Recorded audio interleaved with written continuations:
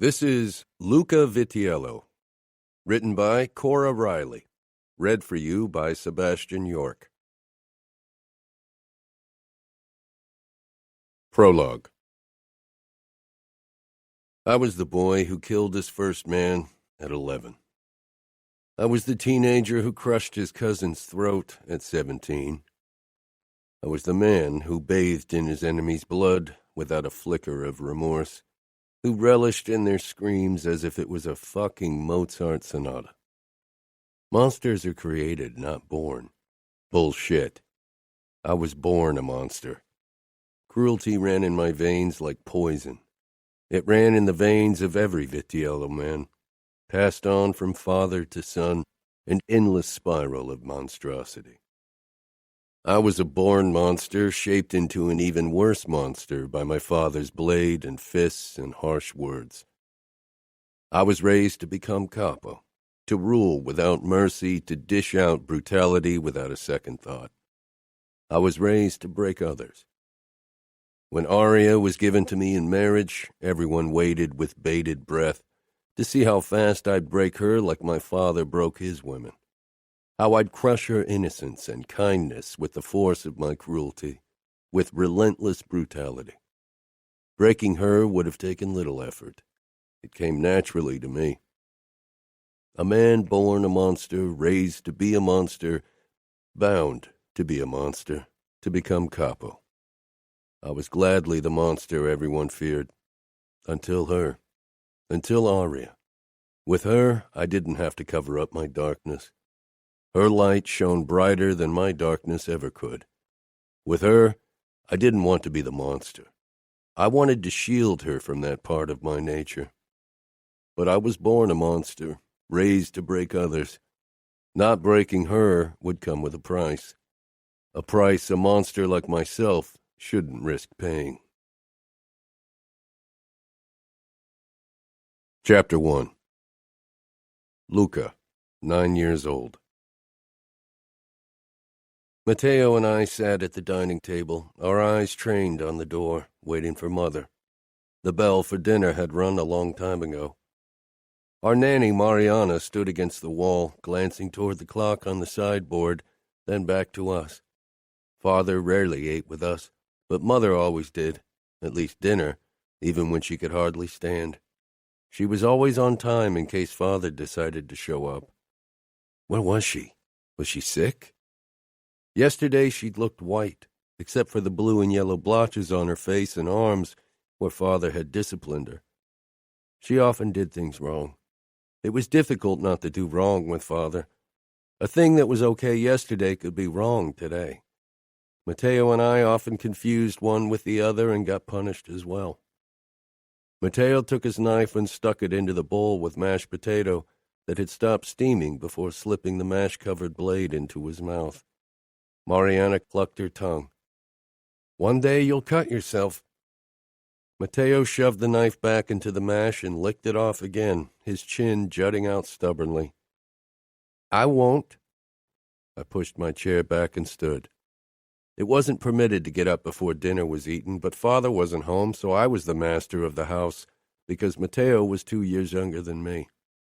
I walked around the table. Mariana made a step in my direction. Luca, you shouldn't, she trailed off as she looked at my face. I looked like Father. That's why she was more scared of me than Matteo. That, and because I was going to be Capo. Soon, I'd be the one to punish everyone for doing wrong things. She didn't follow me when I walked through the foyer and up the stairs. Mother, dinner's ready. No answer. I stepped onto the landing, then approached Mother's bedroom. The door was ajar. The last time that had happened, I'd found her wailing on her bed, but it was quiet inside. I pushed the door open, swallowing. It was too quiet. Light spilled out of the open bathroom. Downstairs, I heard Father's voice. He had arrived home from work. He was probably angry that I wasn't sitting at the dining room table.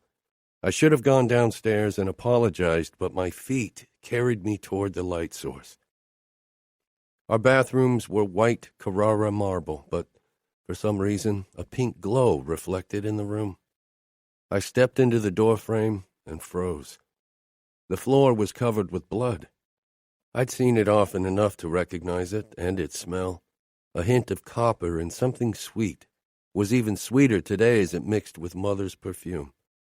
My eyes followed the river of blood, then the dried waterfall of red staining the white tub up to a limp arm. The white flesh was parted, giving way to dark red below. The arm belonged to Mother. It had to be her, even if she looked alien. Mask-like and stiff, her eyes were dull brown. They were staring at me, sad and lonely. I moved a few steps closer. Mother? Another step. Mom? She didn't react. She was dead. Dead. My eyes registered the knife on the floor. It was one of Mateo's, a black karambit knife. She didn't have her own weapons. She had cut herself. It was her blood. I looked down at her feet. My socks were soaked with the red liquid. I stumbled away and slipped, falling back, crying out. My butt hit the floor hard and my clothes soaked up her blood, sticking to my skin. I scrambled to my feet and stormed outside, my mouth wide open, my head throbbing, my eyes stinging. I collided with something. Looking up, I found Father's furious face glaring down at me. He hit me hard across the face. Stop screaming. My lips snapped shut. I'd screamed?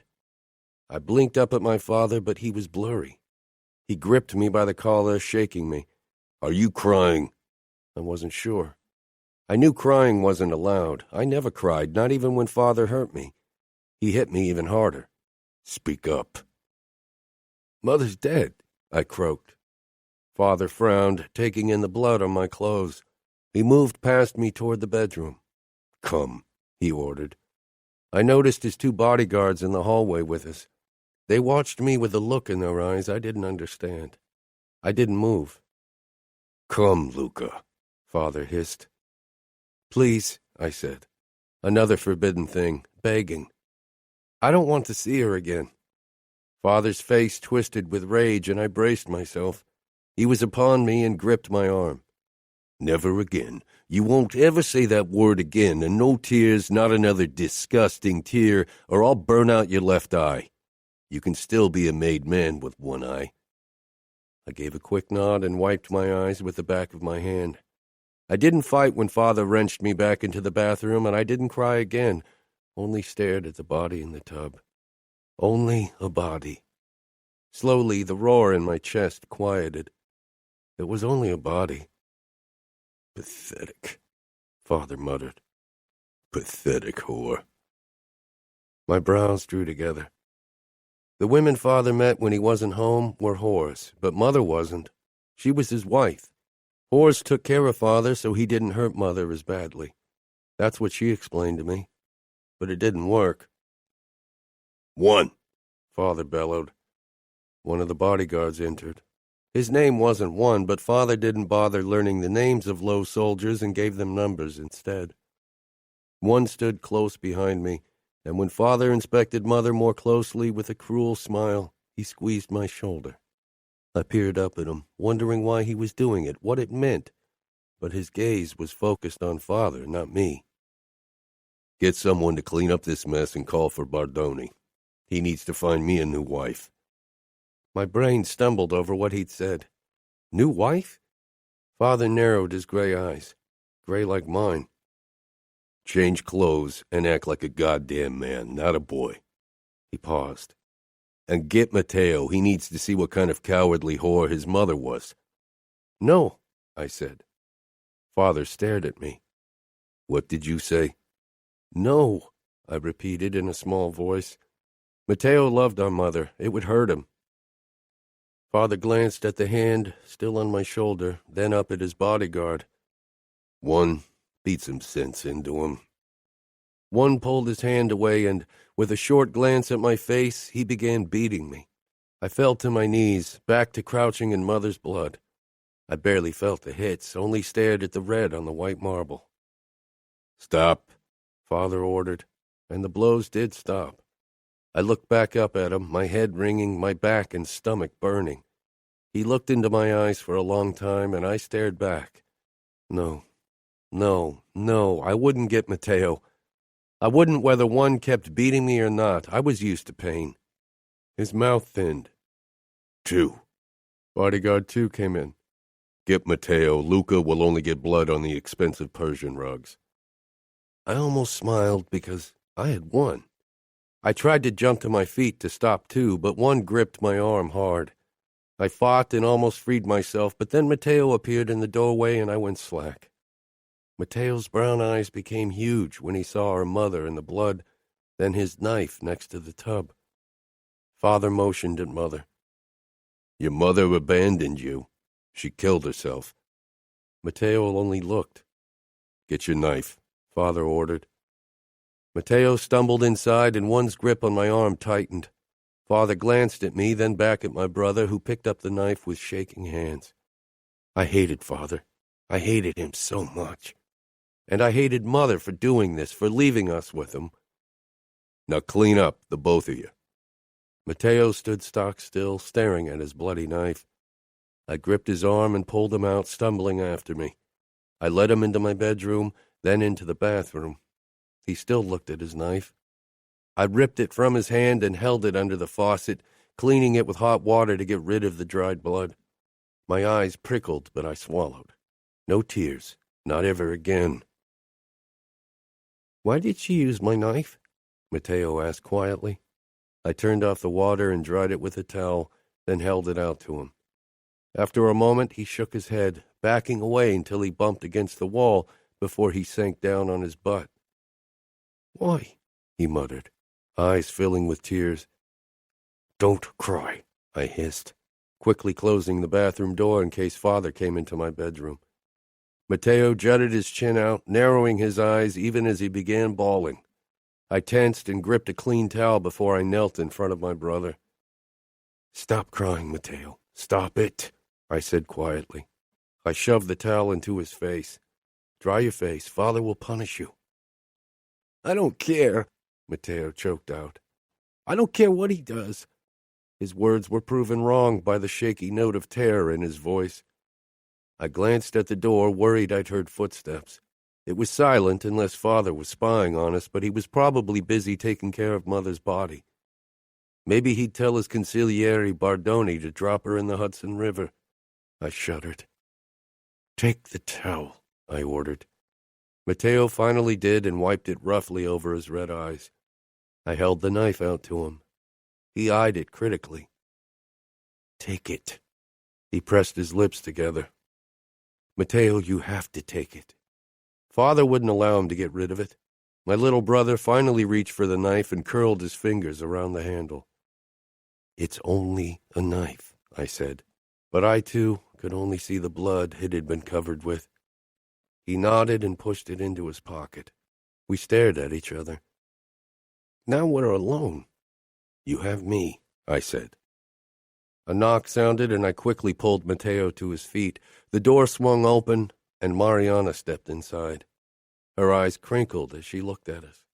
Her brown hair, which she usually wore in a bun, was all over the place, as if she'd ripped the hairnet out of it. The master sent me to see if you were getting ready. Soon his consigliere will be here. Her voice held a strange note I didn't recognize, and her lips trembled as her eyes darted between Matteo and me. I nodded. She came closer and touched my shoulder. I'm so sorry. I stepped back away from the touch.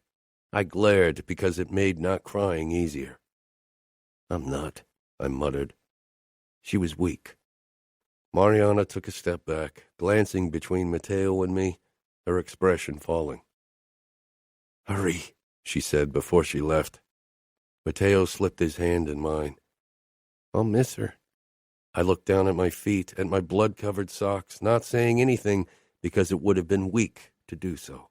I wasn't allowed to be weak, not ever. Cesare landed a hard hit in my stomach. Gasping, I dropped to my knees. Mariana put down her knitting needles with a sharp intake of breath. Before he could land a hit on my head, I rolled away and pushed to my feet, then raised my balled fists.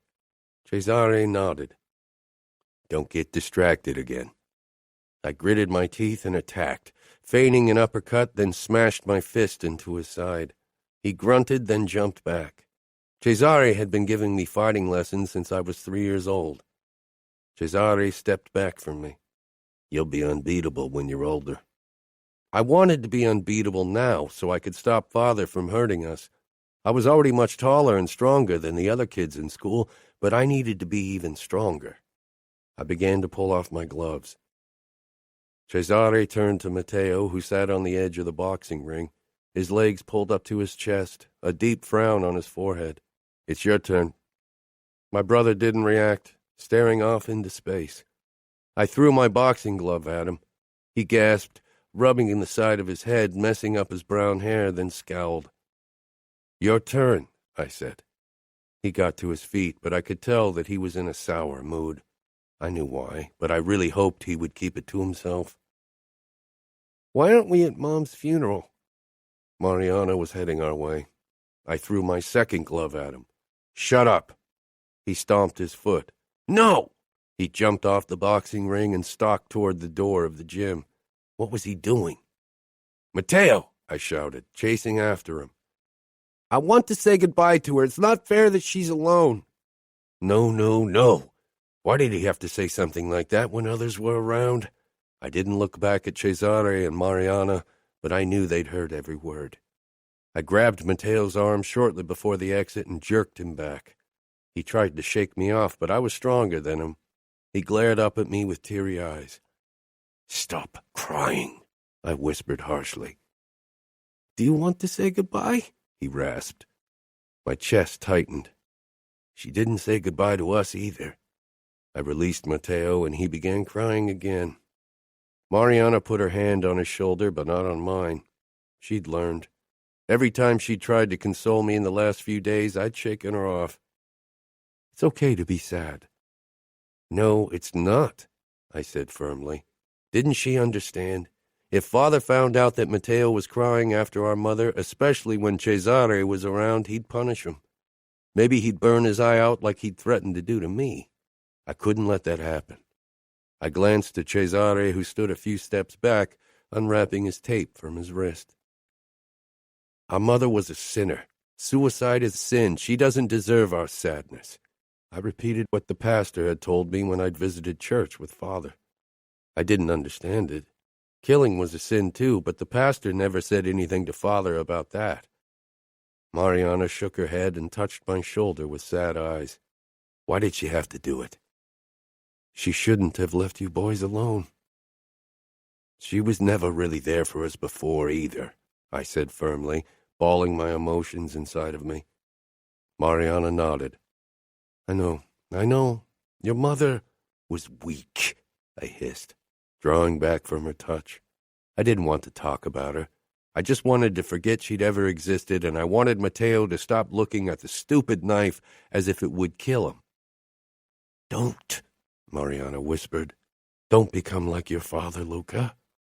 That's what Grandma Marcella had said before she'd died. Grandma looked thin and small.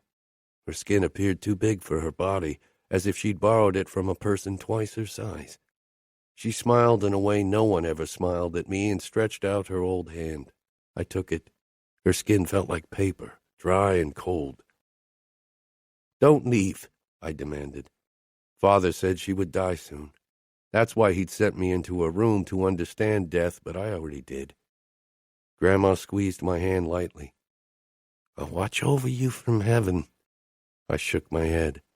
You can't protect us when you're up there. Her brown eyes were kind. Soon you won't need protection anymore. I'll rule over everyone, I whispered. Then I'll kill Father so he can't hurt Matteo and Mother anymore. Grandma touched my cheek. Your father killed his father so he could become Capo. My eyes widened. You hate him for it? No, she said. Your grandfather was a cruel man. I couldn't protect Salvatore from him. Her voice got raspier and very quiet, so I had to lean close to hear her. That's why I tried to protect you from your father, but I failed again. Her eyelids fluttered, and she released my hand, but I clung to it. Don't become like your grandfather and father, Luca. She closed her eyes. Grandma? I scowled, then glanced back at Cesare, who was watching with his arms crossed. Had he heard what Mariana had said? Father would be angry with her, very angry. I turned on my heel and walked toward him, stopping right in front of him and narrowing my eyes. You didn't hear anything. Cesare's eyebrows rose. Did he think I was kidding? I didn't have much I could do. Father held all the power. You won't tell anyone anything, or I'll tell my father that you talked shit about him. I'm his heir. He'll believe me. Cesare dropped his arms. You don't have to threaten me, Luca. I'm on your side. With that, he turned on his heel and went into the locker room. Father always said we were surrounded by enemies. How was I supposed to know whom I could trust? Luca, 11 years old. Screams tore through my nightmare, through the images of red rivulets on white marble.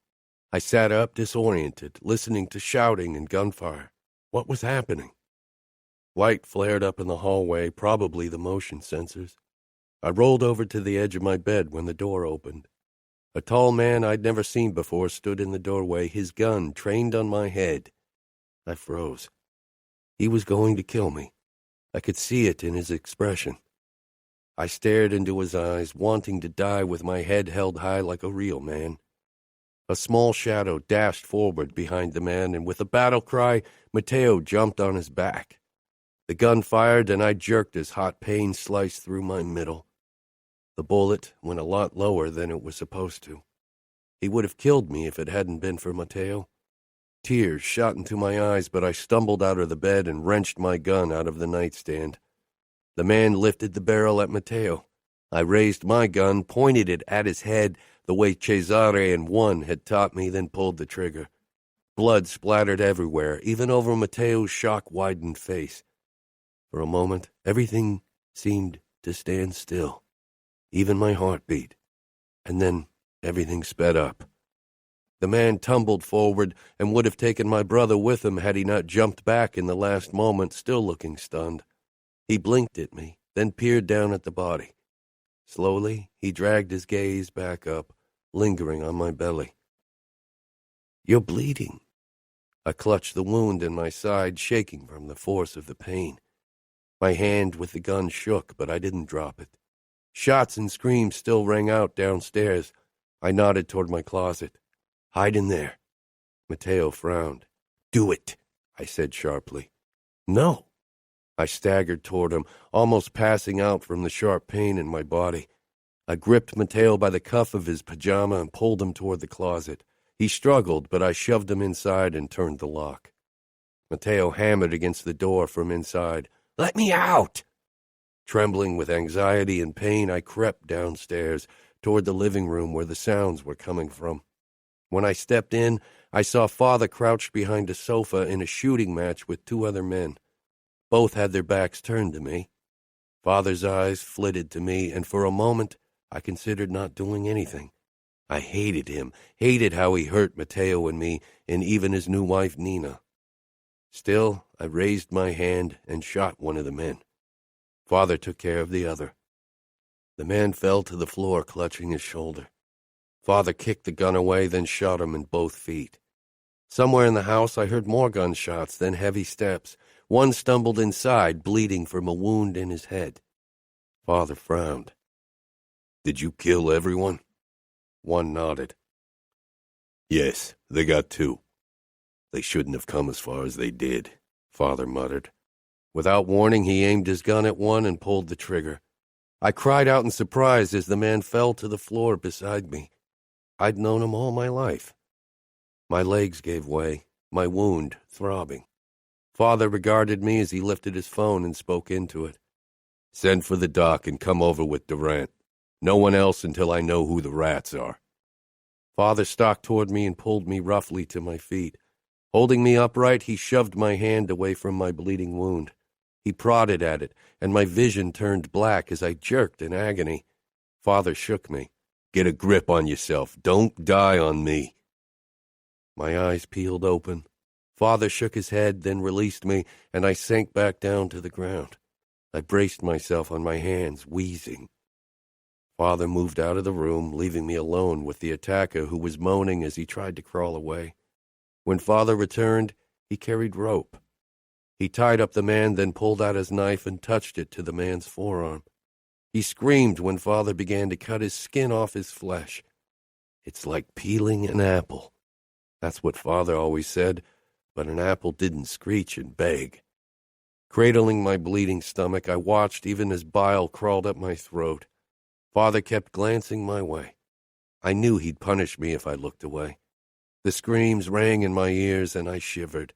My arms gave way, and my cheek collided with the hard floor. The static in my ears soon drowned out the screaming, and then all was black. The underbosses and captains waited in the living room of our mansion. Father stood in the middle and beckoned me forward. Every eye in the room followed me as I headed toward him. I held my head high, trying to appear taller. I was tall for my age, but the men around me still towered over me.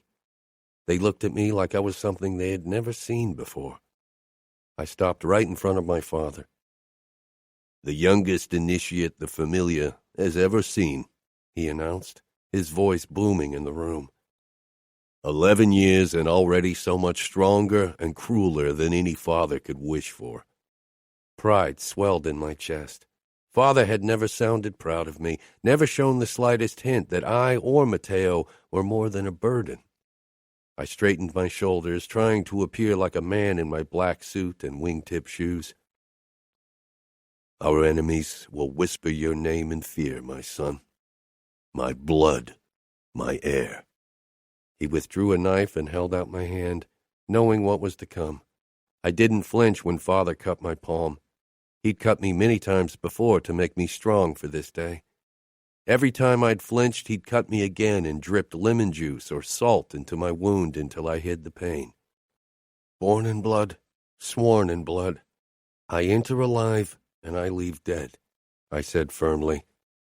You are a made man of the Familia, Luca. You will kill and maim in my name. You will break and burn. A man was dragged into the room. I didn't know him or what he had done. He was covered in bruises and blood. His swollen eyes met mine, and they begged me. No one had ever looked at me like that, like I held all the power. Father gave a nod and held the knife out to me, the same knife my mother had killed herself with. I took it from him, then stepped up to the man. He struggled against the hold of Father's new bodyguards, but they didn't release him. My fingers tightened around the handle. Everyone was watching me, waiting for a flicker of weakness, but I was my father's son, and I would be Capo one day. I quickly slashed my hand sideways, drawing the knife along his throat. The cut was messy, and blood spurted out, splattering my shoes and shirt. I took a step back as the man's eyes widened. He was dropped on the floor, horrified eyes staring up at me as he convulsed and choked. I watched as the life drained out of him. 2 days later, the most important words of my life were inked onto my chest, making me a made man for life. Nothing would ever be more important than the Familia. Chapter 2. Luca, 13 years old. Father's grip on my shoulder was tight when we entered the Foxy. I'd been inside the place a few times before when he had to talk to the manager. It was one of the most expensive whorehouses we owned. The whores were lined up in front of the bar, and the manager stood beside them. He nodded at Father, then winked at me. Father motioned for him to leave. "You're 13, Luca," Father said. Surprise washed through me that he'd remembered my birthday was today. He hadn't mentioned it before. "You've been a made man for 18 months. You can't be a virgin and a killer." I flushed, my eyes darting to the women, knowing they had heard my father's words. None of them laughed, probably too scared of him. I straightened my shoulders, wanting them to watch me with the same caution they watched him. "Choose 2 of them," Father said with a nod toward the whores. Shock shot through me when I understood why I was here. Slowly, I made my way toward the women, trying to look calm even as nerves twisted my stomach. At almost 5'7", I was already very tall for 13, so the women were eye level with me in their high heels. They weren't wearing much, only short skirts and bras. My eyes lingered on their chests. All of them had big tits, and I couldn't stop staring. I'd seen a few naked girls in our strip clubs, but always only in passing, never this close up. They were all pretty. I pointed at a woman with brown hair and one with blonde hair. Father nodded. One woman grabbed my hand and led me through the back door. The other was close behind me. Eventually, I was alone with them in a big suite at the back of the Foxy. I swallowed, trying to look like I knew what was going to happen. I'd watched porn and listened to the stories the other made men told, but this felt very different. The blonde woman began to undress slowly, touching herself everywhere. I stared but tensed when I could feel my pants becoming tight. The brown-haired woman smiled a fake smile and moved toward me. I tensed even more, but I let her touch my chest. "You're a big boy already, oh my," she said. I didn't say anything, watching her closely. Then my eyes darted to the blonde woman again, who'd started touching her pussy. My mouth became dry. The brown-haired woman slid her hand into my boxers, and I released a shaky breath. "Oh, I think this will work out just fine, don't you agree?" I gave a nod, then I let her drag me toward the huge round bed in the center. Luca, 17 years old. "I'm fucking glad to be away from Father, but I wish we didn't have to go to Junior to celebrate my birthday," Matteo muttered, shoving his shirt into his pants and checking his reflection. It was the fourth one he'd tried on. Fuck, how did he become such a vain bastard? It seemed to become worse every year. Now at 15, he was pretty much insufferable. Cesare shot me a look. He, Romero, and I had been waiting for Matteo to get ready for the last 30 minutes. "It would have been dishonorable to decline an invitation from your cousin when he organizes a party for you," Romero said, sounding twice his age. He'd turned 14 a few days ago, and he had been a made man since his father died a few months ago. His family needed the money, but we'd known each other for many years. "I don't trust him," Cesare muttered. "He and his family are too ambitious."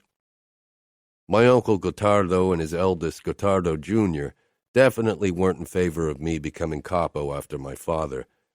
But that could be said about all of my uncles. They thought they would be better capos. "We'll stay a few hours and then we'll come back here and have our own party. Or we'll drive back to New York and go into one of our clubs." "Do you really think we'll be sober enough to drive back to New York? It's a long drive from the Hamptons," Romero said, frowning. Matteo chuckled. "How come you're so goddamn rule-abiding?" Romero flushed. "Come, Matteo, nobody gives a fuck about your shirt," I growled when it looked as if he was considering trying on another. Uncle Gottardo's mansion wasn't far from ours, so we walked over. A guard opened the gates for us, and we headed up the long driveway to the entrance door where Gottardo Jr. was waiting. He frowned when he saw us. "I didn't expect you to bring more people along." "Romero and Cesare are always with us," I told him as I shook his hand, before he turned to my brother and congratulated him. We all stepped into the entrance hall. Loud music and voices were coming from the living area. I stripped off my gun and knife holders and dropped them on the sideboard, as was expected. Matteo, Romero, and Cesare did the same before we followed my cousin toward the party. I knew most of the men only distantly since they were friends of Junior and his brother, Angelo, from Washington. "How come you're here?" I asked as I headed for the array of alcoholic beverages, while several half-naked girls danced around us. Junior had even set up poles for them. "I needed a few days off. Business has been soul-sucking." I nodded. The Bratva had given us all trouble recently. Junior smiled widely. "Now, let's have fun." A couple of hours later, we were all trashed. Matteo and I danced with a group of 4 girls. It would be a long night. One of the whores started twerking right in front of us, her ass cheeks glittery, her thong a thin strip of nothing. Romero had disappeared with another whore in a back room. Maybe he'd finally get fucked. Cesare slouched in his seat, eyes half closed as a woman rode him like a pro. Matteo clapped the dancer's ass and she squealed, then whirled around and ground against his groin. More girls swarmed around us.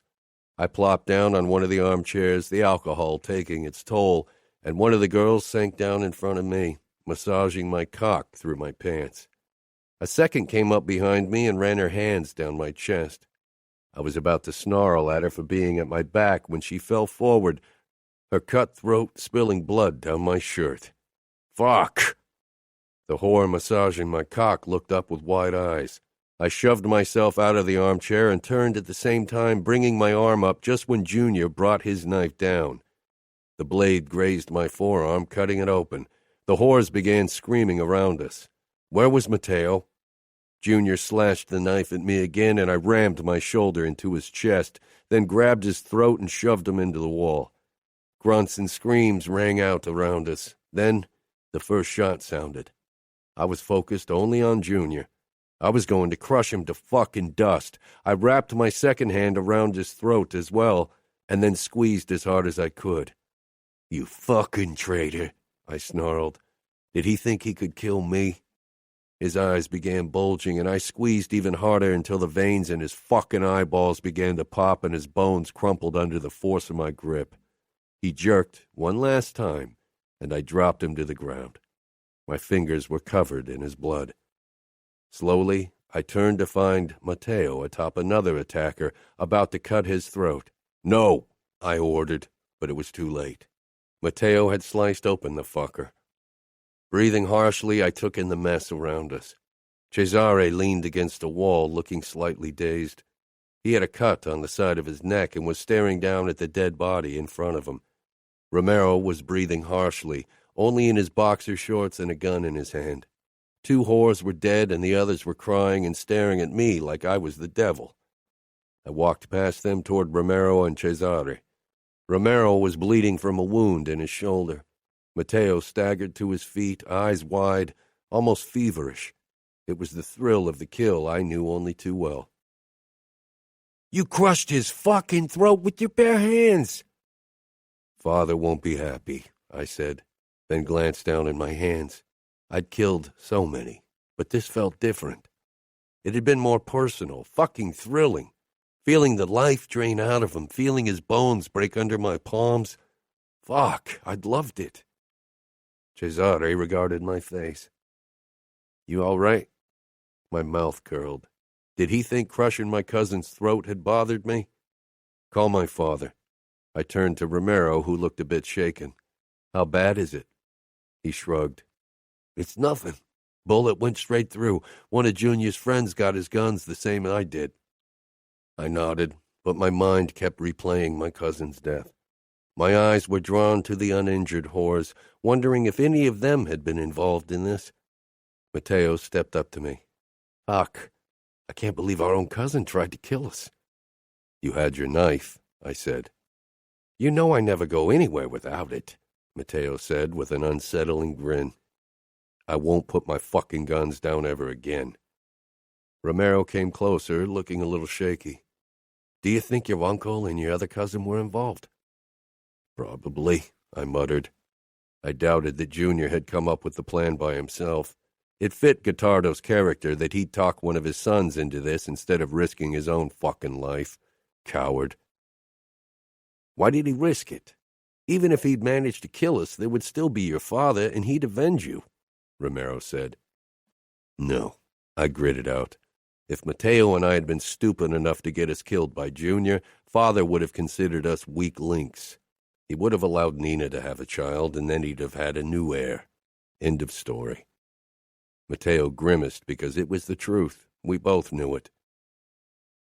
I need a fucking drink, I growled in the direction of one of the whores. She rushed toward the bar and poured me a whiskey before she brought it to me.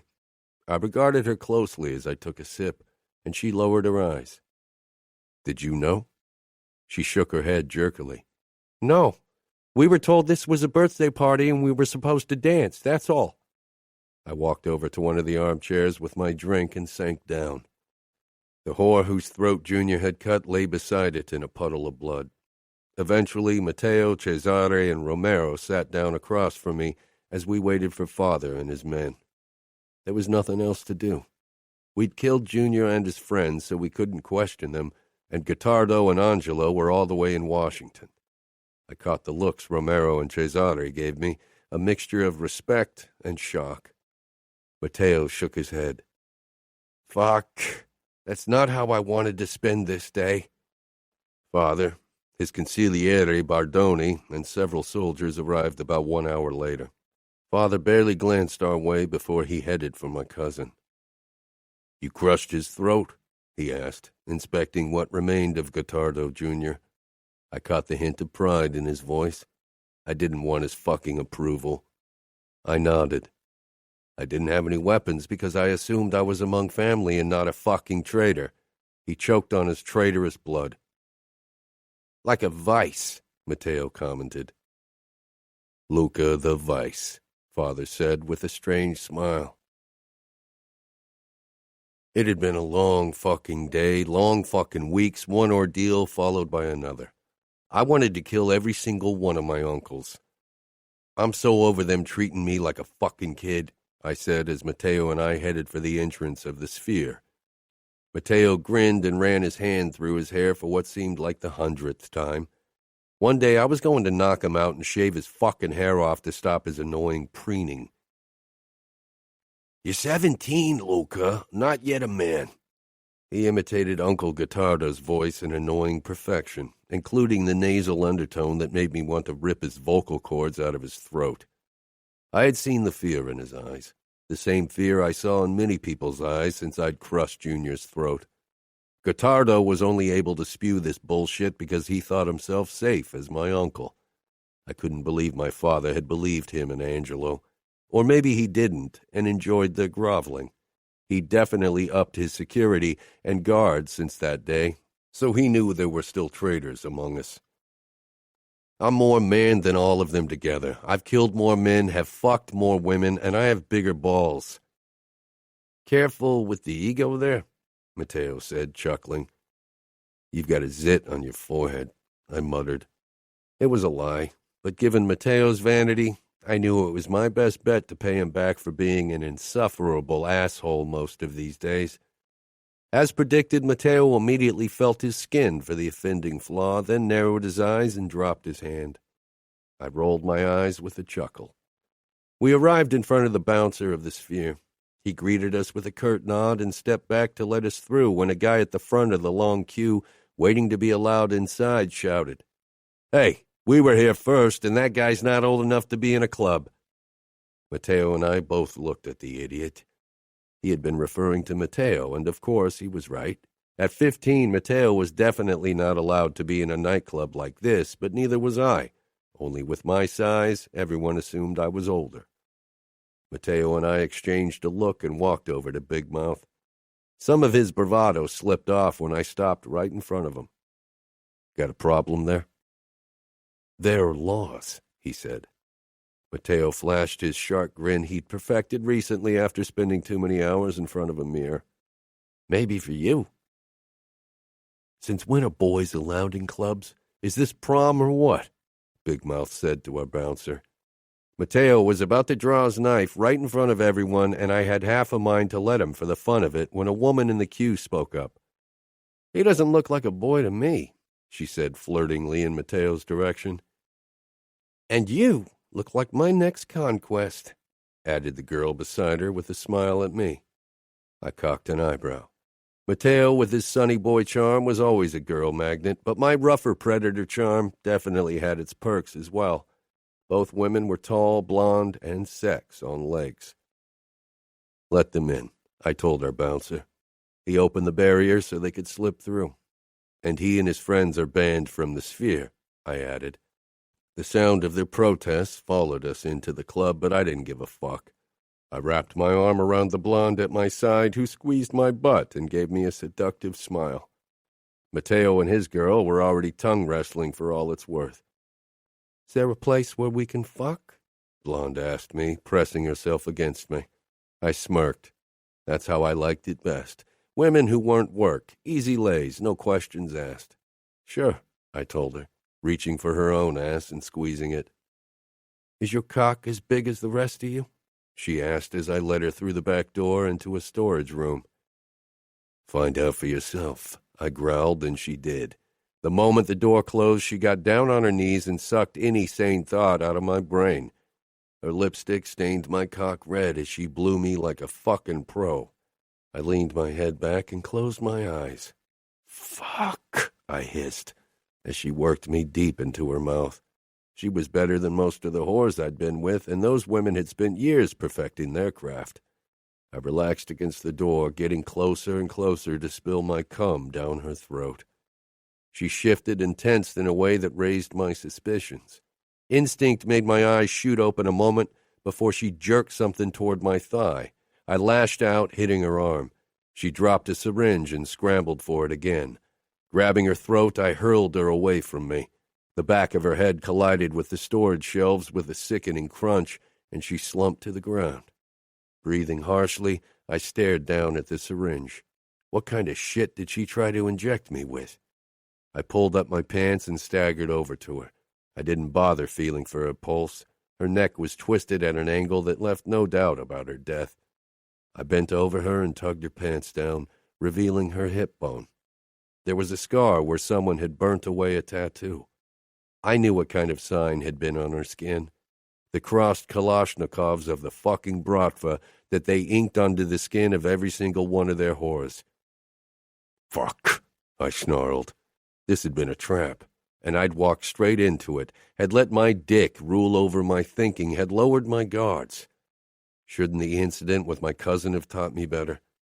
I jerked upright. Matteo, fuck. I rushed out of the room and searched the other back rooms. No sign of him or the other no-doubt traitorous whore. I stormed across the dance floor, searching the crowd for a sign of my brother, but I didn't see him anywhere. Where was he? I headed outside past the waiting crowd and around the corner until I reached the small back alley behind the Sphere. Matteo was busy getting head. His eyes, too, were closed. We were fucking stupid idiots. No goddamn blowjob was worth forgetting about the first rule in our world.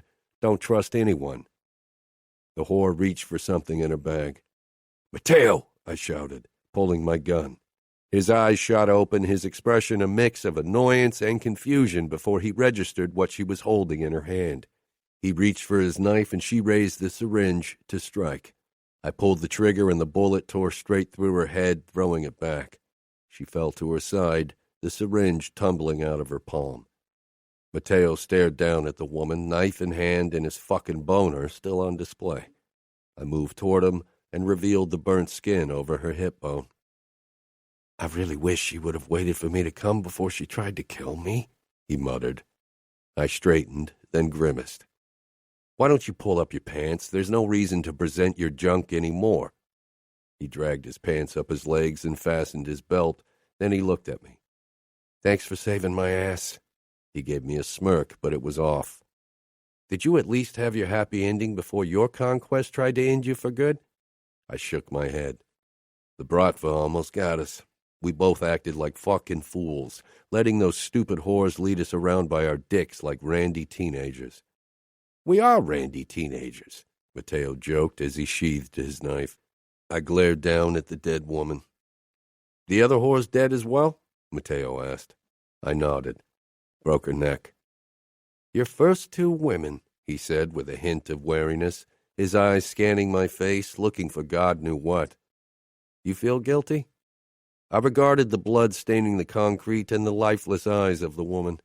Anger was the prevailing emotion in my body. Anger at myself for being an easy target, for thinking a pretty woman was no threat, and burning fury at the Bratva for trying to kill me, and worse, Matteo.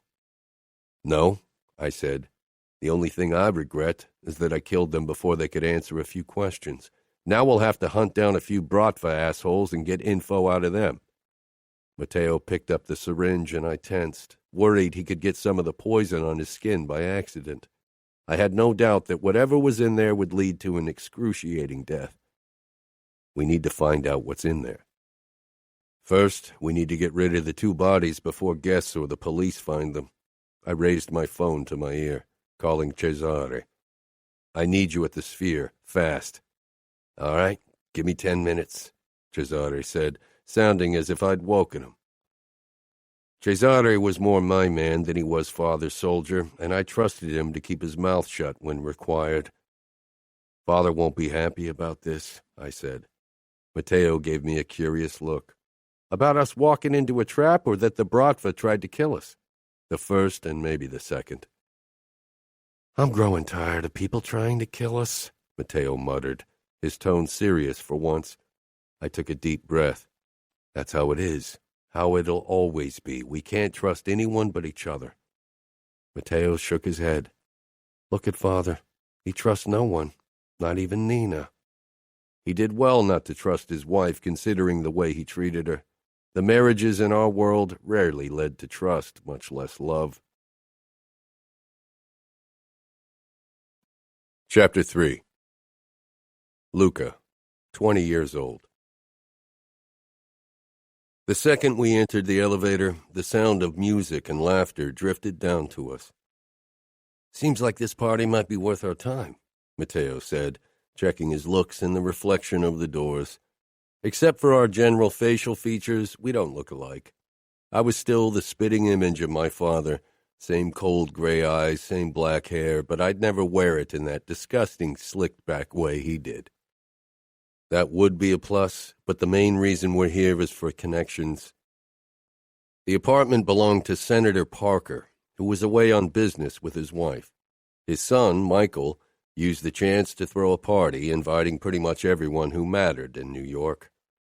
Michael waited in the open door when Matteo and I stepped out into the hallway. It was the first time I'd seen Parker Jr. without a suit, since he was trying to follow in his father's footsteps. He waved at us with a crooked smile, already drunk. I nodded at him. For a moment, he looked as if he wanted to hug me like so many people tended to do with everyone. But then he thought better of it. Good for him. "So glad you can make it," he slurred.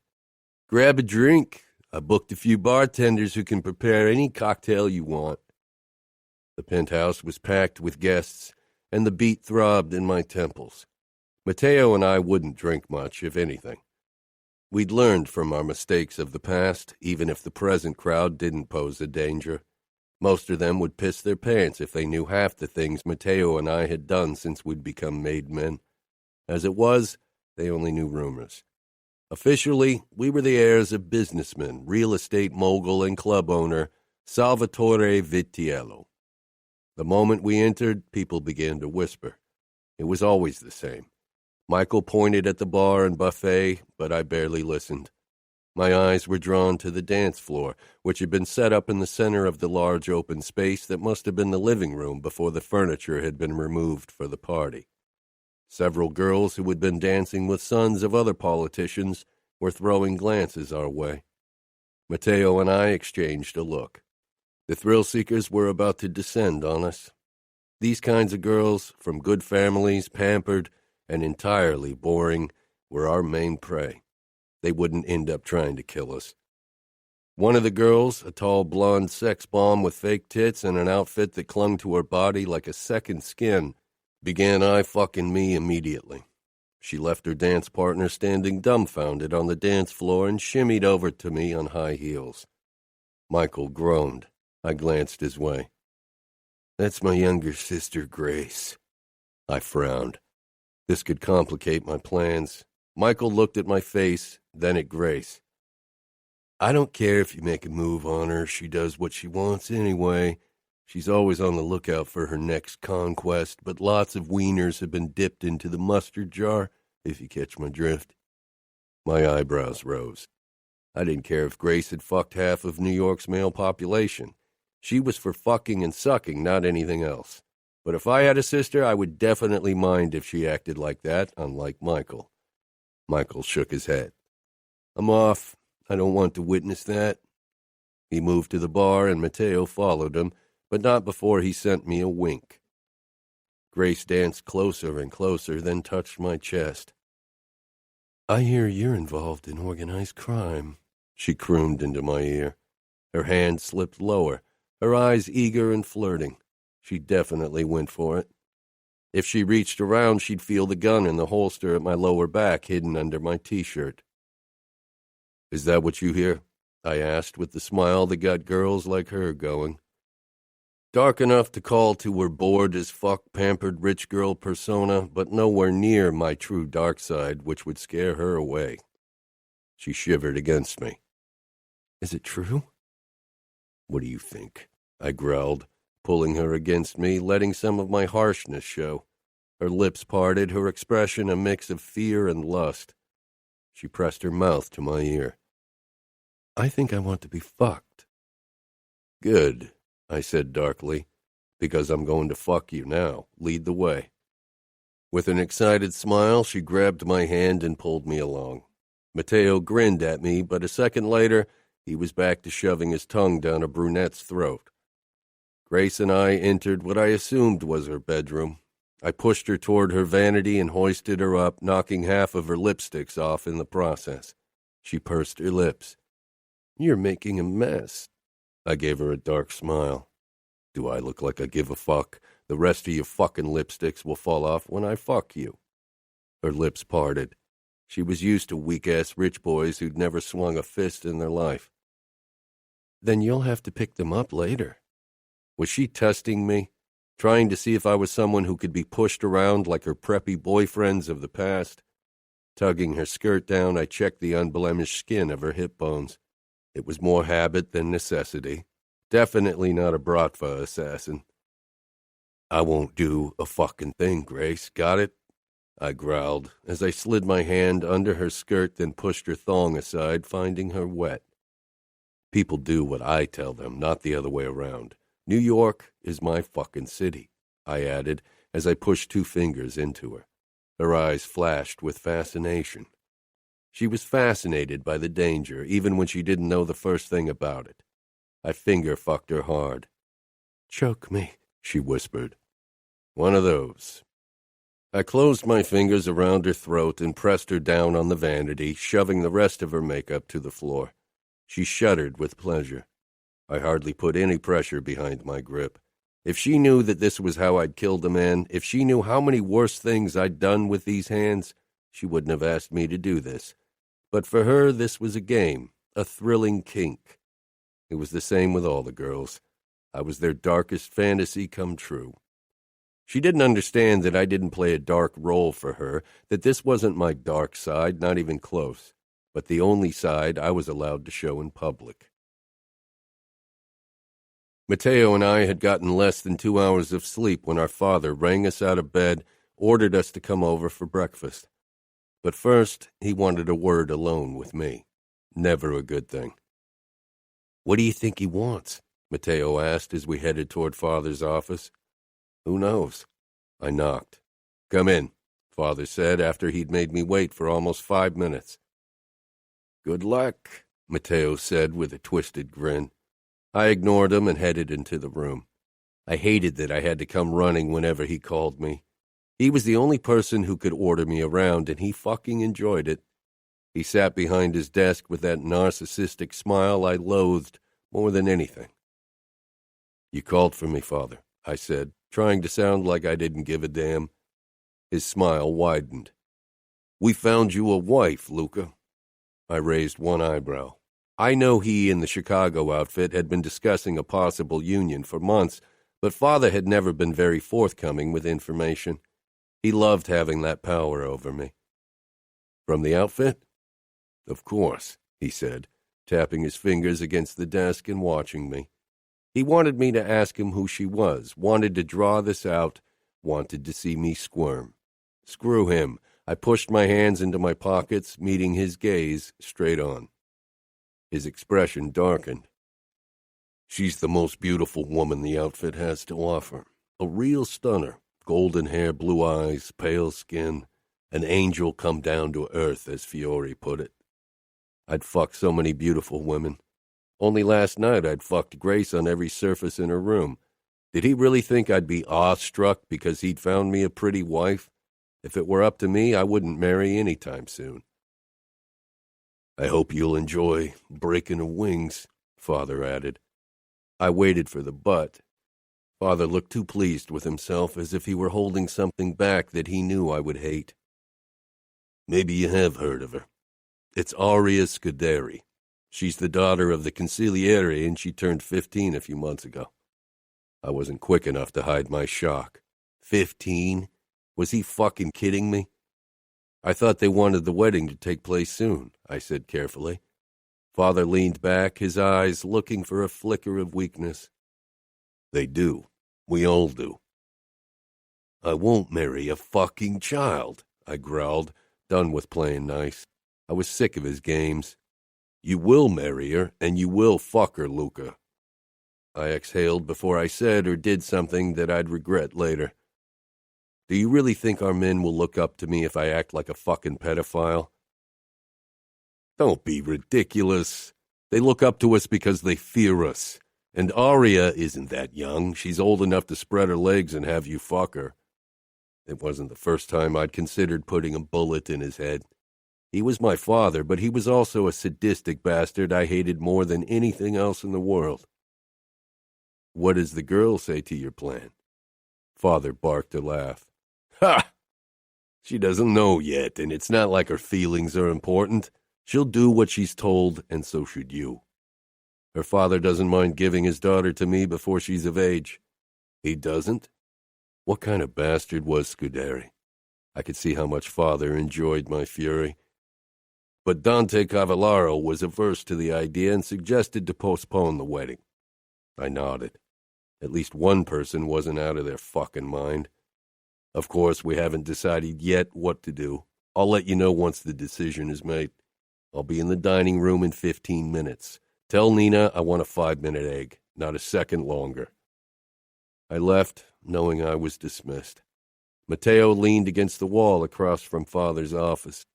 I strode past him, trying to get a handle on the rage burning through my body. I wanted to kill someone, preferably our father. I went straight toward the bar area in the living room of the house. What did our sadist of a father do now?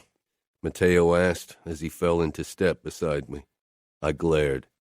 He wants me to marry a fucking child. What the fuck are you talking about?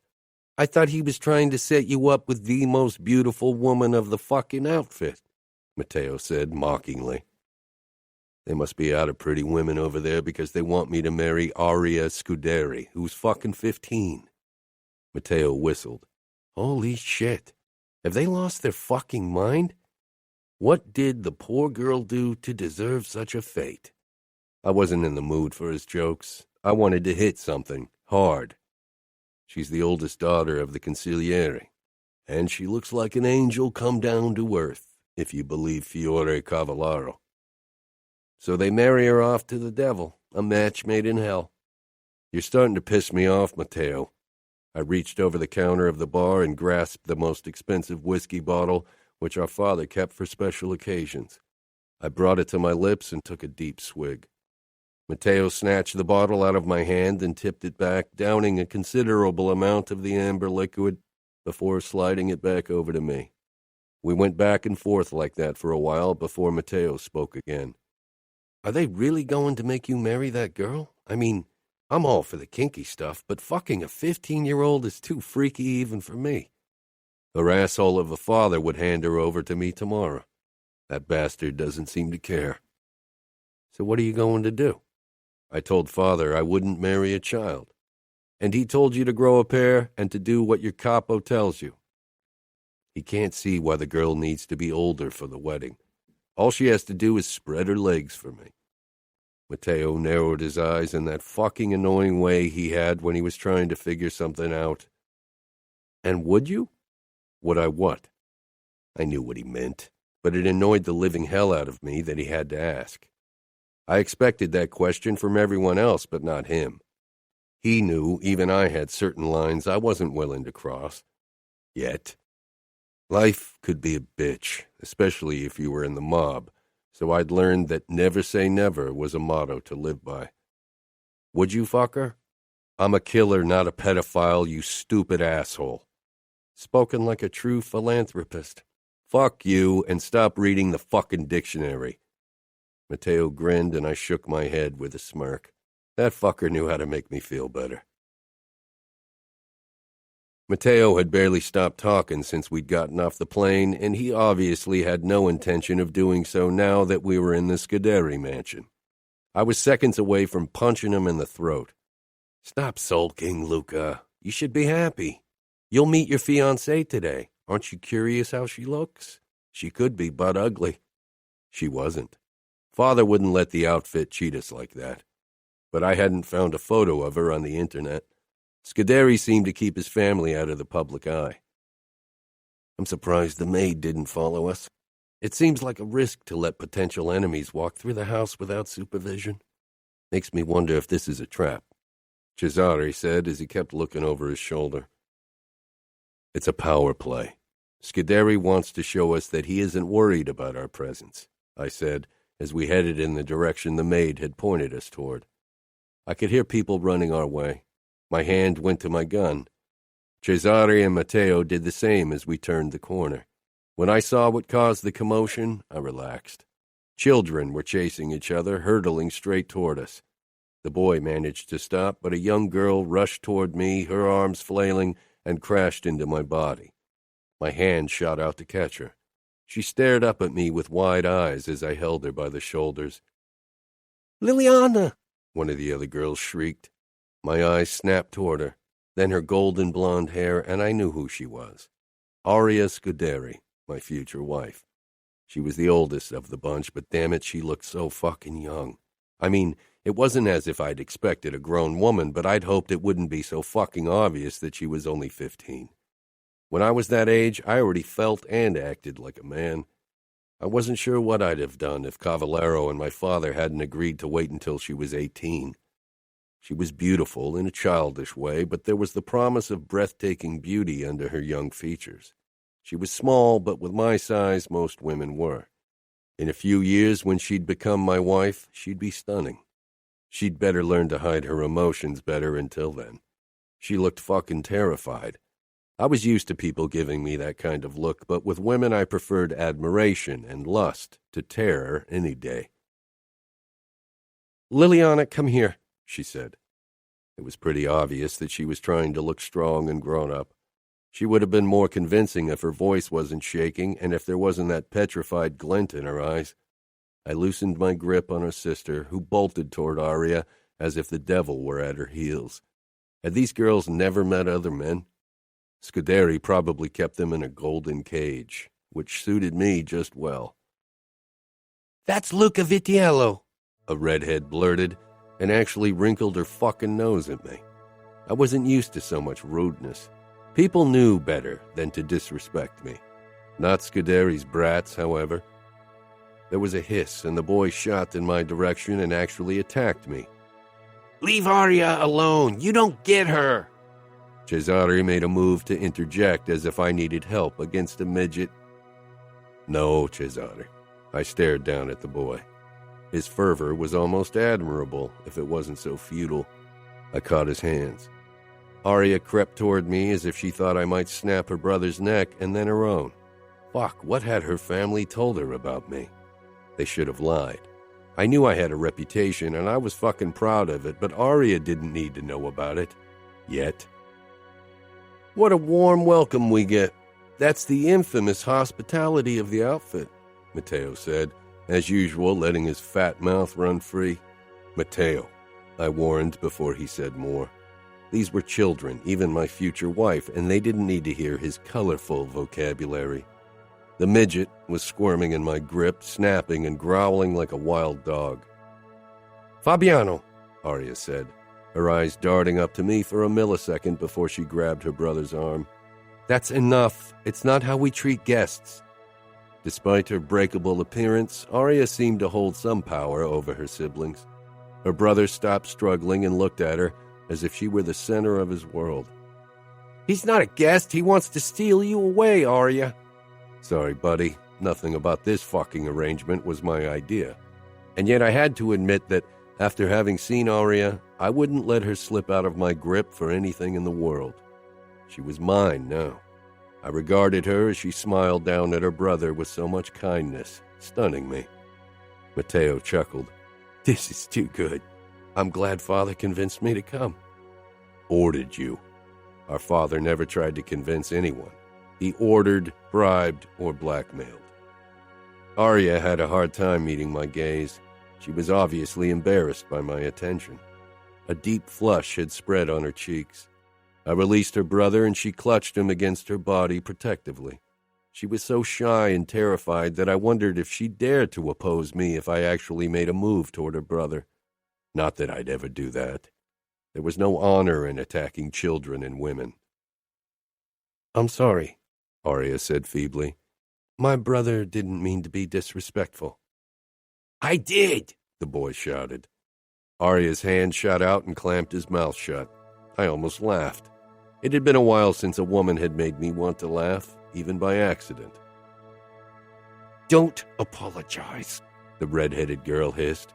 It's not our fault that he and his bodyguards take up so much room in the corridor. At least Fabiano speaks the truth.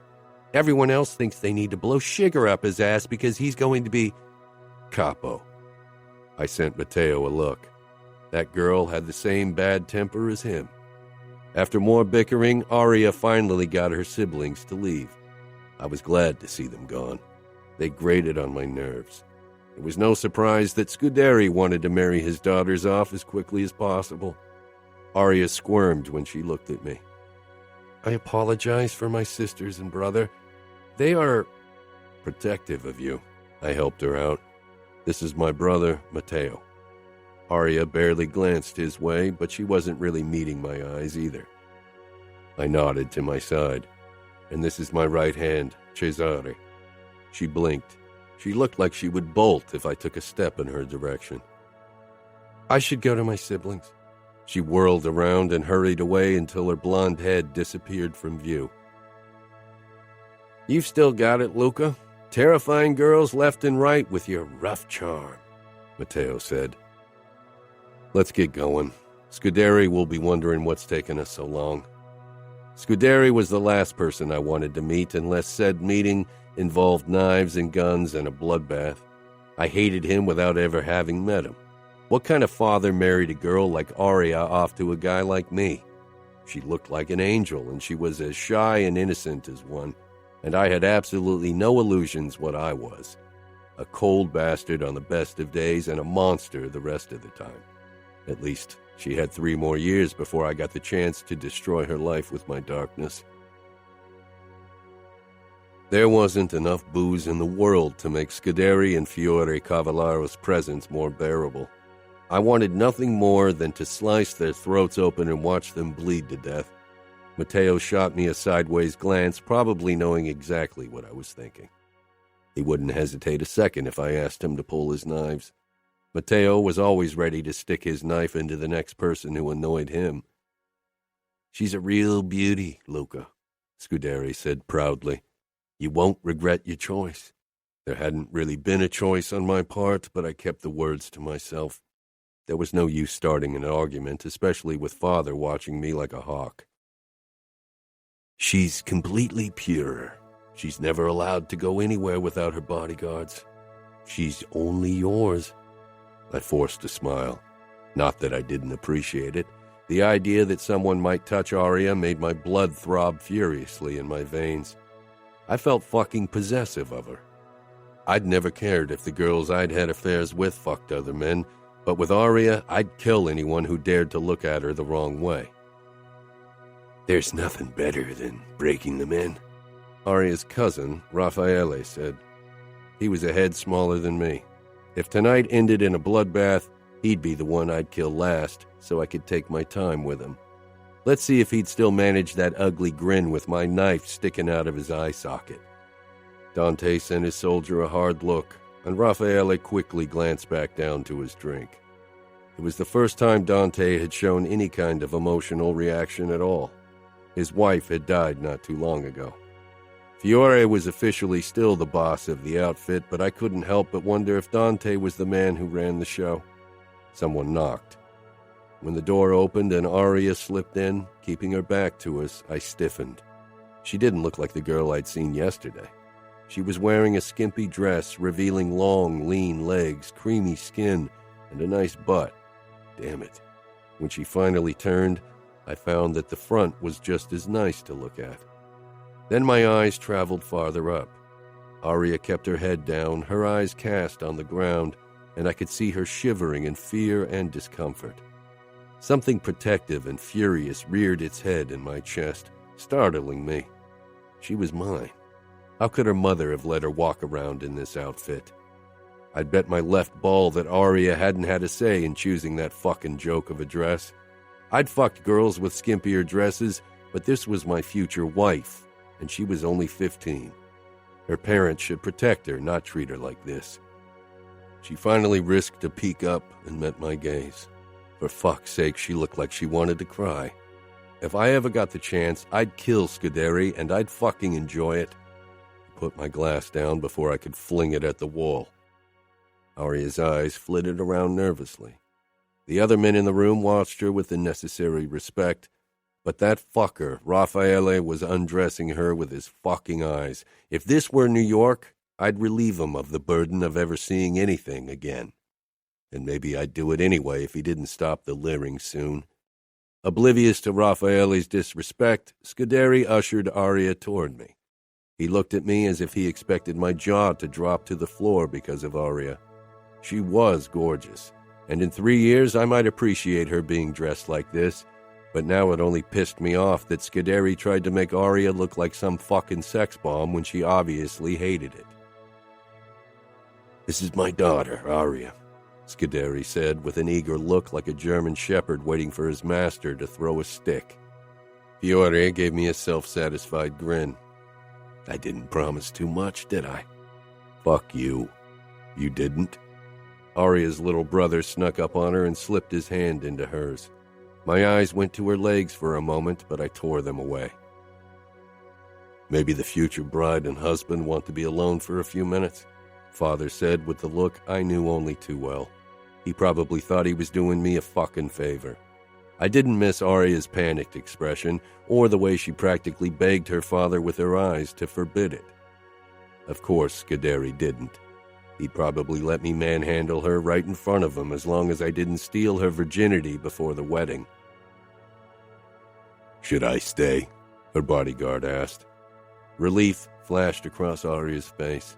I had no illusions as to what I was, but in this room, I was the one Aria had to fear the least. "Give them a few minutes alone," Scuderi said, and Aria froze. What did she think I was going to do to her? Ravish her on the sofa? Father winked at me. He obviously thought I was going to grope at my 15-year-old fiancée. He probably would have. Everyone started to leave until only the little boy was left, clinging to his sister protectively. I had to give it to the midget. He was the only one from the outfit with an ounce of courage. "Fabiano, get out of there now," Scuderi snapped, and the boy let go of Aria and sent me a scathing look before he left. I liked that insolent brat. The door fell shut, and Aria and I were alone. She peered up at me through her long lashes, biting her lip. Did she have to look so fucking terrified? I knew how I appeared to others, and for a petite girl like her, I probably looked like a menacing giant about to crush her. But I had absolutely no intention of hurting her, much less feel her up no matter how delicious she looked. I wasn't that depraved. I'd never forced myself on a woman, and Aria was only a girl. My fiancée, mine to protect. To distract her from her obvious terror, I asked, "Did you choose the dress?" She jerked, her eyes growing wide. Huge blue eyes so full of innocence I felt like they could wash even my sins away. And that golden hair, fuck me, I wanted to touch it to find out if it was as silky as it looked. "No, my father did," she said in that soft, genteel voice. Of course he did. I could see her shivering from cold and fear.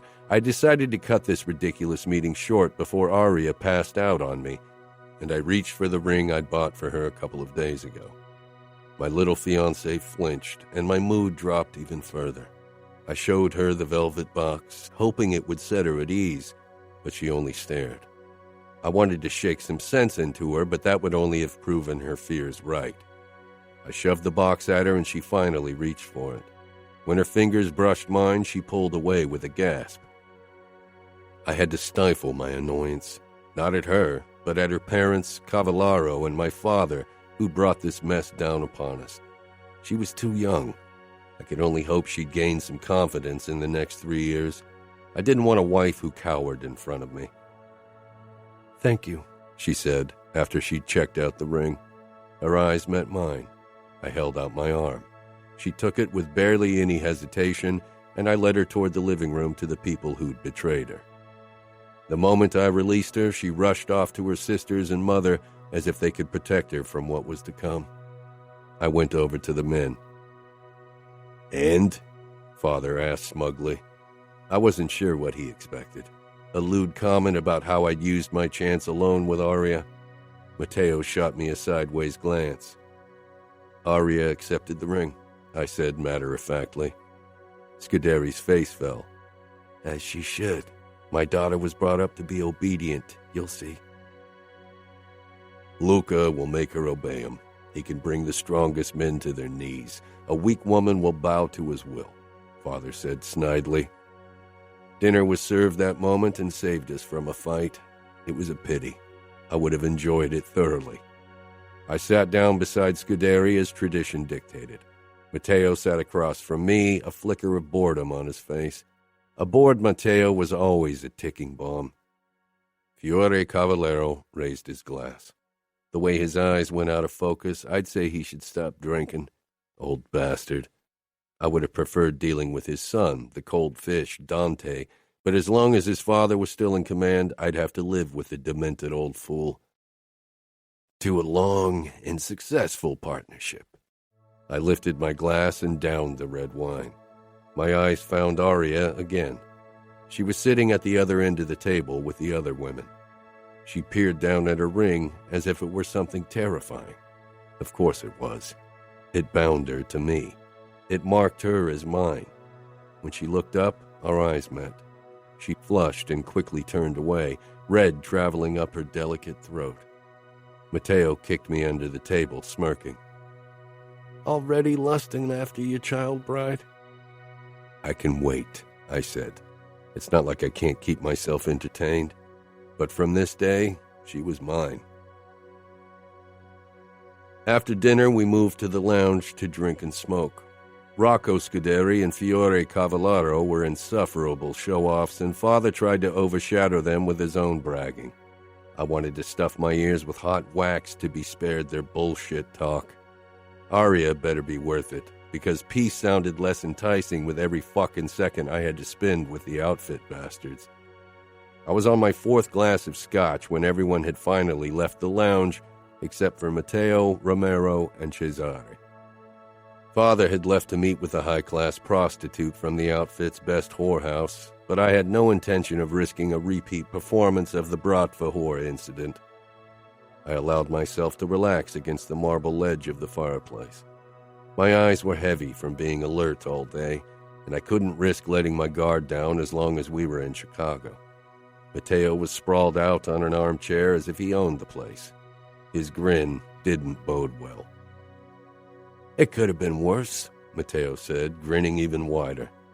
"She could have been ugly, but holy fuck, your little fiancé is an apparition. That dress, that body, that hair and face." Matteo whistled. Anger surged through me. Matteo and I often talked about women like that, and even with less favorable words, but this was different. "She's a child," I said dismissively, hiding my annoyance. Matteo would only irk me further if I gave him an opening.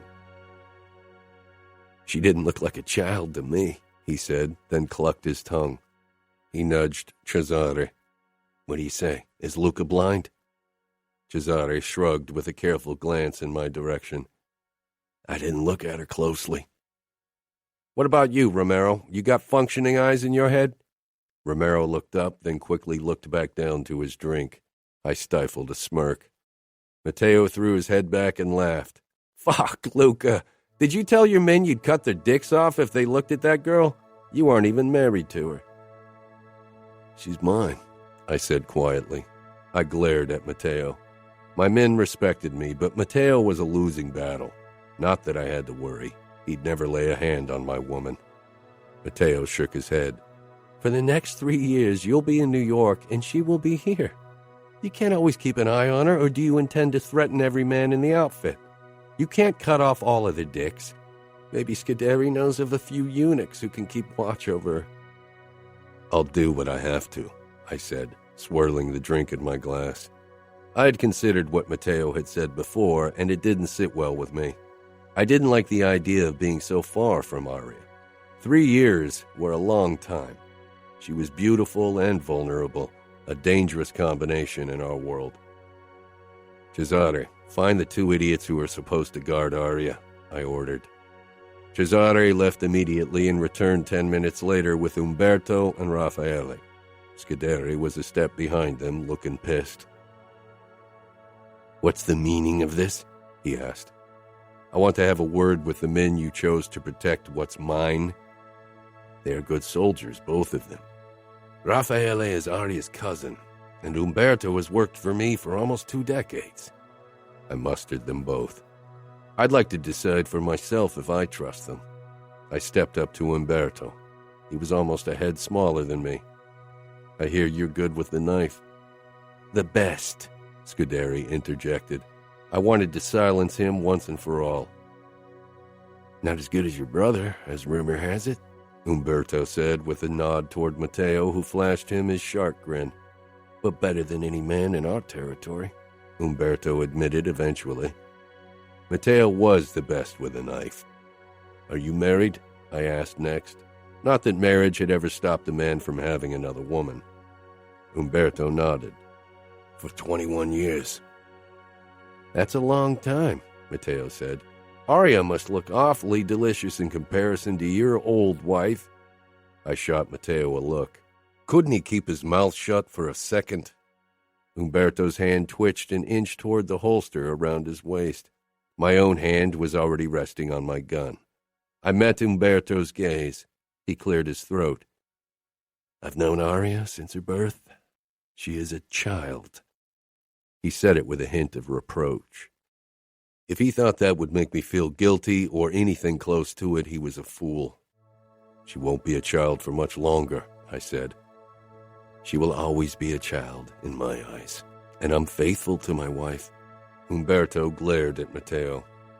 If you insult my wife again, I'll ask your father for permission to challenge you in a knife fight to defend her honor, and I'll kill you. That would make Matteo's day. There was nothing he enjoyed more than a bloody knife fight, probably not even a pussy. You could try, Matteo said, baring his teeth, but you would not succeed. Umberto wasn't a threat, neither for Matteo nor for Aria. I could tell he was protective of her in a fatherly way. I think you're a good choice, Umberto. I turned to Raffaele. If we'd been in New York, I'd have already put a bullet in his head. Perhaps he thought I hadn't seen the looks he'd given Aria when he thought nobody was paying attention. I stepped right in front of him. He craned his neck to meet my gaze. He tried to look cool. He wasn't fooling me. There was fear. Good. He's family. Are you honestly going to accuse him of having an interest in my daughter? Scuderi butted in from the side. I saw how you looked at Aria, I said to Raffaele. His eyes flickered nervously. Like a juicy peach you wanted to pluck, Matteo threw in, enjoying this entirely too much. Raffaele's eyes darted to Scuderi like the spineless wimp he was. I knew guys like him. They got off on preying on the weak, especially women, because it was the only way they could feel strong. Don't deny it. I know want when I see it, and you want Aria, I growled. Raffaele didn't deny it. If I find out you're looking at her like that again, if I find out you're in a room alone with her, if I find out you touch as much as her hand, I will kill you. Raffaele flushed red. You aren't a member of the outfit. Nobody would tell you anything even if I raped her. I could break her in for you. Maybe I'll even film it for you. I grabbed the bastard and threw him to the ground. His face hit the floor hard, and I dug my knee into his back. I wanted to break his spine in two and rip off his fucking balls. Then he'd never even think about using the words rape and Aria in the same sentence again. Raffaele struggled and cursed. He was like a bothersome fly, weak and disgusting, worth less than dirt on my shoes. That he even dared think about touching Aria, about breaking her in. I grabbed his wrist and pulled out my knife. I should cut off his balls and dick. That was what he deserved. But this wasn't my territory. Even though it pissed me off, I looked at Scuderi for permission. Scuderi nodded. I brought my knife down on Raffaele's pinky, cutting through bone and flesh and relishing in his pussy screams. A female cry echoed through the walls. I let go of Raffaele and stood. He cradled his hand like a baby, a blubbering mess. Disgusting. Romero and Cesare had drawn their weapons. Scuderi went to open a secret door, revealing the red-headed sister and Aria. "Of course," Scuderi hissed. "I should have known it was you causing trouble again." He wrenched the redhead away from Aria and into the lounge, raised his hand and slapped her hard across the face. My fingers on the knife tightened. And then the fucker stepped toward Aria, raising his arm again. Fury burned through me. Mine. I caught his wrist, stopping him. It took all my willpower not to ram the bloody knife into his stomach and let him bleed out like a pig. From the corner of my eye, I saw Umberto draw his knife and Scuderi reaching for his gun. Matteo, Romero, and Cesare had drawn their own guns. I hated the words I had to speak next. I didn't mean disrespect, but Aria is no longer your responsibility. You lost your right to punish her when you made her my fiancée. She's mine to deal with now. Scuderi glanced at the ring on Aria's finger, marking her as mine. He gave a nod, and I released him. "That's true." He stepped back from me and gestured at Aria. "Then would you like the honor of beating some sense into her?" I turned my eyes on Aria. She was pale. Her fearful eyes darted to the knife in my blood-covered hand, then back up to my face. She froze. The idea of raising my hand against her was ludicrous. What kind of man hit a woman? And Aria? No. The mere idea set my teeth on edge. She weighed less than half of me. She was innocent and vulnerable. She didn't disobey me. Scuderi looked fucking unhappy, as if I gave a fuck. "You're right, but as I see it, Aria will be living under my roof until the wedding, and since honor forbids me to raise my hand against her, I'll have to find another way to make her obey me." He hit Aria's sister a second time, and I had half a mind to intervene again, but that was beyond my control. "For every one of your wrongdoings, Aria, your sister will accept the punishment in your stead," Scuderi said. Aria looked as if she'd rather have him hit her than her sister. She was way too innocent and gentle for someone like me. Scuderi turned to the bodyguard. "Umberto, take Gianna and Aria to their rooms and make sure they stay there." Umberto sheathed his knife and led them out. Aria avoided looking at me as she helped her sister. Raffaele's whimper drew my attention back to him. He was still clutching his hand, crying like the fucking wimp he was. Matteo held out a tissue. I took it and cleaned my hand and knife roughly. I'd need water and soap to get rid of it completely. "I trust you'll keep Aria safe from male attention," I said coldly, fixing Scuderi with a hard look. "I don't want him anywhere near her. If I hear that someone as much as looks at her the wrong way, nothing will stop me from dragging Chicago into the bloodiest war you can imagine. I don't share what's mine, and Aria is mine, only mine. She's under my protection from this day on." Scuderi's mouth thinned, but Fiore would lose his shit if peace broke because Scuderi couldn't protect his own daughter. "Don't worry, she will be protected. Like I said, she attends a Catholic school for girls and is never alone with men." I knelt beside Raffaele and he shied back, terror flashing in his eyes. I leaned even closer. "This was nothing," I growled. "This pain is a fucking joke compared to the kind of agony you'll be in if you go near Aria ever again. If you ever touch as much as a hair on her body. My voice turned even deadlier, shaking with the force of my rage. A single fucking hair. I'll shove my knife up your ass and fuck you with it, slowly, until you bleed out through your asshole. Got it? He gave a jerky nod. I want to hear it. I won't touch her, he pressed out, looking like he was going to puke onto my shoes at any moment. I stood and stepped back, my lip curling in disgust at the coward in front of me. We're done here, I said. I'll see you out, Scuderi said in a clipped voice. Romero, Cesare, Matteo, and I followed him. We didn't shake hands as we parted. Those kinds of fake pleasantries could wait until my wedding. After returning to our hotel, we gathered in the bar for another drink. Romero was the only one who barely touched his, always dutiful. I regarded him. I knew him since we were kids. He was close to Matteo's age, and they'd gone to school together. He was a good soldier and a trustworthy man. Noticing my attention, he frowned. Is something the matter? What do you think of Aria? Cesare and Matteo both fell silent. Romero set down his glass, his body tightening. She's going to be your wife. I don't want you to state the obvious. I want to hear your impression of her. She's shy and obedient, well-behaved. I don't think she'll cause trouble in the next 3 years. His words had been chosen carefully.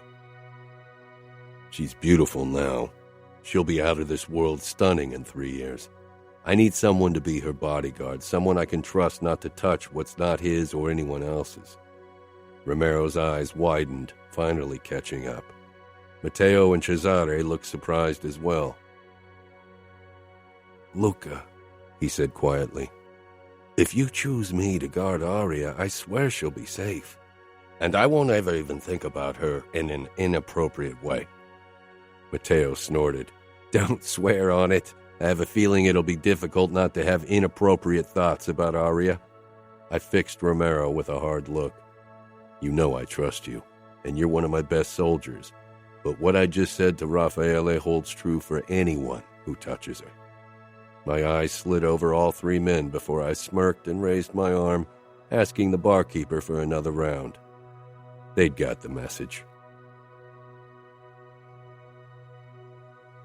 Chapter 4. Almost 3 years later. Matteo waved a newspaper in the air when he entered my penthouse.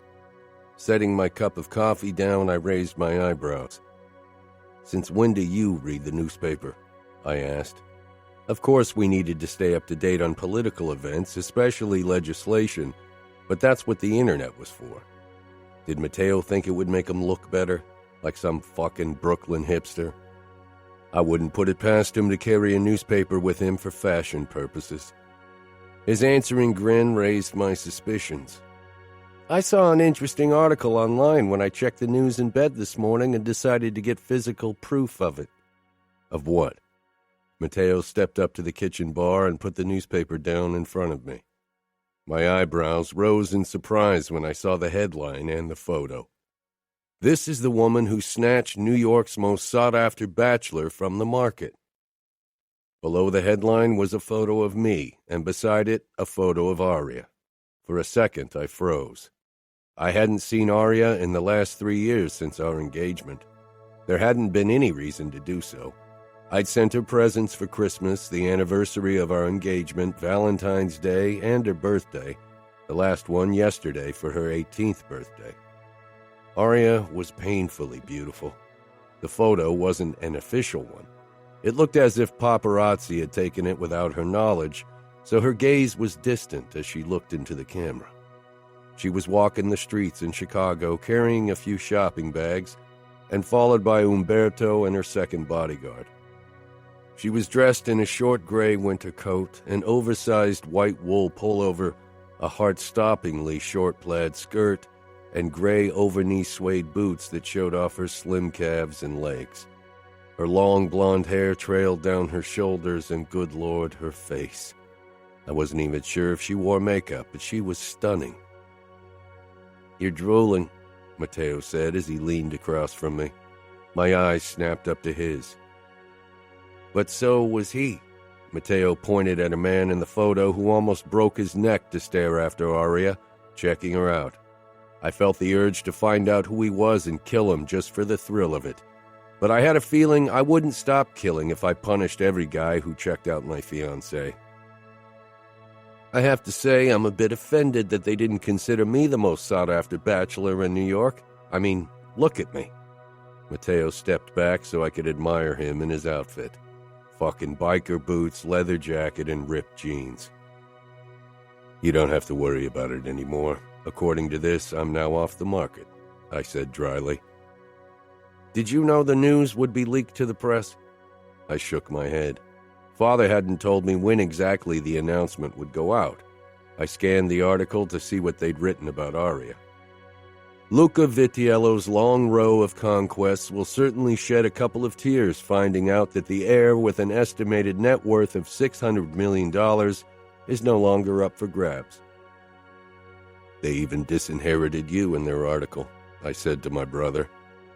He and I would both inherit Father's fortunes, and it was closer to $700 million, but what were $100 million give or take for the press? They kept their fact-checking to a minimum, as usual. His future wife, Aria Scuderi, Italian-American as expected, is the oldest daughter of restaurant chain owner Rocco Scuderi. I almost snorted. Rocco definitely had his hands in several restaurant chains, but that was definitely not his job description.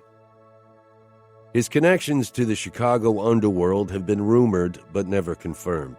The same can be said for the Vitiellos, which leads to the question of how the connection came to be. Salvatore Vitiello and Rocco Scuderi declined any comment. One can't help but wonder how Aria Scuderi convinced the Vitiello heir to give up his bachelor ways. I closed the newspaper. What bullshit. My phone rang and Grace's name flashed across the screen. She usually knew better than to call me. I was the one who asked for a meeting, not the other way around. It's an angry ring, Matteo said with glee. I picked up, but before I could say a word, Grace's voice shrilled in my ear. When were you intending on telling me? Her voice was pissed and whiny. Matteo chuckled and emptied the rest of my coffee. Telling you what? That you're going to marry, of course. It's none of your business. What? She screeched. We've been fucking each other for 3 years. I think I deserve... You don't deserve shit, Grace. It's like you said, we fucked, and if I remember correctly, we both fucked others in that time as well. Silence. I would have agreed to being exclusive if you'd asked me. I didn't want to. I don't care whom you fuck. Matteo was laughing quietly, making me want to chuck my phone at his pretty head.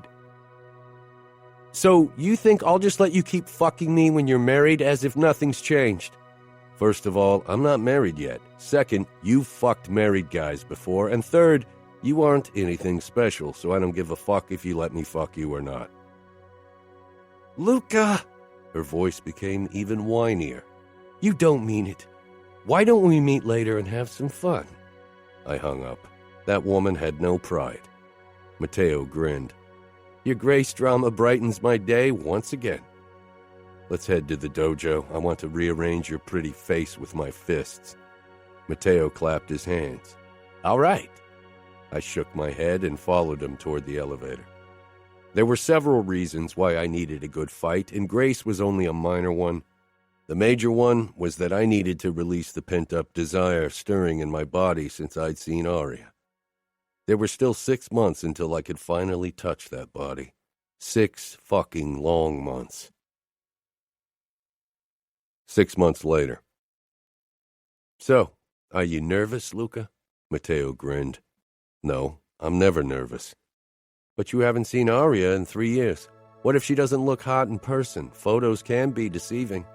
Then you'll be stuck fucking an ugly woman for the rest of your life. As usual, Matteo's favorite pastime was to annoy the crap out of me. You're full of shit. She'd been pretty 3 years ago. I could only imagine how beautiful she'd be now. The photos of her had been the worst kind of torture I could imagine. When she'd been underage, I'd managed to stop myself from imagining fucking her, but for a while now, Every look at the photo of her had turned my cock rock hard. We arrived at the door to Aria's suite. I paused, looking around for her bodyguard who was supposed to keep watch. He wasn't there. I should have sent you to guard Aria years ago, I told Romero, then I knocked. Light steps rushed toward us, and the door was ripped open by a girl with dark blonde hair. She was dressed like a cheap rocker girl. She was obviously trying to impress me with her barely there hips and moderate chest. I had trouble remembering her name. She had to be the kid's sister. "Hi, Luca," she said, actually smiling in a flirty way. I had to stifle a chuckle. Did she really think I didn't see how young she was? Then it finally clicked. "You're Liliana, the youngest sister." "I'm not that young." "Yes, you are," a familiar soft voice said. "Go to Jana." And there she was. Damn it. 3 years ago she'd shown promise, but today she looked like a fucking wet dream come true. Long blonde hair, smooth skin, lean legs, and firm tits. I couldn't wait to see every fucking inch of her body. "I didn't know we'd meet in my suite," she said with a hint of disapproval. What a warm welcome. "Are you going to let me in?" She stepped aside. I gave Cesare a sign to wait outside before the rest of us walked into the suite. Matteo headed straight toward the redhead. As usual, he was attracted to the troublemaker. My eyes were once again drawn to Aria's fucking hot body. Only a few more days and she'd be mine. I couldn't wait. "You shouldn't be here alone with us. It's not appropriate," Gianna muttered. Of course it wasn't. That's why there was supposed to be a guard in front of their door. "Where's Umberto?" Aria shrugged. "He's probably on a toilet or cigarette break." "Does he often leave you without protection?" "Oh, all the time," Gianna said mockingly. "You see, Lily, Aria, and I sneak out every weekend because we have a bet on who can pick up more guys." Matteo shot me a grin. I wasn't sure how he could be in such a disgustingly good mood. If I had to spend any more time with the big-mouthed redhead, I'd lose my shit. "I want to have a word with you, Aria," I said. Gianna had to butt in again, of course. "I was joking, for God's sake."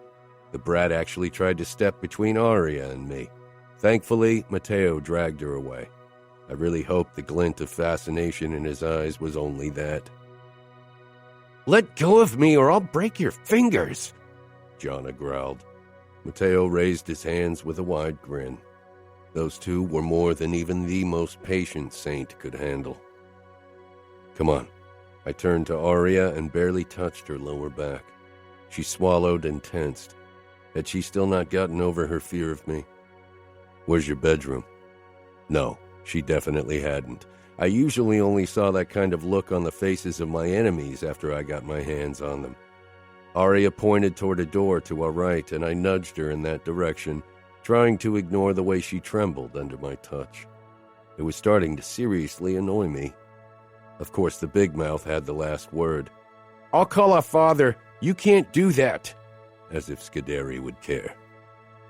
We stepped into the bedroom, and I closed the door before facing Aria, who was staring up at me with fear-widened eyes. "Gianna was joking. I haven't even kissed anyone yet, I swear." She blushed deliciously as she said it. That's why she was so scared. I had to admit that hearing her confirm what I'd known made a possessive beast in my chest rear its head. I know. Her fucking kissable lips parted in surprise. Damn it. I wanted to push her against the door and kiss her. "Oh."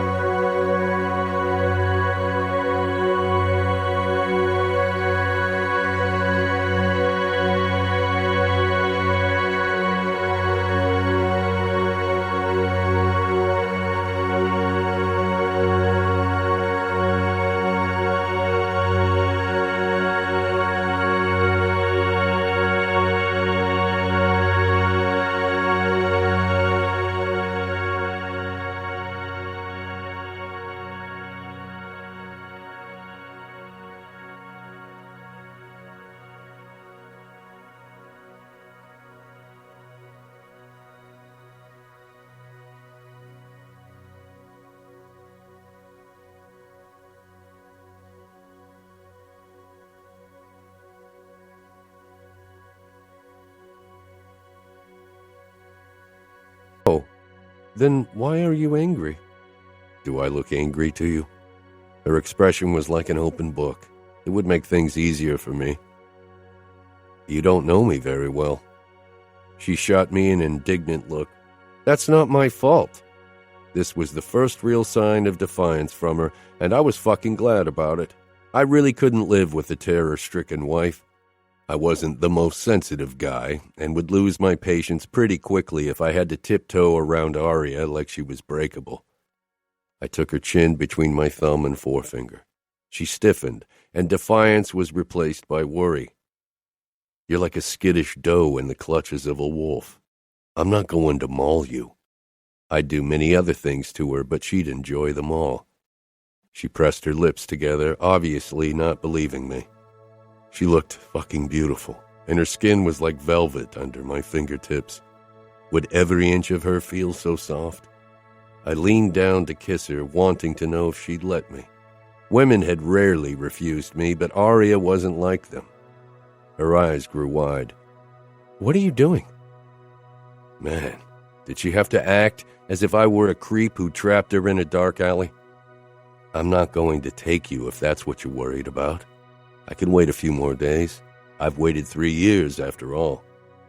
Fury flickered across her pretty face, and I fucking loved the sight of it. You called me a child last time. She remembered that. I let my eyes trail over her amazing body, then smirked. But you aren't a child anymore. Damn it, I wanted her more than I'd ever wanted a woman, but the horrified glint in her eyes stopped my cock from getting any ideas. I moved even closer. You're making this really hard. I can't kiss you if you look at me like that. Then maybe I should give you that look on our wedding night, the little vixen actually said. Two could play that game. Then maybe I'll have to take you from behind so I don't have to see it. It was meant as a joke, even if the idea of having her perfect butt propped up in front of me was too good. Aria paled and flinched away from me before bumping into the fucking wall. For fuck's sake, did she really think I'd throw her on the bed and mount her from behind in our first night together? Not that I didn't have the intention to have her braced on all fours in front of me while I slammed into her, but that would have to wait until later. From her fearful expression, she really thought I'd take her virginity like a beast. Stifling my annoyance, I said in as calm a voice as I was capable of, Relax, I was joking. I'm not a monster. Aren't you? What the fuck? I hadn't come here to let her insult me. If she wanted to see me as a monster, then I could gladly act like one. I glared down at her.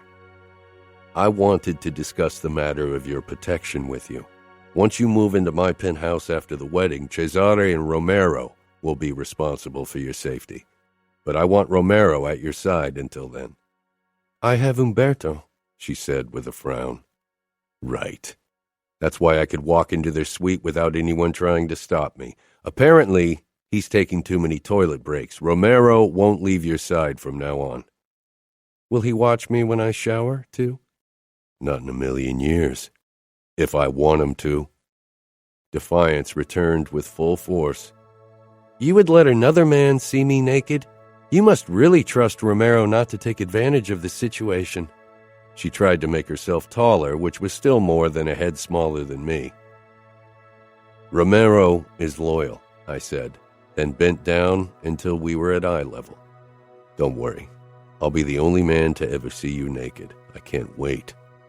I made a show of undressing her with my eyes, and of course, she wrapped her arms around herself, looking as if she were about to cry. I couldn't deal with crying women. What about Lily? She asked quietly. If she didn't stop looking so damn vulnerable, I might feel the need to console her, and that would be a fucking premiere for me. I wasn't the consoling type. She and Jana share the suite with me. You saw how Lily can be. She'll flirt with Romero. She'll do anything to get a rise out of him. She doesn't realize what she could get herself into. I need to know that she's safe. Romero won't touch your sister. Liliana is playing around. She's a little girl. Romero likes his women of age and willing, I told her. I trusted Romero. He took his job seriously, and no matter how much Aria's little sister flirted, it wouldn't change the fact that she was a kid. I knew there were made men that wouldn't hesitate to take advantage of a girl that age, and even some who preferred them that young. But those pieces of shit would never be in my inner circle. Aria's eyes found the bed, and I wondered what she was thinking. Before my own dirty mind could start imagining all the things I wanted to do with her, I said, "There's something else. Are you taking the pill?" "Of course not." It was almost cute how offended she was by my question. "Your mother could have made you start it in preparation for the wedding." I had absolutely no intention of using a fucking condom with my wife. I wanted to bury my cock in Aria's pussy without anything between us. I was the only man who'd ever have her, and I had always made sure to use a condom with the women I'd fucked in the past. Aria's lower lip trembled. "My mother would never do that. She won't even talk to me about these things." I loved that Aria was only mine, but I wasn't used to this level of inexperience. Only half joking, I asked, "But you do know what happens between a man and a woman on a wedding night? If I had to give her the sex talk, I'd have to fucking kill someone, or I'd seriously lose my shit." "I do know what happens between normal couples. In our case, I think the word you're looking for is rape." Fury burst through my body, making me want to lash out at anything and anyone. I'd gotten better at controlling myself over the years, but I still had to wait a moment before I was sure I wouldn't snarl at her. "I want you to start taking the pill." I handed her the packet the doc had given me. "Don't I need to see a doctor before I start taking birth control?" "We have a doctor who's been working for the Familia for decades. This is from him. You need to start taking the pill immediately. It takes 48 hours for them to start working." "And what if I don't?" she challenged. Anger was still simmering under my skin, but when wasn't it?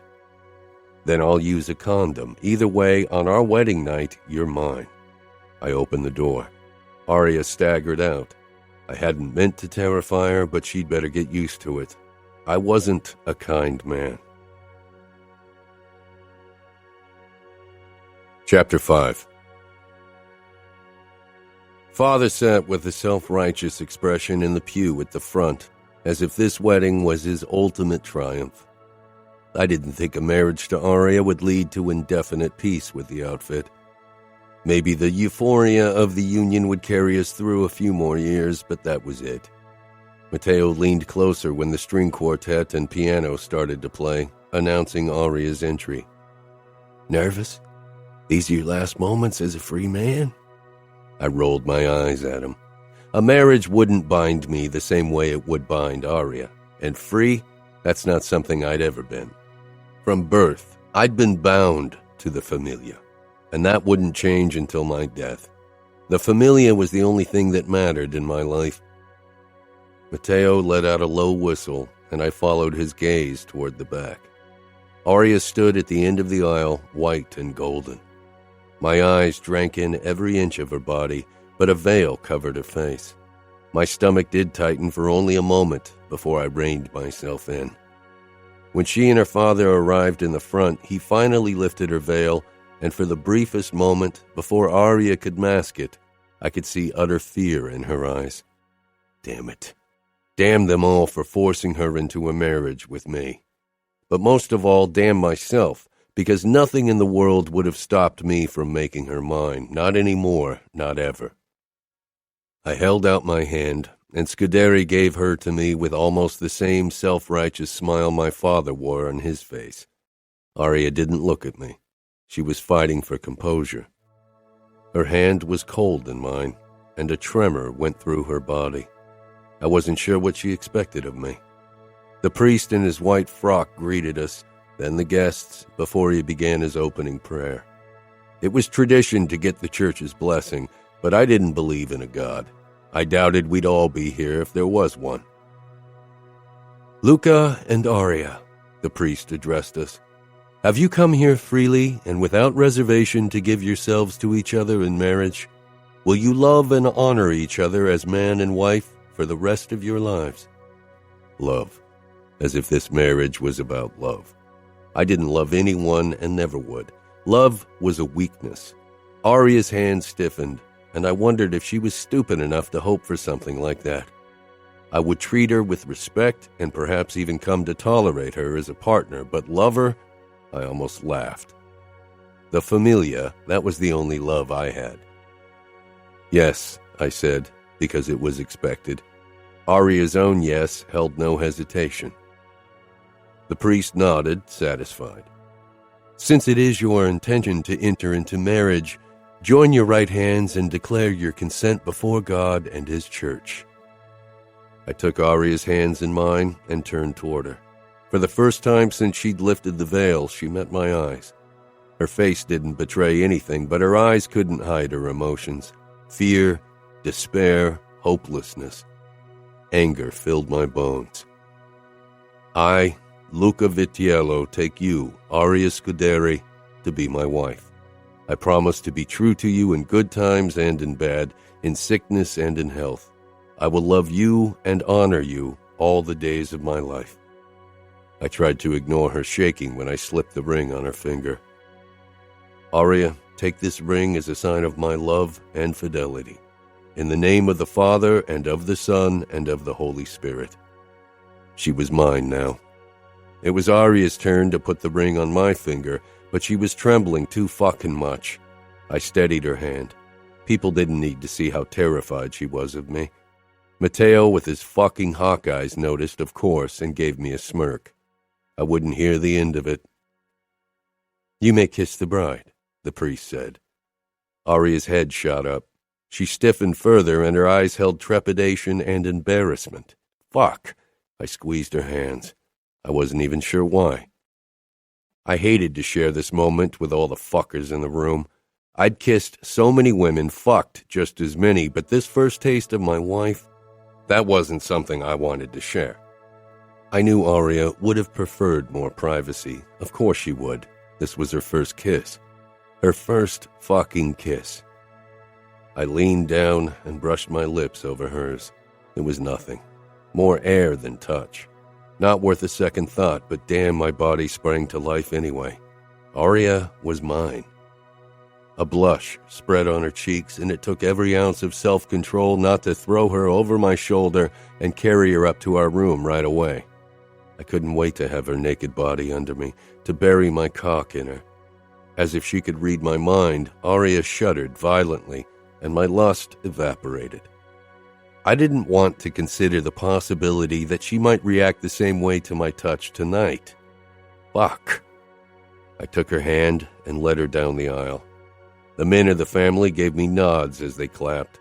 A waiter headed our way at once, balancing a tray with champagne glasses on his palm. I took one for me and one for Aria, handing it to her. Aria clutched the glass in her delicate fingers, but didn't react otherwise, not even looking my way. Soon our guests crowded around us to offer us their blessings. It was a necessary tradition we couldn't avoid, even when all I wanted was to fast forward to my first night with my wife. Aria's gaze was distant, her lips a thin line in her pale face. I dipped my head down to her. Smile. You're the happy bride, remember? As if a switch had been turned, Aria's face became a mask of happiness, all fake. I took a sip of the champagne, stifling my frustration over her apparent unhappiness. This marriage hadn't been my idea. I wouldn't have married at all. My life was devoted to the familia, and a woman had no place in it. The first guests appeared before us, my father and Nina. She stood a step behind him as he expected. My father put a hand on my shoulder. He was my height, the only man at the party who was, and his eyes met mine. Gray eyes and dark hair like me. But that was the extent of our similarities if you disregarded our streak of cruelty. Luca, my eldest, he said in a booming voice, drawing the attention of the surrounding guests to us. Today marks a special day for you and the familia. I gave him a tight smile. He leaned closer, lowering his voice so only I could hear him. I envy you tonight. There's nothing better than looking into a woman's eyes when she realizes you can do to her whatever you want, to crush those silly hopes and break their spirit and body. And I must say, your wife has expressive eyes. It'll be thrilling to see terror in them. Something dark and cruel roared in my chest, but it was definitely not directed at the vulnerable woman at my side. I gave my father another smile, not saying anything from fear of revealing my thoughts. Father stepped back, and his gaze settled on Aria as he moved to congratulate her. My entire body erupted with tension as he kissed her hand. Then, Nina appeared before me and leaned up to kiss my cheek, saying in a conspiratorial whisper, "Oh, Luca, that girl is petite. Don't break her your first night together. There will be many more nights for you to save her." She had to know. My father enjoyed breaking her almost daily. Nina's spitefulness made me hate her fiercely, but I knew it was the only armor she had. Finally, my father and his wife excused themselves and allowed other guests to step forward. As honor dictated, it was Aria's family. Scuderi looked like he'd won the Nobel Prize as he shook my hand, then hugged Aria. Her mother, Ludovica, stepped up to me. She briefly glanced up into my eyes, then lowered her gaze submissively. That was why Aria was like that. For a moment, Ludovica looked as if she wanted to say something, her gaze flickering from Aria to me, her face filling with worry before she managed to mask it. She swallowed hard and surprised me by stepping closer and taking my hands. "Aria is a good girl. She won't give you any reason to hurt her. She'll comply with your wishes." Her voice was barely audible. "Ludovica, the other guests want their turn," Scuderi said sharply, and his wife drew back from me at once. With a last pleading glance at me, she stepped up to her husband. It didn't take a genius to realize what her veiled words had meant. She begged me not to brutalize her daughter tonight, because that was what a man like me would do. I didn't offer her words of assurance. Aria was no longer her responsibility. She was mine. Father stood back like a benevolent patron, but his sharp eyes watched my every move. He wouldn't see a sliver of weakness, not today, not ever. Dante Cavallaro and his parents were next. It surprised me that Dante was at the front. It was a clear sign that he would soon become the head of the outfit, even when his father was still officially the boss. His expression was stoic when he kissed Aria's hand, breaking protocol by greeting her first and not me. I regarded him closely, my eyes narrowing. When he finally stepped up to me, our gazes locked, and the same wariness I felt reflected in his eyes.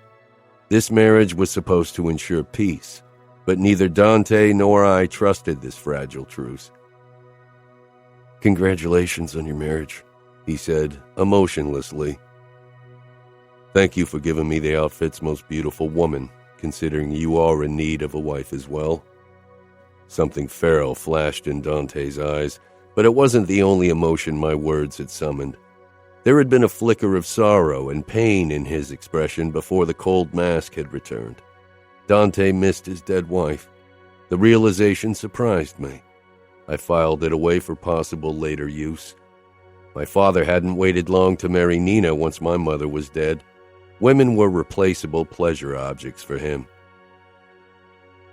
"My son has peculiar tastes when it comes to his next wife," Fiore butted in, stepping up beside his son. I didn't say anything. Dante's eyes were already murderous, and while I would have enjoyed killing him and every outfit fucker in the room, a wedding wasn't the right place or time. Mrs. Cavallaro waited with a pinched expression beside her husband and son. She barely talked. Maybe Fiore forbade her. My eyes darted to Aria, who stood with her hands folded before her stomach. Her expression reflected polite interest and fake happiness, but I could see the myriad of darker emotions lurking beneath her outward mask.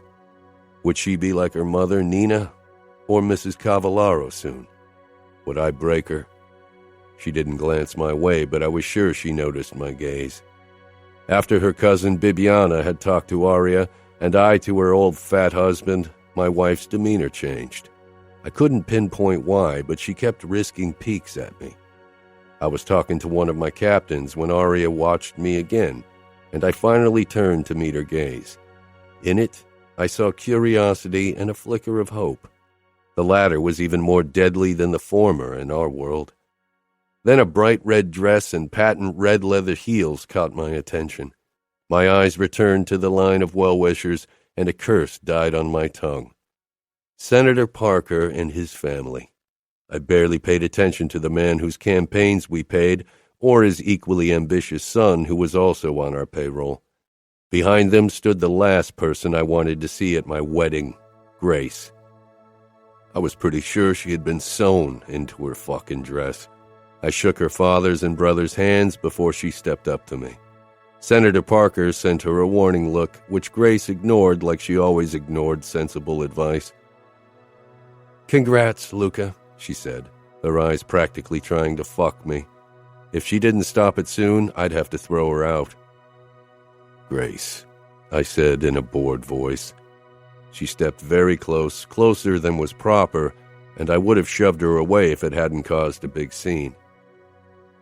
"I'm so fucking wet for your cock, Luca. I want to taste your cum in my mouth," she purred into my ear. "Perhaps you'll think of me tonight when you fuck your little boring wife. She won't be half as good as I am." I kept my face neutral, even if my blood boiled with fury. I doubted that had been Grace's fucking intention. Did she really believe I'd think of her when I was with Aria? Aria was gorgeous. She was honorable. She was my wife. Grace was nothing. Of course, Aria wouldn't blow my mind with her skills.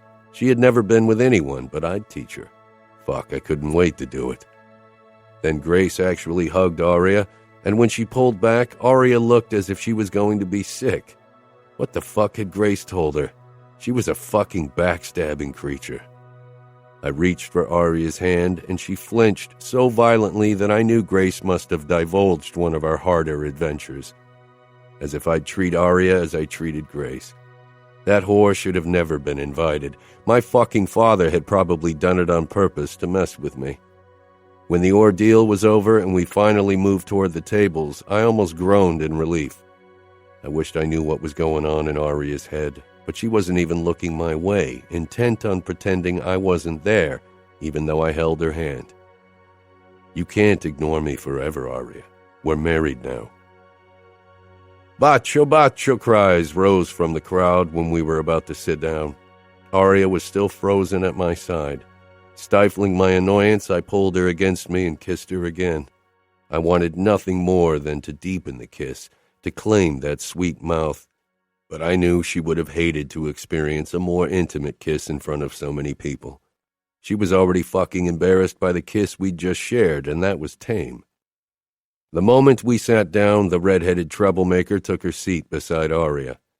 I hoped she wouldn't make a scene. On the other hand, perhaps it would distract from the scene Matteo would undoubtedly make. My brother took a large sip of wine before he leaned over to me.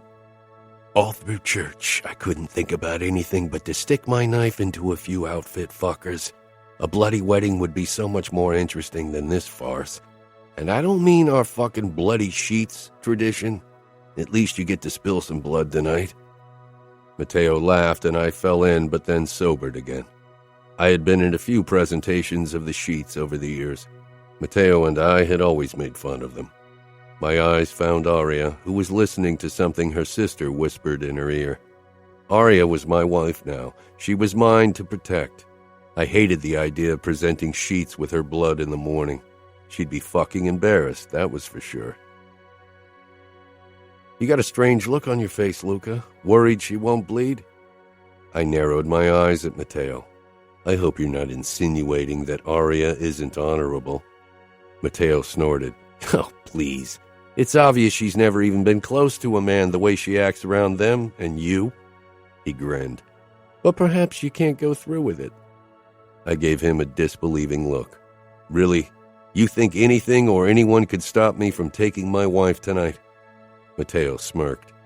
"No, not a single man in this room could stop you, and probably not even all of them, but perhaps she will." He nodded toward Aria, who was holding her sister's hand, looking pale and small. "You've lost your fucking mind, Matteo. You should know me better than that. I will fuck her." Matteo shrugged. "Perhaps." Matteo rose from his chair after everyone had settled down, and clinked his knife against the champagne glass to silence the crowd. I sent him a warning look, which only made him grin. I'd kill him one day. Ladies and gentlemen, old and new friends, we've come here today to celebrate the wedding of my brother Luca and his stunningly beautiful wife, Aria. Matteo made an exaggerated bow in her direction. Aria smiled tensely, and Gianna sent her best death glare my brother's way, as if that would discourage him. To uncharted grounds. Nothing better than to tread on fresh snow, leaving the first marks. He winked at me, then Aria, before he turned to the crowd. I'm sure everyone here agrees. To uncharted grounds. The men laughed and threw his words back at me, lifting their glasses in my direction. I shook my head with a smile. Matteo was a fucking nuisance. My smile died when I saw Aria. She'd put her brave face on, but her skin was bright red from embarrassment, and her eyes reflected anxiety. Gianna was clutching one of her hands, but the other was curled into a fist on her pure white dress. For some reason, I wanted to reach out and unfurl her fingers, link them with my own. It was a ridiculous notion I would never follow, especially not in a room with my enemies and my soldiers. I was glad when my father and Scuderi were done with their toasts, and the food was finally served. Not only was I starving, but I was tired of their bullshit talk. The servers began piling the tables with antipasti. I wanted to make a toast as your bridesmaid, but father forbade it. He seemed worried I would say something to embarrass our family, Gianna said loudly. I looked her way, then rolled my eyes and filled my plate with antipasti. Aria took a big gulp from her wine and lifted the glass for another. I stopped her with my hand on hers. You should eat. Her plate was empty, and she hadn't touched any of the appetizers during the champagne reception. Her lips thinned, but she picked up a piece of bread and took a bite before she dropped it on her plate. She didn't eat much more when the main course was served, and I had to hold back my frustration, especially when she drank more wine. Maybe she thought I didn't notice because my father and the Cavalleros dragged me into a conversation about the bratva, but I wasn't blind. When it was time for our dance, I rose and held out my hand. Of course, the crowd requested another kiss the second Aria stood beside me. I pulled her against me, tightening my grip when she swayed. Her gaze wasn't as focused as it should be. She definitely had too much alcohol. I had to steer her over the dance floor in a tight grip to keep her upright and stop her from stumbling, all the while fighting my anger. I was glad when the dance was finally over, but before I led Aria back to the table, I whispered in her ear, Once we're back at the table, you'll eat. I don't want you to pass out during our celebration, much less during our wedding night. If she was drunk, I definitely wouldn't fuck her, and that wasn't going to happen. Under my watchful eyes, Aria ate her main course and drank 2 glasses of water. When father stepped up to Aria to ask her for a dance, I almost snarled at him, but I had to hide my feelings and gave him a tight smile. As was tradition, I had to dance with Nina while my father danced with my wife. Nina was surprisingly quiet as I led her over the dance floor, but my full attention was directed at my father and Aria anyway. I could tell she was uncomfortable in his hold. Not that she'd been relaxed when we'd danced. Jealous? Nina asked. No, I said coldly. Matteo strode past the other dancers and tapped father's shoulder, asking to dance with Aria. He sent me a quick smile the moment he whirled my wife over the dance floor. Nina finally moved on, and I danced with Ludovica and then Liliana. When I noticed Grace heading in my direction, I quickly excused myself and headed off the dance floor and toward the table. No way in hell would I dance with Grace. Her brother grabbed her arm and forced her into a dance with him, to Grace's obvious dismay. They would have made a good-looking couple, Matteo said as he stepped up beside me. I followed his gaze and tensed. Dante was dancing with Aria.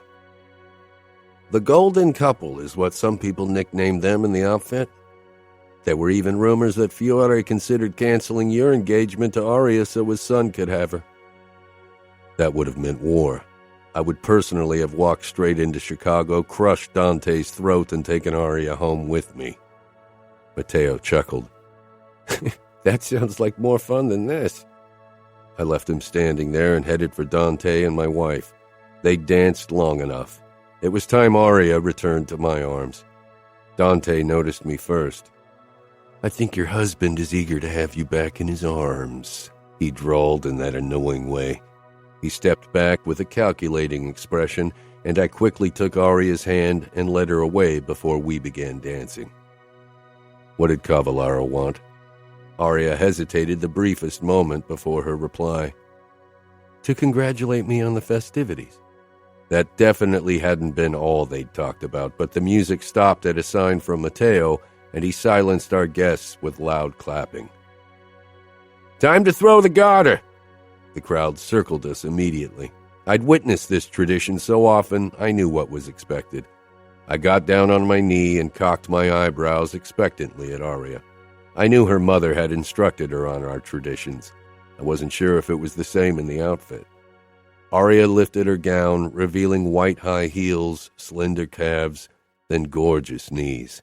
Fuck, I didn't even know gorgeous knees were a thing.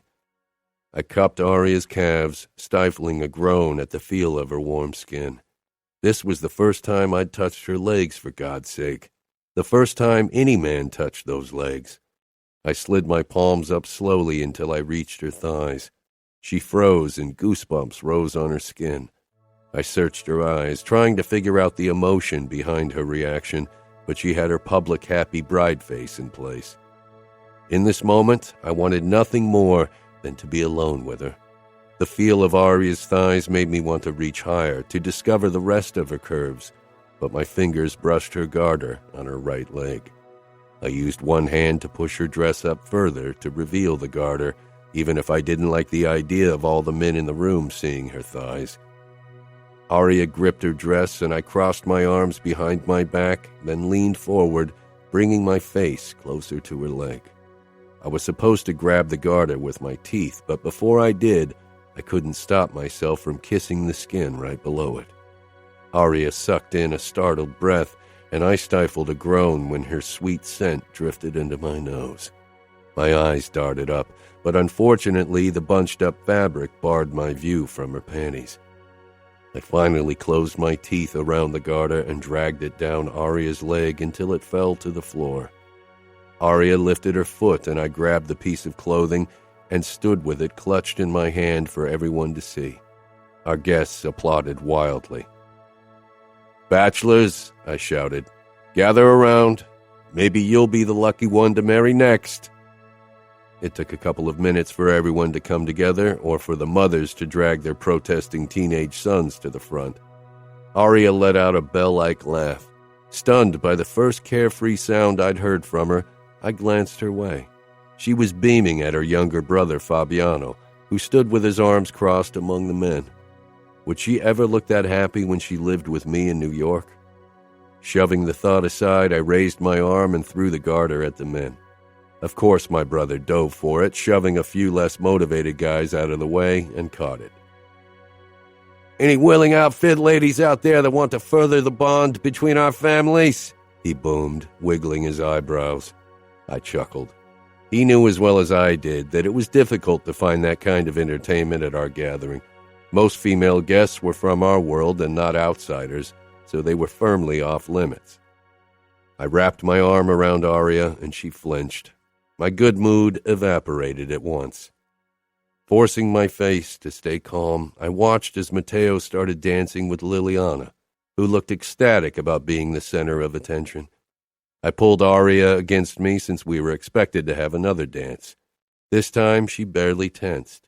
I glanced down at her blonde head and the way her face was tilted toward my brother and her sister.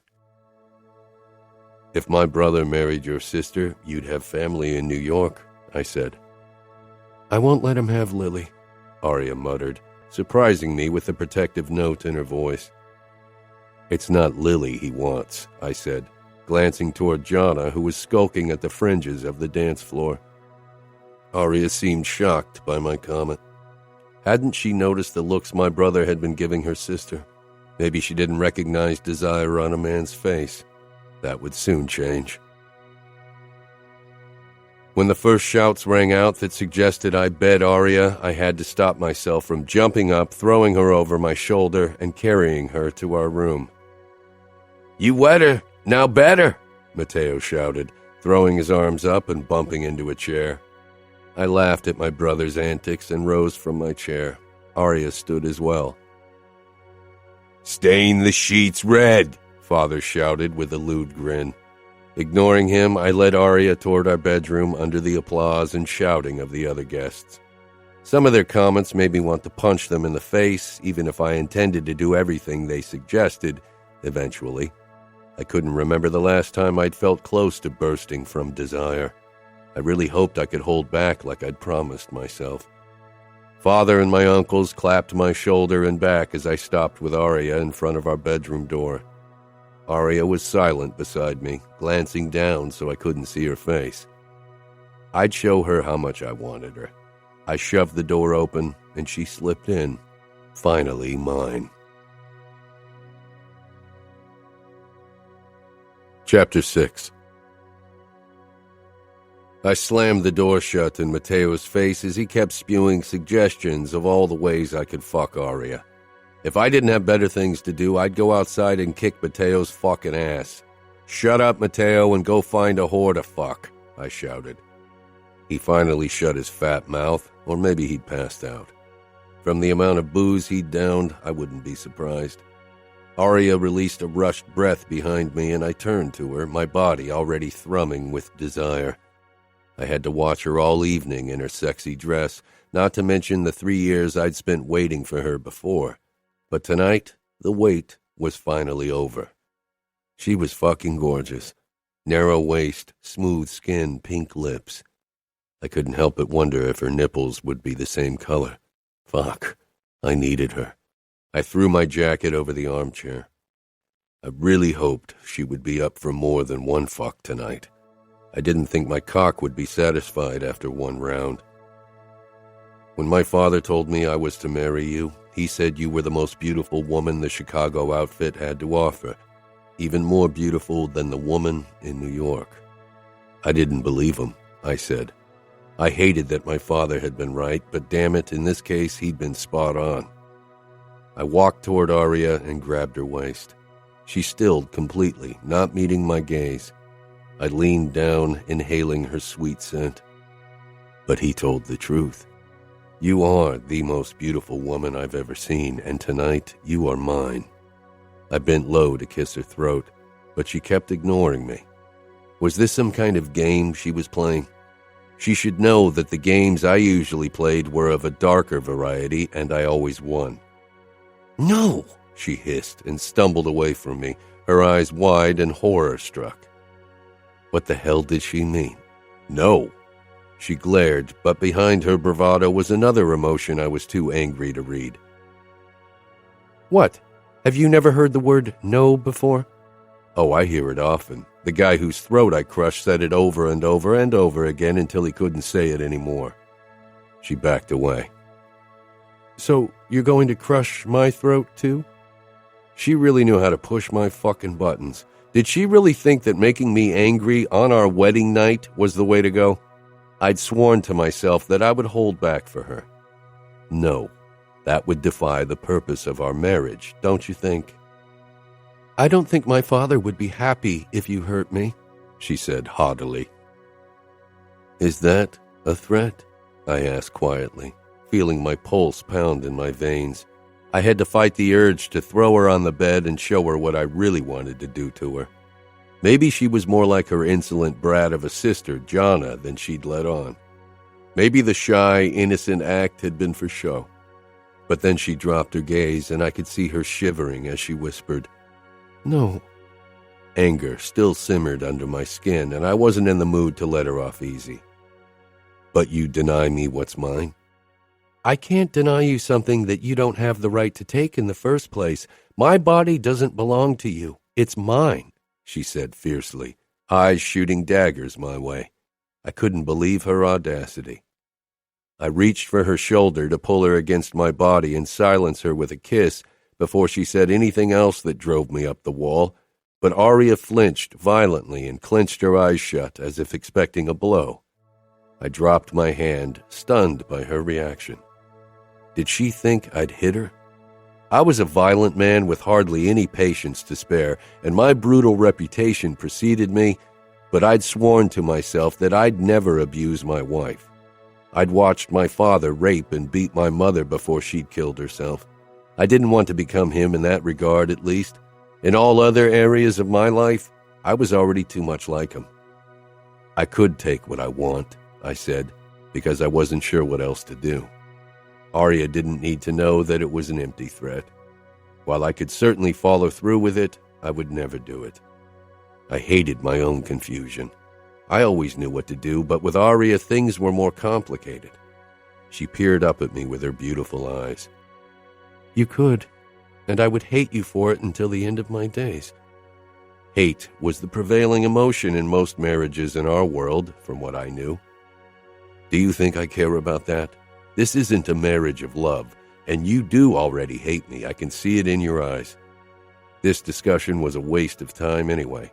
We had our traditions. Both Aria and I were bound by them. I pointed at the white sheets. You heard what my father said about our tradition. It was a ridiculous one. Not all women bled the first time unless the man made sure to be rough, which some husbands actually did to guarantee the expected splotch of blood. I had absolutely no intention of being rough with her. I wouldn't hurt her more than absolutely necessary, but I was a big guy. It would hurt, and she would bleed. Aria walked away from me and toward the bed, looking down at it as if it were her doom. Had she thought she could talk me out of consummating our marriage if it weren't for our tradition? Then she didn't know me very well. I walked up to her. She looked like a goddess. I couldn't wait to get her out of her dress, to taste every inch of her. I put my hands on her naked shoulders. She was warm and soft, but she didn't turn. I stifled my annoyance at her refusal to acknowledge my presence. I would be patient, even if she provoked me. I brushed my hands over her collarbones to the soft rise of her breasts. I could feel my cock responding to the feel of her perfect skin, to her tantalizing scent. Fuck, I burned to bury myself in her. Something wet dropped on my hand. I didn't have to see it to know it was a tear, a fucking tear. She was crying. I grabbed her shoulders and turned her around before I hooked my finger under her chin and tipped it up. Tears rolled down her cheeks. I knew some women could cry whenever they wanted, but the look in Aria's eyes told me all I needed to know. She was terrified and hopeless. I was a good judge of human character. I had to be to keep my men in check. Aria wouldn't fight me if I pushed her toward the bed, ripped her clothes off, and took her. She'd lie back and let it happen. She would cry, but she wouldn't refuse me, not anymore. She was mine for the taking. It was expected of me to take her, to make her mine. Tears had never weakened my resolve, but before now, those tears had never belonged to my wife, to the woman I was supposed to spend the rest of my life with. I couldn't fucking believe that the sight of my terrified wife got to me. I pulled away, cursing and so furious I could barely see straight. I punched the wall, glad for the blinding pain ripping through my knuckles that grounded me. I was going to be Capo in a few years. I had killed, blackmailed, tortured, but I couldn't take my wife's virginity against her will. What did that make me? Father would call me a pussy. Maybe he'd decide I wasn't fit to be his heir if I couldn't even fuck my wife. But I knew I wasn't growing soft, not in general. I could go out now and kill every fucking member of the Chicago outfit without a flicker of remorse. Hell, I could go down now and slice my father's throat, and I'd fucking enjoy it. Of course, we still needed to make sure everyone believed I had fucked Aria. There was only one way to do it. I turned back to my shaking wife and pulled out my knife. Not only was I denying myself the pleasure of being inside her tight pussy tonight, but I was also going to bleed for her. The thought didn't sit well with me, and not because I cared about a cut. I'd suffered through much worse injuries, but I couldn't help but feel like my action would give Aria too much power over me. But I knew I'd already made up my mind. She was watching me with barely hidden trepidation, and when I moved toward her, she flinched. Again. She expected the worst because I was a monster. I cut my arm, put my knife down on the table, and grabbed a glass to catch a few droplets of blood. Aria's surprise would have been amusing if I wasn't still mad at myself. I headed into the bathroom to add a few drops of water to the blood so it would look convincing. I hadn't been with a virgin before. My tastes had always run toward the rough, so experienced women had seemed the better choice, but I'd witnessed a few presentations of the sheets over the years, and I knew what was expected. Aria hadn't moved from her spot when I headed back to the bedroom and toward the bed, where I spread a few drops of the pink liquid. From the corner of my eye, I could see her approaching me carefully. She stopped a few feet from me, hope mingling with confusion on her pretty face. Some girls were ugly criers. I didn't think Aria could ever look anything less than stunning. The deep blush on her cheeks made me hate myself even more for my weakness. I could have had her beautiful body beneath me tonight, but instead I was painting a fucking picture with my own blood for the fucking furies of my family. What are you doing? They want blood, they get blood. Why the water? Blood doesn't always look the same. Is it enough blood? What had the women of her family told her about first times? Did you expect a bloodbath? It's sex, not a knife fight. She bit her lip again, and an image of her doing that in the throes of passion slipped into my mind. Won't they know that it's your blood? She asked quietly. She looked too damn gorgeous with that fucking blush and small, hopeful smile. I wanted to see if I could make her lovely blush spread all over her body. I needed a fucking drink. If I didn't get laid today, I'd at least get drunk. Fucking waste of a night. No. I poured myself scotch into the glass with the blood water mix. Aria didn't take her eyes off me as I threw my head back and downed my drink. She gave me a disgusted look. What about a DNA test? Was she serious? They'll take me at my word. Nobody will doubt that I've taken your virginity the moment we were alone. They won't, because I am who I am. I had a reputation. I'd never shied back from doing something I was supposed to do. So why wasn't I getting Aria out of her dress to fuck her? Fear filled her face and she took a step back as if she could read my mind and was thinking of running. That was fucking why. While I enjoyed seeing fear on the faces of my enemies and occasionally my own soldiers, the idea of having Aria lie beneath me with a similar expression didn't turn me on at all. I didn't want her terrified of me. No, I said. That's the 5th time you've shied back from me tonight. I put my glass down and grabbed my knife from the table before I walked toward her. She looked like she wanted to bolt. Did your father never teach you to hide your fear from monsters? They give chase if you run. She didn't say anything, but I could see her start shaking when she peered up at me. Did she think I'd fucking cut her? If I really was that kind of monster, we wouldn't be standing here. She'd be sprawled out on the bed, crying her eyes out because I'd fucked her. That blood on the sheets needs a story, I told her, hoping to fucking calm her, but she flinched again. That's 6 times. I brought the knife down to the edge of her dress, making sure the blade didn't touch her unblemished skin. I sliced the fabric slowly until the dress finally fell apart and pooled around her heels. It's tradition in our family to undress the bride like this. Aria was left in nothing but a tight corset and white lacy panties. Damn it. She was fucking sex on legs. And then she flinched again. 7, I said, wishing I could tear my eyes away from her gorgeous body. The rise of her perfect small breasts, her narrow waist, the thin fabric of her panties barely hiding her pussy. Turn around. Fuck. Aria's back was even more tantalizing than her front. What was that thing she was wearing? She had a fucking bow over her perfectly round butt, practically inviting me to unpack her. It would be so easy to rip down her flimsy panties and bury myself in her.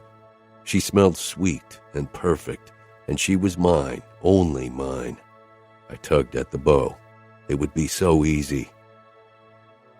You've already bled for me, she whispered in a small voice. Please don't.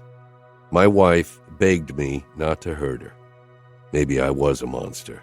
I ran my knuckles over the silky skin of her back, needing to touch her before I cut through her corset. She held onto it before I could catch a glimpse of her breasts. I wrapped my own arm around her, pulling her against me. She gasped and stiffened when my cock dug into her lower back, and the blush across her cheeks deepened further. Tonight you beg me to spare you, but one day you're going to beg me to fuck you. Don't think because I don't claim my rights tonight that you aren't mine, Aria. No other man will ever have what belongs to me. You are mine. She nodded quickly. If I catch a man kissing you, I'll cut out his tongue. If I catch a man touching you, I'll cut off his fingers, one at a time. If I catch a guy fucking you, I'll cut off his dick and his balls, and I'll feed them to him, and I'll make you watch. She knew I wasn't kidding. She'd seen what I had done to her bastard of a cousin years ago, and that was nothing. I let her go. Her proximity was giving me ideas I really didn't need right now. I walked toward the chair and got myself another drink as Aria disappeared into the bathroom. I heard the lock click into place and had to bite back a laugh. My wife was hiding from me behind a locked door. Everyone in this fucking mansion was probably getting more action than me tonight. Damn it. I had downed 3 more glasses of scotch when Aria finally emerged. This was fucking torture. She was wearing a flimsy see-through nightgown that didn't hide anything. Was she fucking kidding? That's what you choose to wear when you don't want me to fuck you. Her eyes darted between the bed and me. I didn't need to read her mind to know that she still didn't trust me.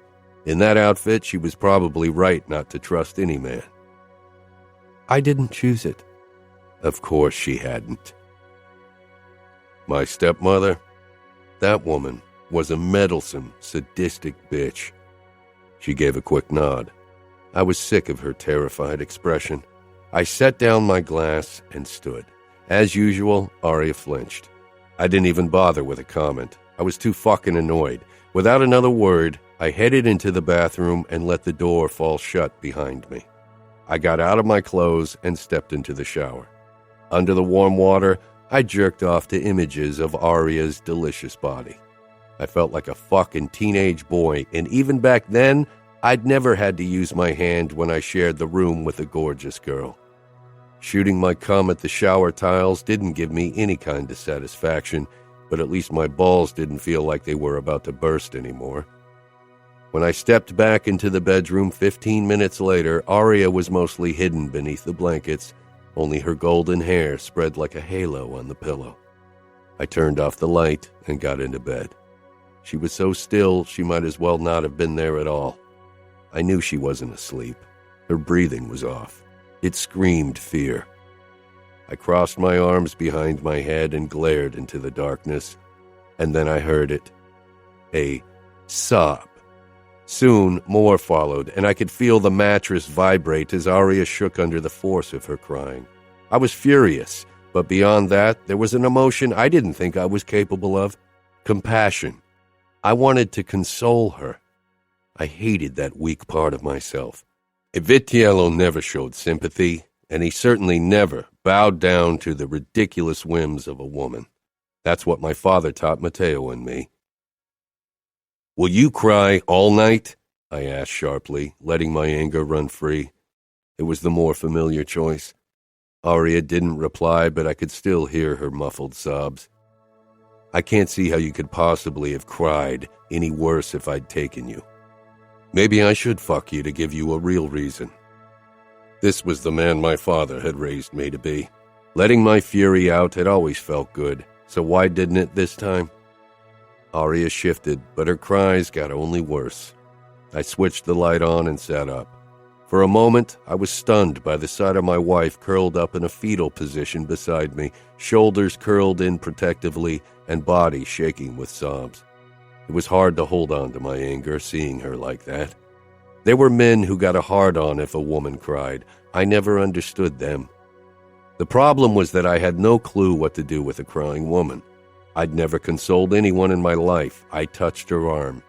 That obviously wasn't the way to go because she flinched and would have rolled off the fucking bed if I hadn't grabbed her by the hip and pulled her toward me. "That's enough," I said, trying to keep my frustration in check.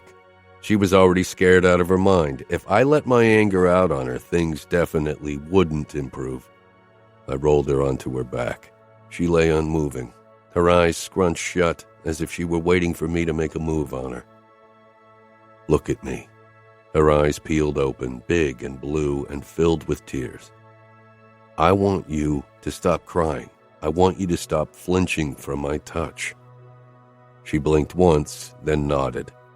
She would have agreed to anything in that moment. I'd seen that look in other people's eyes before. That nod means nothing. Don't you think I recognize fear when it stares back at me? The moment I turn out the light, you'll be back crying as if I'd fucking raped you. Rape was one of the very few despicable things I wasn't guilty of, and I had absolutely no intention to change that. So to give you peace of mind and shut you up, I'm going to swear an oath. Hope filled her face, making her look even more stunning. I wasn't sure why I even cared. I shouldn't. She licked her lips, and I almost groaned. An oath? I took her small hand and pressed it against the tattoo over my heart. Her palm was warm and smooth, and it felt too good. I spoke part of the words I'd said many years ago during my initiation. Born in blood, sworn in blood. I swear that I won't try to steal your virginity or harm you in any way tonight. If Matteo could see me now, he wouldn't let me hear the end of it. I pointed at my cut. I already bled for you, so that seals it. Born in blood, sworn in blood. I covered her hand, then waited for her to say the words. Born in blood, sworn in blood, she said softly. There was the tiniest smile tugging at her lips, and the sight of it shouldn't have made me feel so content. I let go of her and turned the lights off. She didn't cry again. Eventually, her breathing deepened. Of course, I was wide awake, but I couldn't even leave the room. If someone saw me running around when I should be banging my wife, that wouldn't go over well. Nobody could ever find out. Listening to Aria's even breathing, I wondered if I'd get a sliver of sleep tonight. I had never slept when I had to share a room with anyone. I was a light sleeper, always vigilant, waiting for someone to stick a knife into my back or eyeball, and lowering my guard was out of the question when others were around. But Aria was my wife, and to be honest, she wasn't a threat in any regard. Not because she was weaker and untrained, that wouldn't matter if she poisoned me in secret, but because she didn't strike me as someone who could seriously injure, much less kill someone.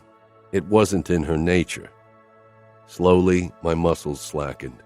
Aria's breathing never hitched. It was calm, soft, her sleep unperturbed.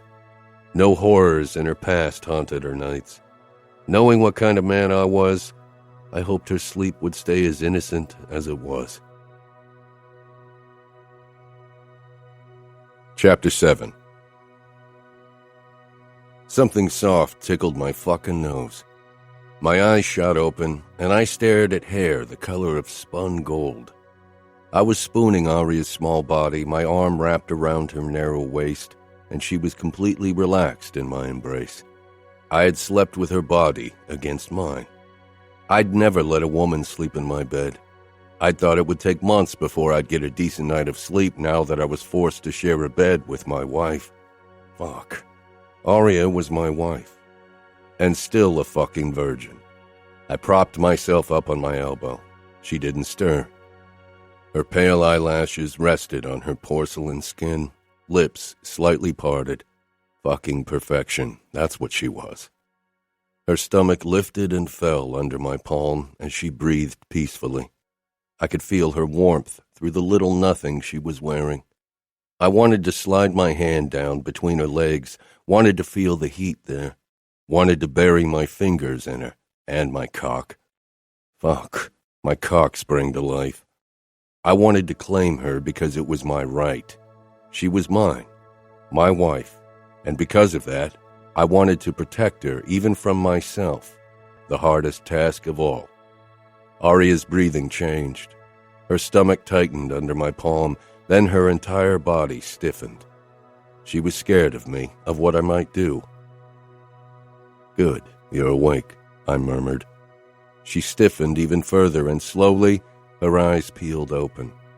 Gripping her hip, I rolled her over so I could get a better look at her face. Even without a hint of makeup, with tousled hair and sleepy, Aria was stunning. Her eyes lingered on my chest, a blush spreading on her cheeks. While I'd never fallen asleep beside a woman, I'd spent more than enough time in bed with them, but for Aria, this was the first time she was so close to a man. The early morning sun let her hair glow in golden hues. I reached for a strand, marveling at the silkiness. Everything about her was soft, smooth, silky, beckoning to be touched, to be claimed. It won't be long until my stepmother, my aunts, and the other married women of my family knock at our door to gather up the sheets and carry them into the dining room, where undoubtedly everyone else is already waiting for the fucking spectacle to begin. Her blush deepened, acute embarrassment flickering in her eyes. The epitome of innocence, so different from me and yet at my mercy. She glanced down at the cut on my forearm. I nodded. My blood will give them what they want. It'll be the foundation of our story, but we'll be expected to fill in the details.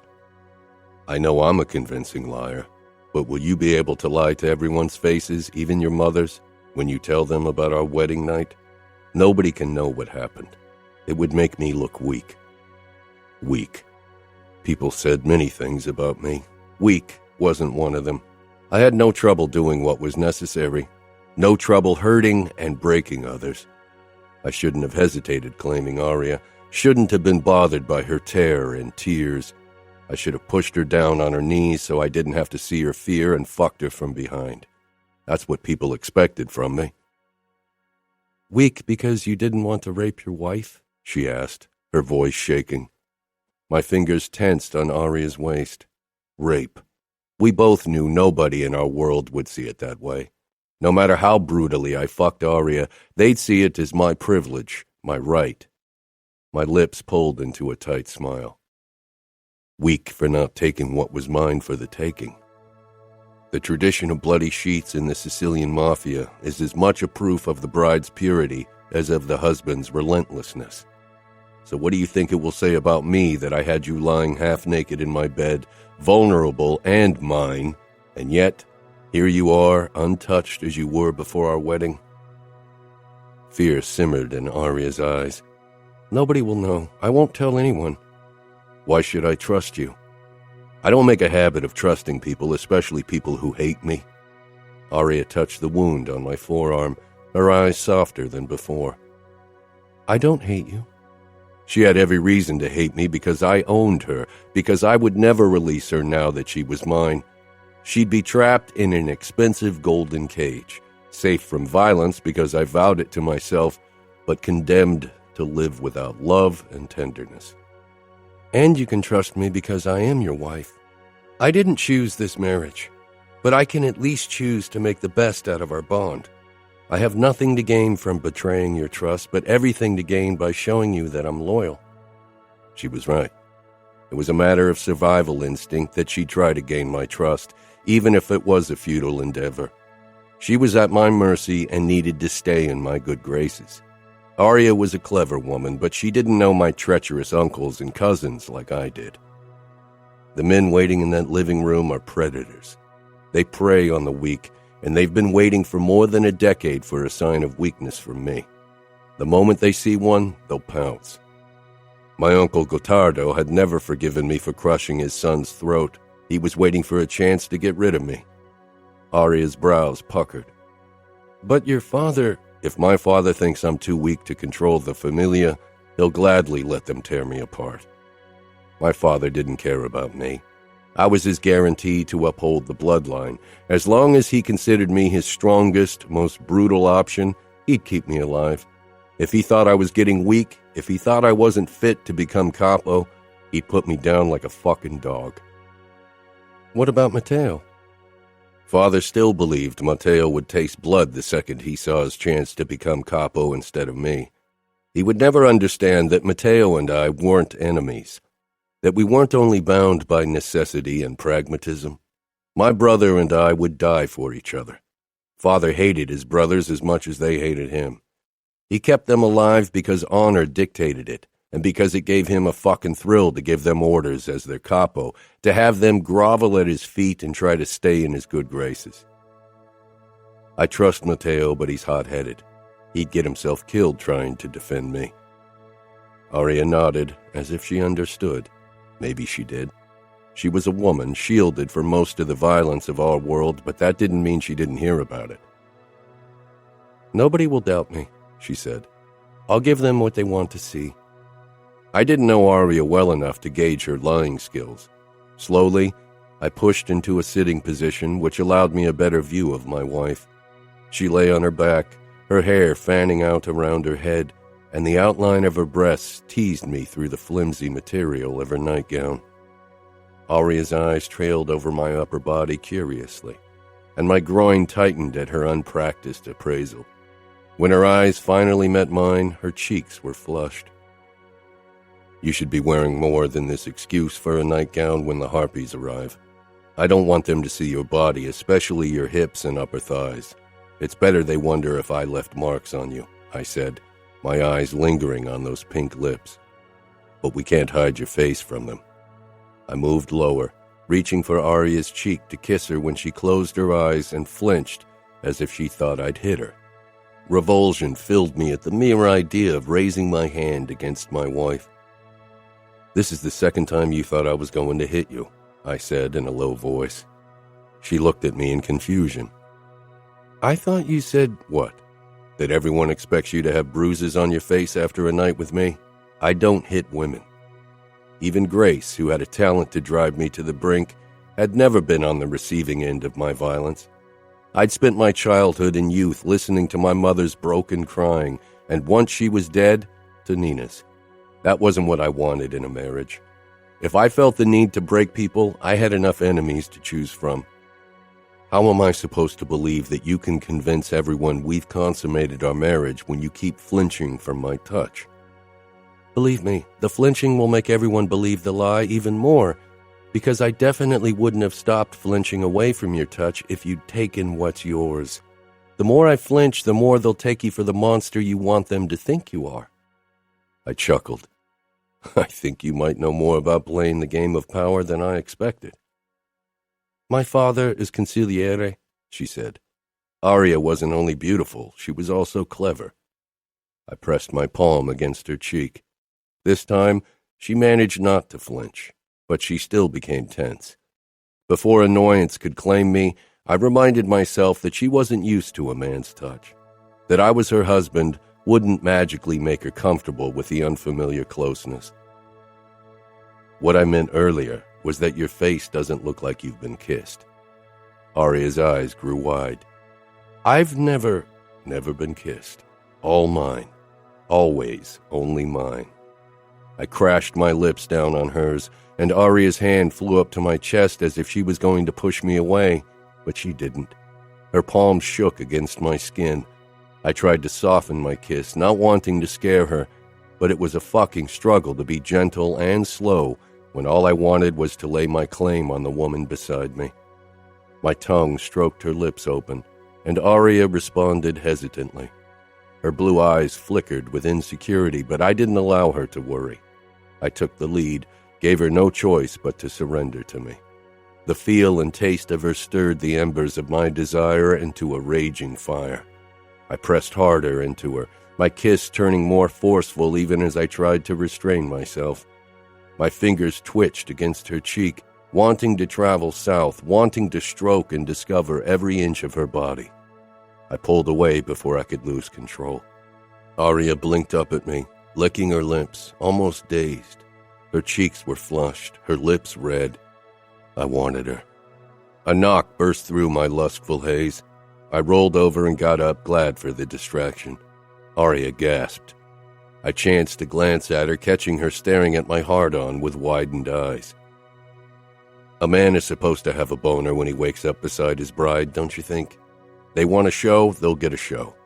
My aunts, cousins, and especially Nina were eager for new tidbits of gossip that would make their dull lives a bit brighter. They'd descend like bloodthirsty hyenas on us if they suspected I hadn't claimed Aria. Now go and grab a bathrobe, I ordered. Aria obeyed at once, practically leaping out of bed and rushing into the bathroom. I had to admit her fighting spirit last night had pleased me more than her obedience. My eyes strayed toward the fake bloodstains on the bedsheet, and a flicker of regret overtook me. There was a reason the familia insisted on the bloody sheets tradition, particularly my father. I still remembered the sheets after his wedding night with Nina, and I had been only a child then.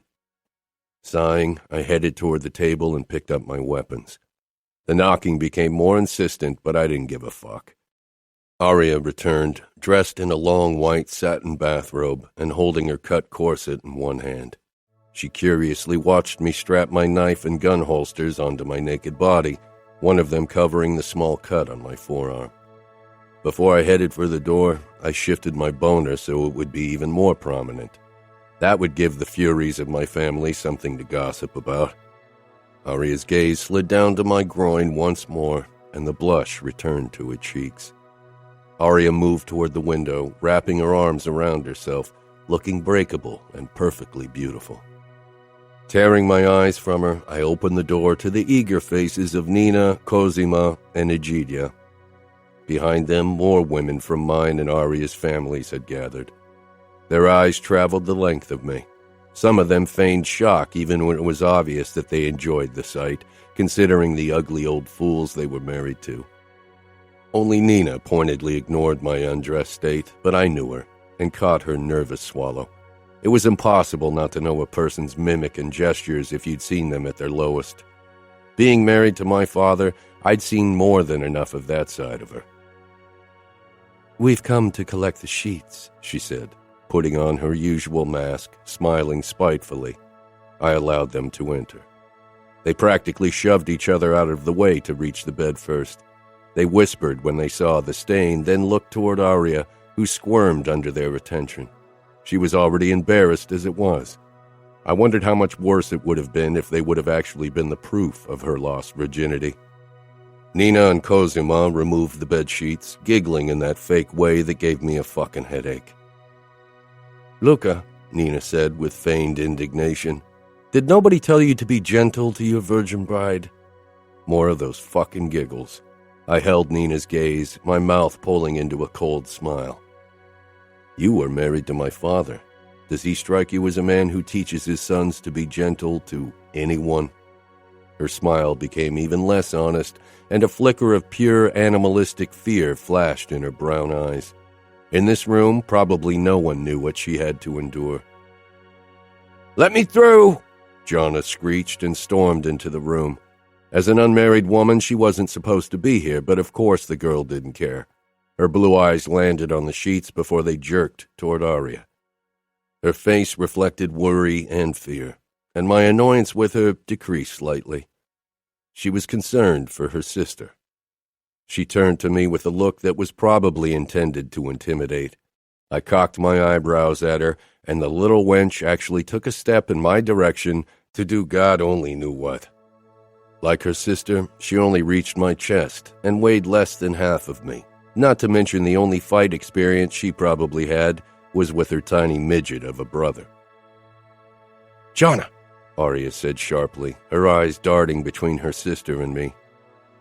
"Will you help me get dressed?" Aria turned and walked toward the bath, her movements stiff, as if she was sore. I was torn between admiration for her show and frustration over the fact that there was even a reason for her to pretend. After she'd sent me another scathing look, Jonna followed after her sister and closed the door. Nina shook her head, turning to Ludovica Scuderi. "Jonna doesn't know how to behave herself. I doubt her future husband will tolerate that kind of behavior." Considering how little Rocco cared about the well-being of his daughters, he'd probably give her to a sadistic bastard who'd beat Jonna into shape. But that wasn't my concern. Nina held the folded sheets in her palms, the bloodstains on display. Ludovica was pointedly not looking at them or me. "I don't have all day," I said. "Why don't you head downstairs and prepare everything for the show?" The women left, and I closed the door, glad to have them gone. They hadn't been suspicious, that much was clear, and why would they be? I was Luca fucking Vitiello. Sparing my bride definitely didn't fit my reputation. I headed for the bathroom. I needed a good shave and a fucking cold shower. I pushed the door open when I was met with resistance and Jana's angry face came into view in the gap. "You can't come in," she hissed, narrowing her eyes at me. She was a kitten trying to scare the tiger. "I'm her husband. Now step back," I said. I could have pushed the door open without trouble, but shoving a girl out of my way wasn't my favorite option. "I don't care that you're her husband," she muttered. Okay. I'd given all of my meager patience to Aria last night. I pushed harder and Jana stumbled backwards, her eyes flashing indignantly. The Spitfire stepped in my way, trying to stop me, but my eyes were drawn to movement in the shower, where Aria whirled around, turning her back to us. Sweet Jesus. That woman's back was already enough to give me another boner. "Leave!" Jana's hiss brought my attention back to her. I need to get ready, and there's nothing here that I haven't already seen. A big, fat lie, one I'd have to tell over and over again today when the sheets were presented. I glared at Jana. "Now leave, or you'll see your first cock, girl, because I'm going to undress now." I reached for my boxers, but it was an empty threat, unfortunately. Scuderi would lose his shit if I showed my dick to his daughter, the one that wasn't married to me at least. He probably didn't care what I did to Aria, considering he would let me marry her when she was only 15. Not that I gave a fuck about Scuderi, but it would have been dishonorable. "You arrogant asshole, Jana began, and I was close to forget about doing the honorable thing when Aria told her sister to leave, and finally the redhead moved toward the door. "You're a sadistic pig," she muttered before she closed the door. No one had ever insulted me like that and lived to see another day, but she was safe, because she was a girl and Aria's sister. Stifling my anger, I moved toward the washstand, but my eyes remained on Aria. She tensed when the door shut and we were alone. She was still afraid of me, even though I'd bled and lied for her. I couldn't even blame her for her distrust. With a man like me, she had every reason to expect the worst. I took my brush and started spreading shaving cream on my face when she finally turned the shower off. Then she turned, and I halted in my movements. My eyes drank her in. She was perfection. Her skin glowed and looked like silk, even her pussy. She'd been waxed for her wedding night, only a small triangle of blonde remaining, but nothing hid the delicious crease between her thighs, a place I could have sunk my cock into last night. Aria let me admire her, standing completely still, but a blush traveled over her throat and face. I set my brush down and took one of the towels from the rack before I moved toward her. Aria's eyes held insecurity as she opened the shower stall and took the towel with a small thanks. I couldn't stop looking at her, and so close up, her nakedness called even louder to the worst in me, the monster in me beckoning to be unleashed. Aria wrapped herself in the towel and stepped out of the shower. She peered up at me. She was petite, vulnerable, breathtakingly beautiful, and unconditionally mine. "I bet you're already regretting your decision," she said, her eyes searching mine, looking for something all women hoped for: tenderness, affection, love.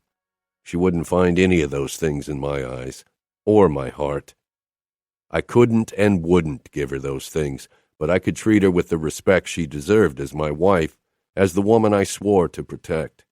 I'd respect her body, would honor her no as if it were my own. That was all I could give her. I returned to the washstand and picked up my shaving brush. Aria slipped past me and was almost out of the door when I gave her an answer. "No." She peered over her shoulder at me. "When I claim your body, I want you writhing beneath me in pleasure, not fear." Aria's eyes widened, lips parting, and then she quickly left. I set the brush back down, grabbed the edge of the washstand, and stared at my reflection. I had no trouble being a monster. It was in my nature, and I enjoyed it. But the second I'd seen Aria, I'd made a vow to keep that part of myself away from her. The women I'd fucked over the years had sought my closeness because they'd been looking for a thrill, had wanted to be dominated, and to submit to someone dangerous. For them, it had been a game, a sexual role play that got them wet. Because those women didn't understand that it wasn't a role, not a fucking game. I was a monster. There wasn't a role I played when I was with them, and it definitely wasn't a role when I tortured and killed. Aria knew all those things. She knew the monster I harbored because she'd grown up in a world where men domineered women, where they owned them, where rape fantasies weren't just that. They were horror stories spoken in hushed whispers among the married women. They were the shapeless fears of girls before their wedding night. With those clueless women, I'd enjoyed being rough, treating them like shit, because they got a thrill out of it and because it was the only way I could at least be partly myself. But with Aria, I didn't have to pretend I was someone else. She knew what I was, and for some reason that made me want to be good to her, to show her that there was more than brutality, at least where she was concerned. Chapter 8. I took a long time, showering and wanking like a goddamn teenage boy. With a gorgeous woman in my bed all night, I really shouldn't be suffering from blue balls, and yet here I was. Slinging a towel around my waist, I stepped out of the bathroom. Aria perched on the stool in front of her vanity, blonde hair trailing down her back and using whatever women use to accentuate their eyes. Not that Aria needed it. Her eyes widened in shock when she saw me. They trailed the length of me, fascination reflecting on her face. Stifling a groan at her innocent appraisal, I stalked toward the wardrobe and grabbed a few clothes. Knowing she was still watching, I let my towel fall to the ground. She sucked in a breath and my cock gave a fucking twitch, imagining how she was blushing. When I'd put on briefs and pants, I turned. As expected, Aria's cheeks were flushed. She pretended to be busy inspecting her nails, but she wasn't fooling me. She was too embarrassed to face me. It was something new for me. I didn't have experience with a girl like her. The women of my past had been straightforward with their demands and practiced in their advances. Aria wasn't, and I wasn't entirely sure how to handle her. Taking the guns from the table, I began strapping them to my holsters as I did every day, as I'd done for as long as I could remember. "Do you ever go anywhere without guns?" Aria asked quietly, turning around in her stool to face me. She was wearing some sort of long dress with a golden belt and golden sandals, reminding me of an Egyptian princess even if her hair didn't match the image. It was still strange to think that she was really mine, that she would be mine until the very end. This wasn't for one night or a few weeks of mindless pleasure. This wasn't no strings attached. This was forever, for both of us. She was my responsibility from this day on. Remembering how my father had failed his wives, both my mother and now Nina, it seemed like a fucking impossible challenge. "Not if I can avoid it. Do you know how to shoot a gun or use a knife?" "No. My father doesn't think women should get involved in fights." "Sometimes fights come to you. The Bratva and the Triad don't distinguish between men and women. The Triad had laid low. Most of their territories had been claimed by the Bratva, so they were the ones we were worried about." Aria tilted her head. "So you've never killed a woman?" "I didn't say that." Aria didn't need to know how the Bratva had almost gotten me. It wasn't something I wanted people to know. Aria rose from the chair, smoothing the long dress out. I was glad she'd chosen something floor-length. It made things easier. People might suspect I'd left my marks on her upper thighs. Good choice. The dress covers your legs.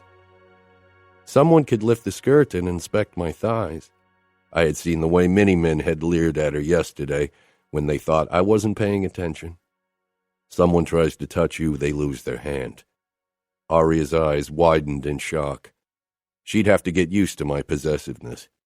Come on. I led her out into the hallway and closer to the main hall. A few male guests were still in the lobby, but the majority of voices came from the dining room. Aria stiffened. "Are they all waiting to see a bloody sheet?" Her skin turned red. Many of them, especially the women. The men might hope for dirty details. Others might hope to talk about business, ask a favor, or get on my good side. Aria made no move to descend the stairs, so I nudged her forward gently. We walked down close together, and I had to slow my steps considerably to adapt to her shorter legs. I'd never walked hand in hand with a woman, so this was something new. Romero greeted us with a smile. "How are you?" he asked Aria, and then looked like he wanted to swallow his tongue. Asking a bride that kind of question after her first night was definitely inappropriate. I chuckled, but my mood dropped when the gathered men sent me winks and grins. Everyone thought I'd spent the night banging my stunning wife. Aria surprised me when she pressed closer to me. It took me a second to realize she was seeking protection from their attention. I wrapped my arm around her waist and sent them a warning look. They averted their eyes. "Mateo and the rest of your family are in the dining room," Romero said. "Poring over the sheets?" "As if they could read them like tea leaves," Romero confirmed, then gave Aria an apologetic look. "Come." I led Aria toward the dining room despite her tension. The presentation of the sheets was something we couldn't evade. Everyone was waiting for us and fell silent when we entered. My father, the familia underbosses, the cavalleros and scuderi had gathered around the dining table. Most of the high-ranking outfit men had already left with their families this morning to return to their respective territories. Aria squirmed under the attention. Soon she'd have to face the women who looked like famished dogs with their sights set on a piece of meat. Father nodded toward me with a look in his eyes that made me want to push Aria behind me. Thankfully, Mateo chose that moment to walk up to us, looking a mess with bags under his eyes and stubble. For him, that was the equivalent of a stylish meltdown. "You look like shit," I told him as he sipped on his espresso.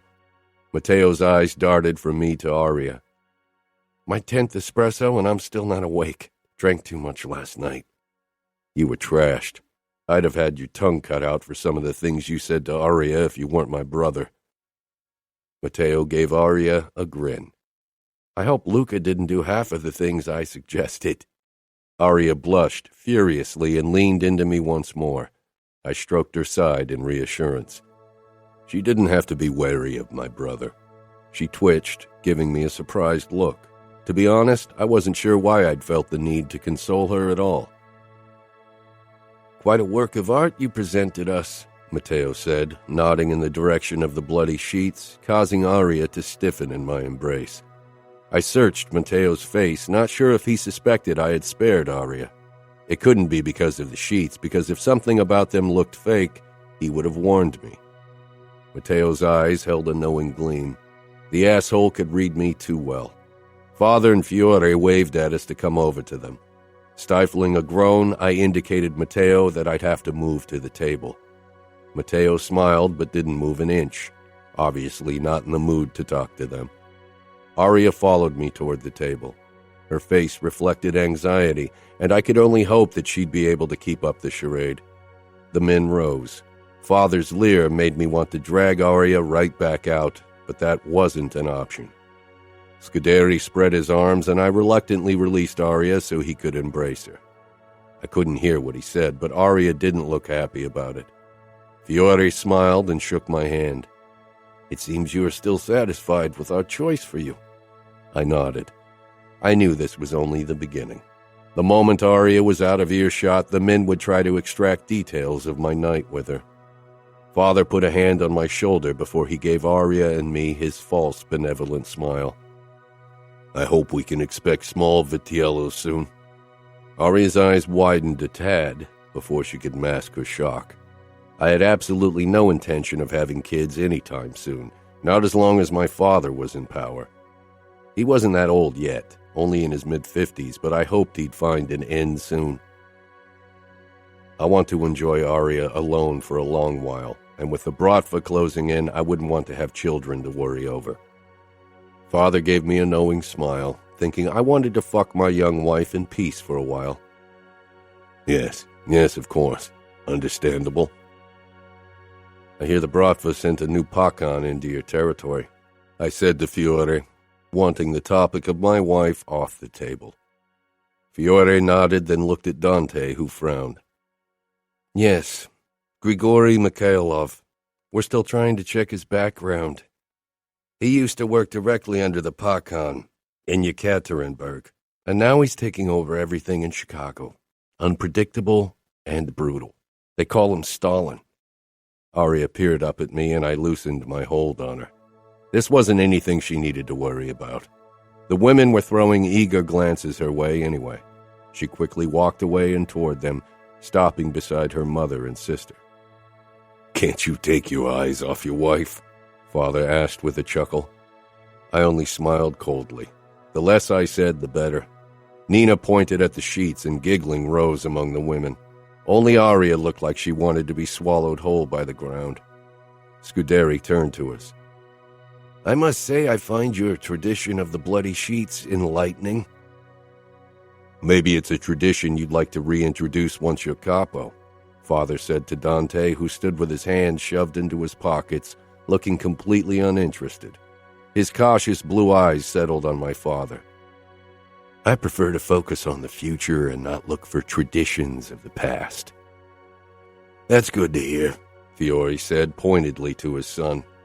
My father gave me a look. He, too, had noticed the tension between the Cavallaro men.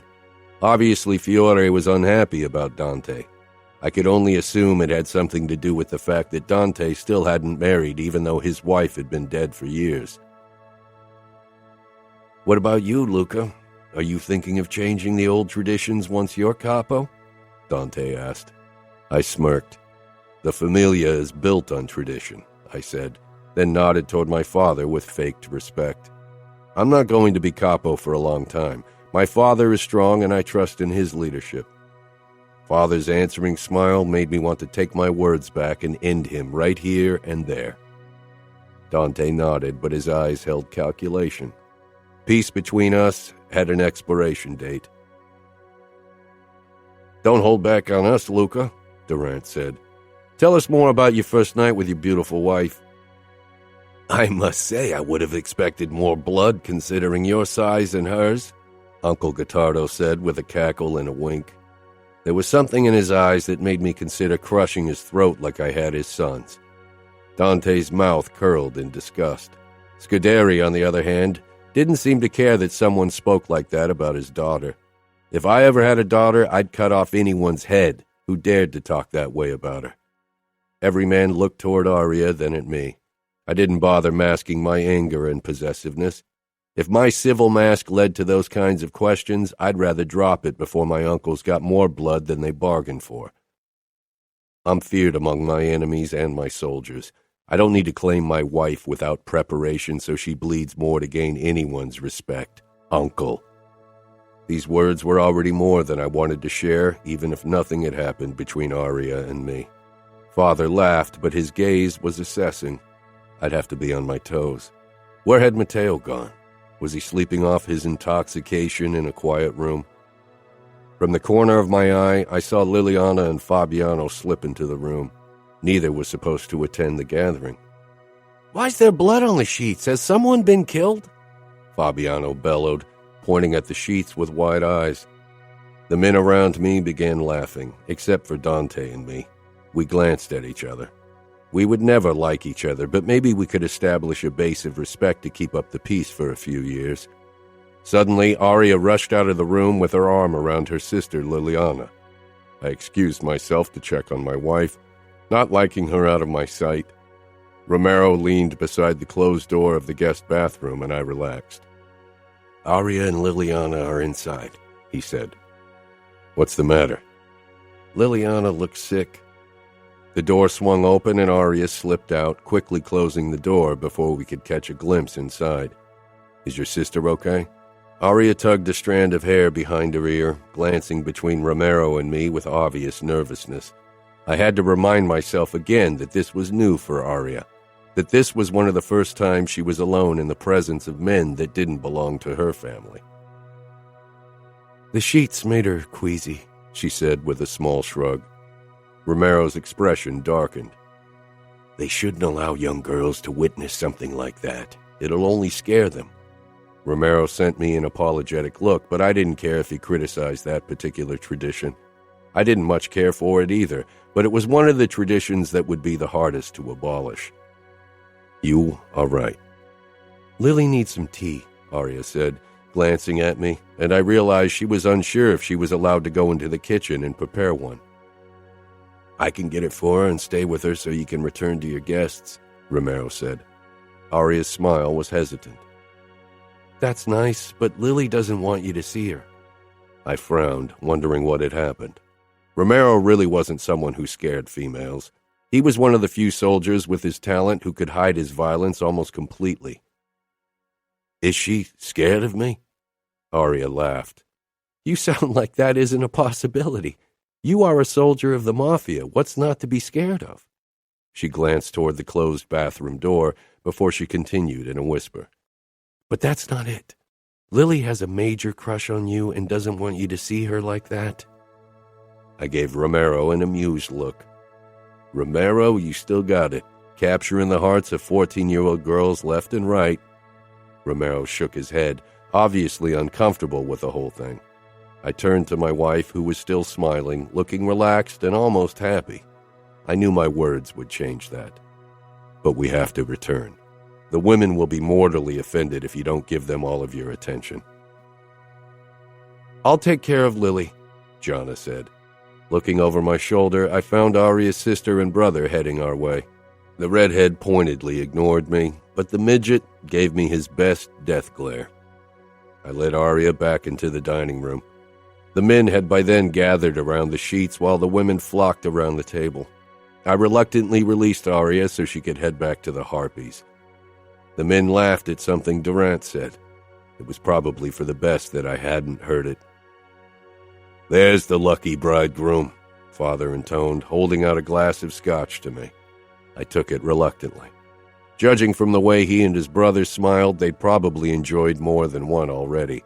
Only Scuderi, Dante, and Fiore looked sober, which didn't come as a surprise considering they were in our territory. Gottardo's beetle eyes held challenge when I stopped beside him. So, Luca, won't you at least tell us how many rounds you managed last night? Won't you share at least that piece of information with us? Durant smiled in a way that made me want to slice my blades from one fucking corner of his mouth to the other to see how much wider his fucking grin could get. I don't share ever, not even the tiniest fucking bit of my wife, I snarled. My father and his brothers were disgusting pieces of shit. The same sadistic streak stained their blood. Sometimes I worried it ran in my veins as well and was only waiting to show its full potential. I was cruel and pitiless, but not like my father, not yet. Father shook his head with a bellowing laugh, but the laughter didn't extend to his eyes. They were vigilant and suspicious, and for a moment I worried he'd seen through the charade I was playing.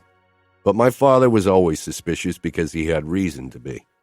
There was no one he trusted, and rightfully so. Everyone hated and feared him. That wasn't the base for trust. Not that I had many people I trusted, definitely not without reservations. Mateo had my trust and Romero to some degree, but everyone else could be an enemy disguised as an ally. Uh-oh, quite possessive of your gorgeous young bride, Durant cackled. Considering her beauty and your possessive streak, I'm surprised you agreed to wait 3 years before marrying her. His fucking beetle eyes latched onto Aria as she talked to the other women, and something in them made me want to stick my blade into his eyeball before shoving the fucking thing down his throat so he could choke on the slimy globe. I like women of age, I gritted out. I could feel my blood pressure rising, my fury burning away at my self-control. I took a sip from the scotch, even if it was too early for hard liquor, and glanced toward my wife. She was smiling, but blatant embarrassment shone on her face, and her cheeks were dusted pink. I could imagine too well what the women were talking about. Her eyes darted to me as if she noticed my attention, and for a brief moment, a small conspiratorial smile tugged at her lips. A moment without her usual wariness and submissive fear, a glimpse at her true persona when she was around people she trusted. It was a side of her I wanted to see more of. I still remember my first night with Criminella, Durant said with a twisted grin. After that, they all launched into stories of their own wedding nights. My mood was on the verge of homicidal when the ordeal was finally over and most of the guests had left. I touched Aria's back as I led her out of the dining room and up to our bedroom to pack. She was quiet and tense at my side, and I wasn't sure if it was because of the presentation of the sheets or because of something else. We had almost reached our bedroom when my brother made an appearance. I scowled at him. I could have used his help at the presentation, though knowing his temper, especially when he had a headache from last night, it was probably for the best that he'd taken off. "You two lovebirds will have to postpone your mating session. I need to have a word with you, Luca," he drawled, looking inexplicably cheery all of a sudden. Not a good sign. Aria cast her gaze up to me with obvious uncertainty, again asking me silently what to do. "Go ahead. Check if the maids packed all your stuff. I'll be back soon." She didn't need to be told twice and rushed into our bedroom.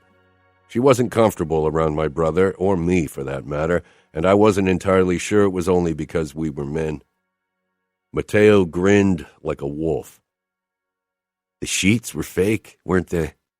My big bad brother spared his little virgin bride." I got into his face, narrowing my eyes at him. "Keep your fucking voice down." We were alone in the corridor, but that could change at any point, and then I'd have a lot of explaining to do. Matteo cocked his head. "What happened? Did you have too much to drink and couldn't get it up?" "Fuck off. As if alcohol ever stopped me," I muttered. When Matteo and I had partied the nights away, we'd always ended the evening banging a girl. "Then what?" he asked, honestly curious, as if it were incomprehensible that I could hold back. The memory of Aria's blank fear of me and her hopeless tears flashed before my eyes.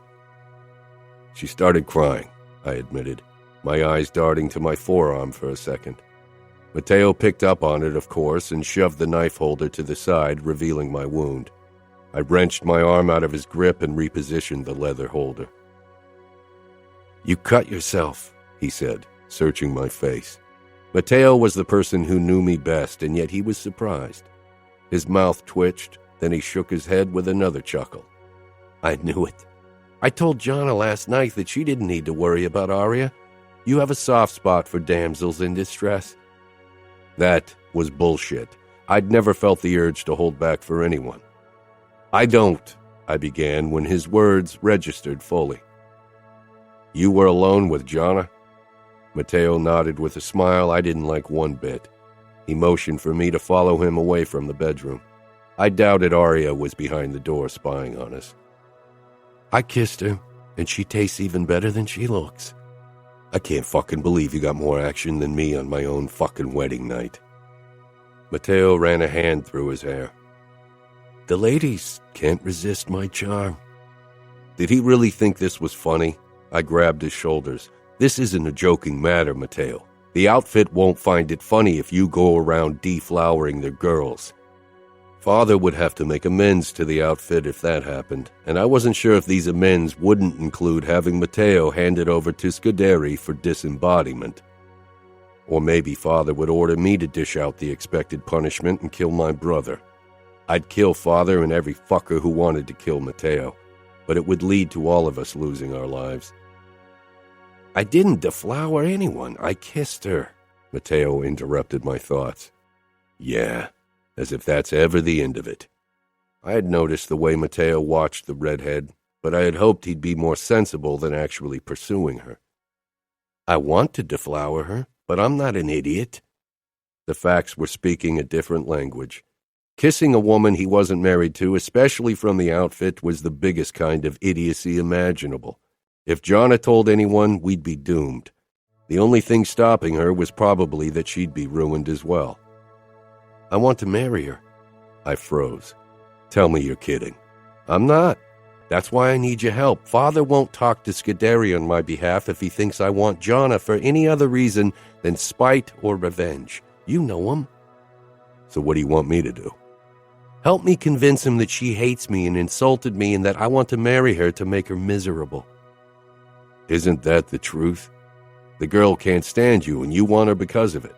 How is that any different from the story we're going to tell Father?" "I don't want to make her miserable. The end result might be the same. The girl is going to drive you insane. You realize that, don't you? I'm really not sure if I want her in New York. You'll deal with it, and Aria will be happy to have her sister with her. He had a point, but I wasn't sure if I wanted them to be together often. Gianna's influence wouldn't make my marriage to Aria less difficult. It would be hard enough to make it work. I didn't need additional complications. You really think you thought that through, don't you? I said. I did, and Father will choose some bitch that'll make me miserable for me soon enough.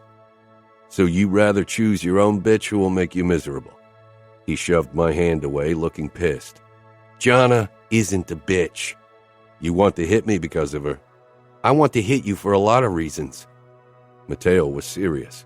I could tell how much this meant to him, so even if I considered it a bad idea, I knew I'd have to help him. As his firstborn, Father valued my word more than Matteo's. I could only hope this wouldn't come to bite Matteo and me in the ass. After Father promised to talk to Fiore and Rocco about Gianna, he asked me to stay for a private conversation.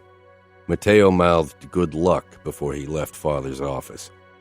I crossed my arms in front of my chest, waiting for my father to speak.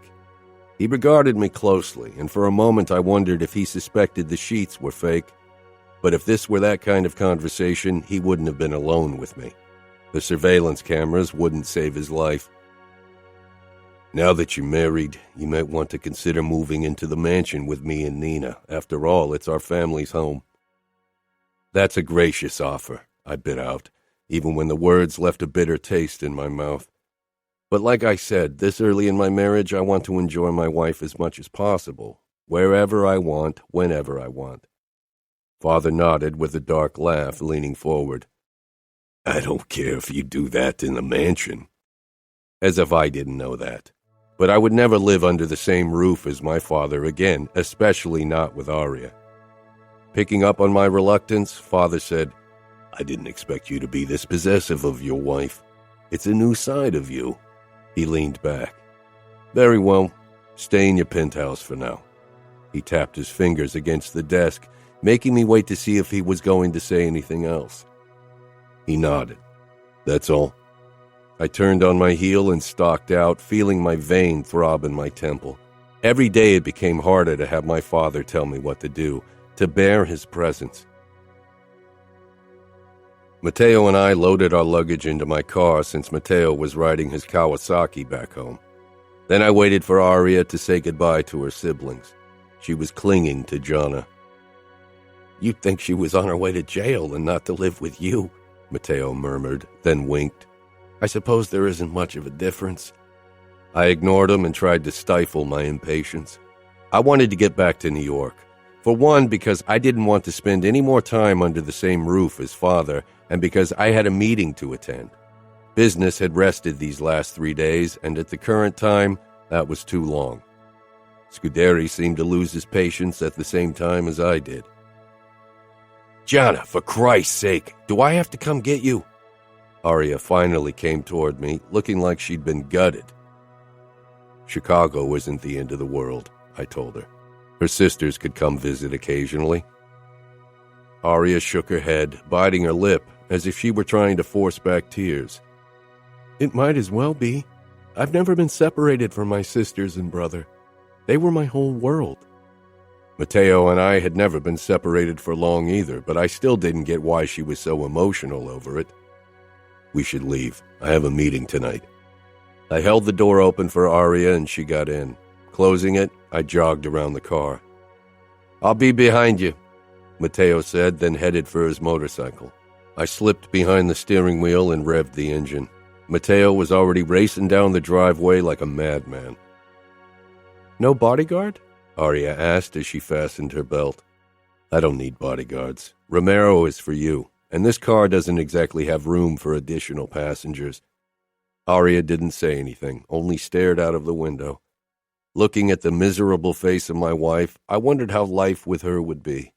I'd never shared my apartment. I had come and gone as I pleased, but now there would always be someone around. It would be difficult to pretend 24/7. Aria would see my true self if she wanted to or not. I wondered if she'd be able to bear it. She seemed so fragile and innocent. What if my darkness was too much for her? Chapter 9. We didn't speak during the drive to New York. I didn't really care. Talking to women had never been a top priority. The only topic I cared about was the Mafia, and women had limited knowledge of the realities of mob life, if any. Without a word, I got out of the car and grabbed our luggage. Matteo could pick up his bag with his spare car key later. When I headed for the elevator, I realized that Aria was still beside the car, her arms wrapped around her middle, looking around in trepidation. Thinking about running? Shaking her head, she finally headed my way. He would find me. I would. Now that she was mine, I'd search the entire world for her. The elevator glided open and I got in, followed shortly by Aria, who glanced around curiously and scanned the number of floors. The elevator is private. It leads only to the last 2 floors of the building. My penthouse is at the top, and Matteo has his apartment on the floor below. Aria turned to me. Can he come into our penthouse whenever he wants? I couldn't read the tone of her voice. Are you scared of Matteo? I'm scared of the both of you, but he seems more volatile. While I doubt you'd ever do anything you hadn't thought through. You seem like someone who's always firmly in control. If she was already scared of me when I showed only my civil side, I didn't want to know what would happen if she ever saw me at my worst. Sometimes I lose control. Aria peered down at her wedding band and twisted it. I really wished she'd at least look at me so I could gauge her emotions. You have nothing to worry about when it comes to Matteo. He's used to coming over to my place whenever he wants, but things will change now that I'm married. Most of our business takes place somewhere else anyway. Matteo and I hadn't discussed the matter so far, but considering that Aria might walk around the apartment naked at some point, I definitely didn't want my brother to show up unannounced. The elevator beeped and came to a stop, then the doors slid apart. Aria became tense and took a deep breath as I motioned for her to enter my apartment. Our apartment from now on. It was strange to allow a woman into my domain. I didn't really count my housekeeper, Mariana, as a woman in this case. She worked for me, after all. I'd never had one of my affairs or one-night stands over, and even Nina had only managed to weasel her way inside once when she accompanied my father. But this would be Aria's home now, not just mine. As I watched her take in my penthouse, I realized that was probably why she looked so tense. She hadn't chosen this place like she hadn't chosen me, but she'd have to call it home from this day on. I wondered if she liked it. There were no frills or soft colors, no plush throw pillows or fluffy rugs. I'd asked the interior designers to keep it functional and modern, with grays and whites and blacks. The only dashes of color were the modern art paintings that hung from walls. And now Aria. She stepped up to the French windows. With her bright orange dress and her long blonde hair, she was an absolute eye-catcher in my colorless apartment. I wasn't sure how long I'd stared at her when I finally snapped out of it. Your things are in the bedroom upstairs. Mariana wasn't sure if you wanted to put them away yourself, so she left them in your suitcases, I told her. Her family had sent most of her belongings to New York a couple of days ago. Who's Mariana? Aria asked without turning. I walked up to her until I could see her face in the window. For once, her expression was blank, impossible for me to read. She's my housekeeper. She's here a couple of days per week. How old is she? Aria asked. She tried to sound casual, but the delicate blush traveling up her throat betrayed the reason for the question. Are you jealous? I asked. I touched her hips, and as always, she froze for a split second before she caught herself. I'd been doing everything I could to treat her right, but she still acted as if I'd brutalized her. I'd never felt more like my goddamn father than in this moment. Aria slipped away from me and moved toward the doors. When she faced me, her expression was perfectly controlled once more, and I hated it. Can I go outside? She asked. This is your home now, too, I gritted out, trying to hold back the darkness that threatened to claw its way out of my chest. Aria stepped outside and headed directly for the banister. I followed her, suddenly suspicious of her motives. "You're not thinking about jumping, are you?" I asked as I leaned beside her. The idea that Aria might choose death over me like my mother had chosen death over my father, and ultimately Matteo and me, felt like a punch to the stomach. Aria looked up at me with a small frown. "Why would I kill myself?" "Some women in our world see it as their only way to gain freedom. This marriage is your prison." She knew that as well as I did. There was no sense in lying to her. "I wouldn't do that to my family. Lily, Fabi, and Jana would be heartbroken." Of course they would, and of course Aria would think of them. I still remembered her anguish over having to leave them. "Let's go back inside," I said, wanting this conversation over. I led Aria into the apartment, my hand on her lower back. Despite her constant tension, I couldn't stop touching her. It annoyed the hell out of me. "I have a meeting in 30 minutes, but I'll be back in a few hours. I want to take you to my favorite restaurant for dinner." "Oh," Aria said, eyes growing wide. "Like a date?" I was surprised by my suggestion as well. It was a spur-of-the-moment decision, wanting to show Aria that life in New York wouldn't be as bleak as she feared. "You could call it that. We haven't been on a real date yet," I said, wrapping my arms around her. Aria tensed as usual. "When will you stop being afraid of me?" I asked quietly. People were always scared of me, but not the people who mattered, Matteo and Romero. Aria bit her lower lip. "You don't want me to be afraid of you?" Dark amusement rose in me, but I shoved it down. "You are my wife. We'll spend our lives together. I don't want a cowering woman at my side." Some of the tension disappeared from Aria's face, and a small smile played around her lips. "Are there people out there who don't fear you?" "A few," I said. With the way she smiled, I couldn't resist kissing her. She froze briefly, but I did my best to keep our kiss gentle, my lips tasting hers without demanding she open up for me. It was fucking hard, but Aria's softening body was my reward. She finally parted her lips from me, and I dove in, teasing her tongue. She touched my neck, surprising me with the gesture. It was a soft touch, as always, so soft and careful. When she put her palm up against my chest, right over my familia tattoo, a surge of desire flooded me, but it wasn't the only sensation I felt. For the first time ever, a kiss gave me a foreign sense of belonging. I drew back, staring into the hooded blue eyes of my wife.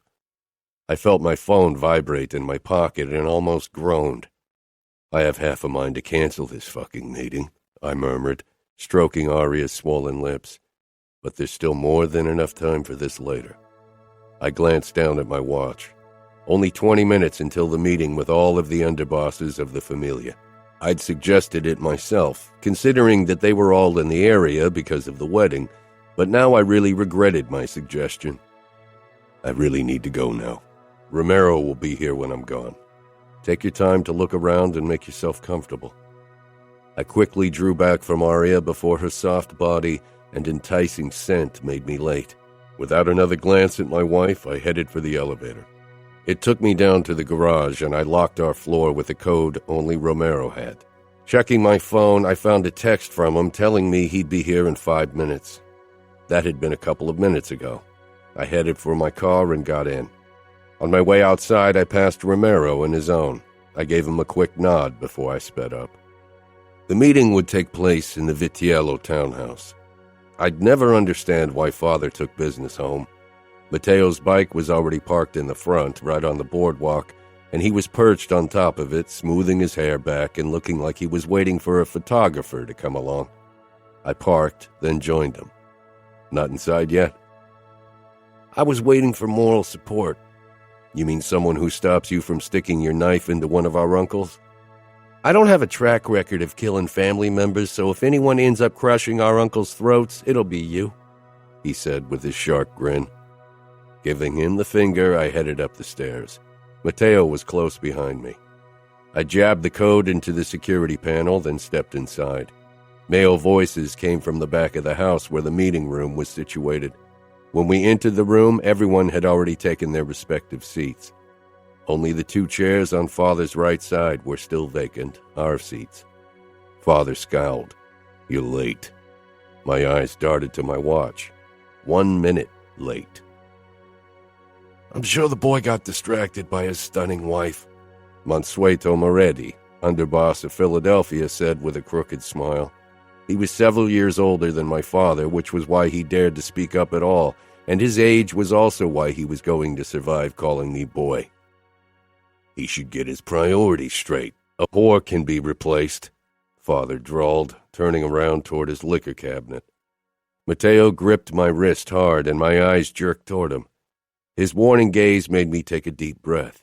I wasn't sure what he'd seen on my face, but it must have been bad. I turned back to the gathered men, most of them focused on my father, who poured himself a scotch, but Mansueto and Uncle Gottardo had their eyes on me. The former didn't worry me as much as the latter. I stalked toward my chair and sank down. Mateo took his seat beside me, still watching me warily. He could stop it. I wouldn't kill our father in a room full of underbosses.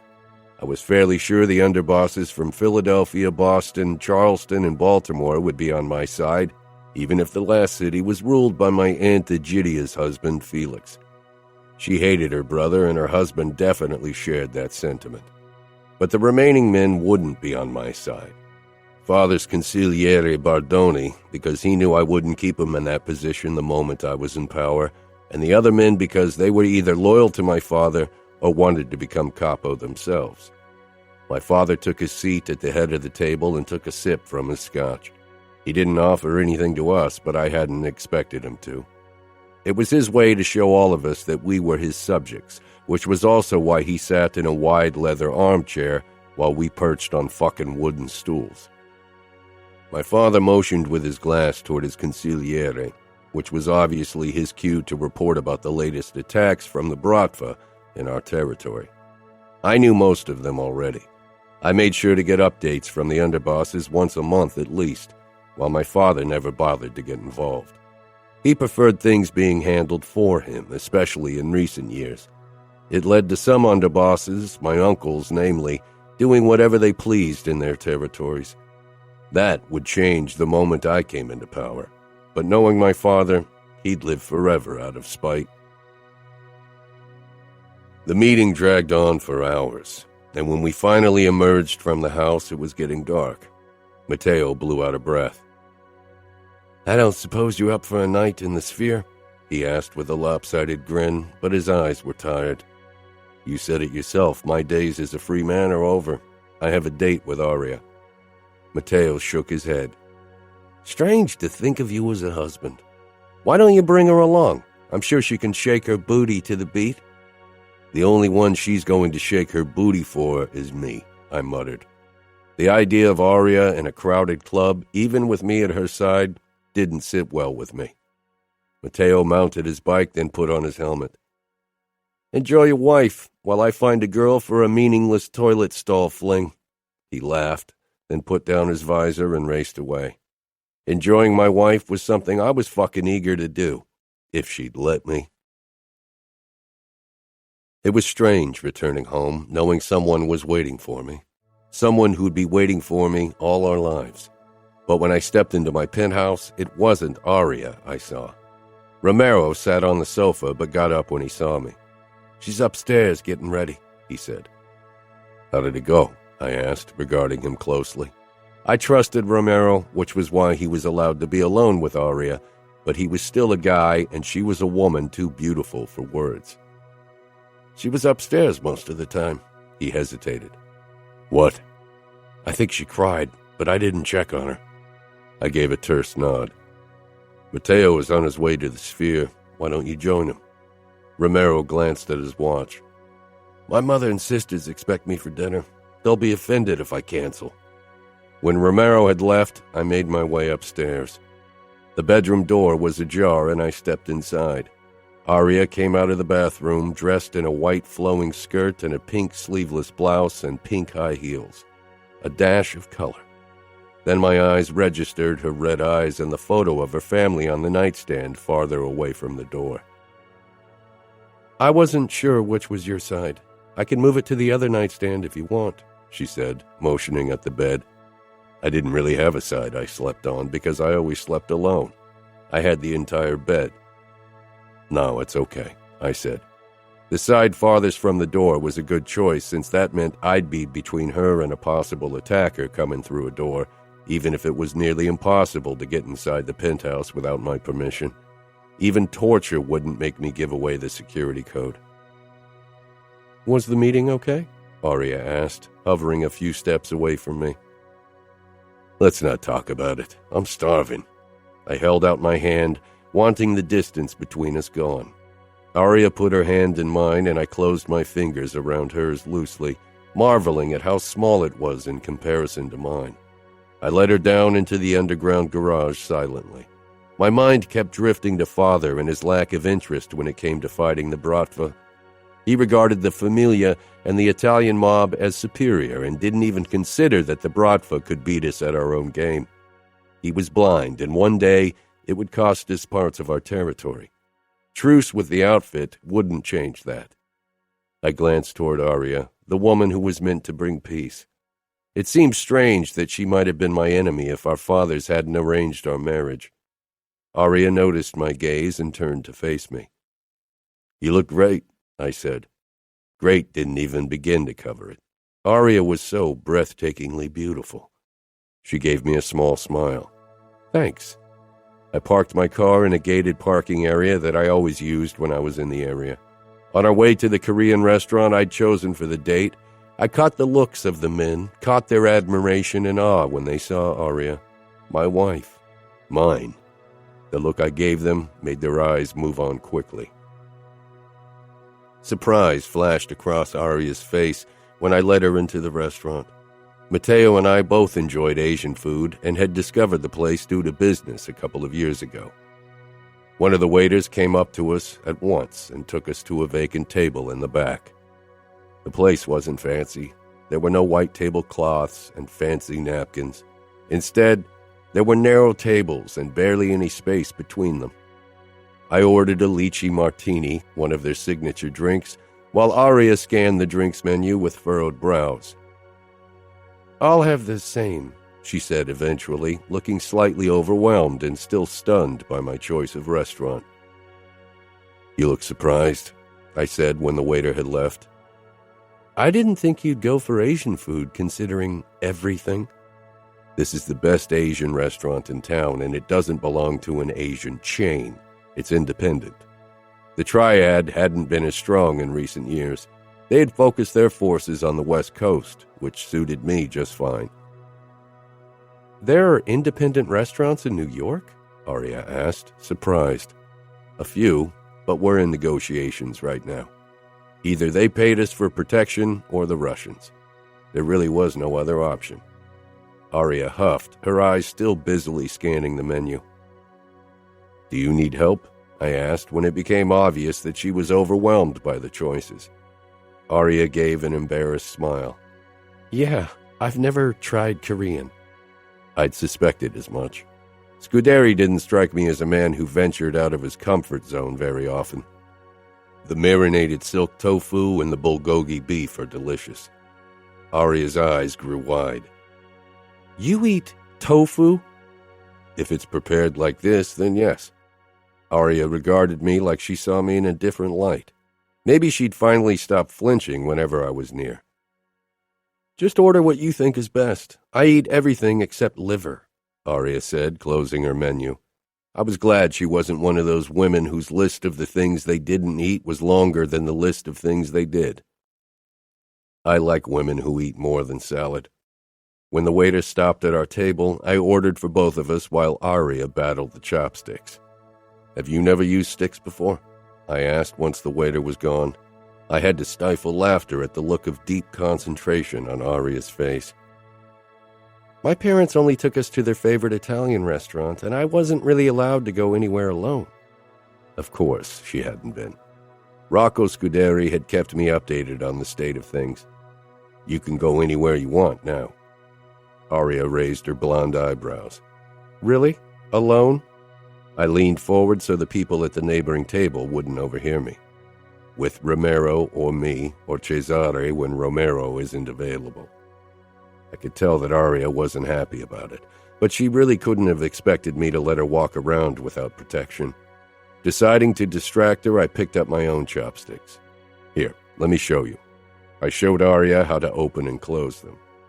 Biting her lip in a very distracting way, she tried to imitate the motions, again with a look of utter concentration on her face.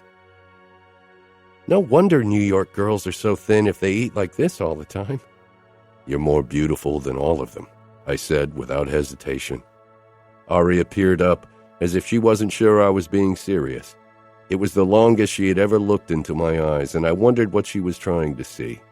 I was towing the line, trying to make her feel comfortable, and being good to her without making her hope for something as ridiculous as love. Aria had been completely sheltered, even if she knew the rules of our world and what kind of man I was. Her naivete and innocence would still make her hope for something that would just never be. I picked up a piece of the bulgogi beef and held it out to Aria. Surprise flashed across her face. I raised my eyebrows in challenge. She parted her lips, then closed them slowly around the sticks, and I almost groaned. Did she even realize what kind of images she created in my mind? Delicious, she said, smiling sweetly. Watching her innocent joy over something as simple as eating Korean food filled me with a new appreciation. Aria became tense the moment we returned to our apartment and quickly disappeared into the bathroom. I ran a hand through my hair as my eyes rested on the bed. This would be our first night in our apartment, in this bed. Watching Aria enjoy herself during dinner had rekindled my desire for her. It was difficult to read her. Why was she so tense? The door to the bathroom opened and Aria stepped out in a long dark blue nightgown that contrasted beautifully with her golden hair and pale skin. My eyes were drawn to the slit, showing off a small sliver of her smooth thigh. Unfortunately, Aria had the deer in the headlights look going. I walked past her into the bathroom, needing to cool off. I splashed some cold water into my face. My body throbbed with the desire to lay claim on the woman in my bedroom. I'd never had to hold back, never wanted to, but Aria needed me to. Fuck. Staring down at the boner in my briefs, I pushed away from the sink. Aria was my wife. She shouldn't still be a virgin. Maybe she was ready tonight. Maybe she'd only been terrified because of the pressure on our wedding night. Wasn't she curious? I remembered how fucking eager I'd been before my first time, despite my nerves. When I stepped out of the bathroom, I found Aria in front of the panorama windows, her back turned to me, looking out toward the skyline. I moved toward her, noticing the way her body tightened. It got only worse when I reached out for her. Her obvious nervousness set my teeth on edge, because I didn't know how to put her at ease. Words of consolation or reassurance weren't really my fucking strength. My first instinct was to give her an order to stop the tensing, but that wouldn't have gone over well. I reached out for her and she stiffened even more, as if she thought I'd grab her, push up her nightgown, and fuck her right against that window, which was what I wanted to do but never would, unless she fucking wanted me to. I touched my knuckles to her soft skin and lightly ran them down her spine, trying to show her that I was going to hold back for her, that I'd be careful with her. Apart from the goosebumps pimpling her skin, she didn't react. She obviously wouldn't act on her own accord.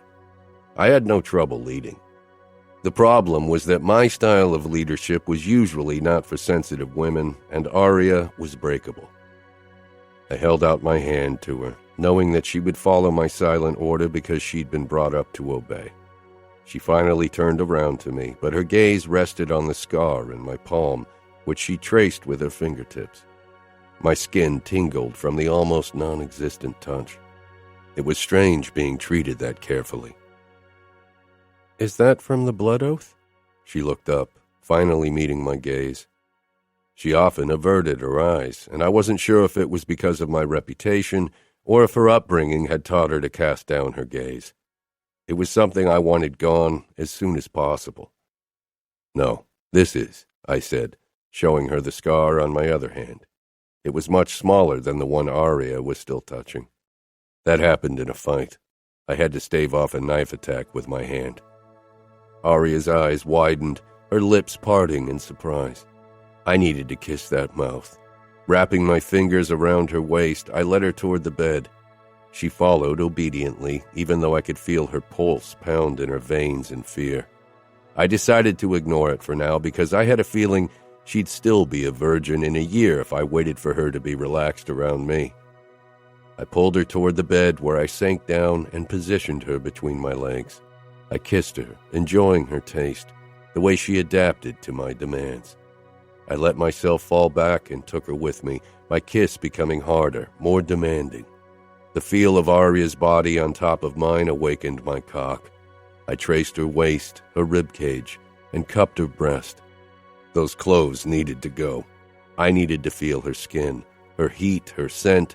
They were like a drug to me. I kissed her throat and ear. I've never wanted to fuck a woman as much as I want to fuck you right now, I rasped. Aria stiffened and turned her face away when I tried to kiss her again. She tried to sit up. For a moment, I considered holding tight, but then I released her, confused by her change in mood. She'd been into our kiss. I bet she was wet from my touch. Why did she pull back? I don't want this, she said, sounding actually disgusted, and the look on her face made me feel like my fucking father.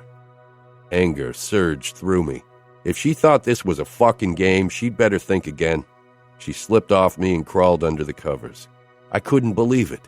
I'd never been turned down by a woman, much less twice, and definitely not by my own fucking wife. Stifling my frustration, I turned the lights off. I wouldn't be made a fool of. If Aria had no intention to turn this into a real marriage, then so be it. I had never wanted to marry, and if she preferred to keep her distance, I could keep myself entertained. I didn't need this marriage to work. It was only for show anyway. I waited for her to fall asleep before I slid out of bed. It would have been disrespectful to leave while she was awake. It was a silent code of honor that husbands tried to keep that part away from their wives, even if their wives preferred them seeking out other women. I grabbed my mobile and a few clothes before I headed downstairs. Aria's expression, full of disgust and anxiety, kept flashing in my mind, making me feel like my father. That was the last thing I wanted to be. My days of seeking women in clubs were over, and I couldn't risk the press catching me. I sent Grace a text, even if I was starting to grow tired of her. Apartment, 30 minutes. She'd have to hurry to make it there in time. I left the penthouse, locking it so Aria would be safe, and drove to the apartment where Grace and I often met to fuck. My anger at Aria's rebuke turned to anger toward Grace because I knew she said something to Aria on our wedding day. Was that why she couldn't bear my fucking touch? Grace stepped in almost on time, slightly breathless, but as usual with a heavy layer of makeup. Either she slept with that shit on her face or she'd hurried to put it on so she could meet me. "You're 2 minutes late," I said coldly. She flushed. "I'm so sorry, Luca. I came as quickly as I could." She removed her coat, revealing garters, a miniskirt, and a bra where her nipples peeked out. Usually that sight got me going, and I was getting hard, but for some reason it felt different, which annoyed the fuck out of me. If I couldn't enjoy my wife, I at least wanted to enjoy other women, but even that seemed impossible now that I was with Aria. Fuck it. I focused on my anger, on the monster inside of me. I don't wait for anyone. I pushed away from the wall, but Grace quickly stepped in front of me, touching my chest. I narrowed my eyes at her. "I'll make it up to you. I'll give you what you need. My pussy is dripping for your cock, Luca." She cupped me through my pants and squeezed hard. My cock jerked. I hadn't slept with a woman in 2 weeks. That was the longest dry spell I'd suffered through since I was 13. All for Aria. Damn it. "I knew that virgin pussy couldn't keep you entertained." I gripped Grace's neck hard and brought our faces close. "Don't mention my wife again, understood? And don't think I don't know you talked shit to her on our wedding day." Grace winced, but my roughness turned her on. Her nipples puckered and her lips parted. I just needed to get the fucking anger out of my system, the fucking desire for Aria. Get on your knees. I'm going to fuck your mouth. Grace shivered and knelt before me. I opened my zipper, grabbed her hair, and guided her mouth to my cock. I fucked her lips so hard and fast, deep-throating her. She moaned around my cock a few times. I pulled back, suddenly unable to bear her moans, the wet sounds of lips smacking around my cock. She got to her feet with a smile. Condom, I told her. I didn't have any with me. I'd given them all to Matteo shortly before my wedding because I'd assumed I wouldn't need them again. Because I'd assumed my wife would want my touch and not look at me like Nina looked at my goddamn father. The mere idea that I could be like him, that Aria could think I was like that, it drove me insane. Grace shook her head. We don't need it, she said with a seductive smile. I'm taking the pill, and I never went bareback with any of the other guys I was with. My lip curled. Did she really think I'd fuck her without a condom? I didn't trust her one fucking bit. In her twisted mind, she probably thought that if she got pregnant, I'd actually stay with her. I don't go bareback, Grace. She pouted. I bet you do with your wife. I stiffened. Shaking my head, I reached for my pants. I warned you. Luca, wait, she cried, grabbing my hand. Come on, don't be like that. Fuck me, I need you. I have a condom in my purse. Shaking her off, I left her standing naked in the room. Fuck. Why did she have to keep bringing up Aria? And why the fuck did I care? Aria didn't want this to be a real marriage. She couldn't even stand my fucking closeness. When I returned home, I went straight into the shower, not even glancing toward my sleeping wife, and cleansed myself under the hot spray. Returning to bed with Aria after what I'd done felt wrong. I crept through the darkness, but even in the dim light I could make out the golden halo of her hair on the pillow. She was turned toward my side. I carefully slid into bed. Aria didn't stir. As my eyes grew accustomed to the dark, I made out her face and her bare shoulder. Her sweet, flowery scent drifted into my nose, and suddenly I felt the urge to shower again. Fuck! I never wanted to marry, never wanted a woman at my side in my life. But now I had a wife who didn't want my touch when all I could do was think about touching her. I rolled over, turning my back to her. I wasn't sure what Aria was hoping for, but I knew she wouldn't get it. And she was obviously determined not to give me what I wanted either. The next morning I left bed early, not wanting to face my wife. I wasn't worried that she'd realize where I had been.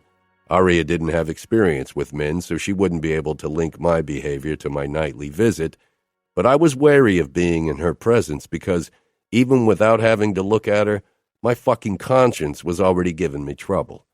Before Aria, I had been convinced I didn't have one to begin with. I'd never felt like it, and it didn't even make sense. Aria didn't want this marriage.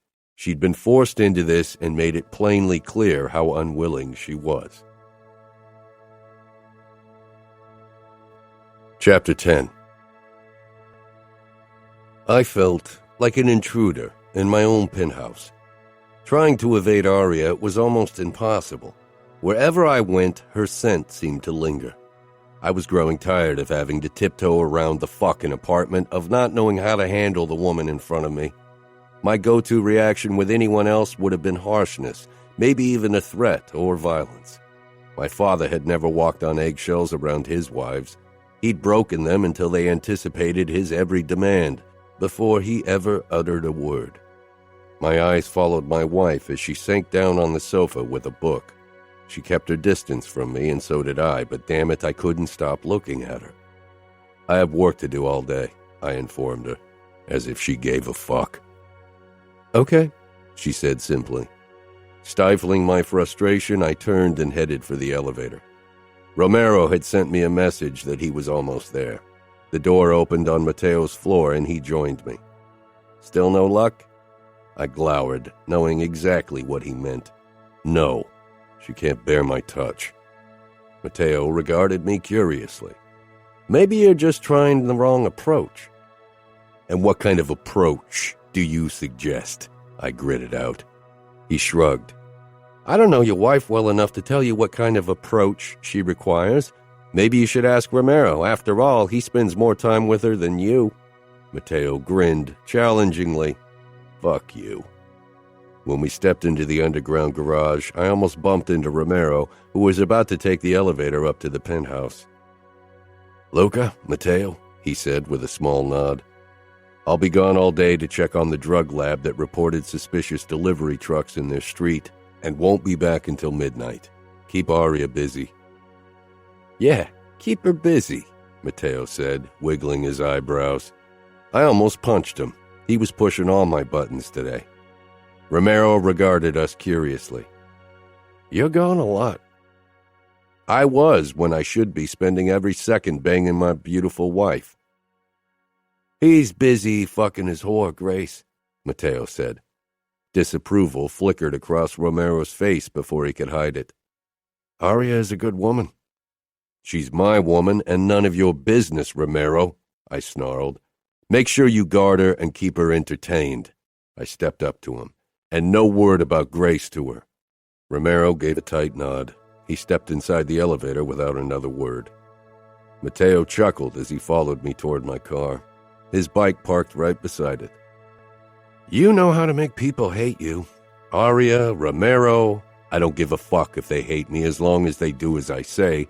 Both of them are forever bound to me by their fucking vows. Mateo mounted his bike. I got into my car before he could say anything else that would drive me up the wall. Later that day, I got a message from Father. Mateo sent me a questioning look. You look like you swallowed a bitter pill. Father wants to see us. Mateo grimaced. Again? Come on, let's head over there. I want to get this over with as soon as possible. When we arrived in front of the mansion in the Upper West Side where Mateo and I had grown up, my insides tightened as they always did. I hated this fucking place, hated the memories connected to it. From the outside, it was regally white, but it harbored only darkness. Light hadn't been part of our childhood or our present. Mateo was already waiting on the bottom of the stairs leading up to the double doors. He was always quicker on his bike. His expression held the same apprehension that I felt. We didn't say anything as we headed up the stairs. The camera swiveled toward us. I keyed in the code that would switch off the alarm system and unlock the door. The guards would already have seen our faces and stayed in their rooms in the back of the house. Mateo and I both froze in the entrance hall when Nina's cry rang out. I'm sorry, Salvatore, please, she cried out again. My hand curled to a tight fist. Father, we're here. Mateo shook his head, his mouth tight. We should kill him, he whispered. You're a better Capo. You're a better everything. Shh, I growled. Mateo had spoken quietly, but Father was paranoid. I wouldn't put it past the old man to have micros hidden away somewhere so he could hear everything that went on in his home. There was nothing I wanted more than to kill my father, but the Familia would never accept patricide.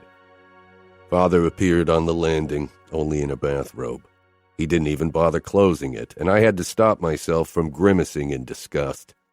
He was covered in blood and still sporting a fucking boner from whatever he'd been doing to Nina. His cold eyes settled on Mateo and me, and his mouth pulled into a creepy, benevolent smile. Sons, good to see you.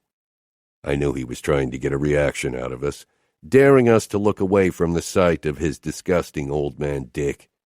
But Mateo and I were his sons. We had seen and done so many horrible things. No way in hell would we show weakness in front of that bastard. You called for us? I said simply. Mateo stayed silent, which was for the best. Father regarded my brother, and I knew he was daring him to say something. My muscles tensed. He had at least 6 guards in the back of the house. If Mateo lost his shit and we had to kill our father and his men, it would get nasty. Thankfully, Mateo gave a tight smile. It was fucking fake, but Father wouldn't know that. His self-satisfied smirk widened. I have a few matters to discuss with you. I'm taking a shower and getting dressed. Check on Nina and see if she's still breathing. I gave a terse nod. Satisfied with our obedience, Father turned and headed for his bedroom. Matteo met my gaze, and the look in his eyes worried me. "Let's check on Nina," I told him firmly.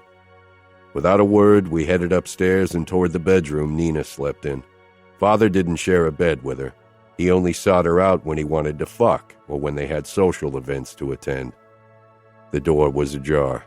Taking a deep breath, I pushed it open, hoping I wouldn't have to dispose of a body or make up an inane story about how Nina had died so we could publicly bury her. Soft sobbing came from inside.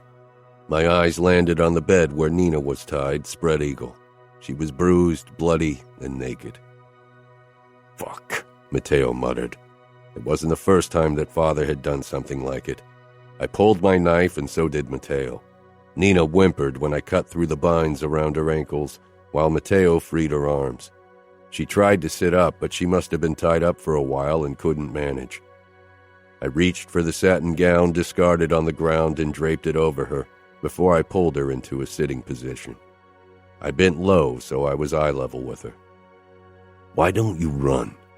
Nina looked toward Matteo. "He would send you after me." Matteo was the best hunter in the Familia. He'd hunted down a few traitors. "Matteo wouldn't find you," I muttered. "I can't," she said firmly. "Where would I go? What would I do? This is my world." I straightened.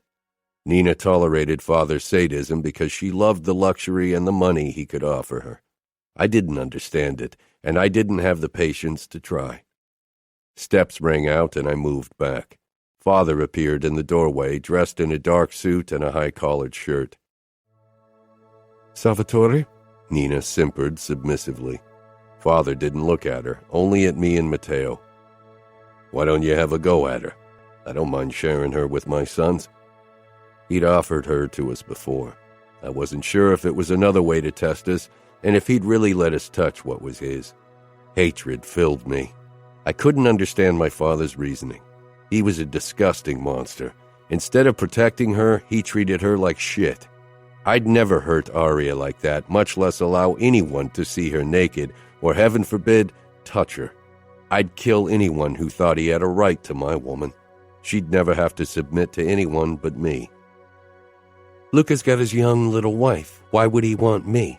Nina said quickly, as if she really thought I'd consider it. I hadn't last time, and I wouldn't. It was bad enough that she had to bear Father's touch. I wouldn't break her further. "She's so shy and petite. I can only imagine how much fun it is to break her, right?" Nina said, as if she needed other women to suffer so her own became easier. I hated and pitied her equally. "What about you, Matteo?" Father asked. "I prefer my women young and prettier," he got out. It was a lie. Nina wasn't that much older than the women we both took into our bed, and she was beautiful with her long brown hair and slender figure. Father shrugged, then finally turned to his wife, who'd managed to put on her bathrobe by now. "Take one of the guards and buy yourself a few new shoes and dresses." She smiled and nodded. "But put on makeup. You look like shit," he added. I turned on my heel and left the room, not giving a fuck if Father still wanted me there. Matteo was close behind me, his eyes burning with rage. The same rage I felt. Maybe we should just kill him. Kill him today and try to make it look as if someone else had. Nobody would be sad to see him gone. Not a fucking soul. "In my office," Father ordered as he followed us. He took his time to sit down and lean back in his office chair, regarding Matteo and me. "Still satisfied with your bride?" Father asked with a curl of his mouth. Satisfaction hadn't been part of my marriage so far, but that was something Father couldn't find out. I smirked. "I am. As you said, Aria is more beautiful than any other woman I've ever seen." "That she is," Father said in a strange voice, and my hackles rose. Matteo looked from him to me, and his eyes sent a clear message. He'd be with me. He'd cut the bastard down if I gave the sign. And I seriously considered it. Because I hated him for what he'd done to Mother, for what he did to Nina and all the other women, hated him for how he'd ruined our childhood and still ruined our lives as much as he could. But right this second, I hated him the most because of the fucking greedy note his voice had taken on when he spoke about Aria. Father narrowed his eyes at me. I knew I hadn't been quick enough to hide my possessiveness, much less my murderous thoughts. My muscles tensed, trying to consider the best way to kill him. Shoot the camera in the corner and then kill the guards before they could alert reinforcement. I knew Father was hated among our men, but even the respect they harbored for me wouldn't be enough to make me capo, at least not of a united familia. We would be torn in half between the men who were loyal to my father, or pretended to be because it suited them better, and my supporters. It would be the end of the familia. The outfit would use our moment of weakness to strike, truce or not. The familia was my future, my fucking birthright. I forced myself to relax. I'd kill him another day when I'd figured out a way to do so without people finding out. Father smiled. Do you enjoy breaking her? I stared into his eyes, my smile turning harsh. I won't talk about my wife, Father. She's mine, and whatever happens between her and me is only for me to know. I won't share a fucking memory with anyone, mine alone. Father chuckled, but then he sobered. Good, good. As long as you don't mistake your ownership of her for something else. Don't let a cunt lead you around by your dick. Women are good for 3 things only. He waited for me to recite what they were. My hands itched for my gun, or better yet, my knife. This kill would have to be personal. I wanted his blood trickling over my fingers, wanted his last breath against my skin. I wanted to rip his bowels out one after the other as he watched. Fucking, sucking, and showing off, I got out. Father cackled. I assume you didn't call us over so we could untie Nina for you? Matteo asked with cocked eyebrows. I sent him a glare. Father narrowed his eyes. No. The familia in Sicily is struggling. The Camorra over there is much stronger than they are in the States. That was a safer topic than women, but my anger still simmered under my skin. Aria was content ignoring me. She never sought my closeness and slept soundly beside me at night while I couldn't stop watching her and wondering why she looked at me as if I were my father when I'd sworn to myself to treat her right. Fuck, I was turning into a fucking pussy. 2 days had passed since my last meeting with Grace, but today I met her again, and I didn't wait long. Grace didn't look at me with disgust. With her, I didn't feel like my sadistic bastard of a father, even when she wasn't the woman I wanted. Within a few minutes of her arrival, I had shoved her on all fours on the bed and was fucking her from behind. My mind kept drifting to Aria with every thrust. I pushed Grace further down, so I only saw her hair. Blonde, but so very different from the spun gold of my wife. I tried to imagine it was Aria, tried to imagine her flowery scent, but Grace's sweet perfume clogged up my nose, and her moans kept distracting me. My grip on her hips tightened further, and I thrust harder into her, but I could actually feel myself soften at her fucking view. That had never happened, not with anyone. I closed my eyes so I wouldn't have to see the woman before me, and instead an image of the woman I really wanted formed before my inner eye. "Yes, harder!" Grace screamed, and I almost snarled at her to shut the fuck up. Instead, I tightened my hold on her hips and slammed into her, anger consuming my veins. What the fuck was I doing? "God, yes," she moaned. A board creaked. Tension shot through me a second before I reached for my gun on the bed beside me and opened my eyes, expecting a Russian fucker trying to catch me by surprise. Fuck. Aria stared back at me with wide, horrified eyes. Shock washed over me and I stilled. What was she doing here? How had she found this place? I'd never wanted a Bratva ambush more than I did now. Anything was better than the hurt look on my wife's face. "What's the matter, Luca?" Grace shoved her ass back, driving my cock deeper into her, but I was already going soft. Aria still hadn't moved, and nor had I. Her blue eyes filled with tears and my chest tightened uncomfortably. She should never have seen this. Before I could decide what to do or say, she whirled around and started running. "Fuck!" I growled. I pushed Grace away when she tried to reach for me. "Let her leave." I pulled up my pants, fucking glad that I almost never undressed when I fucked Grace. I started chasing Aria with my shirt still unbuttoned and my fly open, not giving a fuck if someone saw. Aria disappeared in the elevator, and before I could reach it, the doors closed and it began its descent. Damn it. I took the stairs, trying to button up my shirt. I couldn't go out in public half naked. That was a newspaper article I didn't want to have to explain to my fucking father.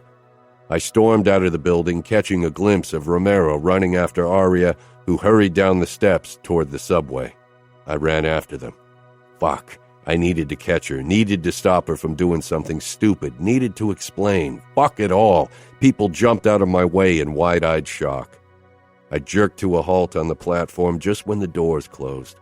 Romero was a few steps ahead, but he too hadn't managed to board the subway. I watched the train disappear with Aria in it.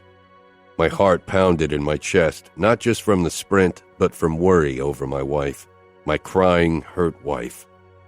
"Fuck!" I snarled. Romero turned to face me, panting. "I'm sorry, Luca. I don't know how she found out. She tricked me and slipped away." I was too worried about Aria to be pissed at Romero for letting her run off. I fumbled for my cell and lifted it to my ear, calling Matteo. "I thought you were banging Grace," was the first thing out of his mouth.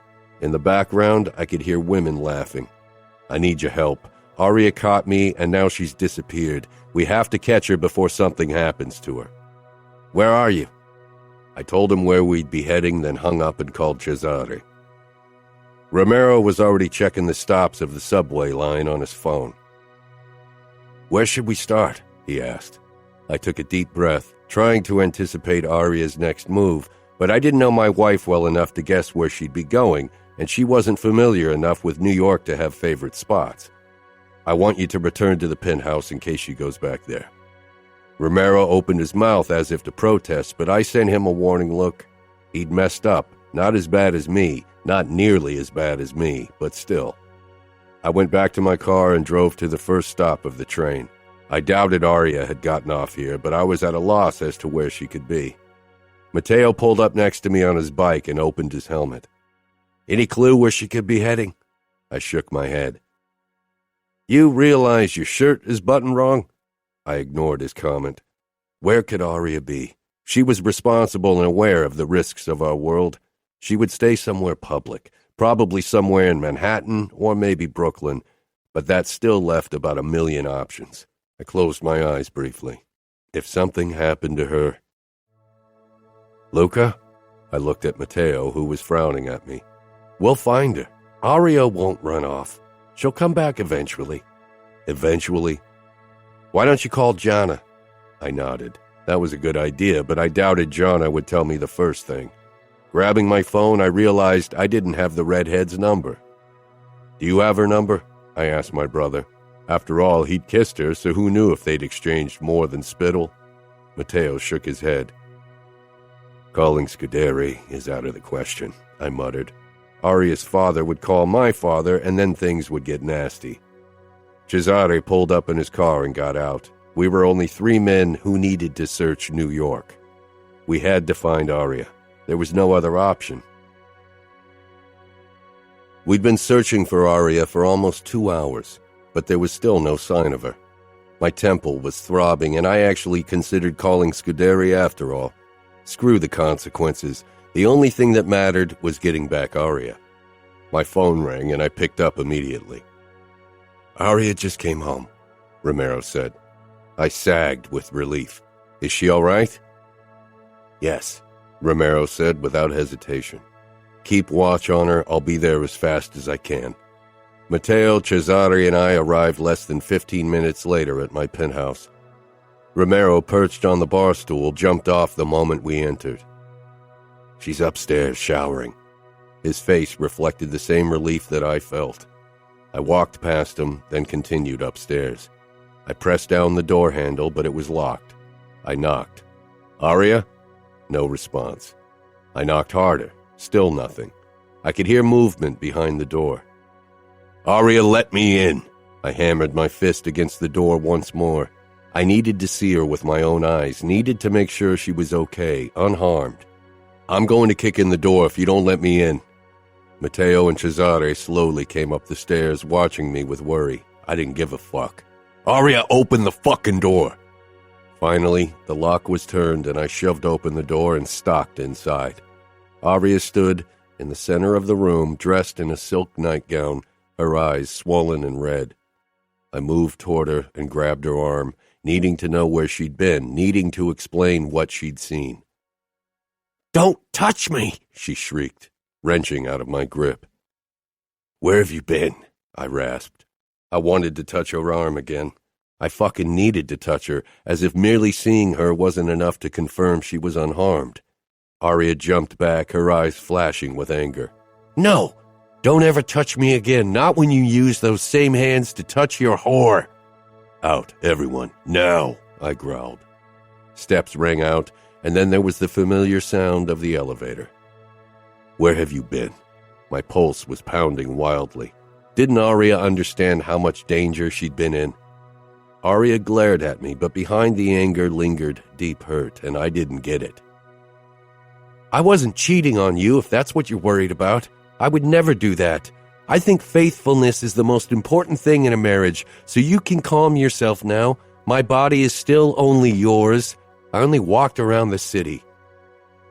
If she knew how eager the Bratva probably was to get their hands on my wife, then she wouldn't have done it. You walked around New York at night, alone? You have no right to be angry with me, Luca. Not after what I saw today. You cheated on me. Guilt flared up in my chest, but I shoved it down. I was never guilty about anything. How can I be cheating when we don't have a real marriage? I can't even fuck my own wife. Do you think I'll live like a monk until you decide you can stand my closeness? Aria swallowed hard. God forbid. How dare I expect my husband to be faithful to me? How dare I hope for this small decency in a monster? Faithful? Was this even a real marriage? Aria might have said yes, but she didn't act like she wanted to be my wife. She'd looked at me like I was my father. I'm not a monster. I've treated you with respect. Respect? I caught you with another woman. Maybe I should go out, bring a random guy back with me and let him fuck me in front of your eyes. How would that make you feel? Aria hissed, and something snapped inside me. I grabbed her by the hips and hoisted her on the bed, pressing her down with my weight as I held her wrists above her head. Nobody would ever touch her. Nobody but me. Do it. Take me, so I can really hate you, Aria whispered harshly, tears glistening in her eyes. She closed them and turned her face away. My gaze traced her flushed skin, her trembling lower lip, the tears that clung to her lashes. Scared. Scared of me. Fuck. Aria. My wife. Mine to protect and honor. I needed to control myself better. I lowered my head and pressed it to her shoulder, breathing in her flowery scent. I exhaled, getting a grip on my anger. God, Aria. I released her wrists and raised my head. Aria didn't move, her arms still stretched out above her head submissively. The sight of her surrender left a fucking bitter taste in my mouth. I tried to touch her cheek, but she drew back.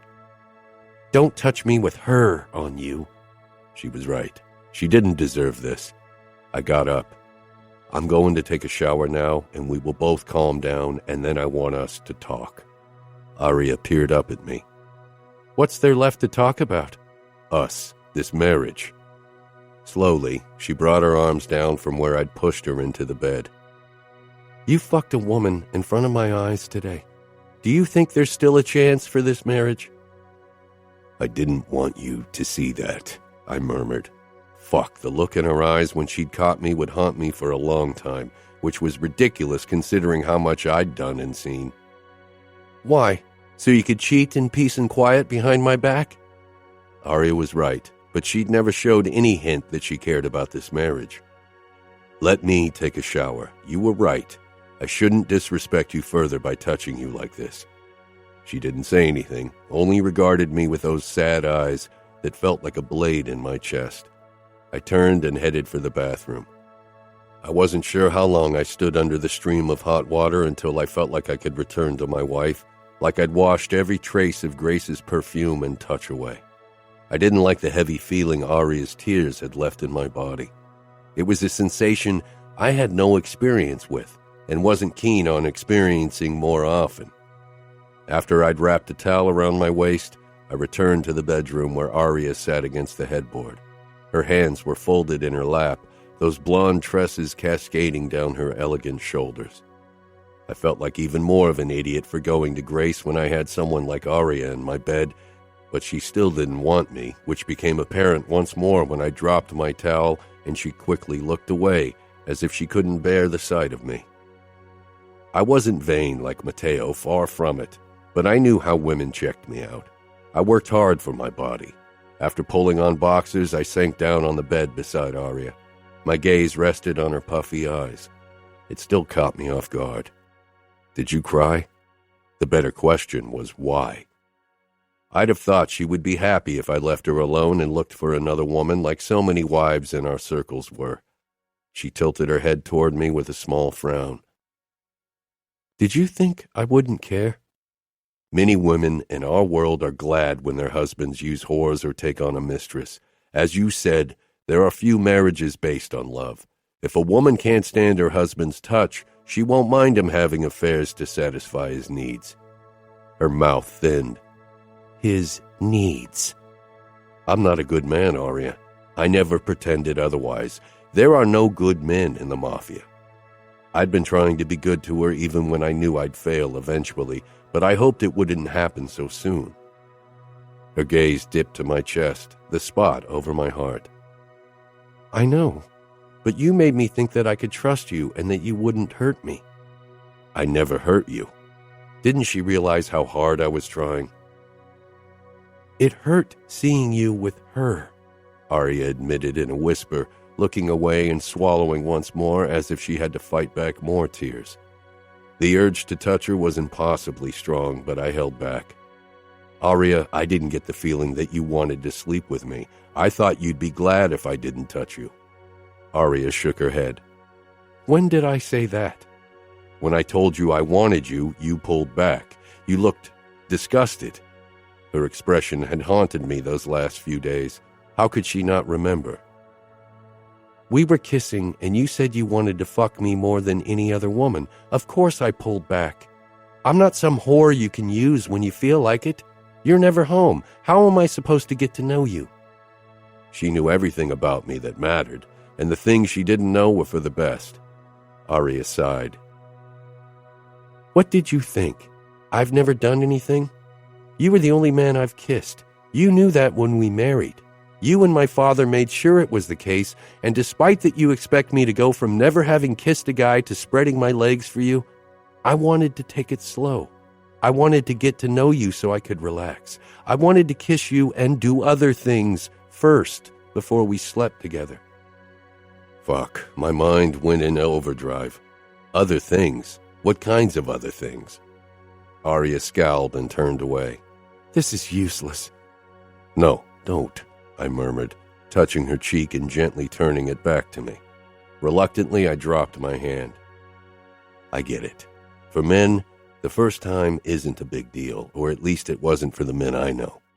I hadn't considered that Aria would need time to get used to a man's touch, to my touch. I'd hoped she'd be eager and curious. When was your first time?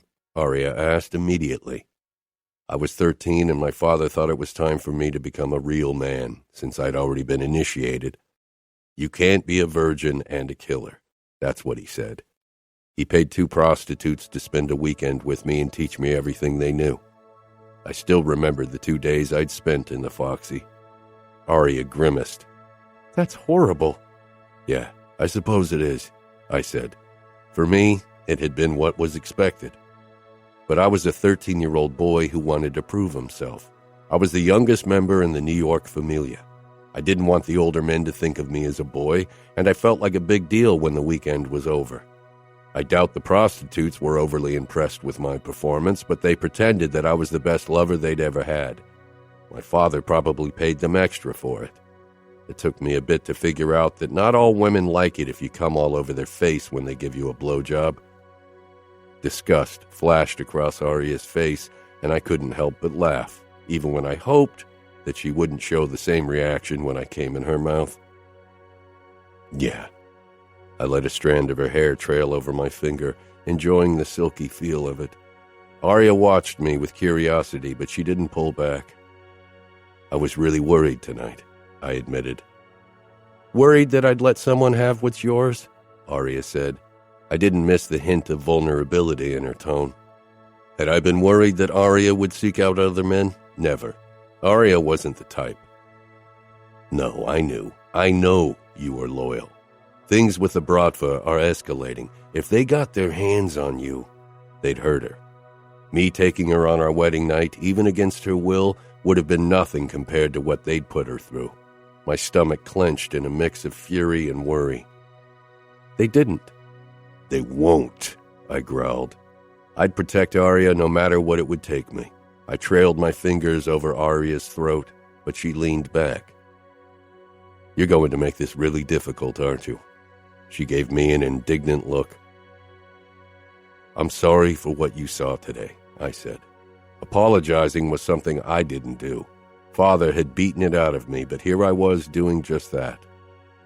But not sorry for what you did. I rarely say I'm sorry. When I say it, I mean it. And I did. Aria shouldn't have seen what she did, and I shouldn't have gone to Grace. If I didn't want to be like my father, I couldn't act like him, not even in that regard. Maybe you should say it more often. There's no way out of this marriage for you, nor for me. Do you really want to be miserable? After a moment of consideration that almost made me lose my patience, Aria gave a small shake of her head. No, but I can't pretend I never saw you with her. I could only imagine what kind of images played out before her inner eye. Aria had never seen anything like it, and then she had to see me fucking Grace. I don't expect you to, but let's just pretend that our marriage begins today. A clean start. Longing flashed across her face, but still she looked doubtful. It's not that easy. What about her? Tonight wasn't the first time you were with her. Do you love her? She looked so goddamn vulnerable. Love? No. I don't have feelings for Grace. I'd never had feelings for any of the women in my life, or anyone really, except for Matteo, perhaps. Then why do you keep seeing her, the truth? I hoped she could take the truth. Because she knows how to suck a cock and because she's a good fuck. Truthful enough? Aria's cheeks turned red, and again I had to touch the heated skin, needed to feel her. I love how you blush whenever I say something dirty. I can't wait to see her blush when I do something dirty to you. If you really want to make this marriage work, if you ever want the chance to do something dirty to me, then you'll have to stop seeing other women. Maybe other wives don't care, but I won't have you touching me as long as there's anyone else. She was right, and it wasn't as if any woman could hold my interest. I had only thought about Aria since I'd seen her photo in the newspaper, even when I was with Grace. I promise, I'll touch only you from now on. Aria regarded me with narrowed eyes. Grace won't like it. Grace definitely wouldn't. Who gives a fuck what she thinks? Won't her father give you trouble? We pay for his campaigns, and he has a son following in his footsteps who needs our money soon as well. What does he care about a daughter who isn't good for anything but shopping and eventually marrying a rich man? She probably hoped you'd be that man. Of course she did. We don't marry outsiders, never. She knew that, and it wasn't like she was the only woman I fucked. Aria blinked, obviously stunned by my admittance. You said it yourself. You have your needs. So how can you tell me you won't cheat on me again soon if you get tired of waiting for me to sleep with you? Do you intend to make me wait long? I asked. I think we have very different concepts of the words long wait. I'm not a patient man. If long means a year, these last few days were already hell. The idea of sleeping in a bed with Aria for months without sleeping with her, that wasn't something I wanted to consider. Aria glared. What do you want me to say, Aria? I kill and blackmail and torture people. I'm the boss of men who do the same when I order them to, and soon I'll be the Capo dei Capi, the leader of the most powerful crime organization on the East Coast and probably the U.S. You thought I'd take you against your will on our wedding night, and now you're angry because I don't want to wait months to sleep with you. Resignation crossed Aria's face as she closed her eyes and scooted down on the bed. I'm tired. It's late. I leaned toward her and touched her waist lightly. No, I want to understand. I'm your husband. You aren't like other girls who can choose the man they're going to lose it to. Are you scared that I'm going to be rough with you because of what you saw today? Aria gave the smallest shiver, confirming my suspicion, but by God, she didn't need to be scared. I won't be. I told you I want you to writhe beneath me in pleasure. And while that probably won't happen the first time I take you, I'll make you come as often as you want with my tongue and my fingers until you can come when I'm inside you. I don't mind going slow, but what do you want to wait for? Aria's eyes fluttered open, and the look in them sucked the breath cleanly out of my lungs. I wasn't sure why, but I didn't like it. This time, I managed not to run my fingers through the golden halo on the pillow. I won't make you wait for months, Aria whispered, sounding exhausted. She closed her eyes again, looking like a sleeping queen as she did. I swallowed, unsure what to do to make her happy in this marriage, unsure if I should try. I lay down beside her, listening to her breathing that had already evened out in sleep. I knew I wouldn't fall asleep anytime soon. Chapter 11. I woke before sunrise after less than 2 hours of sleep with my arm around Aria. For a few moments, I stayed like that, enjoying that she was relaxed in my embrace and sleep. Finally, I pulled back and reached for my cell on the nightstand. I quickly typed a message to Matteo, telling him that he'd have to talk to the manager of one of our whorehouses alone. Then I wrote Romero. He wouldn't have to guard Aria today. Business? Aria asked in a sleepy voice. I glanced toward her and shook my head. I canceled my plans for the day so we can spend some time together and get to know each other. Aria blinked, becoming more alert at once. Really? Really, I said. Resisting the urge to kiss her, I swung my legs out of bed. I'll get ready, and then I'll think of something we can do today. Okay, Aria said with a small smile. 30 minutes later, I was looking into the fridge, trying to figure out what we could make for breakfast. Mariana had stocked the fridge well, but she wouldn't come over to cook today. Aria came down the staircase in shorts, showing off those legs. Can you cook? Aria huffed as she headed toward me. Don't tell me you've never made breakfast for yourself. I usually grab something on my way to work, except on the days when Mariana is here and prepares something for me. I couldn't stop checking her out. I love your legs. Aria ignored my comment and peered into the fridge.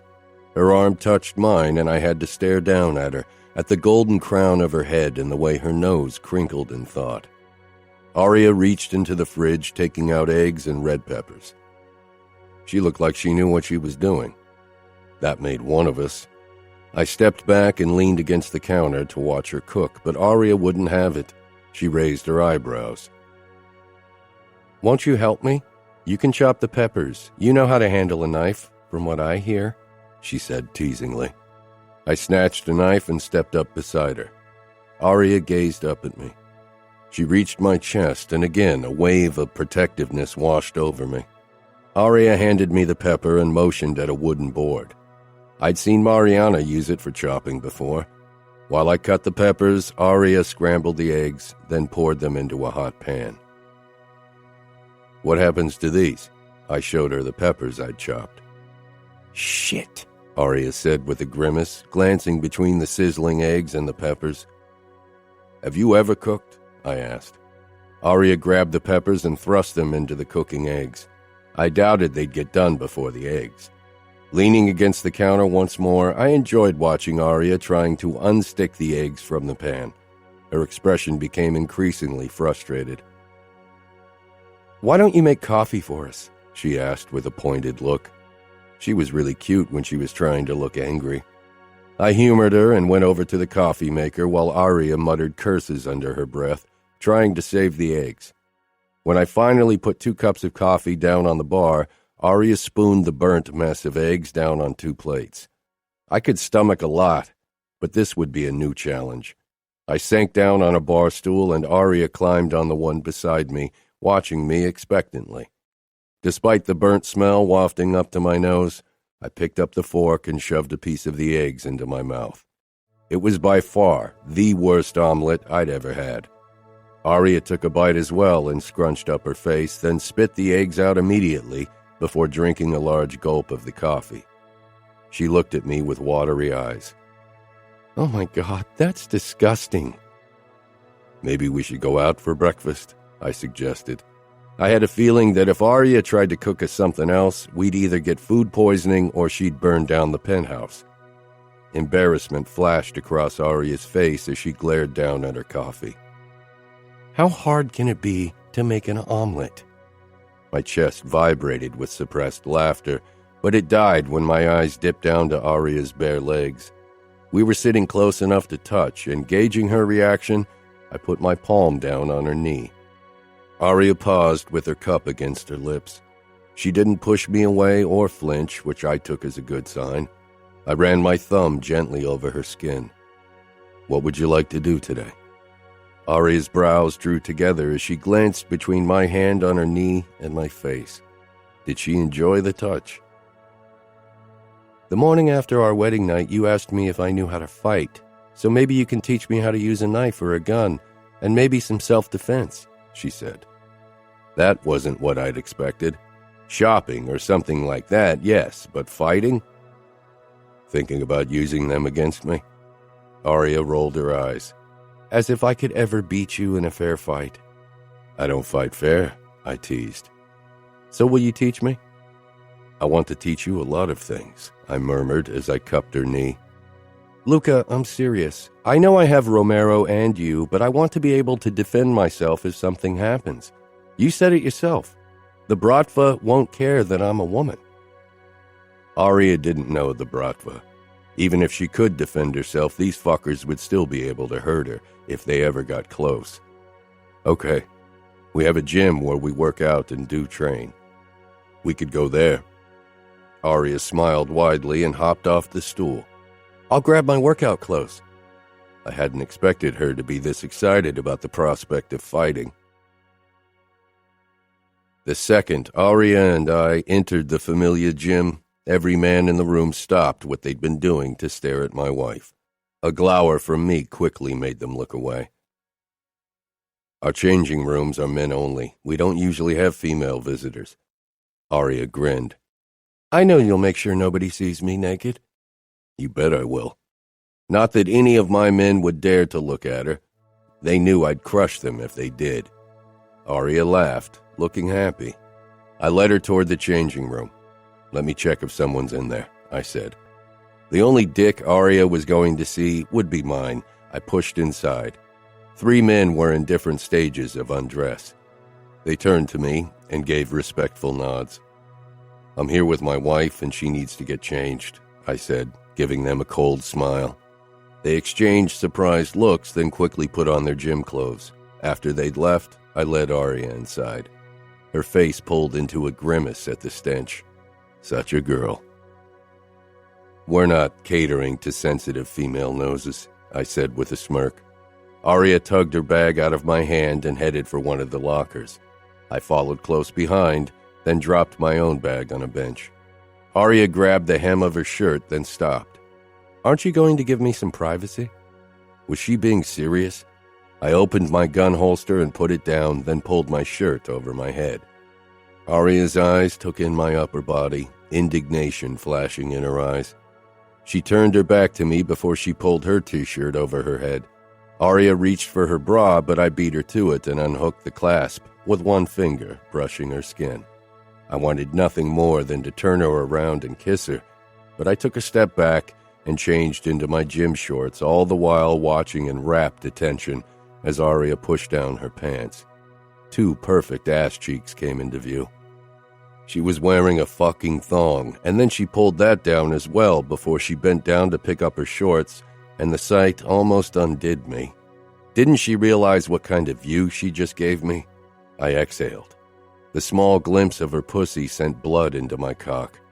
I was almost relieved when she got dressed in tiny running shorts.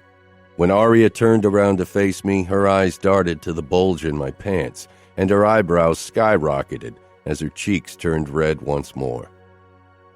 That's what you're wearing for self-defense lessons?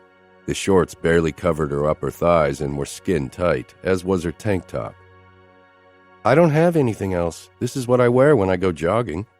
You realize I'll have to kick every guy's ass who looks at you the wrong way, right? And looking like that, my men will have a hard time not looking at you the wrong way. It's not my job to make them control themselves. Just because I'm wearing revealing clothes doesn't mean I'm inviting them to look. If they can't behave themselves, that's their problem. Oh, they would behave themselves. I nodded toward the door and led Aria outside, my hand on the small of her back. A few men looked up, then quickly down. I steered Aria toward the sparring mats, which 2 soldiers vacated with respectful nods the moment we approached. From the array of knives hanging at the wall, I picked one that was good for beginners and not too heavy, then held it out to Aria, who took it with a look of confusion. We faced each other on the mat. Attack me, but try not to cut yourself. Won't you get a knife too? I don't need one. I'll have yours in a minute. My biggest challenge would be to fight Aria without hurting her. I'd never had to be careful in a fight before, but she was tiny in comparison to me. Aria was obviously annoyed by my comment, but it was the truth. So what am I supposed to do? She asked, eyeing the knife uncertainly. It was obvious from the way she held it that she'd never fought with one before. Try to land a hit. If you manage to cut me, you win. I want to see how you move. Aria glanced around us for a moment before she straightened her shoulders. She lunged forward, and I was surprised by how fast she could move, but I sidestepped her unpracticed attack easily. It was harder to grip her wrist without crushing it, and then I whirled her around until her back was pressed enticingly against my front. You don't have my knife yet, Aria said breathlessly. I tightened my hold on her wrist ever so slightly, then lowered my head to her ear.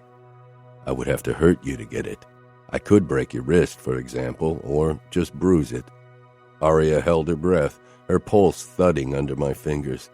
I released her and she quickly dashed out of my reach, whirling around to face me once more. Again, I said. Fighting Aria was fun, and I could tell that she was growing annoyed by her inability to hit me. I'd never been beaten in a fight, and those men had been made men with years of experience and twice Aria's weight. When she tried to kick my balls, I snatched up her foot and tugged. I underestimated her momentum, and she landed hard on her back, gasping and dropping the knife. I knelt beside her, touching her belly. Are you okay? I murmured, trying to look calm because my soldiers were watching. Aria's eyes fluttered open. Yeah, just trying to catch my breath. She glanced behind me toward my men. Don't you have a soldier who's only 5'something and terrified of his own shadow who would be willing to fight me? There were definitely a few men around who would be easier opponents for Aria, but I'd never let anyone fight her, not even in jest. My men aren't terrified of anything, I said loudly as I helped Aria to her feet before I faced them. Anyone willing to fight my wife? A few of them laughed, and others quickly shook their head. You'll have to fight me, I told Aria. Aria definitely didn't want to give up, but I could tell that she was tiring. I was holding her against my body once again when a sharp pain in my bicep startled me. I loosened my hold and Aria managed to slip away, but before she could bring the knife down, I grabbed her wrist. My eyes darted to the spot on my upper arm where she had left teeth marks. Did you bite me? Not hard enough. There isn't even blood, she said, her lips twisting with amusement. My stomach shook, but I held the laughter back. Aria's eyes shone with pride as she peered up at me. Fuck. I wanted to laugh, but with my men watching, I couldn't. A few low chuckles escaped anyway. Aria grinned. I shook my head. I think you've done enough damage for one day. Aria had never been more relaxed around me than after our training. It had allowed us to be close physically without her having time to worry about where it might lead. Let's get takeout, I said on our way home. What are you in the mood for? Aria pursed her lips. I've never tried sushi. My eyebrows shot up. Never? She shook her head. But I'd like to give it a try. Maybe I'll like it. There were so many other things she'd definitely like if she gave them a try, but I swallowed the words, not wanting her to get tense again. I drove past my favorite sushi place and picked a selection of everything, so Aria would find something she'd like, before we headed back home and settled outside on the roof terrace with our food and a bottle of wine. Aria tried every piece of sushi eagerly, nodding and humming her approval. I loved watching her. I'm surprised, Aria said as she settled against the backrest. I had my arm thrown over it close to her bare shoulders. I wasn't sure what she was referring to. I didn't think you'd really try. I told you I would. I keep my word, I said. I wanted this marriage to work.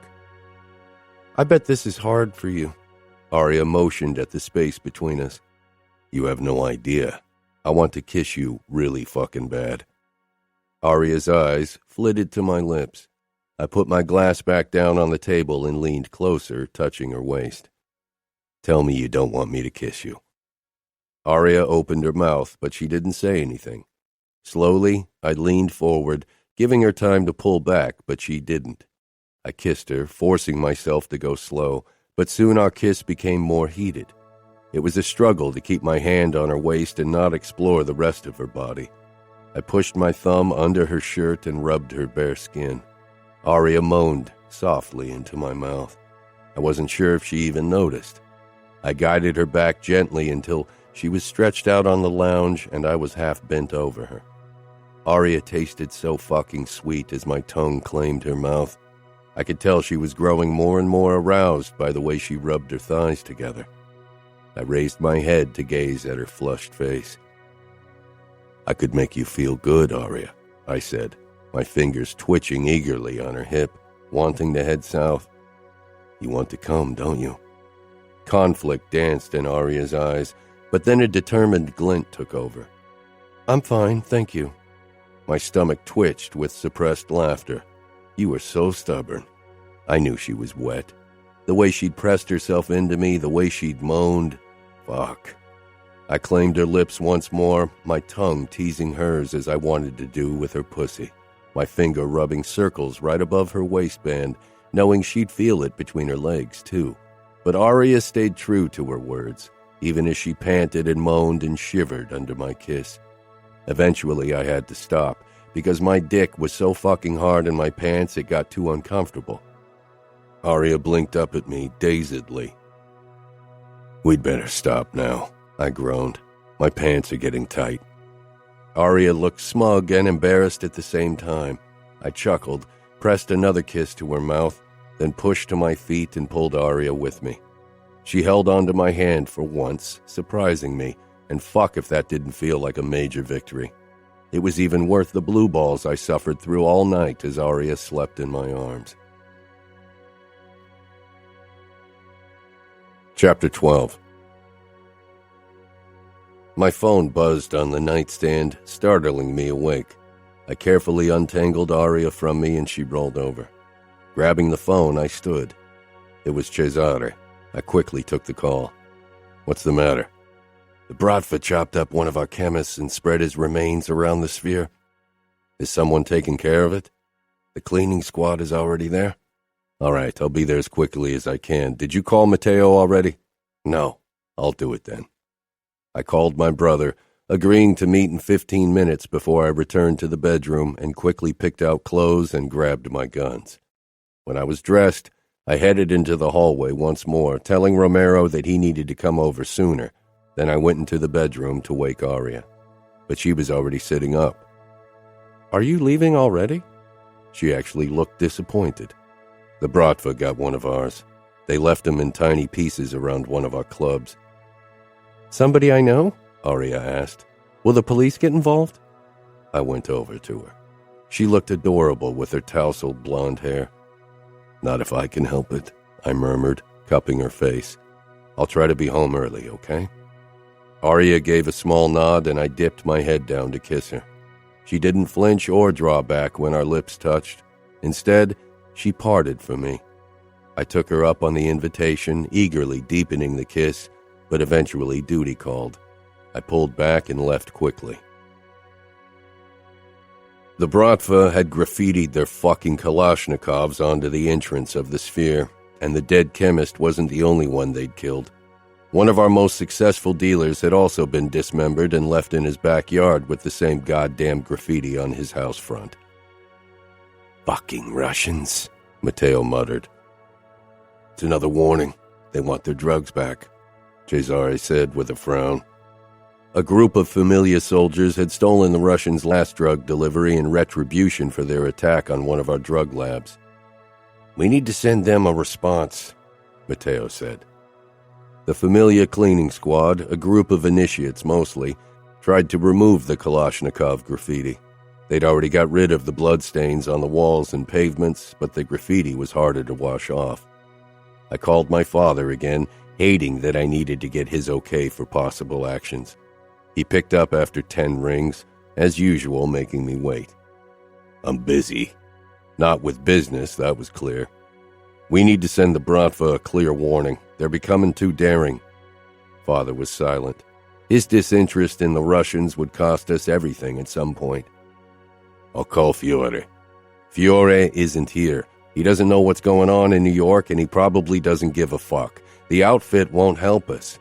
They have their own problems. We need to act now. We can't wait for you and Fiore to discuss every fucking thing in detail. The Russians are turning us into fools."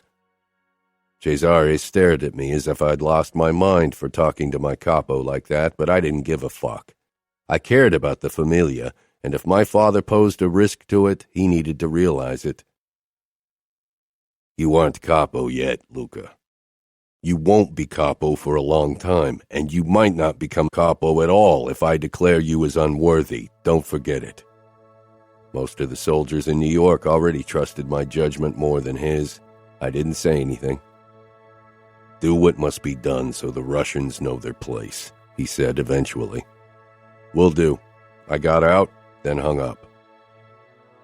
"I like the look on your face," Matteo said with his sharp grin. "We'll attack one of their labs. They want their fucking drugs back. We'll steal more of it and crush a few Bratva assholes." Matteo clapped his hand, grinning. "That sounds like my kind of entertainment." I turned to Cesare. "Choose 10 men to join us. We couldn't allow the Bratva to destroy our drug trade. New York was our city. It was my city, and no one would take it from me." The attack was bloody, brutal, and exhilarating, but it was a success, even if the Bratva almost caught us by surprise by the end. After hours of killing and torturing Russian bastards for information on possible future attacks, a veil of darkness seemed to cloak my mind, a need for more violence, more blood. I didn't bother getting out of my blood-soaked clothes before heading home. I just wanted to see Aria, wanted to feel that calm and belonging her closeness miraculously brought me. But I was barely myself, or maybe I was my true self in those moments of mindless bloodshed, of unrestrained cruelty. It was difficult to say. More monster or man? Before Aria, the answer would have been easy. Romero eyed me worriedly when I entered the apartment. "Are you okay, or do you want me to stay?" "Leave," I growled, my eyes latching onto Aria, who lay on the couch. "She couldn't sleep because she was worried about you, and then she fell asleep on the couch and I didn't want to carry her upstairs." I gave him a harsh look as he finally stepped into the elevator and disappeared. Slowly, I stalked closer to my beautiful wife. She was in her satin nightgown, revealing her slender legs and the enticing swell of her breasts. Mine. Only mine. So fucking beautiful. A dark hunger unfurled in my body, a need to finally claim the woman before me. I slid my hands under her back and legs, then lifted her into my arms. She smelled sweet and innocent. I wanted to corrupt her, to taste her, to fuck her. I wanted to make her mine. Luca? Aria's soft voice echoed through the pounding in my ears, through the fog that always clung to me after hours of screams and shooting. I carried Aria into our room and lay her down on our bed. My eyes traced her body in the dark. She was like a beacon of light in the black of the room.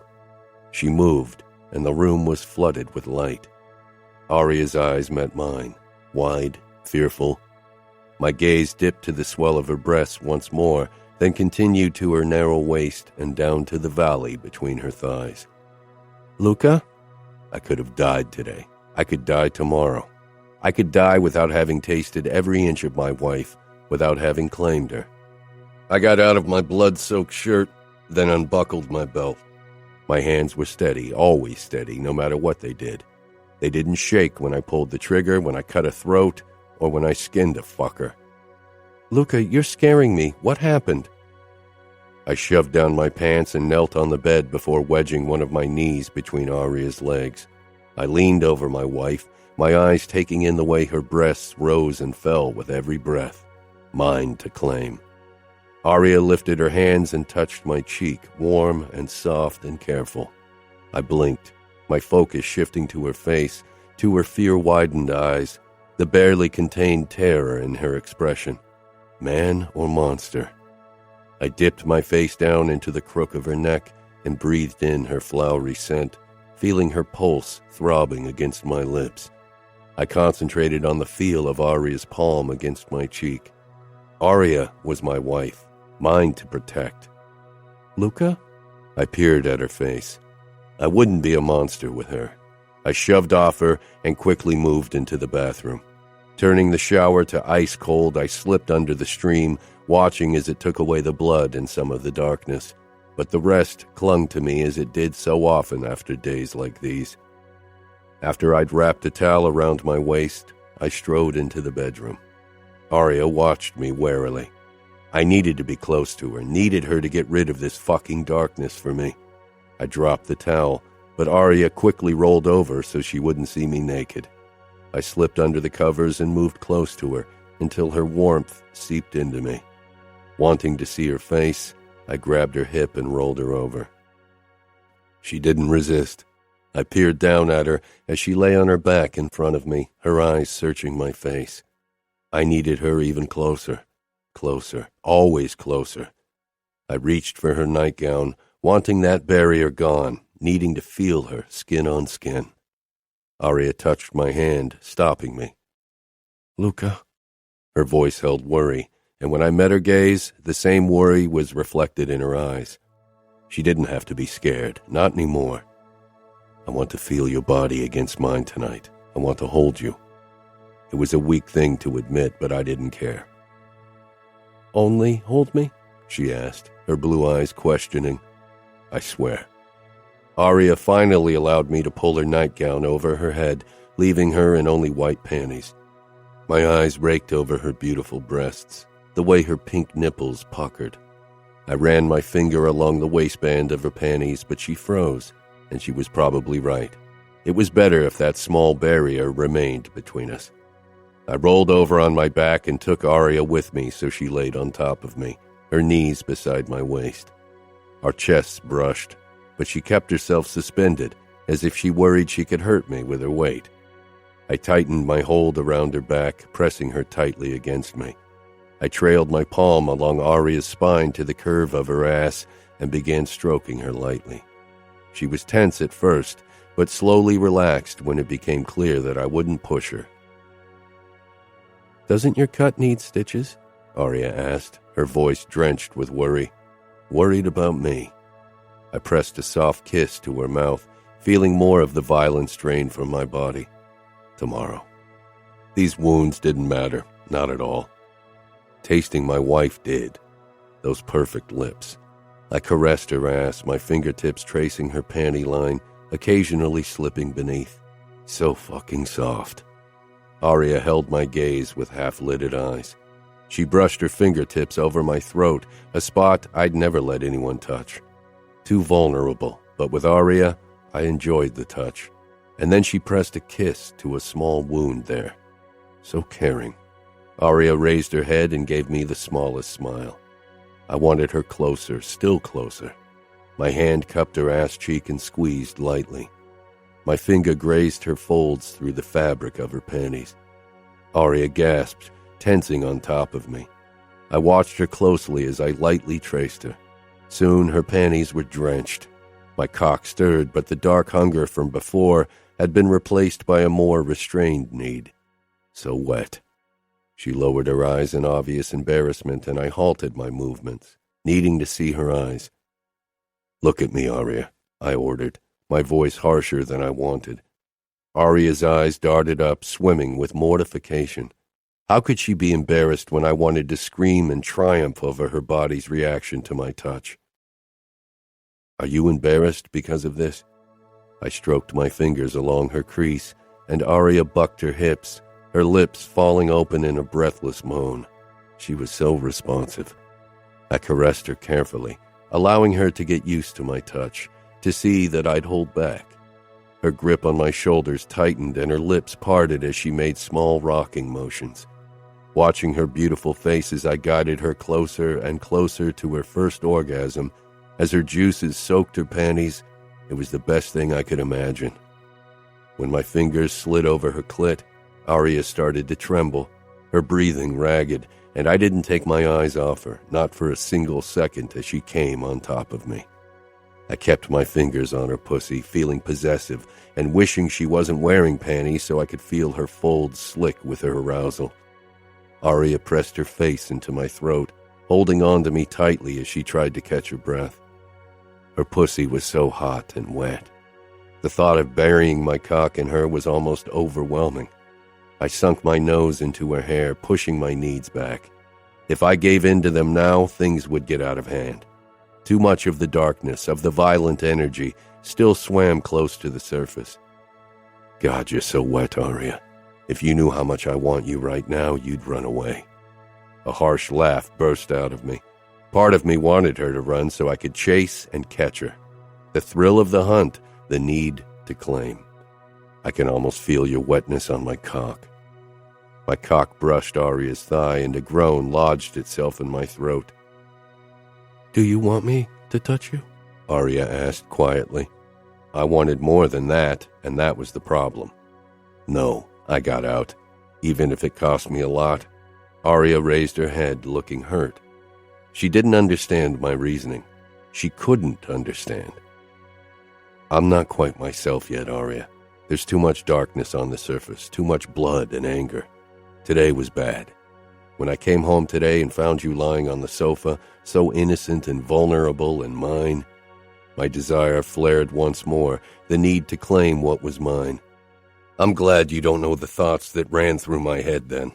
You are my wife, and I swore to protect you, if necessary, even from myself." "You think you'd lose control?" "I know it." "Maybe you underestimate yourself." She stroked my shoulders, that careful touch I was starting to crave like a drug. I wasn't sure what Aria was doing to me, what was happening to me, but it was dangerous for both of us. "Maybe you trust me too much," I murmured, trailing my finger along her spine, feeling her shiver, not with fear. "When I laid you down on the bed like a sacrificial lamb, you should have run." Aria's mouth pulled into that smile. "Someone once told me not to run from monsters because they give chase." "Next time you run, or if you can't, you ram your knee into my balls." I had a feeling that if I ever hurt Aria the way I was capable of, it would mess with me in ways I never thought possible. Aria shook her head. "If I'd done that today, you would have lost control.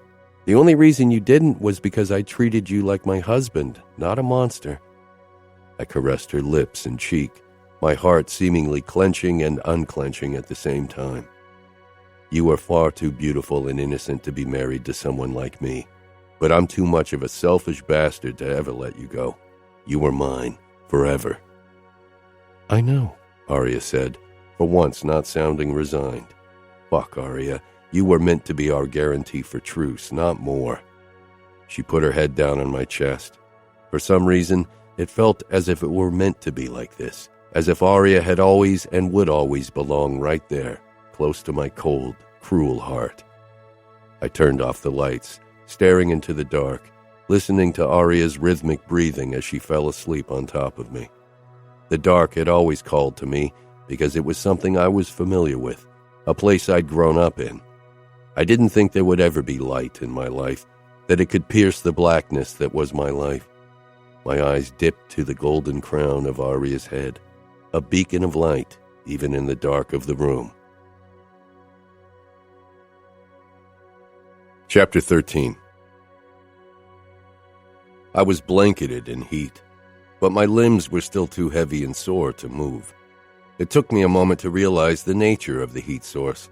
Aria. She was lying on top of me. The low buzz of my phone burst through my sleepy bubble. I jerked upright, my pulse rate spiking and my arm coming around my wife. I fucking hoped that Matteo didn't have more bad news for me. Yesterday had been enough of a train wreck. I grabbed my phone from the nightstand, but before I could press it to my ear and take the call, I released a harsh breath. My cock was wedged between Aria's thighs, its length enticingly lined up against her pussy.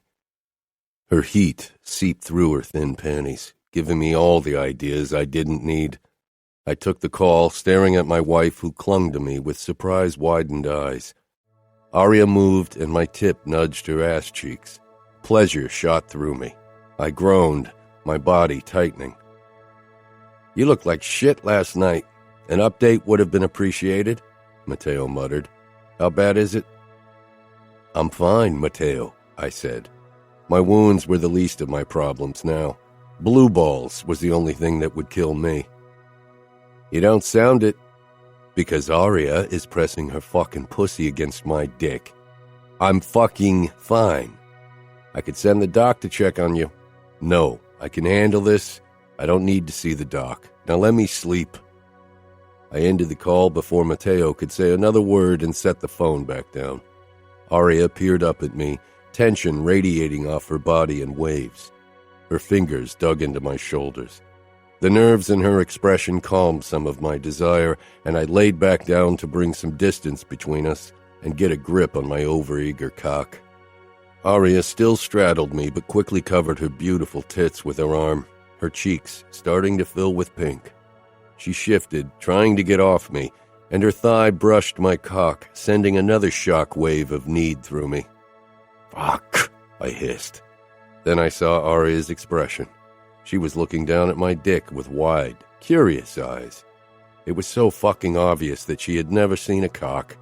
It took all of my self-control not to tangle my fingers in her hair and guide her head down to sink myself into her enticing mouth.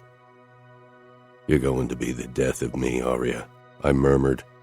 Aria quickly looked up, practically squirming from embarrassment. Her blue eyes met mine, and I just wanted to kiss her senseless, press her into the mattress and show her how good I could make her feel. I'd desired women before, but it had been a brief burst of interest, a flicker that had been snuffed out as quickly as it had come. But my need for Aria burnt deeper, fiercer. Aria's gaze slipped down to my chest, then slid lower once more. "If you keep looking at my cock with that stunned expression, I'm going to combust." "I'm sorry if my expression bothers you, but this is new for me. I've never seen a naked man. Every first I'll experience will be with you, so," Aria said defensively. I wanted to laugh at how oblivious she was to the reality of the situation. She didn't realize how much I burnt up for her, how fucking hard the thought of being her first made me. I straightened, bringing our faces close.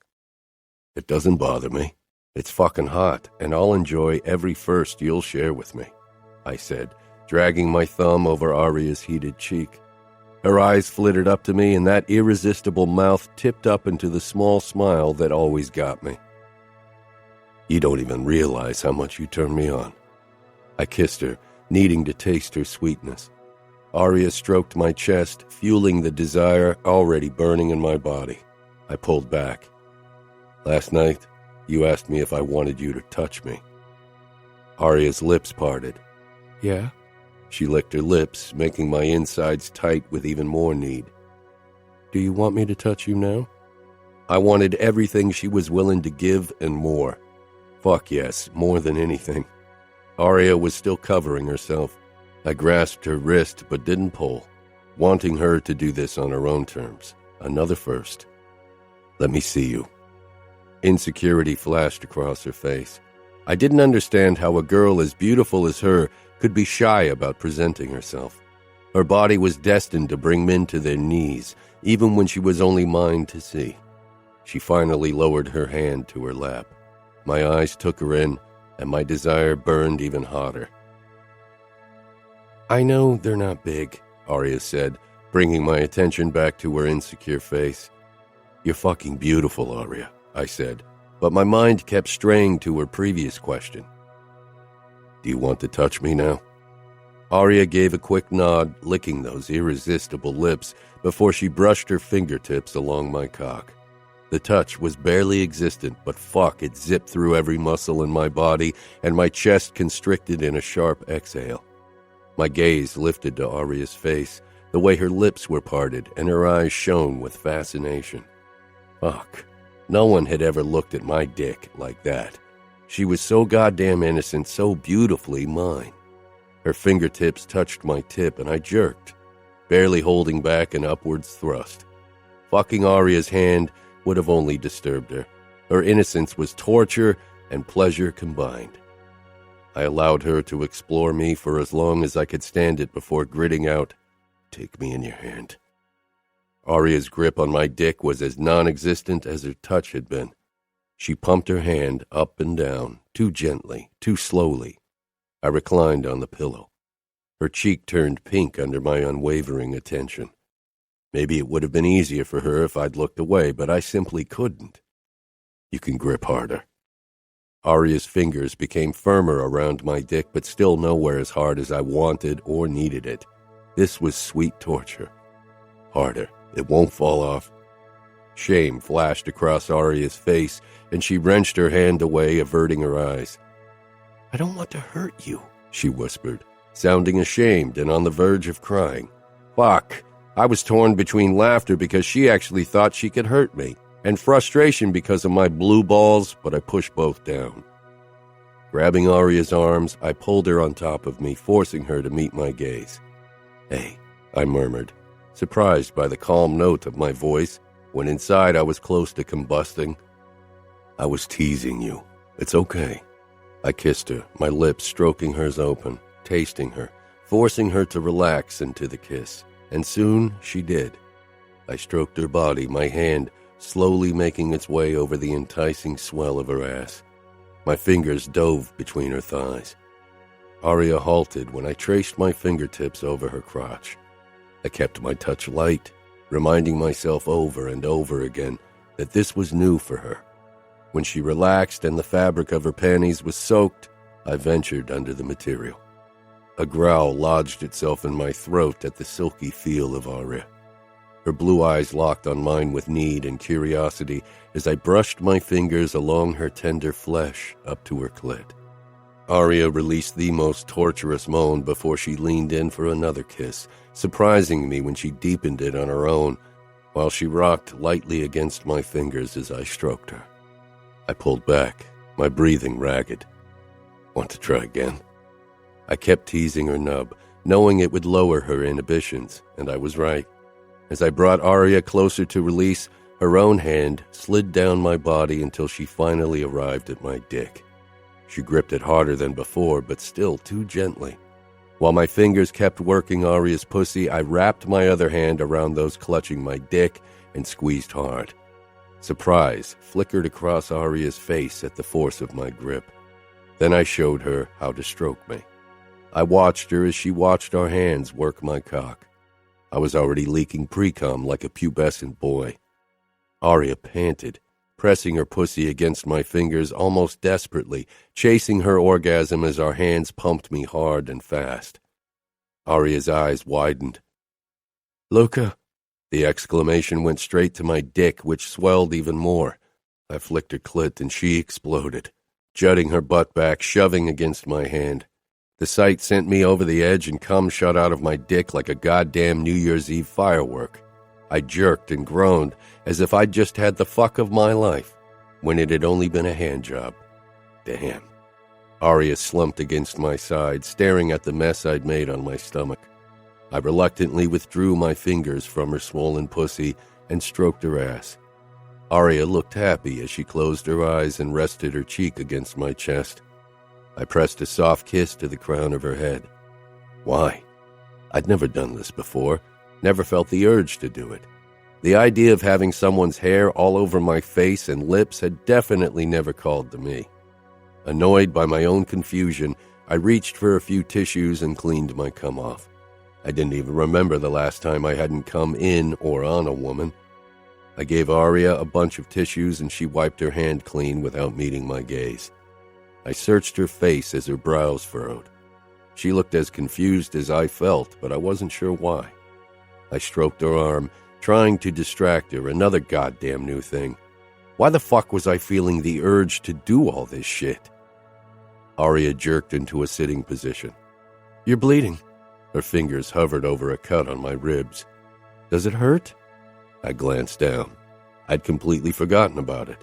My body throbbed with a dull ache, but it was nothing I couldn't deal with, and this cut served me right for letting the fucker get too close to me. Not much. It's nothing. I'm used to it. Aria's brows tugged together as she caressed the skin below the wound. It needs stitches. What if it gets infected? Her lashes fluttered as she looked at me. Was she concerned for me? Maybe you'll get lucky and become a young widow. It was the dream of many wives, and I didn't kid myself into thinking that Aria had been happy about our union. Being shackled to a man like me was a fate many women would do anything to escape. She narrowed her eyes at me. That's not funny. I regarded her, trying to detect deceit in her expression or tone, but I couldn't find any. She seemed serious. Her reasoning was difficult to grasp. Maybe she feared she'd be married off to the next monster if I died, though she could hardly think there were worse monsters out there than me. But there were monsters who didn't hide their monstrous side. I could have taken her worry by telling her that she wouldn't remarry even if I died. If Matteo was Capo then, he wouldn't force her, that much was clear. But my father, I wouldn't put it past him to dispose of Nina and marry Aria himself. If it bothers you so much, why don't you grab the first aid kit from the bathroom and bring it to me? I said, breaking my disturbing strand of thoughts. Aria didn't hesitate to jump out of bed. Where is it? In the drawer below the sink. My gaze followed her beautiful ass and slender waist as she strode into the bathroom. Fuck. I didn't fear death, but I really loathed the idea of dying before I got the chance to have Aria at least once. And even one time seemed entirely inadequate to sate my desire for my young wife. Aria returned with the first aid kit. To my disappointment, she put on her nightgown before she climbed on the bed. She avoided looking anywhere near my half-erect cock. I ran my thumb over her heated cheek. Still too shy to look at me after what happened. I touched her satin nightgown. I liked you better without it. Aria ignored my comment. What do you want me to do? The way she pursed her lips, one thing immediately came to mind. Many things. She rolled her eyes, but I caught the pleased shiver that passed through her body.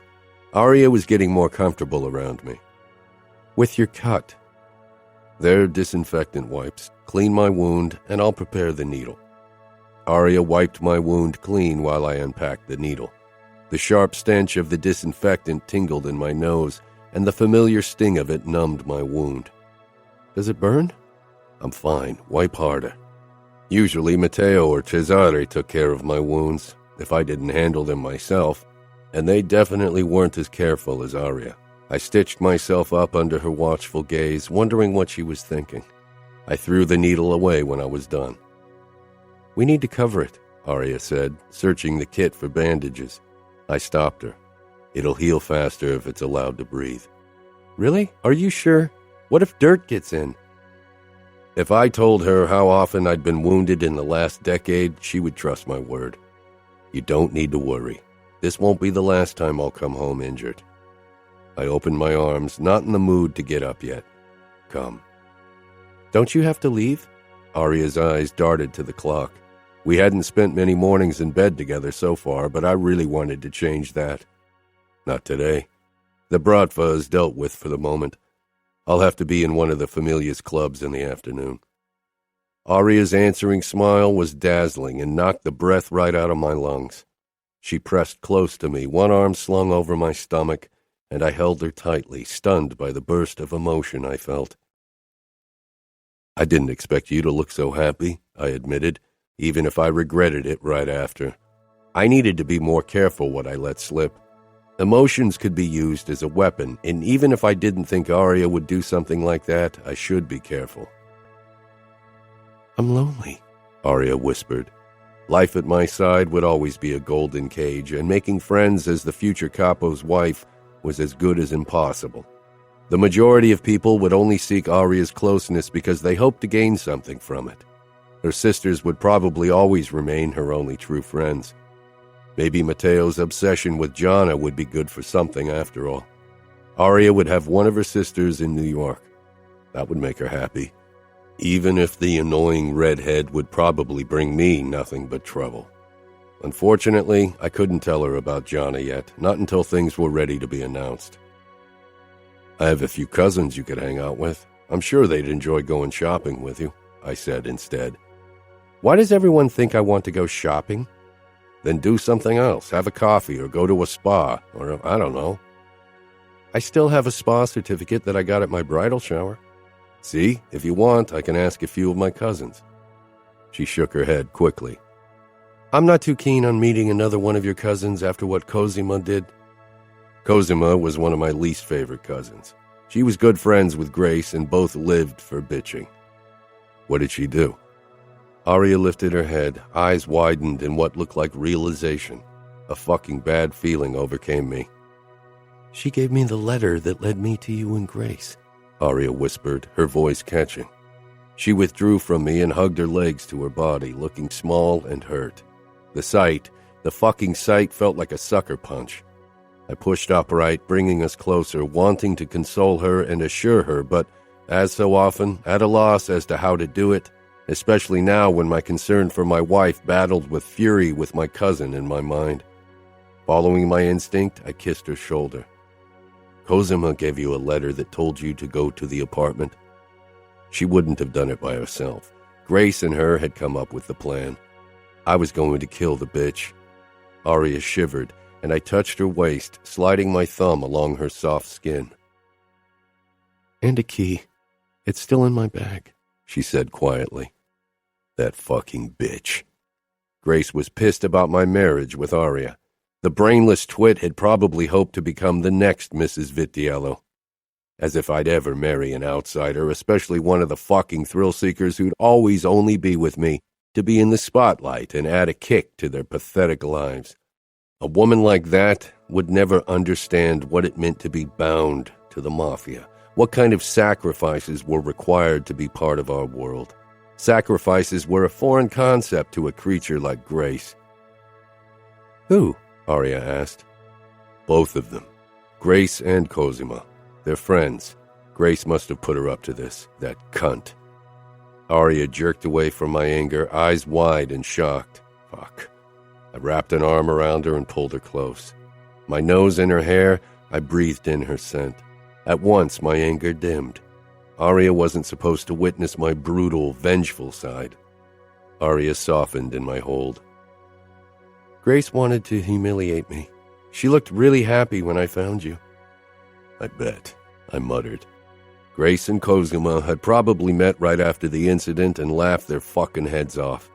They wouldn't laugh for much longer. She's a fucking rat trying to humiliate a queen. She's nothing. Aria was a queen, and nobody would treat her as anything less than that. "How did she react when you told her that you couldn't see her anymore?" Aria asked curiously. I hadn't seen or talked to Grace since our last fuck, and I had no intention of doing so. I'd never even considered telling her that we were over. Why? We'd never been a couple or even an affair. I'd messaged her when I wanted to fuck, and she'd always come running. We hadn't gone on dates or even been exclusive. Far from it. "You promised you wouldn't see her or other women again," Aria whispered, and I realized my fucking mistake. She tried to escape my embrace, body trembling, but I didn't allow her to pull away. I did, and I won't. But I didn't talk to Grace. Why should I? I don't owe her an explanation, just like I don't owe a fucking explanation to the other sluts I fucked. Aria was stiff in my hold, not believing me. I tilted her face up so she had no choice but to meet my gaze. She needed to get my next words into her head. You are the only one I want. I'll keep my promise, Aria. It was the goddamn truth. I desired Aria like I'd never desired a woman, in the obvious way, but also in a deeper way that didn't even make sense to me. Aria searched my eyes. So you won't see her again? Oh, I will see her again to tell her what I think about her little stunt. I'd probably end up killing her. I'd never been more furious in my life. Grace tried to mess with my marriage, and I knew she wasn't done yet, if I didn't put a stop to it once and for all. Aria touched my arm. Don't. I stared at her incredulously. I thought she wanted me to end it verbally. I don't want you to talk to her again. Let's just forget her. Forget how Grace had not only tricked me, but also tried to humiliate my wife? Please, Aria begged, her fingers digging into my biceps. Fuck. How was I supposed to deny her when she looked at me like that? Begging didn't work with me, but Aria... I nodded, even if I knew I couldn't do nothing. I'd keep my word and not contact Grace, but I sure as hell wouldn't forget what happened. Next time I saw her father to give him money for his campaign, I'd tell him exactly what was on my mind. He knew that Grace was good for nothing. I don't like it, but if that's what you want... It is, she said quickly. Let's not even talk about her anymore. Pretend she doesn't exist. Aria gave me a small smile. I touched her parted lips, loving their softness. Your lips are too fucking kissable. Aria averted her eyes in embarrassment, shy and sweet. That men like Fiore Cavallero and my father had chosen this kind of woman for me was a miracle, but one I was definitely grateful for. There's something I wanted to talk to you about, she mumbled. More bad news? I asked carefully. The Grace thing was already souring my morning. Aria shrugged. Well, I guess that depends on your viewpoint. I want Jonna to visit me. Her school doesn't begin for another 2 weeks, and I miss her. I stifled a groan. It's been only a few days since you saw her. I know. Aria's expression became pleading once more, and I knew I was screwed. If Matteo found out that Jonna was coming to visit, he'd be ecstatic. Where would she stay? I immediately knew what she was up to. I don't know, maybe in our guest room? She bit her lower lip with that smile, her eyes so fucking hopeful that I knew there was no way I could say no to her. But she didn't need to know that. Your sister is a major pain in the ass, I muttered. Aria leaned closer, her expression pleading. My eyes dipped down her nightgown to her beautiful tits. How about a deal? Aria's smile fell, anxiety taking over. A deal? She sounded as if I was going to force her to let me fuck her. I wanted nothing more than finally being with her, claiming her, but not if she was so fucking terrified. Don't look so nervous. I'm not going to ask you to sleep with me so you can see your sister. I'm not that big of an asshole. No? Aria grinned, her entire face transforming, and I just couldn't resist. I kissed her hard, needing to taste those lips. No, but I'd like to explore your body, I said, my hand trailing over her waist and hip, imagining how it would be to taste her beautiful tits and pussy, to bury myself between her legs. Fuck, I was getting hard again. What do you mean? Aria asked, her voice low.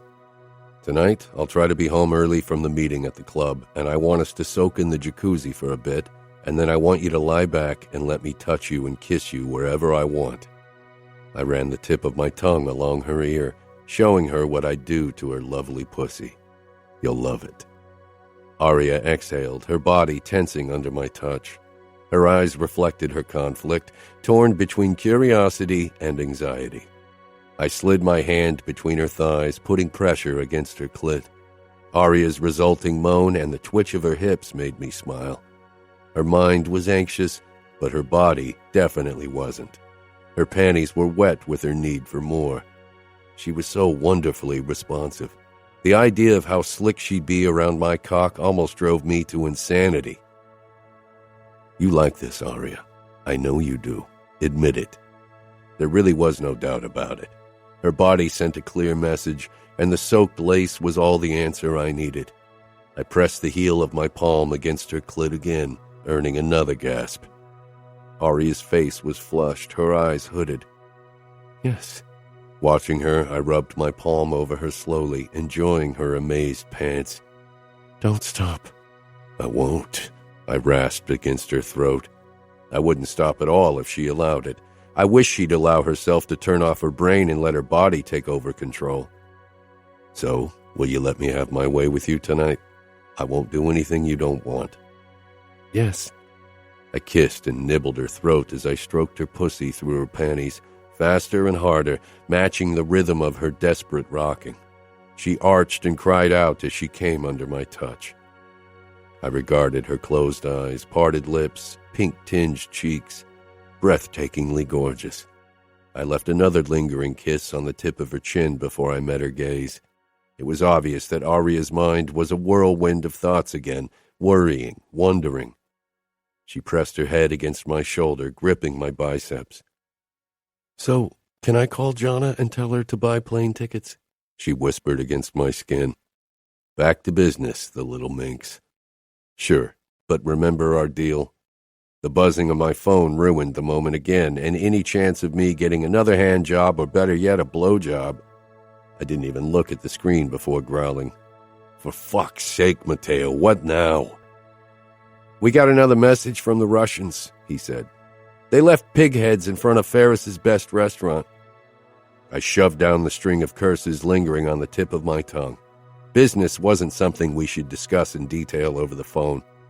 I gently untangled myself from Aria and stood. We've got his back. I won't let another fucking restaurant go to the Russians. Father wants us to have a word with him. Yeah, I gritted out. I'd assumed that much. Ferris's restaurant chain paid a shitload of money for our protection.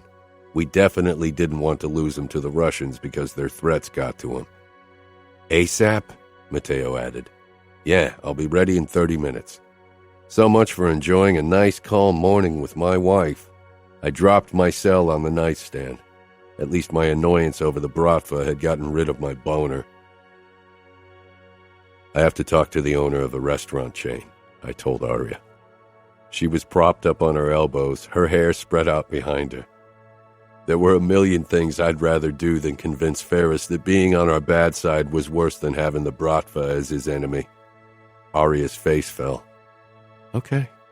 She looked honestly sad about my leaving. The realization gave me a strange sense of satisfaction. I moved back to her and bent over her. Call your sister and tell her she can come, and I'll be back in time for dinner, okay? I have a few takeout menus in the kitchen. Order whatever you want. I kissed her, realizing with the start that I, too, was disappointed about not getting the chance to spend more time with her. I enjoyed being around Aria, and not only because I couldn't keep my hands off her. Let Romero take you to a museum or something like that. Aria nodded. I kissed her again, then headed into the bathroom for a quick shower. When I emerged, Aria was typing on her phone with a small smile, probably telling the bitchy redhead that she was allowed to visit. Seeing Aria's happiness, I couldn't even be pissed over having to endure Jonna for a few days. Pressing a quick kiss to her forehead, I mumbled, Can't wait for tonight. Be careful, Aria whispered. I pulled away, then turned and left, feeling slightly stunned by her words. Nobody had ever said something like that to me. Matteo waited for me in the underground garage, and we took my car to Ferris's place. He was a sleek business type who owned close to 30 restaurants in New York and New Jersey. The Russians were trying to convince him to switch to them. That wasn't going to happen. You look better than I thought after last night, Matteo commented, scanning me. I've had worse. Did Aria help you recover? His lips pulled into a suggestive grin. Do you have the video of me torturing that bratva bastard on your phone? So, no sharing naughty details? Matteo, I growled. Of course. It was one of your brightest hours, torture-wise. All that pent-up sexual frustration is good for something, after all.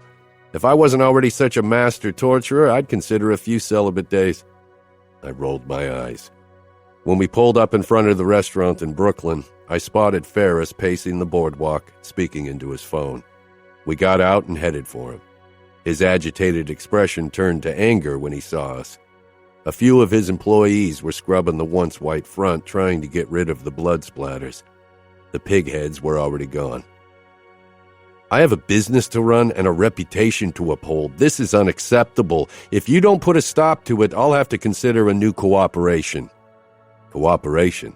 Did he think we were some kind of business venture he could decide to work with? I smiled coldly. Why don't we head inside to discuss this away from the public eye? You don't want to attract the wrong attention, I said in forced calm. He scowled and moved into his restaurant, actually believing me. Fucking idiot. Matteo and I stalked inside after him. The moment we reached his office, my pleasant mask slipped right off. I grabbed him by the collar and raised him up, shoving him against the door. Have you lost your mind? I'll call the police, I finished in a deadly murmur. We pay more than half of them. We pay the people who matter in this city, too. And let's not forget the things you don't want to get out in the open, Ferris, like the pretty little bellboy you're banging behind your wife's back. I set him down slowly and waved Matteo forward. Now listen up, Ferris, and listen well, because I'll say this exactly once. Our cooperation ends when we end it. Not one fucking day sooner, and if it ends, trust me, you won't like it. Matteo held his cell in front of Ferris's face, then played the video of me slicing the Russian into tiny pieces. His screams blared from the speakers. Ferris squirmed, trying to get away. When I didn't let him, he closed his eyes. Either you open your eyes, or I'll remove your fucking eyelids. His eyes flew open and his face began to perspire as he watched the video. He retched, and I quickly shoved him away from me so he threw up on his shoes and not mine. Matteo flashed me his shark grin and put his cell back into his back pocket. We'll handle the Russians, I said. You only need to worry about paying us on time. Matteo clapped the man's back hard. Good talking to you. We left. Why do they always throw up? Matteo asked as we headed for my car. I need to pay Cosima a visit, I said. Matteo sent me a curious look. I'd never talked to Cosima by choice. I have a feeling it's got something to do with your Grace debacle. It does. She told Aria where to find me. Matteo whistled. Bitch! He regarded me closely as we settled in the car. But Aria forgave you? I frowned. I'd avoided talking to him about this topic. She doesn't really have a choice. This marriage binds us both. It was the half-truth, but I wasn't willing to discuss Aria in detail, especially not my feelings or hers. I wasn't sure if she'd forgiven me, and she probably shouldn't, but Aria wanted this marriage to work, and I was grateful for it. We pulled up in front of Cosima and Giovanni's house. She'd been married to him for 4 years now. His father was one of our captains. Want me to come along? I shook my head. I'll handle this alone. It won't take long. I walked up to the townhouse and rang the bell. A maid opened the door, her eyes widening in alarm upon spotting me. The master isn't home. I need to see his wife, I said, stepping forward, forcing her to open the door wider and allowing me entry. Who is it? I told you not to let anyone in, you useless cow! Cosima screamed, appearing in the hallway. She froze. She was still in her bathrobe. Giovanni is not here, she said quickly. I closed the entrance door, meeting her gaze. I'm not here for him. I turned to the maid. Leave us alone. She quickly hurried off. Cosima crossed her arms in front of her chest, but worry shone in her dark eyes. You can't be alone with me. It's not proper.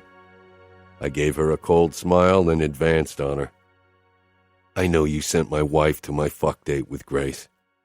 Cosima's expression slipped for a moment, then she quickly masked it with feigned shock. I didn't do anything. How can you accuse me of something like that? Do not lie to me, I growled, and she backed away but bumped into the wall. I'll call Giovanni, she said, reaching for her phone in the pocket of her robe before she raised it. I grabbed her arm. This is between you and me. With her free hand, She clutched her robe closed, lowering her eyes. Giovanni and my father won't be happy if you dishonor me. I released her as if I'd been burnt. Fuck, Cosima, I'm not going to touch you like that. Everyone knows the stories of your father. Don't pretend you're not like him. Even he didn't crush a family member's throat. I leaned down, scowling. I can promise you, I'll crush your throat before ever fucking you. I nodded toward her phone. Call Giovanni. Then I can have a word with him as well. He should keep a closer eye on you. She didn't call him. Instead, she looked up at me with badly played guilt. It wasn't my idea.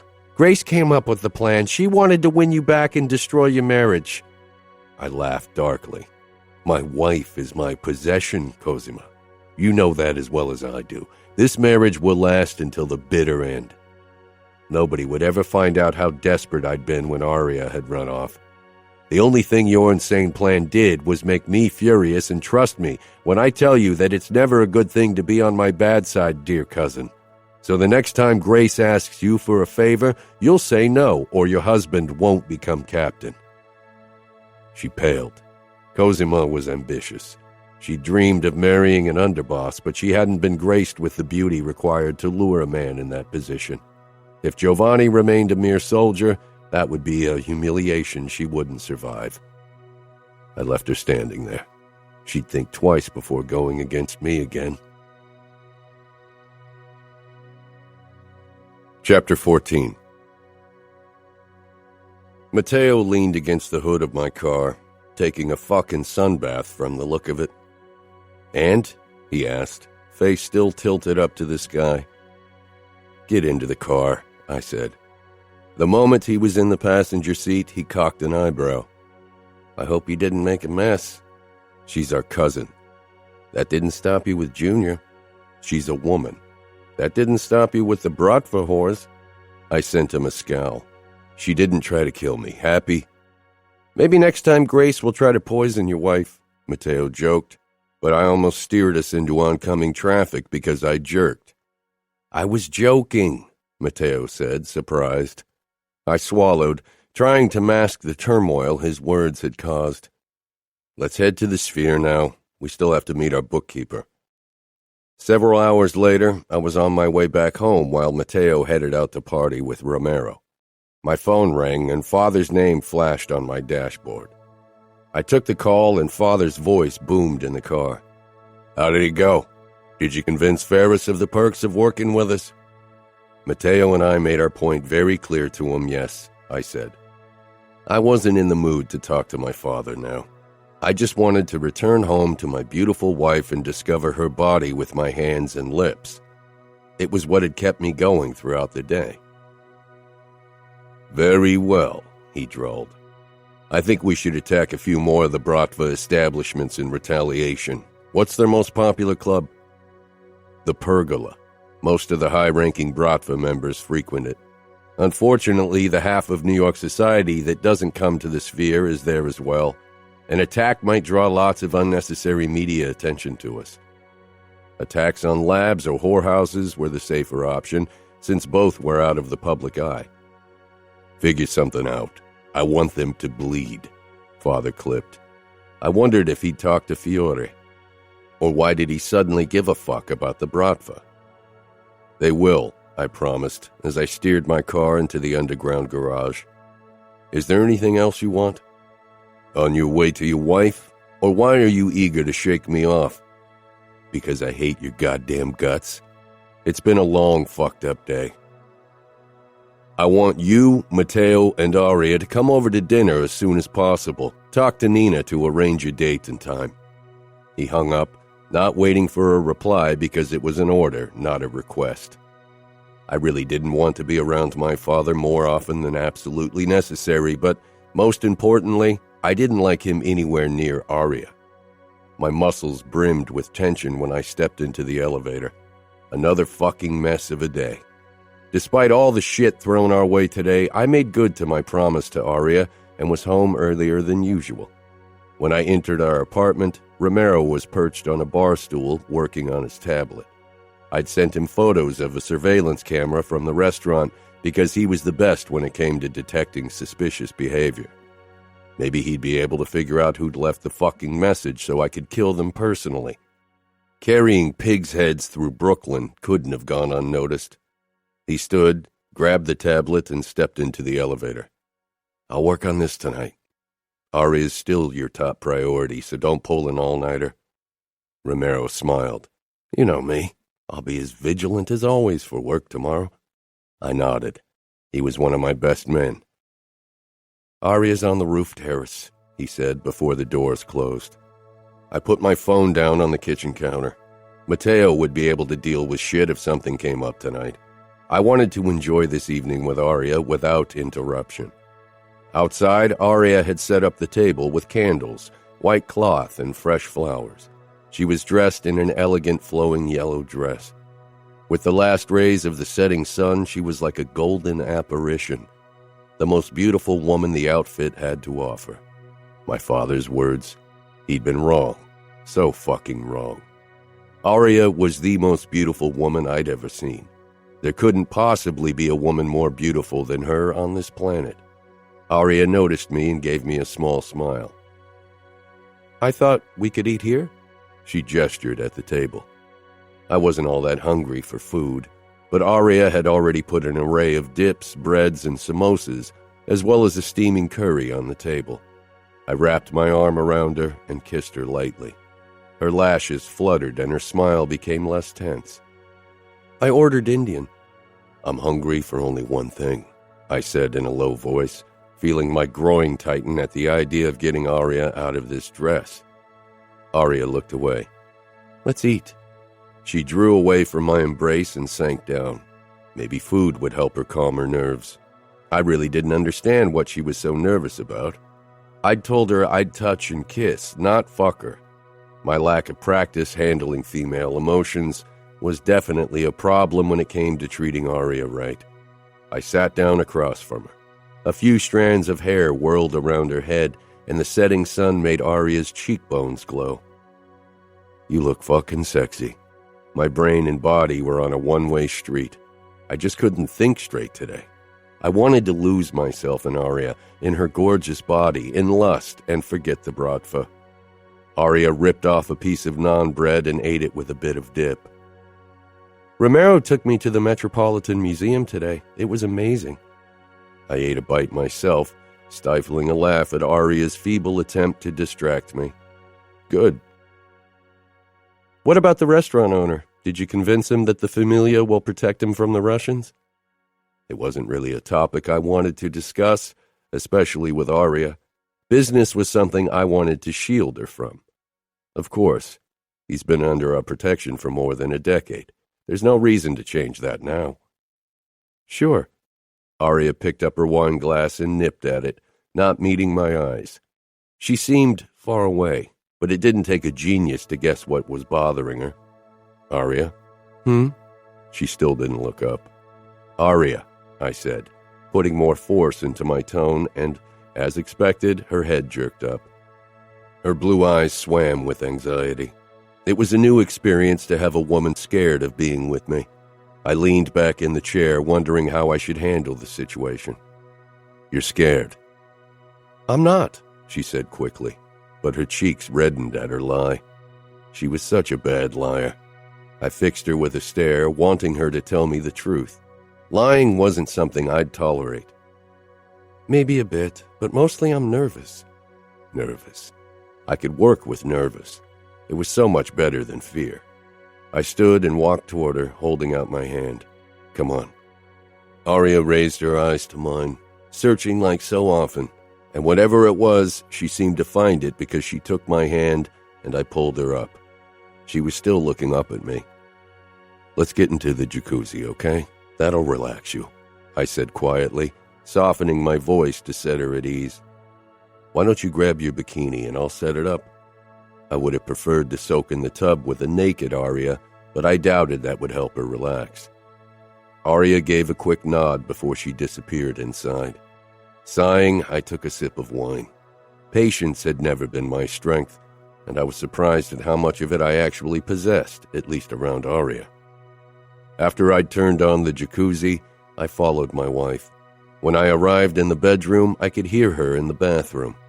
I got out of my clothes and slipped on my black swim shorts. For a moment, I wondered if Aria was hiding from me inside the bathroom, but then the door swung open and she stepped out in a white bikini with dots. I almost groaned because she somehow managed to look sexy and innocent at once, bringing out my protective as well as my predatory side. Fuck it. I touched Aria's hip. You are perfect. I was rewarded with a small smile and led her out of our bedroom and back out onto our roof terrace. Goosebumps covered Aria's skin, and her nipples strained against her thin bikini top. I lifted her into my arms, and she pressed against me, seeking protection from the wind that had picked up. Her palm rested lightly against my chest, right over my heart, as if she needed to reassure herself that I did indeed have one. Sometimes even I wasn't sure that was the case. I stepped into the hot water with her and lowered us so we were both covered up to our shoulder blades. Aria clung to my neck, her lips against my skin. I stroked her back, feeling the tension rippling in her body. There's no reason for you to be scared, says the man who crushed a man's throat with his bare hands. That's got nothing to do with us, Aria. That's business. I wasn't a good man, and I wasn't kidding myself into thinking I could be, nor did I want to. I was the man I needed to be to become who I wanted to be, Capo. Aria sighed. I know. I shouldn't have brought it up. I peered down at my wife, but only saw Aria's hair. She was hiding her face from me. What's really the problem? I'm nervous because I feel vulnerable, like I'm at your mercy because of the deal. I managed to swallow the first reply that shot through my head, that Aria had been at my mercy from the moment she'd become my fiancée. If I'd insisted, her father would have given me his 15-year-old daughter, and since she'd become my wife, everyone in our world considered her my property. Aria, forget about the deal. Why don't you try to relax and enjoy this? I lifted her face, so she had to look at me. Aria licked her lips nervously. Promise you won't force me to do something I don't want to do, she whispered, then continued in an even softer voice, her gaze cast down once more. Promise me that you won't hurt me. For a second, I wasn't sure what to say. I thought these last few days had showed Aria that I was trying to be good to her, as good as a man like me could be. Maybe that was the problem. Aria knew what kind of man I was, and she was waiting for me to reveal my true nature to her. Maybe she had reason to be wary. Maybe this side of me was bound to fail. Maybe I was a monster trying to be more. Was the gentle side something I had in me, or only something I forced on myself? Why would I hurt you? I said quietly, keeping my thoughts to myself. I told you I won't sleep with you unless you want me to. Aria's eyes widened in alarm. So you will hurt me when we sleep together? Her innocent shock almost made me laugh. Not on purpose, no, but I don't think there's a way around it, I murmured, kissing the soft skin below her ear. But tonight, I want to make you writhe in pleasure, trust me. I wanted her trust not because she gave it freely, but because I deserved it. I wanted to earn it. Shoving those thoughts aside, I ran my tongue along her pulse point and inhaled Aria's sweet scent. My grip on her tightened as I suckled her skin. She felt and tasted so good, and my body reacted to her closeness. I trailed my kisses back up until I reached Aria's sweet mouth, which I claimed for a hard kiss as I pressed my erection against her butt. Fuck, I wished we were naked. Aria drew back and I let out a groan in frustration. I wanted to lose myself in her taste. Can we talk for a bit? She asked softly. Trying to hide my impatience, I sat back. What do you want to talk about? My hands had a mind of their own, stroking along Aria's naked back and waist, then lower to her bikini bottoms. Her breath caught when my fingers slid along her ass. What happened to your mother? She asked, completely catching me by surprise. My hands froze and my chest squeezed into a tight ball. She died, I clipped. I turned away from Aria's compassionate face, annoyed that she'd bring something like that up. That's not the kind of thing I want to talk about tonight. I didn't want to talk about her at all. She was the fucking past. Her death had messed up enough of my past. It wouldn't mess up my future as well. Aria gave a nod. I slid my hand along her thigh, wanting to distract myself and her. I pushed my fingers beneath her bikini bottoms, brushing over her pussy lips. So velvety. Fuck. I used my other hand to free her breasts from her top. Her nipples puckered deliciously in the cold. Good Lord. I lowered my head and drew a hard pebble into my mouth, sucking it softly at first, then harder. I flicked my thumb over her clit, making her arch and gasp. She pressed herself into me as I swirled my tongue around her nipple. I couldn't take my eyes off Aria's face as she surrendered to pleasure. Her cheeks heated under my unwavering attention, and she looked away. "No, look at me," I commanded, and her eyes darted back down to me. I wanted her to see what I was doing, wanted her to remember that she was mine, that every beautiful inch of her was mine. Fixing her with my eyes, I sucked her nipple into my mouth while my fingers worked her pussy, teasing her nub and folds. I grazed Aria's nipple with my teeth, testing if she'd enjoy a bit of pain. Aria bucked her hips with a cry, her body becoming tight as she came. The sight was marvelous, but I didn't allow myself to bask in it. I quickly hoisted Aria onto the edge of the jacuzzi, spreading her legs. Aria's eyes widened in shock. "Luca, what?" I ripped her bikini bottoms away, shoving my way between her legs. My eyes dipped down to her pink pussy lips and my cock jerked. I bowed down my head, needing to get a taste. I dragged my tongue along her glistening folds. Fuck, I'd waited way too long for the first taste of my wife. Aria let out an astonished cry. Her legs were starting to soften against my biceps as she surrendered to the new sensations. I licked Aria long and deep, my tip sliding along her slit, tasting that torturous sweetness. Fuck yes. I could feel myself leaking at the first taste of her. A new wave of possessiveness hit me as I regarded her pink pussy, only for me to save her.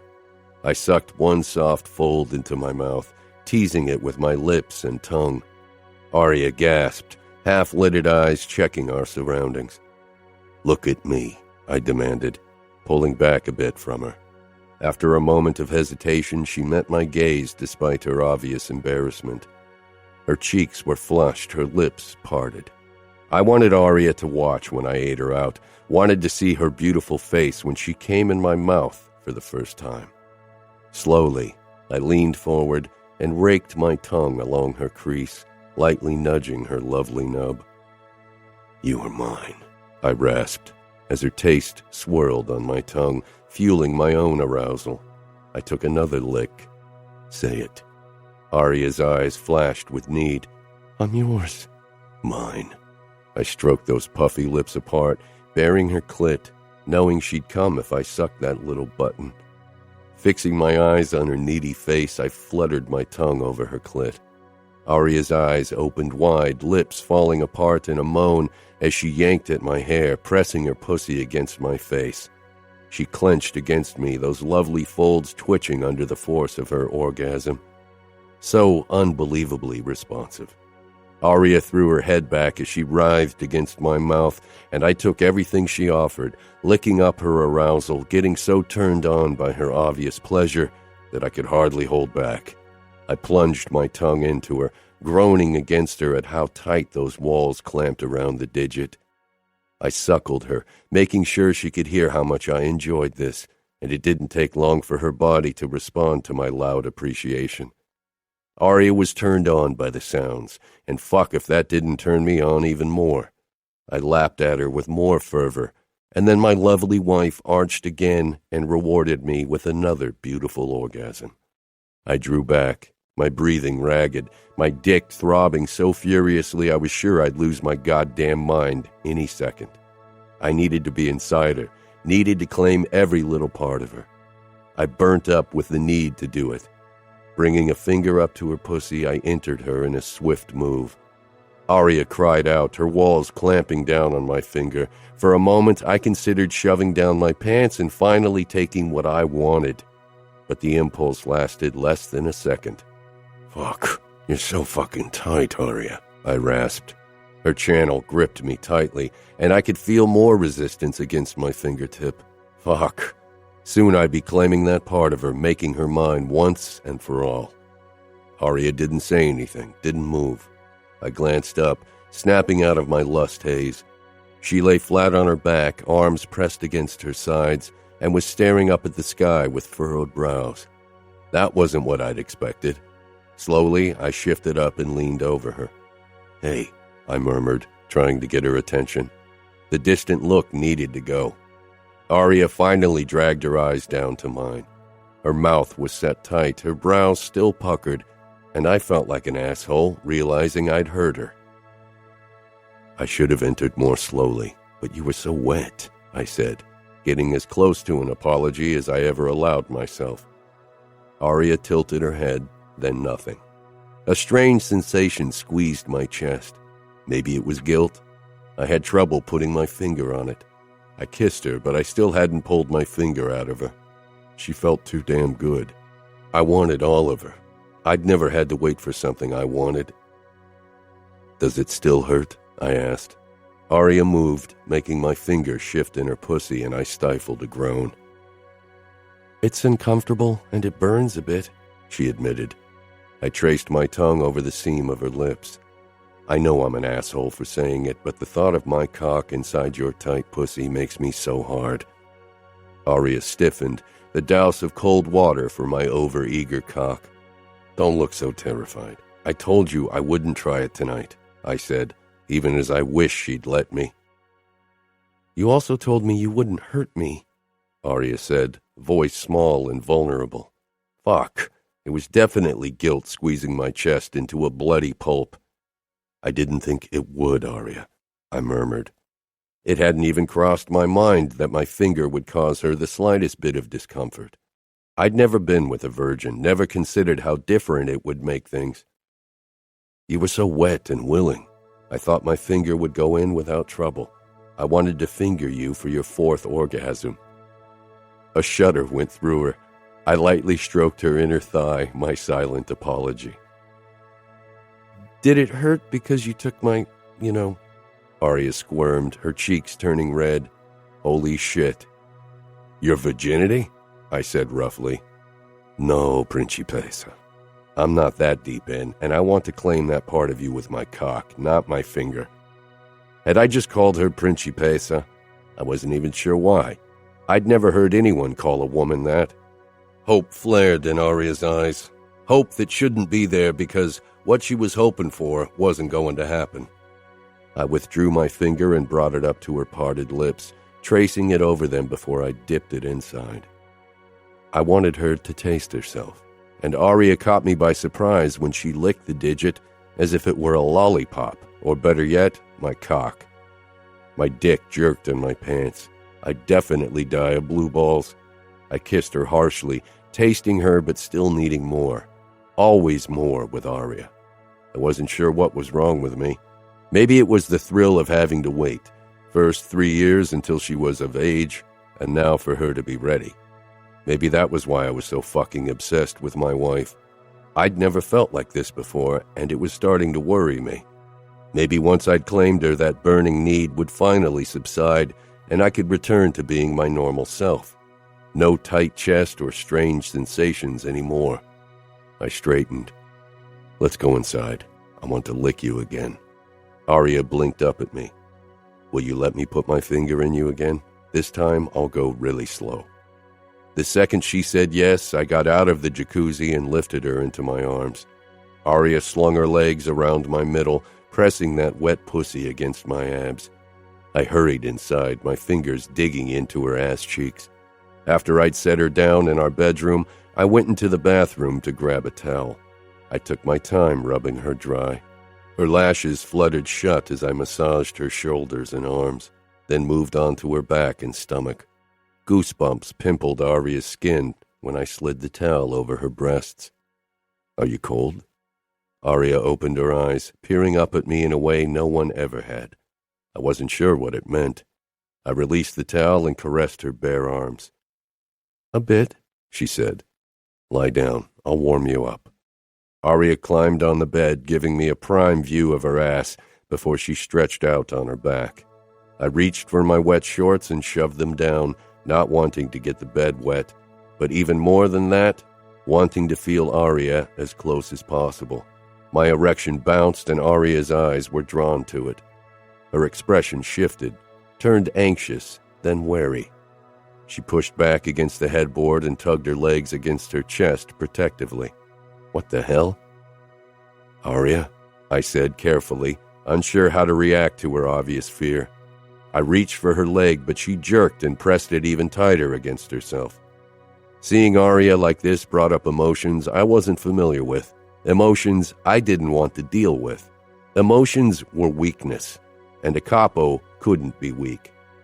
What now? I muttered, annoyed at myself and at Aria because she evoked those sensations in me. I sank down beside her, trying to be patient and keep my frustration at bay. Say something. Aria shook her head. This is too fast. Too fast?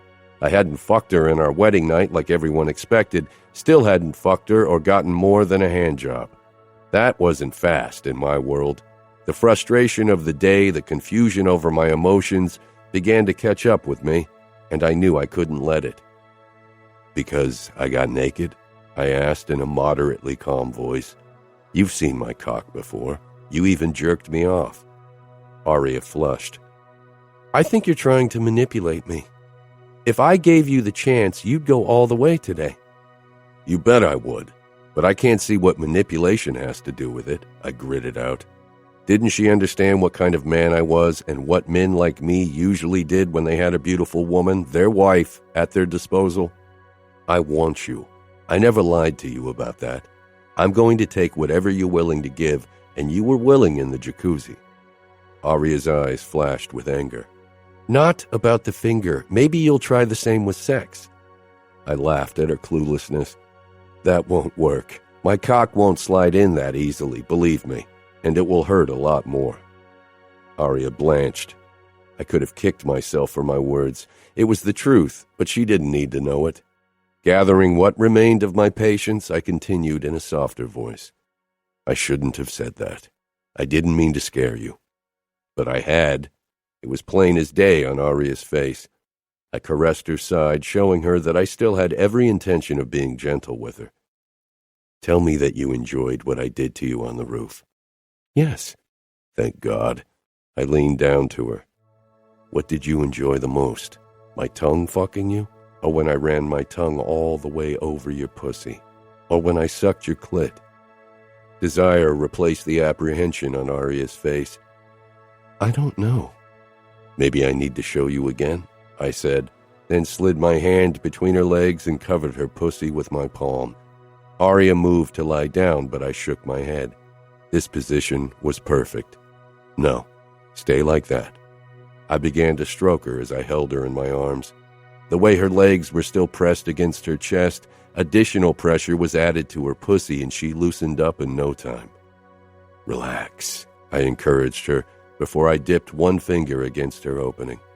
I took my time entering her this time, allowing her to grow used to the intrusion. The sight of my finger sliding into her pussy was the best. I dragged my eyes up, catching Aria watching my hand. Look at me. Aria cast her eyes up. You are so wet and soft and tight. You can't imagine how fucking good this feels, I told her. The tip of my cock dug into her thigh, leaking pre-cum all over her smooth skin. I kissed her, tangling my tongue with hers as I kept finger-fucking her gently. This time, when I pulled my finger out, Aria let out a huff. Chuckling, I knelt between her legs and entered her with my middle finger. It slid in as easily as my little finger had done. I watched Aria's face as her walls encased it. When I began swirling my tongue around her clit, Aria threw her legs open, giving me better access. Smiling against her pussy, I licked and sucked her as I slid in and out of her. Aria's thighs began quivering, and then she jerked under me, rewarding me with her release. Would the sight of her coming apart ever not lodge my breath in my throat? Fuck me. Wiping my mouth, I climbed back up, kissed her cute belly button, and stretched out beside her. Aria ran her fingertips over my slick tip. I thrust up with a groan. I want your mouth on me. Aria gave me a look as if I'd asked her to chew on broken glass. I almost laughed again, but I could tell that her mind was already going 100 miles an hour, worrying about my request. Is this because you don't want to or because you don't know how? I asked. You can jerk me off like last time. I stroked her hair, searching her eyes for a clue about her feelings. I really wanted to come in her mouth, but not if she gave me this panicked look. I'd feel as if I were molesting her. No, I think I want to do it. You think? But? Aria tilted her head to the side in contemplation. What if I don't like it? I really hoped that wouldn't be the case. Then you don't. I won't force you. Aria leaned down, bringing her mouth closer to my cock. My fingers in her hair tightened, and it took me all my willpower not to guide her head down. Aria paused with a small laugh, casting those baby blues up in embarrassment. I don't know what to do. Fuck. My cock twitched. Aria laughed again, this time without restraint, and I couldn't help but grin. You like to torture me with your innocence, don't you? Aria blew against my cock, causing me to twitch again. I felt like a goddamn teenager. I don't think that's why it's called blowjob, right? Aria asked, biting her lower lip playfully, her eyes full of mischief. A laugh burst out of me. I couldn't even remember the last time I'd felt this at peace. You're going to be the death of me, Principessa. Again, Principessa. Fuck if I cared that sweet-talking to Aria made me look weak. Anyone who thought I wasn't still the same brutal asshole than before would get a taste of my monstrous side. Don't laugh. I don't want to do something wrong. Do you want me to tell you what to do? I asked. Aria nodded. Okay, I said, trying to relax against the pillows. Close your lips around the tip and be careful with your teeth. I don't mind it a bit rougher, but don't chew on it. Aria snorted in the most undignified way ever, but then she became very quiet. I could tell that she was nervous, which she really didn't have to be. I knew she didn't have any experience and didn't expect her to blow my mind with her skills. The way my balls were already throbbing, I'd probably shoot my load the second her lips touched my fucking dick. When Aria didn't budge, I stroked her scalp until I cupped the back of her head. Again, I had to fight the urge to push her down like I would have done with my past fuck buddies. Finally, Aria closed her lips around my tip. The sight of my cock in her mouth was the best thing I'd ever seen. All I wanted was to thrust upwards and bury myself in her. Now swirl your tongue around it. Aria's brows furrowed as she tried to move around my thick head. Yes, just like that. She slowly got the hang of it, and I gave her the time she needed, wanting her to learn enjoying this. Take a bit more of me into your mouth and move your head up and down. Now suck as you move. Yes, fuck. This felt amazing, because seeing Aria turned me on like nothing ever had. I thrust up without thinking about it. Aria flinched away when I hit the back of her throat. She coughed, eyes watering. Fuck, sorry, I rasped. I stroked Aria's lips before I settled back once more. I'll try to stay still. Aria surprised me by licking my entire length, base to tip. She paused. Is that okay? Fuck yes. She began licking my dick as if it were a popsicle, and fuck, it felt good. My balls tightened. This feels really fucking good, but I really want to come. Aria peered up at me. What do you need me to do? Suck me harder and keep looking at me with your fucking beautiful eyes. Aria began working my cock in earnest now, her cheeks hollowing as she sucked me harder while her fingers tightened around my base. Pleasure built in my balls. Fuck, so good. I wouldn't last much longer. If you don't want to swallow, you need to get away. I got out. Aria pulled away, and I came all over my stomach and thighs. My eyes fell shut as I drew in a ragged breath, my cock still twitching. I rubbed my fingertips along Aria's scalp, then began to pull away to reach for a tissue. Aria grabbed my hand and leaned into the touch. I opened my eyes in surprise. Having her cheek pressed against my palm felt good. Her eyes searched my face nervously, as if she worried that I would refuse her. I stroked her cheekbone, and slowly her lips pulled into a grateful smile. My stomach filled with warmth. I tore my gaze away from my lovely wife and took in the sticky mess I'd made. I need a fucking shower. I wiped away the worst of it with a tissue before I slid out of bed before I could get my cum all over the sheets. Aria rolled over to her side, positioning her arms and legs so she was covered. Did she think I'd leave her lying there? Come on, I don't want to shower alone. Aria quickly took my hand and I pulled her with me into the bathroom. I turned on the water, then stepped under the hot steam. I tugged Aria against my body and pressed a kiss to the top of her head. She beamed up at me like I'd given her an expensive gift. I began washing her, enjoying the feel of her skin under my hands. Aria relaxed, her eyes closing.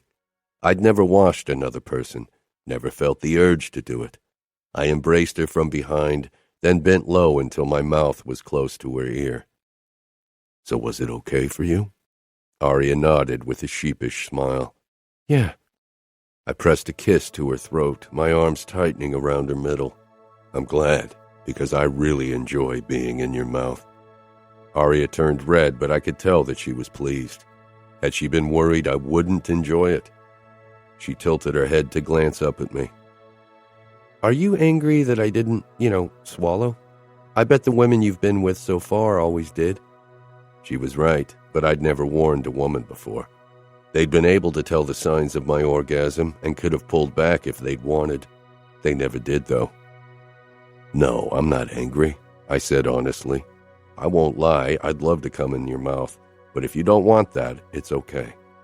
I really hoped Aria would give it a try and enjoy it.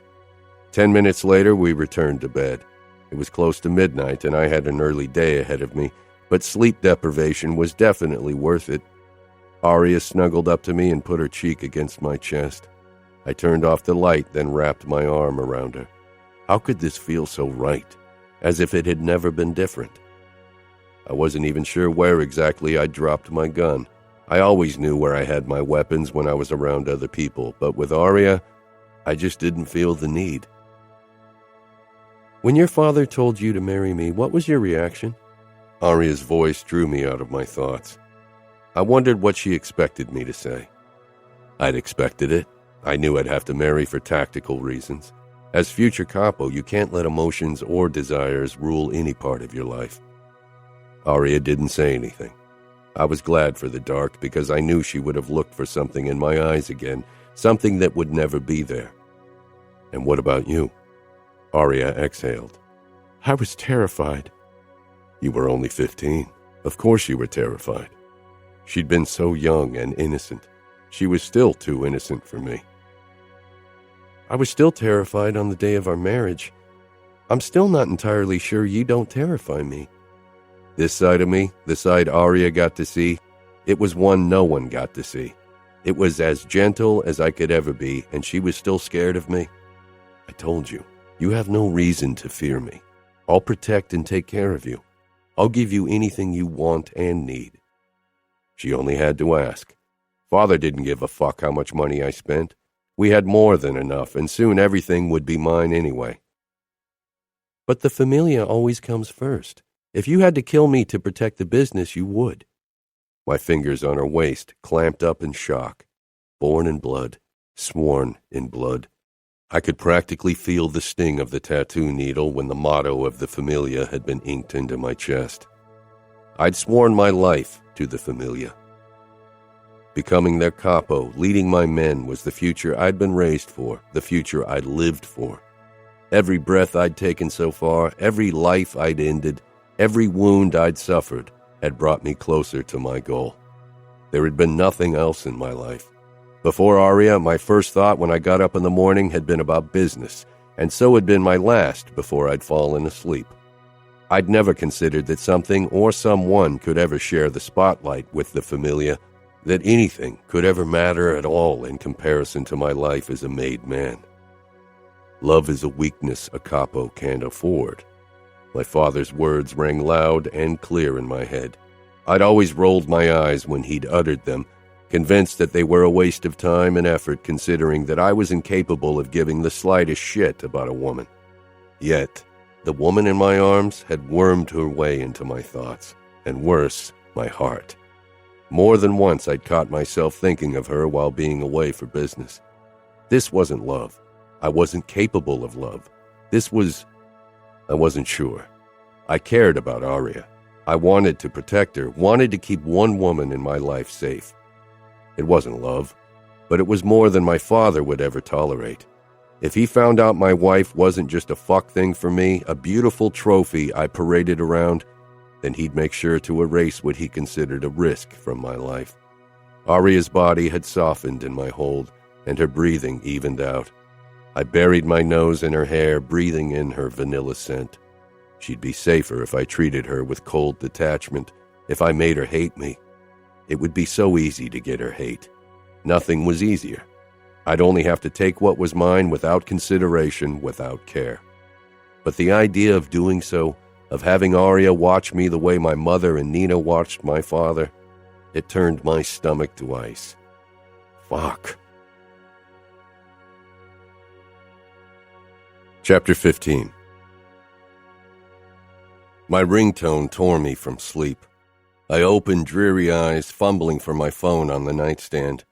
When I finally had a hold of it, I pressed it to my ear without looking at the screen. Can't you deal with whatever shit came up alone? I have a fucking boner to take care of, Matteo.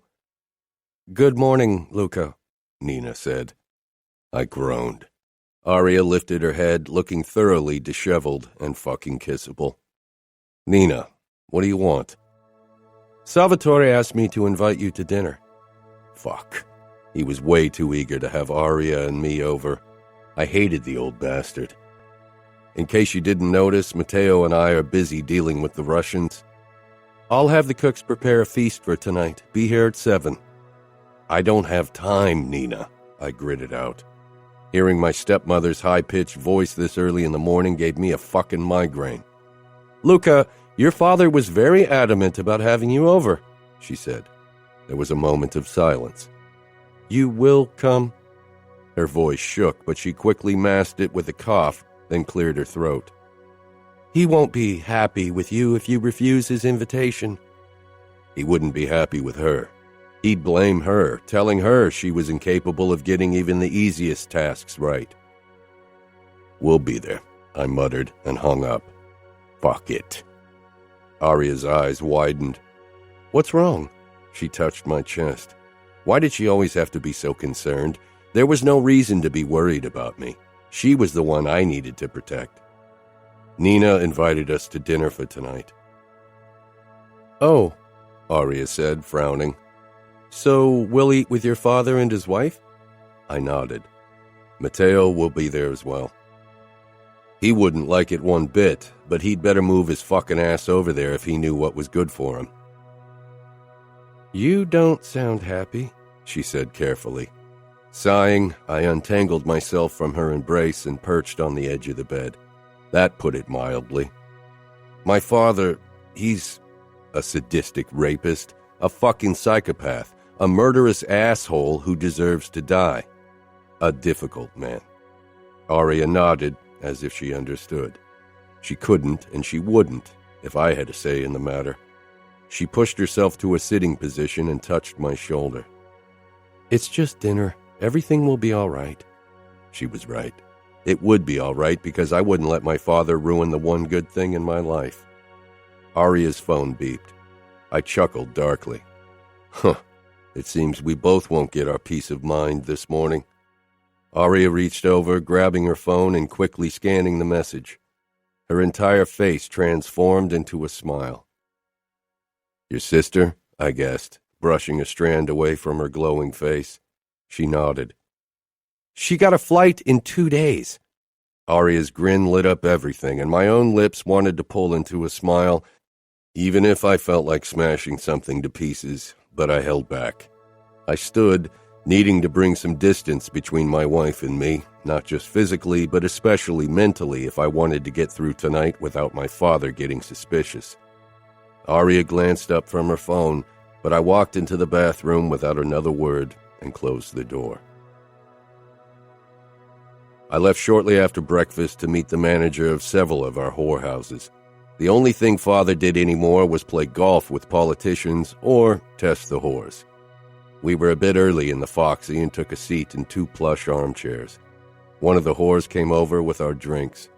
She put them down on the low table, giving us a prime view of her ass. Then she straightened and touched my shoulder with a flirtatious hand. "Did I give you permission to touch me?" My eyes flashed up to hers, and she quickly dropped her hand before she rushed back to the bar. I wouldn't break the promise I'd given to Aria, not even in that small way.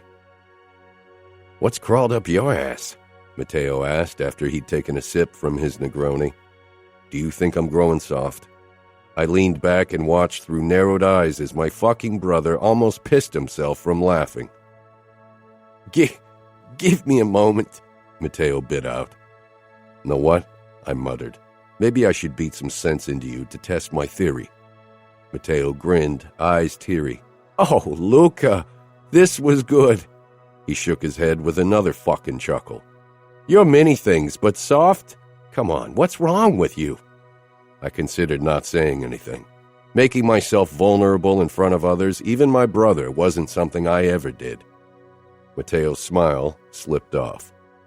"It's because of Aria?" Fuck. I trusted the asshole, so fuck it all. I still haven't fucked her, and I promised her never to touch another woman either. What does that make me? Matteo shrugged. A good husband by normal standards, I suppose. As if we give a fuck about normal standards. Those aren't the rules we play by. You will be Capo as soon as our father dies. You'll make the rules soon enough. Some traditions can't be shaken, and our father is still Capo. If he knew that I haven't fucked my wife yet, I trailed off. He'd probably do it himself, Matteo said, and I lost it. He touches a fucking hair on her body, and I'll end him. That's a fucking promise, I growled. Matteo nodded. One word from you, and I'm in on it. You know that, right? I know, I said quietly. Matteo and I had been entertaining thoughts of how to kill our father for years. But the familia won't accept a capo who killed his father. Matteo sighed. Why can't the old sadist just die? Maybe Nina finds the courage to slip poison in his food at some point. How much longer can she or anyone bear the humiliation and beatings he gives her? Maybe she'll kill herself instead of him, Matteo muttered, not voicing the like our mother that we were both thinking. And you'd have to kill her if she killed our father. She'd run off to Europe, and I won't have time to hunt down a woman, I said. If Nina ended our father, I definitely wouldn't punish her for it. I hated her, but compared to my father, she was a victim. You know, Matteo said in a low voice, I knew you wouldn't force Aria. I regarded him, not liking the heavy note underplaying his words. You still hear our mothers begging in your nightmares? He continued in a whisper. My stomach twisted. Too often. Matteo took out his knife, his eyes focusing on the gleaming blade as he turned it slowly. It was his favorite, the knife our mother had used to cut her wrists with. A woman shouldn't have to beg her husband not to rape, beat, and humiliate her. I'm a cruel fucker, but even I know that. I nodded. I remembered only too well how our mother had looked in the mornings after those nights, bruised, with a look in her eyes like a beaten dog. The idea that Aria could ever look like that made me want to kill everyone around me. Aria would never look like that. She'd never suffer violence through mine or anyone else's hands. I'd cut my fucking fingers off before I'd hit her, and I'd chop my dick into pieces before I'd ever rape my wife. She would be safe with me, in bed and anywhere else. You got your Aria expression on again? I frowned. What the hell is that supposed to be? Matteo smirked. It's a mix of protectively murderous and reverent. I pushed into a standing position. Fuck you, Matteo. His smile widened. I have enough women to fuck, but thank you. I gave him the finger and turned on my heel, heading for the bathroom to take a piss. A few minutes before 7, we pulled up in front of the Vitiello townhouse. The drive had passed in silence. Neither Matteo nor I felt like chatting before a dinner with our father and Nina, and Aria hadn't tried to make conversation either. Nina opened the door before we could even ring the bell. Seeing her so eager to have us over wasn't a good sign. My hand on Aria's hip tightened, and she gave me a curious look, but then she greeted my stepmother with an awkward hug. Aria's eyes lingered on Nina's face, which was covered in a thick layer of makeup, but it didn't hide her swollen lip, despite the dark lipstick she wore. Aria's expression remained perfectly polite. She'd probably seen more than enough bruises in her life. Nina smiled her fake smile. "Good to have you over. Dinner's about to be served." She led us into the dining room where Father waited in his usual chair at the head of the table. He didn't stand, only nodded, but his eyes latched onto Aria. I took the seat beside him before he could offer it to her and gave him a tight smile. Nina sat on Father's other side and Matteo across from Aria. My stepmother snapped her fingers, and at once the maid rushed in with the starters. Father's favorite, liver pâté. I ate a bite while Aria peered down at her food, then at me. It took me a moment to realize why. She didn't like liver. She'd mentioned it to me on our first date. "Don't you like your food?" Nina asked with pursed lips, her gaze darting from Father to Aria. He regarded Aria in a way I didn't like one bit. Aria gave an embarrassed smile. "I'm not very fond of liver. It looks delicious, though." "Luca eats liver," Father said disapprovingly. Aria glanced at me, obviously not sure where my father was going with his comment. She couldn't know that Nina had to like what my father liked or face the consequences. I opened my mouth to tell him that I didn't give a fuck if Aria ate liver or not, but Matteo was quicker. "Luca also likes torturing and killing. That doesn't mean his wife has to like it." He sent our father his fake smile. A muscle in Father's cheek twitched. "I don't appreciate good food going to waste, Aria," he said to my wife. "I'll eat it," I gritted out, reaching for the plate. "Your wife will eat it," Father ordered. Aria froze. "She won't," I growled. "Aria's my wife. She won't answer to your demands, Father." Nina had become perfectly still in her seat, clutching her knife. Matteo's hand had slipped off the table. I didn't reach for my own gun and gave him a warning glance. "Not like this. Not today." "So possessive," Father laughed, throwing his head back as if I'd told a fucking joke, as if the whole situation was funny. Nina fell in at once. I forced a smile, and so did Matteo. Aria laughed uncertainly. She didn't know my father well enough. Maybe she really thought it had been his twisted way of making a joke. I hoped it for her sake. The second we were back in the car, away from my father, Matteo leaned forward with a grin, but it was off. "I hear your sister comes to visit us."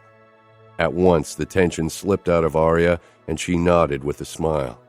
"Yes." She narrowed her eyes after a moment. "Why do you care?"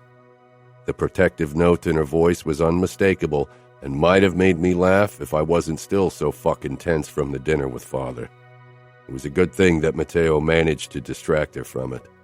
Aria didn't need to know that today could very well mark the date when I gave up my life and any chance at a united familia. Even without saying a word to him, Matteo knew, and he'd be at my side, no questions asked. The moment Aria joined me in bed, I pushed her on her back and moved down her body, dragging her panties down her legs before I settled between her parted thighs. Aria was still mine, would always be mine. I made her come twice with my tongue before I laid down beside her. She kissed me softly, her fingers caressing my chest. It felt good on so many levels. She always got through my walls. I wasn't even sure how she did it. I pulled out of the kiss. "I want your mouth." Aria paused. Even without seeing her expression, I knew she was confused by my harsh tone. She moved down, and then I felt her lips around my tip. I relaxed, letting my father's words drift away, enjoying the moment, my wife, the only way that was safe. I came on my stomach like last time, then cleaned myself roughly before I settled on my back with Aria pressed up against my side. "Is everything okay?" she whispered. "Yes."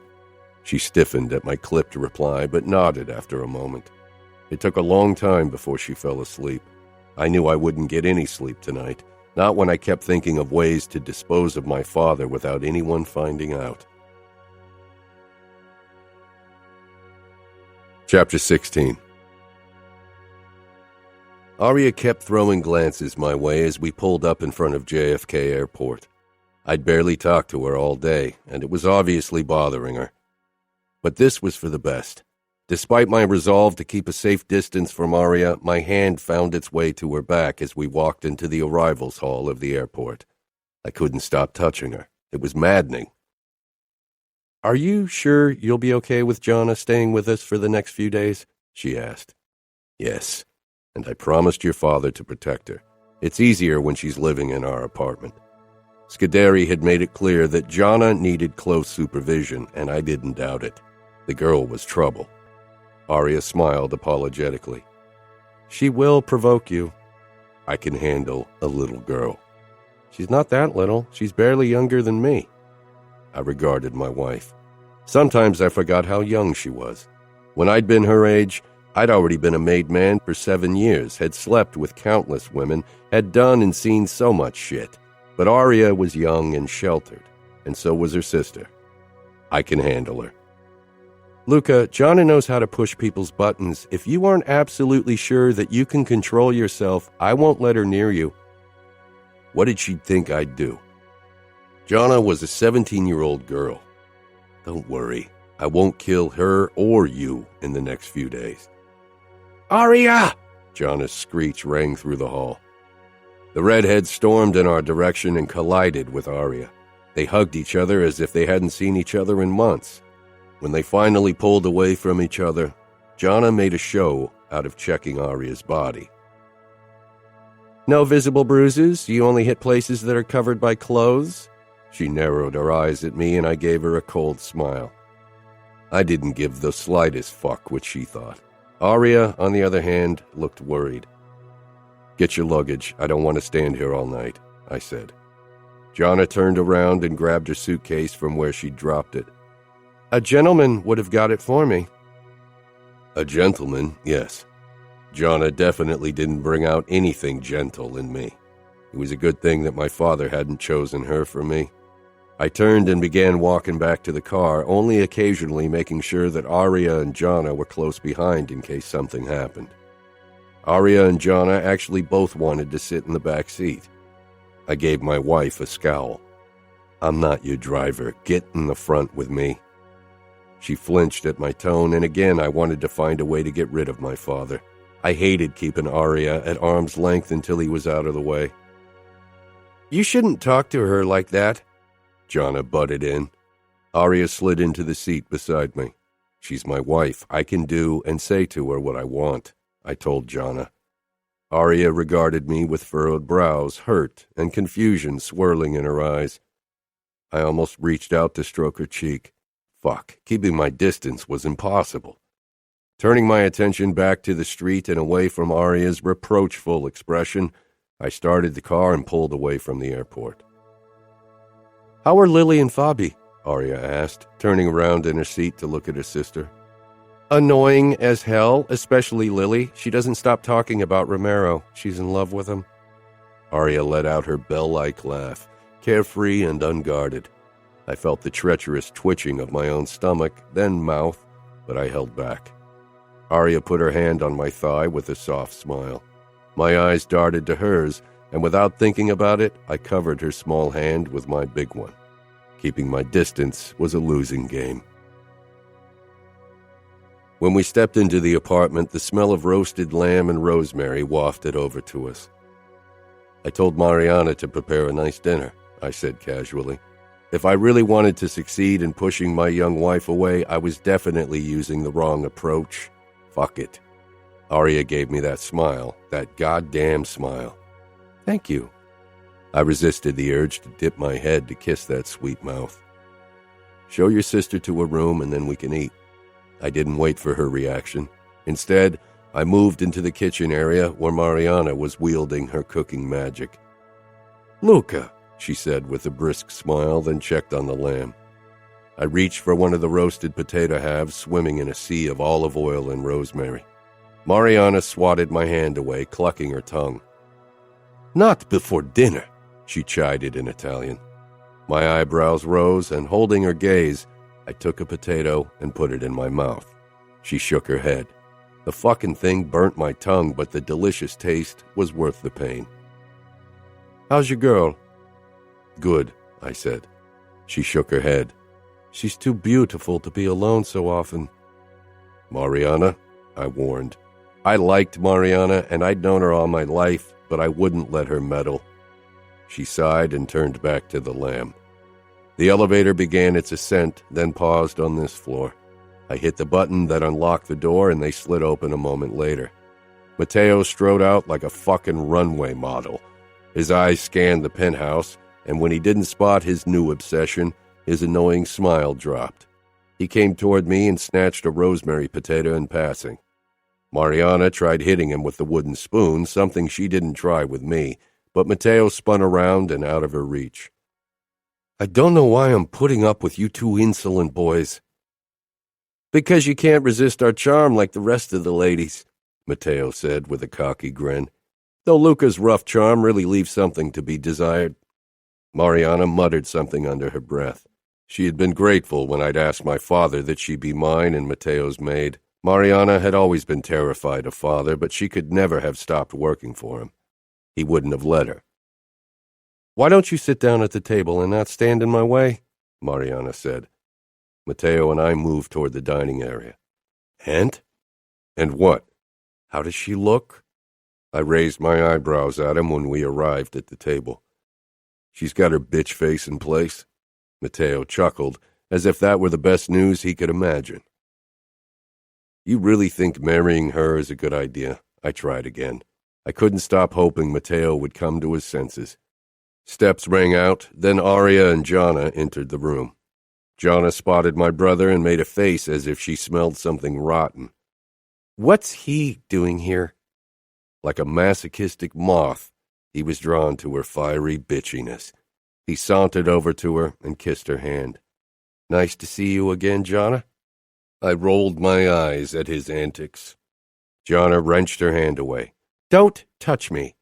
Mateo's eyes flashed with eagerness. I knew that look. I'd have to keep a close eye on those two. They had already kissed. I didn't need another exchange of bodily fluids while the girl was under my protection. We all took our seats, Mateo across from me and beside his future wife. Aria watched them with a small frown, obviously as worried as me, and she didn't even know about their impending nuptials yet.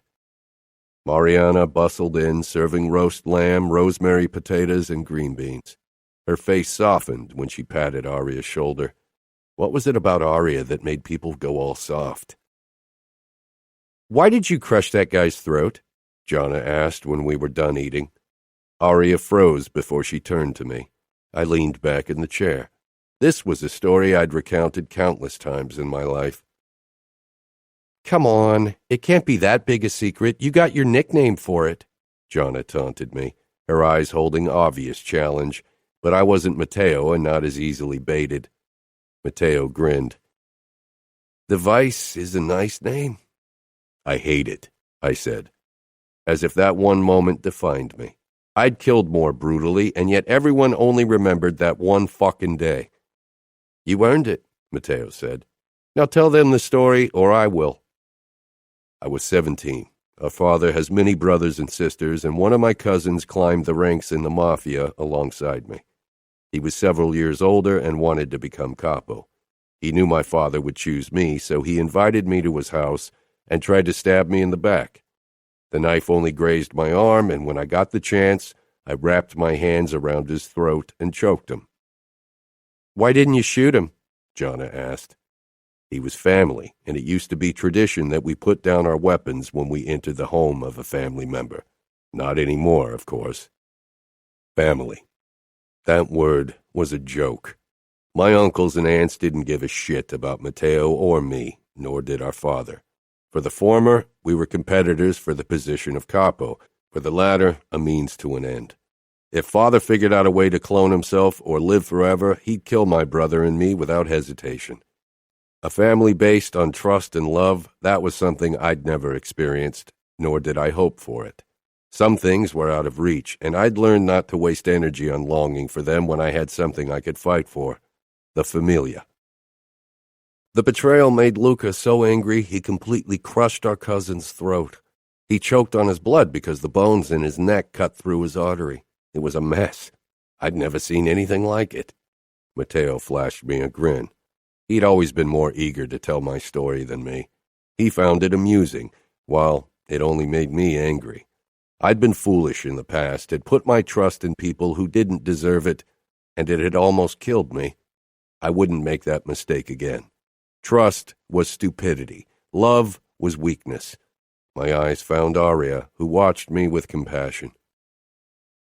That's why Luca always sleeps with an eye open. He never even spends the night with a woman without a gun under the pillow or somewhere at his body. Matteo's voice cut through my thoughts, and I realized he was right. Since that day, I'd never been without a gun around other people, until Aria. I glared at my brother. Couldn't he just shut up? Matteo raised his hands. It's not like Aria doesn't know you screwed around with other women. Did he think that was why I was pissed? He blurted out facts I had no intention of sharing. Aria knew I was unarmed around her. I didn't want her to read too much into it. Jonna leaned forward on her elbows, eyebrows cocked. So, are you wearing a gun now? We're all family, after all. Luca always wears a gun. Matteo leaned toward Jonna. Don't take it personally. I don't think even I have seen him without a gun since that day. It's Luca's tic. I could feel Aria's eyes on me, could see her thoughts worrying behind those baby blues. She knew. I sent her a harsh look, trying to dissuade her from making a big deal of my actions. So what? I didn't wear a gun around her because she wasn't an opponent to fear. That was all. After dinner, I helped Aria move the plates into the dishwater, while Matteo and Jonna kept on their arguments in the living room. Aria yawned again, blinking slowly. Let's go to bed. Her eyes darted to my brother and her sister sitting across from each other on the sofas. Not before Matteo leaves. I won't leave him and my sister alone. She had a point. I didn't trust Matteo to honor the rules of our world when it came to Jonna, and I doubted she gave a flying fuck about losing her V-card on her wedding night. You're right. She shouldn't be alone with him. I walked over to my brother, who tore his gaze away from Jonna with a grin. I bent down. That's your panty dropper grin. Bag it and get down to your fucking apartment. You won't go anywhere near Jonna's panties before she's your wife. Says who? Matteo challenged. I gave him a warning look, and he pushed to his feet with a scowl. What had he thought? That I'd allow him to spend the night with the girl? That was a war declaration in the making. Father would lose his shit and make us both pay for losing face. I had a feeling he'd finally found a way to make me pay in ways that would have a lingering effect. My eyes found Aria, who leaned against the kitchen counter. It would take time to come up with a foolproof plan to get rid of the bastard. Until then, I needed to make sure Father had no reason to target my wife. With a last grin at Jonna, Matteo left the apartment. Ignoring me, Jonna moved over to her sister. He's obsessed with me. She was right. Then stop teasing him. He likes it, Aria said as I walked over to her and leaned beside her. I don't care what he likes. I wrapped an arm around Aria's waist, remembering a moment too late that I was trying to be less affectionate toward her. Matteo is a hunter. He loves the chase. You'd better not make him want to chase you, I told Jonna. Jonna rolled her eyes. He can hunt me all he wants. He won't get me. That's where she was wrong. Matteo already owned her, and soon she'd find out. You don't intend to go to bed now, right? Jonna asked Aria. I'm really tired. Jonna's shoulders slumped. Yeah, me too. But tomorrow I want you all to myself. She sent me a scathing look, as if that had an effect on me, before she headed for the guest bedroom. If I hear screams, no gun under a pillow will save you, Luca. She closed the door with a bang. Aria's cheeks were flushed. I dipped my head. Will you scream for me tonight? I trailed my tongue over her throat. Not with my sister under the same roof, Aria said in embarrassment. We'll see about that, I murmured, nibbling her throat the way she loved it, and was rewarded with a breathy moan. I'd get Aria's screams tonight. Without another word, I led her into our bedroom. Shutting the door, I tugged Aria toward me, then slipped her dress off. My eyes trailed over her white lace underwear in appreciation before I lifted her off the ground and carried her over to the bed where I put her down. I didn't waste any time before I bowed my head over her parted legs and kissed her pussy through her panties. The material was already soaked, and Aria's sweet scent tightened my groin with arousal. I kissed my way up to her chest. Mine, I murmured against her breast before I opened her bra and removed it. I fucking love your nipples. They're pink and small and perfect. I pulled her panties down next and stroked her swollen pussy lips, already eager for attention, but I focused on her nipples until Aria was writhing under me. Then I moved lower and dipped my tongue between her folds. Soon she was panting. When I suckled her harder again, she clapped her hand over her mouth, stifling her moans.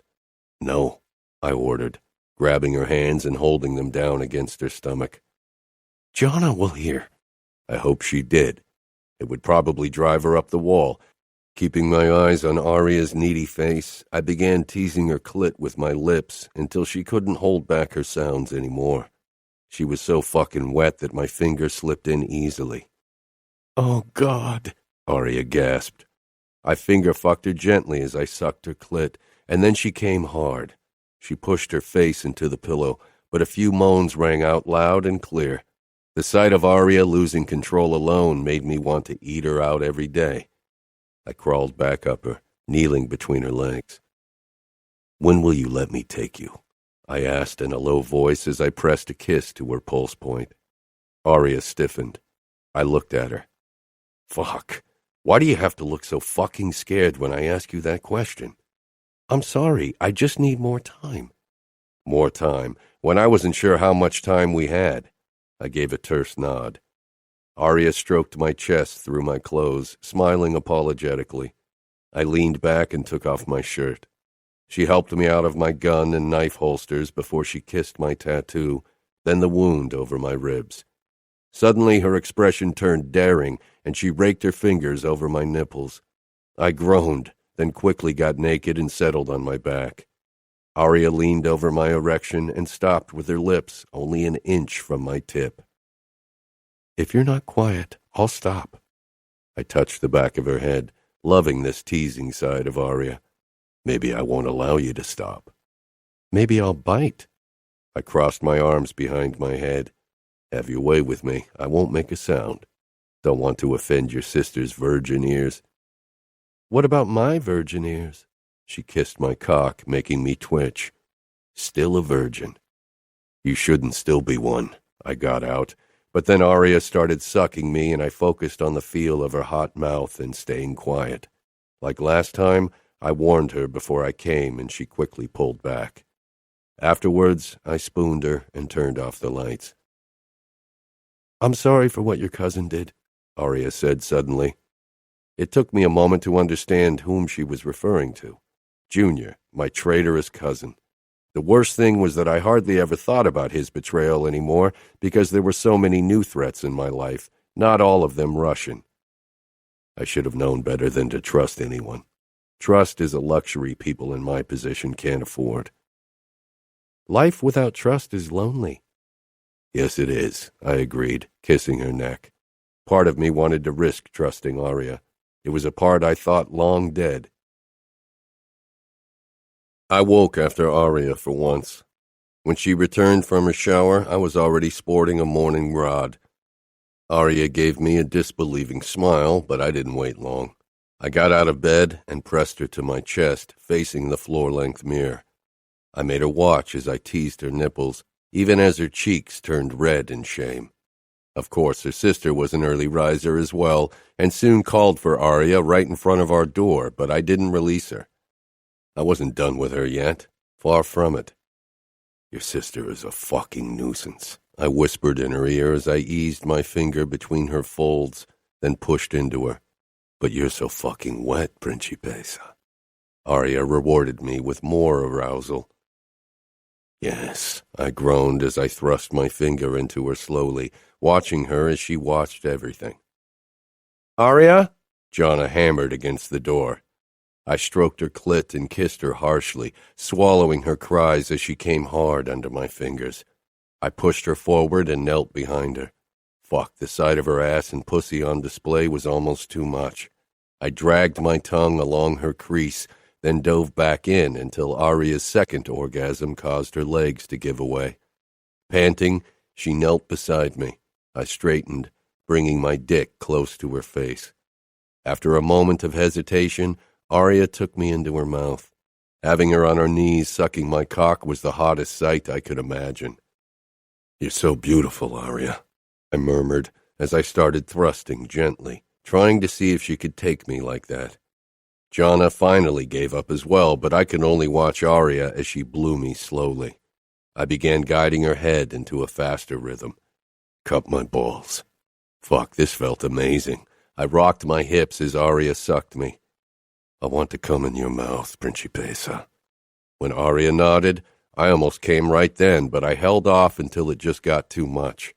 My hips jerked as I came hard, all the while watching my wife. I stroked her cheek as she tried to swallow everything. I pulled Aria up to me, not wanting her to get insecure, and kissed her harshly. "I hope you remember this all day." I definitely would. After a quick breakfast, I left for a day in the Sphere. Matteo and I had our drug sale numbers to go over and to finally discuss our father's end. We settled across from each other in the office. "So you finally want to give the sadistic asshole what he deserves?" "He's barely doing what needs to be done so the familia stays at the top." Matteo grinned. "As if that's why you want to kill him. You don't like how he treated your wife." "I don't like how he treats a lot of people." Matteo's expression made it clear that he wanted me to cut the bullshit. I leaned forward, lowering my voice. "He ruins everything. He thrives on misery. I just want him gone. You with me?" "Do you really have to ask? I've wanted to kill him for as long as I can remember." I nodded, then leaned back. "We have to be careful. We can't risk anything being traced back to us." Matteo considered that. "Father is paranoid. The only time he isn't heavily guarded and doesn't have his bodyguard sitting right beside him is when he meets with his mistress." "We can't kill him ourselves." Matteo's mouth tightened. "I really want to be the one to do it, but I get your point. We'll figure something out. Father's got a long line of enemies. There has to be a way to get one of them to kill him." Chapter 17. Matteo and I were checking our sales numbers for cocaine and synthetic drugs when my phone beeped. It was a message from Romero's cell. "A wants to hit a club. Permission?"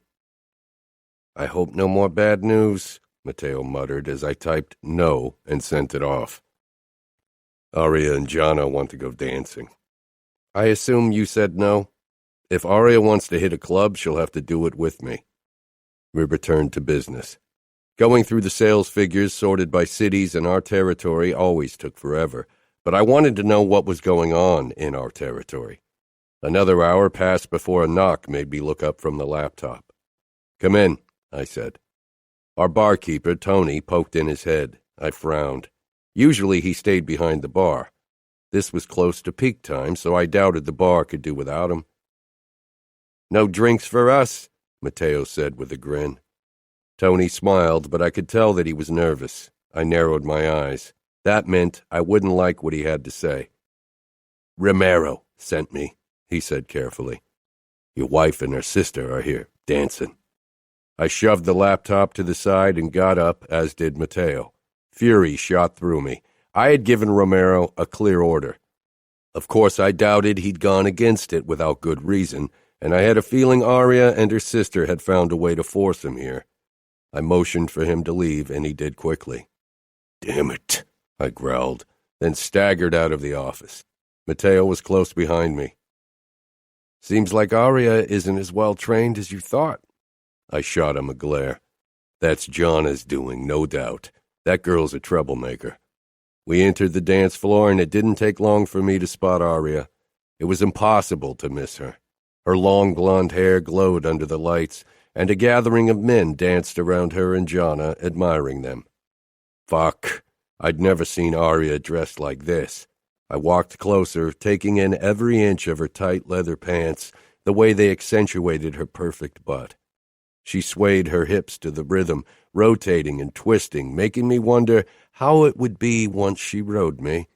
I sent death glares toward the fuckers who dared to dance near my wife, and they backed off. One fucker hadn't noticed me yet, too focused on Aria and actually motioning for her to dance with him. I met his gaze with the full force of my fury, and he looked away and turned. Good for him. I stopped right behind Aria. She swung her hips to the rhythm, then arched her back, presenting that perfect, peach-shaped ass. I grabbed her hips, feeling her heat. Aria tensed, then relaxed. She surprised me by jutting her ass against me. With her heels, her cheek pressed enticingly against my cock. I jerked her against me, then bent down to her ear. "Who are you dancing for?" I asked, my voice shaking with possessiveness. Aria leaned back, her blue eyes meeting mine. "You. Only you." "Only me. Always. What are you doing here?" "Dancing." I told Romero no. "I'm not your possession, Luca. Don't treat me like one." Aria didn't understand how far I'd go to make sure she was only mine, to guarantee her safety. "You are mine, Aria, and I protect what's mine." "I don't mind being protected, but I do mind being imprisoned," Aria shouted as she turned to face me, allowing me a glance down her see-through shirt to a glittery bra beneath that accentuated her breasts. Another wave of possessiveness hit me. "Dance with me," she pleaded with a soft smile. Fuck, that smile. Gripping her hips tighter, I started to move to the music. It had been a while since I'd enjoyed time in a club, but for Aria, this was the first time. Another first she shared with me. I dipped my head to her ear. "You look fucking hot, Aria. Every man in the club wants you, and I want to kill them all." "I'm only yours," she said without hesitation. I kissed her, wanting to taste her and show everyone that she was mine. "I'm so fucking hard," I groaned. "Fuck. I have a call set up with one of our distributors in 5 minutes. He made sure that we had enough acid, ecstasy, and all of the other shit we sold to the crowds in our clubs." Aria touched my chest. "It's okay. Come back when you have time. I'm going to grab a drink." "Go to the VIP area. It would make Romero's job much easier." "I want to pretend I'm an ordinary girl tonight." Did she really think that would work? Aria was the center of attention wherever she went. Nobody who looks at you will think you're ordinary. I glanced at my watch.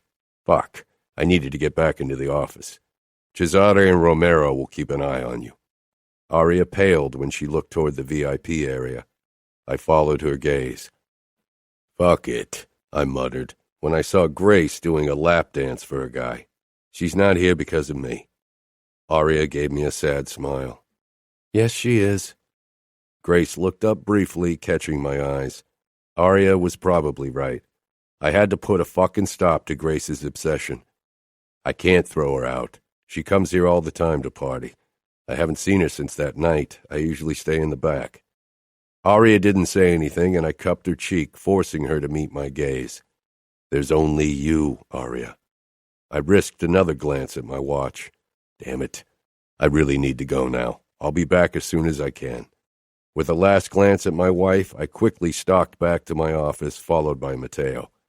The second I stepped into the room, I lifted my cell to my ear before I continued to the back office where I had more quiet. Matteo stayed in the front, checking the rest of our numbers. Matteo pushed into the room with a dead serious face. "Someone put roofies in Aria's drink." I jerked upright, hanging up without a word. The fucking drugs could wait. "He didn't do anything. Romero and Cesare were there," Matteo added hastily, but I barely listened as I stormed past him into the front office. Aria clung to Cesare, her face ashen, legs barely supporting her. Fury burnt through me when I glanced from my drugged wife to Rick, one of our drug dealers. The fucker would soon wish he had never been born. What happened? I got out, past the burning fury throbbing in my throat, in my veins, in every fucking inch of my body. I crossed the room and took Aria from Cesare, who released her at once. I lifted her into my arms and her head dropped against my chest, dazed eyes peering up at me. Fuck it. That's why I didn't want Aria in places like this. With so many people around, protecting her was close to impossible, and I needed to protect her no matter the cost.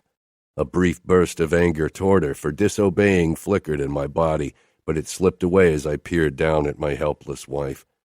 Jonna kept bitching in her high-pitched voice, but my focus tunneled in on Aria. Her blue eyes clung to my face, her fingers crinkling my shirt. Romero explained some shit about roofies to Jonna as I put Aria down on the sofa. She looked small and vulnerable. I turned toward Rick and stalked to him. I wanted to smash his skull against the wall, leave a goddamn dent in the plaster from the force of it. But a quick end like that? No, that wasn't going to happen. "You put roofies in my wife's drink, Rick?" I asked, my voice vibrating with my barely contained anger. Without Aria and Jonna in the room, I would already have started slicing him into bite-sized pieces. Rick's beady eyes shot open, mouth gaping. "Wife? I didn't know she was yours. I didn't, I swear." I shoved Romero aside to get into Rick's ugly face, then gripped the knife still sticking out of his thigh and turned it sharply. Rick roared in agony, eyes rolling back, but Romero kept the fucker on his feet. "What did you plan to do to her once you had her outside?" Fuckers like Rick used roofies for a chance to get their dick wet, and they sold roofies to assholes who wanted to do the same because no women would ever give them the time of day. "Nothing." "Nothing? So if my men hadn't stopped you, you would have just dropped her off at a hospital." The mere idea that this piece of shit could have touched Aria drove a burning ball of fire into my chest. Aria murmured a few incoherent words. I moved to her side and got down on my haunches to be eye level with her. "What did you say, Aria?" "I'll fuck your tight ass. I'll make you scream, bitch. I'll fuck you, bloody cunt." That's what he said to me. Aria dragged the words out of her mouth, her eyelids fluttering. Jonna lost her shit before I could, raging and screaming. "You will die!" she screamed at Rick. He wouldn't only die. Death was for a simple transgression. This was the ultimate crime, the fucking ultimate sin. I stood, feeling my pulse slow as it always did before the kill, before the torture. Matteo was holding Jonna back from scratching Rick's eyes out. "They will make you bleed, and I hope they'll rape your ugly ass with that broomstick over there." "Jonna?" Aria whimpered, and briefly my pulse spiked. Then my eyes settled on Rick, assessing him, trying to decide how to cause him the most agony possible in as short a time as possible. Aria needed to go home, to sleep off the drugs. "I'll make him pay, Jonna," Matteo promised to his red obsession. I shook my head. "No, he's my responsibility." Matteo glanced toward me, scanned my face. He knew me, and he knew that I needed to crush the fucking bastard in front of me. I stepped up to Rick. His chin wobbled, his eyes twitching with fucking terror. Oh, he knew the stories of what I did to people who fucked with me. Drug dealers who kept a higher percentage than was agreed on. The goddamn Bratva assholes who tried to ruin everything with their low-quality drugs. He knew those stories. And that had been business. This was fucking personal. It couldn't get any more personal. I leaned down, even if the stench of smoke and cheap aftershave made my lip curl. "You wanted to fuck my wife? Wanted to make her scream?" He wasn't worth breathing the same air as Aria. He should never have even dared to look at her. Rick began crying. "No, please." I gripped his throat and jerked him up, choking him, but this wouldn't be his end. Too easy, too painless. I shoved him away from me, so he smashed against the wall, then dropped to the ground. His gaze briefly flitted toward Aria, as if he hoped for her help, and I fucking snapped. "I hope you're hungry, because I'm going to feed you your cock." I staggered toward him, static rushing in my ears, poisonous fury sloshing in my veins as I withdrew my knife. I registered Matteo ushering the girls out. Good. I knelt beside Rick. A moment later, Mateo was beside me, holding down the thrashing bastard. I jerked down his pants and he screamed, "No, no, please!" Begging didn't work with me. I brought the knife down, not on his cock, though, not yet. First, I wanted answers. Soon, Rick revealed that a blonde woman had given him money so he'd put roofies in Aria's drink. It must have been Grace. I should have known the bitch wouldn't give up easily.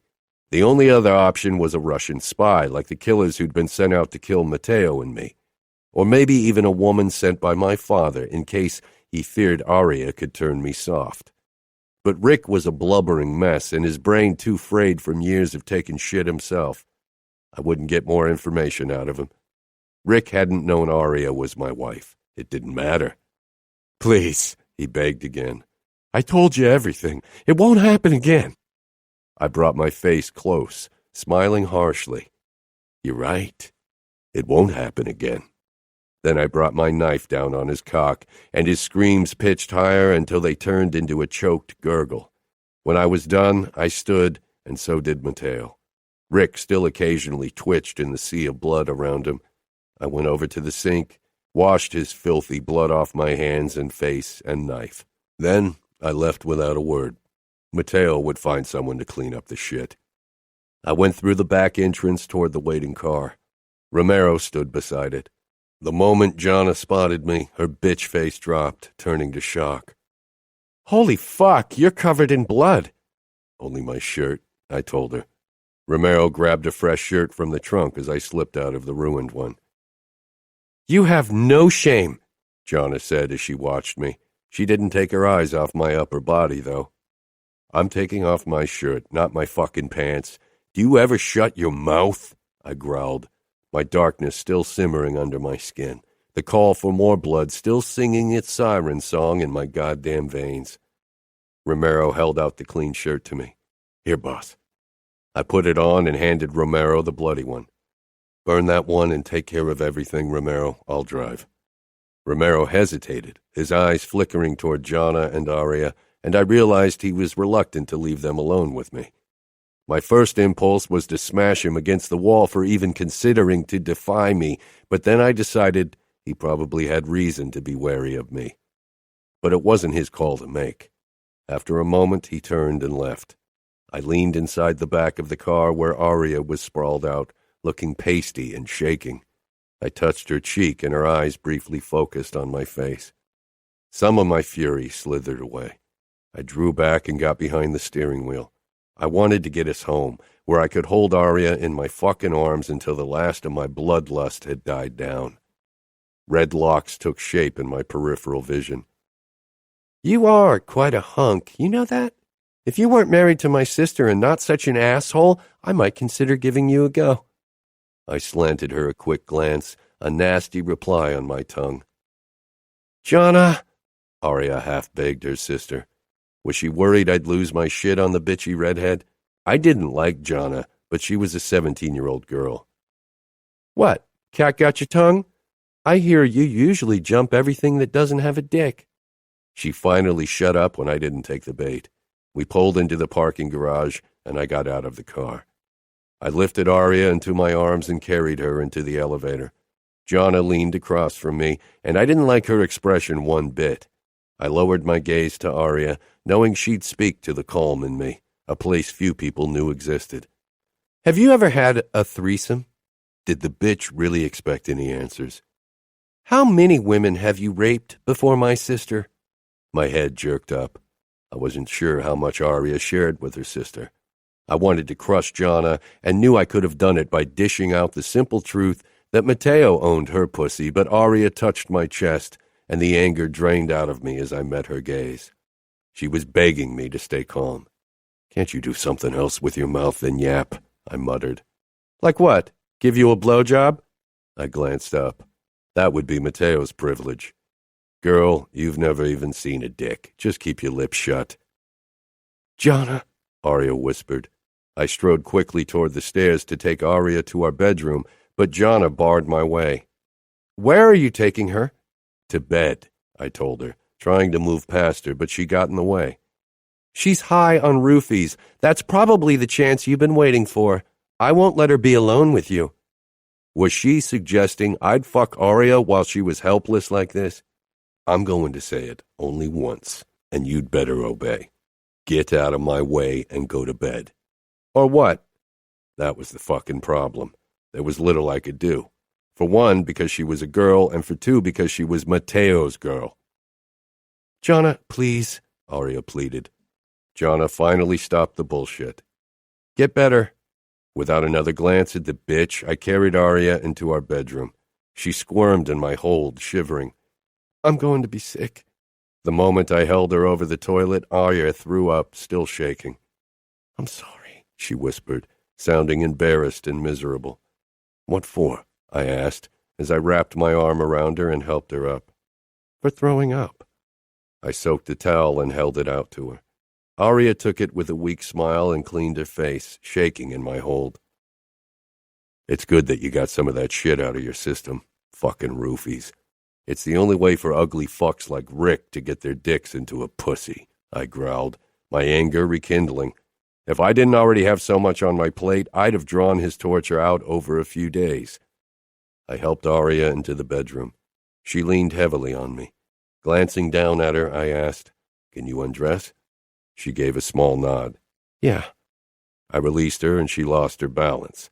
She landed on the bed and began laughing before she grimaced, holding her head. She definitely wouldn't be able to undress herself. I leaned over her, trying to catch her attention. It took a moment before her eyes focused on me. "I'm going to get you out of your clothes. They stink of smoke and vomit," I explained slowly. For some reason, it felt wrong to address her in her state. She was drugged and obviously not in a state of mind to refuse advances. There was a good reason why roofies were the drug of choice for rapists. I hooked my fingers under Aria's shirt and gently slid it up. She giggled again, but I ignored it and her wiggling. Despite my best intentions, I couldn't help but check her out when I pushed down her leather pants. Goosebumps covered her gorgeous lean legs right up until her tiny lace panties. I reached under her back, causing her to arch with another giggle as if I'd tickled her. I doubted she realized what she was doing. Her unfocused eyes were playful as she looked up at me. I unhooked her bra and pulled it off, then tossed it carelessly away. Good Lord, even drugged Aria stole my breath. She was sprawled out before me in nothing but a tiny piece of lace covering her pussy, her nipples erect in the cool room, and smiling up at me. There was no anxiety, no fear. I quickly turned away before my thoughts could wander down a dark path. I got out of my clothes before I grabbed a shirt from my drawer, then helped Aria to a sitting position. It took several tries to get her into the shirt, but it would have taken even more tries to get her into one of her flimsy nightgowns. I lifted Aria once more and laid her down with her head on the pillow. She didn't move, only peered up at me with the same dreamy smile. I stretched out beside her. "You're impressive, you know," she said, her eyes trailing over my chest, going in and out of focus. I touched her forehead. She was overly warm. Aria giggled and touched my lower abs before she slid even lower. I quickly stopped her wandering hand and held it fast. "Aria, you're drugged. Try to sleep." She gave me a droopy smile that was probably meant to be seductive. "Maybe I don't want to sleep." I stroked her hair from her forehead. "Yes, you do." Aria blinked, then yawned. "Will you hold me?" I turned off the lights and cradled her in my arms. "You'd better lie on your side in case you feel sick again," I murmured against her neck. "Did you kill him?" she mumbled. I considered how much to tell her, but Aria knew the rules of our world. She knew the man I was. "Yes." "Now there's blood on my hands." "You didn't kill him." "But you killed him because of me." "I'm a killer, Aria. It had nothing to do with you." I didn't want her to feel guilty for something like that.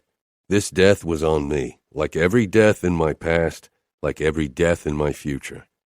They would never tarnish Aria because I wouldn't let them. I wanted her life to be free of the horrors of my existence. I wouldn't let the darkness consume her like it had my mother, like it did so many women in our circles because their husbands didn't give a fuck about them. Aria's soft voice tore through the dark once more. You know, sometimes I wish I could hate you, but I can't. I think I love you. I never thought I could. My heart stuttered in a way it never had, and heat flooded my chest. Love? Fuck. Aria couldn't love me. She didn't know what she was talking about. She was drugged. The roofies had messed with her brain. After a long exhale, Aria continued, her voice becoming drowsier. And sometimes I wonder how it would be if you made love to me. I wanted to claim Aria, to own her, to fuck her, to make love to her. I'd never made love, and I didn't think I was capable of it. Sleep. But you don't love me, Aria continued, her words a slur filled with misery. You don't want to make love to me. You want to fuck me because you own me. She was right, and yet her words didn't ring true. I wanted more than that. With Aria, I simply wanted.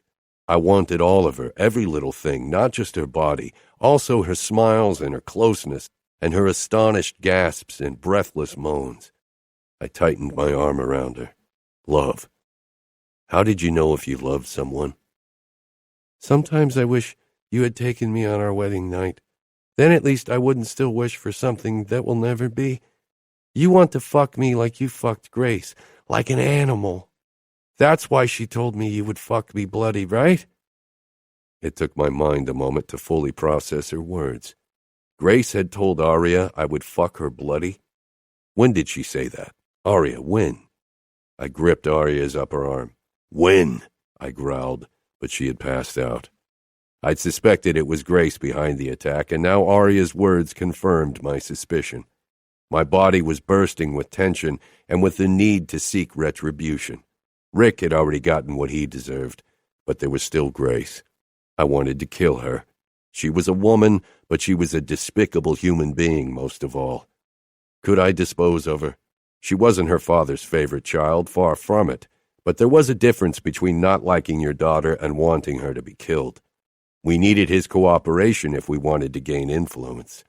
Father definitely wouldn't allow me to risk it by killing Grace in blind rage.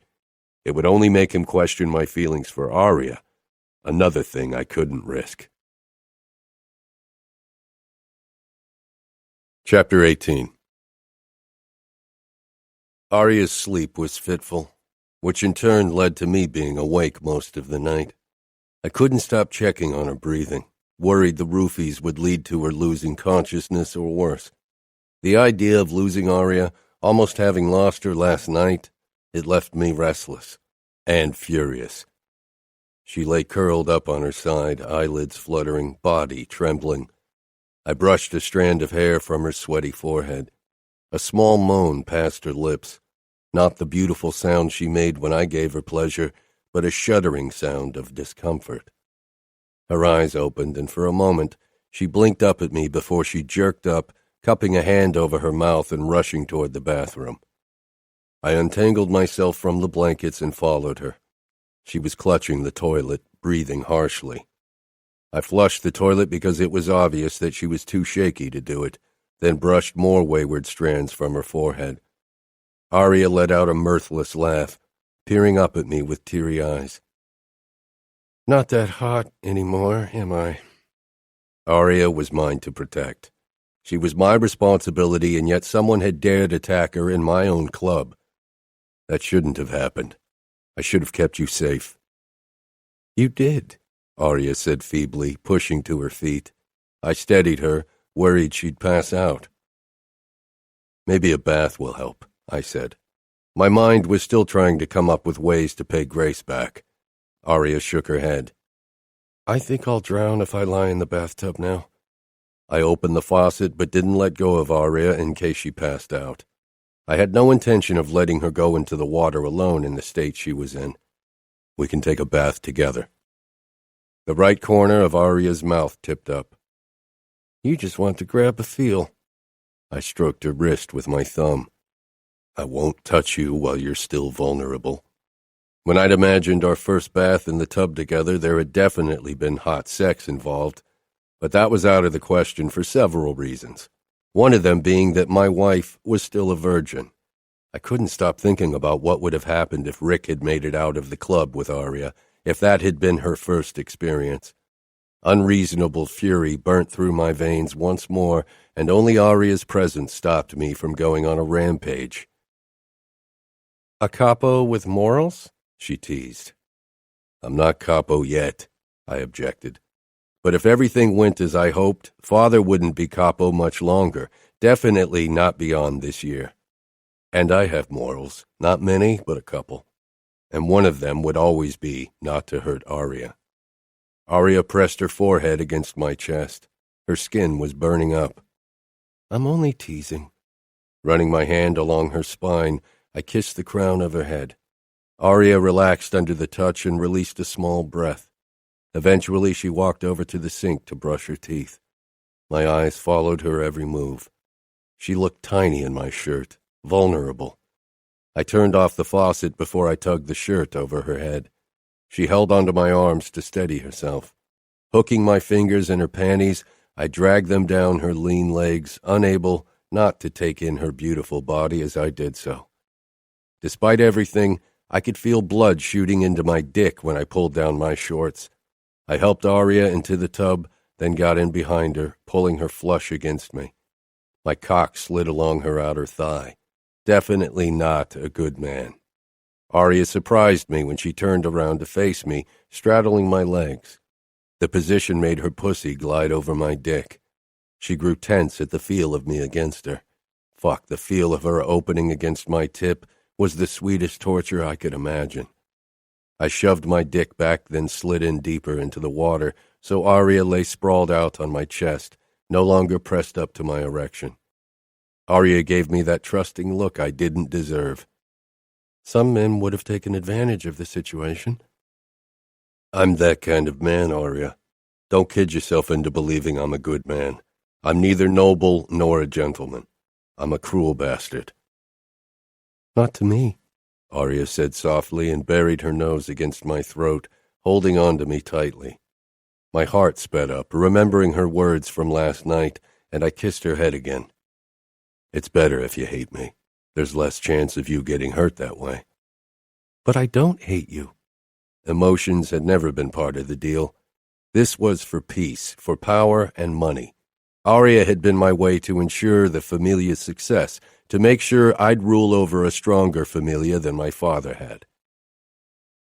You mentioned something Grace said to you, I said, not wanting to consider Aria's feelings for me or mine. Something about fucking you bloody. The familiar fury resurfaced, an emotion I could deal with. Oh, yeah. She said you'd hurt me, fuck me like an animal, fuck me bloody when she talked to me during our wedding reception. Scared me out of my mind. No wonder Aria had looked like she'd seen a ghost. I wondered if Grace's words were the main reason why she was so terrified of sleeping with me. Hadn't I shown her that I was going to be gentle with her? I think that guy last night almost said the same thing, she added after a moment. Before I killed him, he said one of the women who bought dope from him told him you were a skank who needed to be taught a lesson. She gave him cash. I didn't mention the sordid details of his last minutes. Aria raised her head. Do you think it was Grace? I'm sure it was her. The description fits, and who else would have an interest in attacking you? I'd have never thought that Grace would go as far, but I'd obviously underestimated her obsession with me. What are you going to do? I can't kill her, even if I want to cut her fucking throat. That would cause too much trouble with her father and brother. I'll have to talk to them, though. Tell them they need to put her on a fucking leash, or there won't be any more money from us. What if they refuse? I stroked Aria's spine. She didn't know how much money we shoved into Senator Parker's ass. They won't. Grace has been fucking things up for a long time. They'll probably ship her off to Europe or Asia for rehab or some shit like that. Aria leaned up and left a sweet kiss on my mouth. I'd never been kissed like that. Never thought it was something I'd like. She was pure sweetness, and she was mine. Again, the image of Rick's filthy hands on her and how he'd have hurt her flashed through my mind, and I almost lost my shit. Aria deserved to be treated like a queen. I can't stop thinking about what would have happened if Romero and Cesare hadn't been there, if that fucker had gotten you out of the club. The thought of his dirty hands on you makes me want to kill him again. The thought that he might have... Aria nodded, but I couldn't read the look in her eyes, and then she ducked her head and made it completely impossible. When Jonna leaves in a few days, you can have me. Surprise washed over me. Maybe I should have told her that she didn't have to promise me something like that, but I burnt up with the desire to be as close to her as possible, to make her mine. The second Aria and I emerged from our room around noon, Jonna rushed toward her sister. Are you okay? I was so worried because you didn't come out of your bedroom. She sent me a quick, disapproving glance as if I cared. I kept my hand on Aria's lower back as I led her toward the kitchen. She needed to eat something. Can you cook? I asked the redhead. Jonna glowered. Because I'm a woman? I cocked an eyebrow. Your sister is living proof that not all women can cook, I said, stroking Aria's back to soften my words. Aria glanced up at me with a small laugh, and I knew I'd burn down the world to protect this woman. I'd start with killing my father, even if it meant ruling over a torn familia until I'd removed every single one of my enemies. Jonna watched us for a moment before she shrugged. I can try to make pancakes or something like that, but I can't promise anything. Jonna wasn't a much better cook, but it was edible. Afterwards, I gave Aria and her sister some privacy and went down to Matteo's apartment while Romero guarded the penthouse. How's Aria? Matteo asked when I sank down on his couch. Better, I said. I need to talk to Senator Parker. He needs to send Grace away. If she stays in New York, I'll kill her. Father won't like it. You know how much he cares about schmoozing the politicians? That was the only thing he still did. Matteo propped his elbows up on his thighs. Have you thought about how to solve the problem? The bratva is always an option. I shook my head. It would make them too confident. Killing a capo is a big deal. The familia would appear weak. Matteo nodded, but I could tell that he considered the bratva our best bet, and he was probably right, but I preferred a less obvious solution. I think we should go the poison route. Many men in Father's family have suffered from strokes or heart attacks. There are poisons that have the same effect. Very few of them are untraceable. Most of our options are only traceable if you look for them specifically. Neither Nina nor we will ask for a thorough exam. Our uncles might, Matteo said with a twisted grin. Then we'll handle them. When? I'd considered our options. I wanted him gone as fast as possible, but we needed to figure out the perfect timing, not to mention that I still wasn't sure who should put the poison in his drink. Father's suspicious. We should wait a few days at least. Maybe we can wait until Gottardo or Hermano come for a visit. We can blame them if the poison is detected. I assume you don't want to involve Nina. I don't trust her. She hates Father and wants him gone, but once he's dead, she might put the blame on us. Matteo and I discussed a few more details before I grabbed my phone to talk to Father about Grace. As expected, he wasn't fond of the idea of me asking the senator to banish his daughter. I couldn't wait to kill him. Matteo came over for dinner that day, to Jonna's dismay, but she was mostly busy keeping a close eye on her sister. I had to give it to the redhead. She was fiercely protective of Aria. It was one of her few character traits I liked. After dinner, Aria and Jonna disappeared upstairs, only to return a few minutes later in bikinis. Matteo followed his future wife with keen eyes, but I, too, had trouble looking anywhere but at Aria in her tiny pink bikini. I really hope you have your eyes firmly focused on your future wife, I muttered. I knew Matteo would never hit on my wife, but I still hated that he saw her this scantily dressed. I can't process your words. The blood has left my brain, Matteo said with a chuckle. Aria sent me a quick smile before she and Jonna walked out onto the roof terrace and stepped into the jacuzzi. We could join them, Matteo said eagerly. Yeah, right. You and Jonna in a jacuzzi half naked together. That's not going to happen. I motioned toward the kitchen. Let's grab an espresso. Matteo reluctantly followed me. I prepared us espresso, but my eyes kept returning to Aria, remembering when we'd been in the jacuzzi. You watch her as if you want to devour her, Matteo said. You're one to talk. You're eye-fucking Jonna all day, when she isn't even your wife yet. Aria is your wife, and you still don't get more action than me, Matteo taunted. Trust me, I'm getting more than you can dream of, and soon. I stopped myself, realizing I was talking about sex with Aria with my brother. In the past, we'd always shared our sexual adventures with each other, but Aria was my wife, and I respected her too much to divulge that kind of information. Matteo chuckled. Come on, Luca. You've never been like this. I'm your brother. Tell me, how is it to be with one of our girls? Are they too stuck up for blowjobs? I can't imagine Aria loosening up. She doesn't seem like a woman who'd ever suck a dick unless you forced her, and we both know you can't hurt a single golden hair of hers. Anger shot through me, and I raised a hand in warning. Don't talk about Aria like that, ever. Matteo tilted his head, regarding me curiously. Scowling, I averted my eyes. Fuck it. You're very protective of her, and it's definitely not just possessiveness. My eyes were drawn to my wife once more, as she and Jonna chatted and laughed in the jacuzzi. I felt possessive of Aria, there was no denying it, but it definitely wasn't the extent of my feelings, not even close. Chapter 19. I was fucking ecstatic when Jonna finally disappeared from view on her way to her plane back to Chicago. Aria looked heartbroken. It gave me a strange sense of unease, because I realized she felt lonely in New York. Aria whirled around and threw herself into my arms, sniffling. I caressed her back, my mind drifting to my plans for the night. They'd hopefully distract Aria from her sadness. I thought we could grab dinner and then have a relaxing evening. Sounds good, she said quietly, but her expression flickered with anxiety. I wasn't sure how to relieve her of her fear. All my life my purpose had been to terrify others. Soothing someone's fear was completely out of my comfort zone. Aria was tense throughout dinner and hardly touched her food.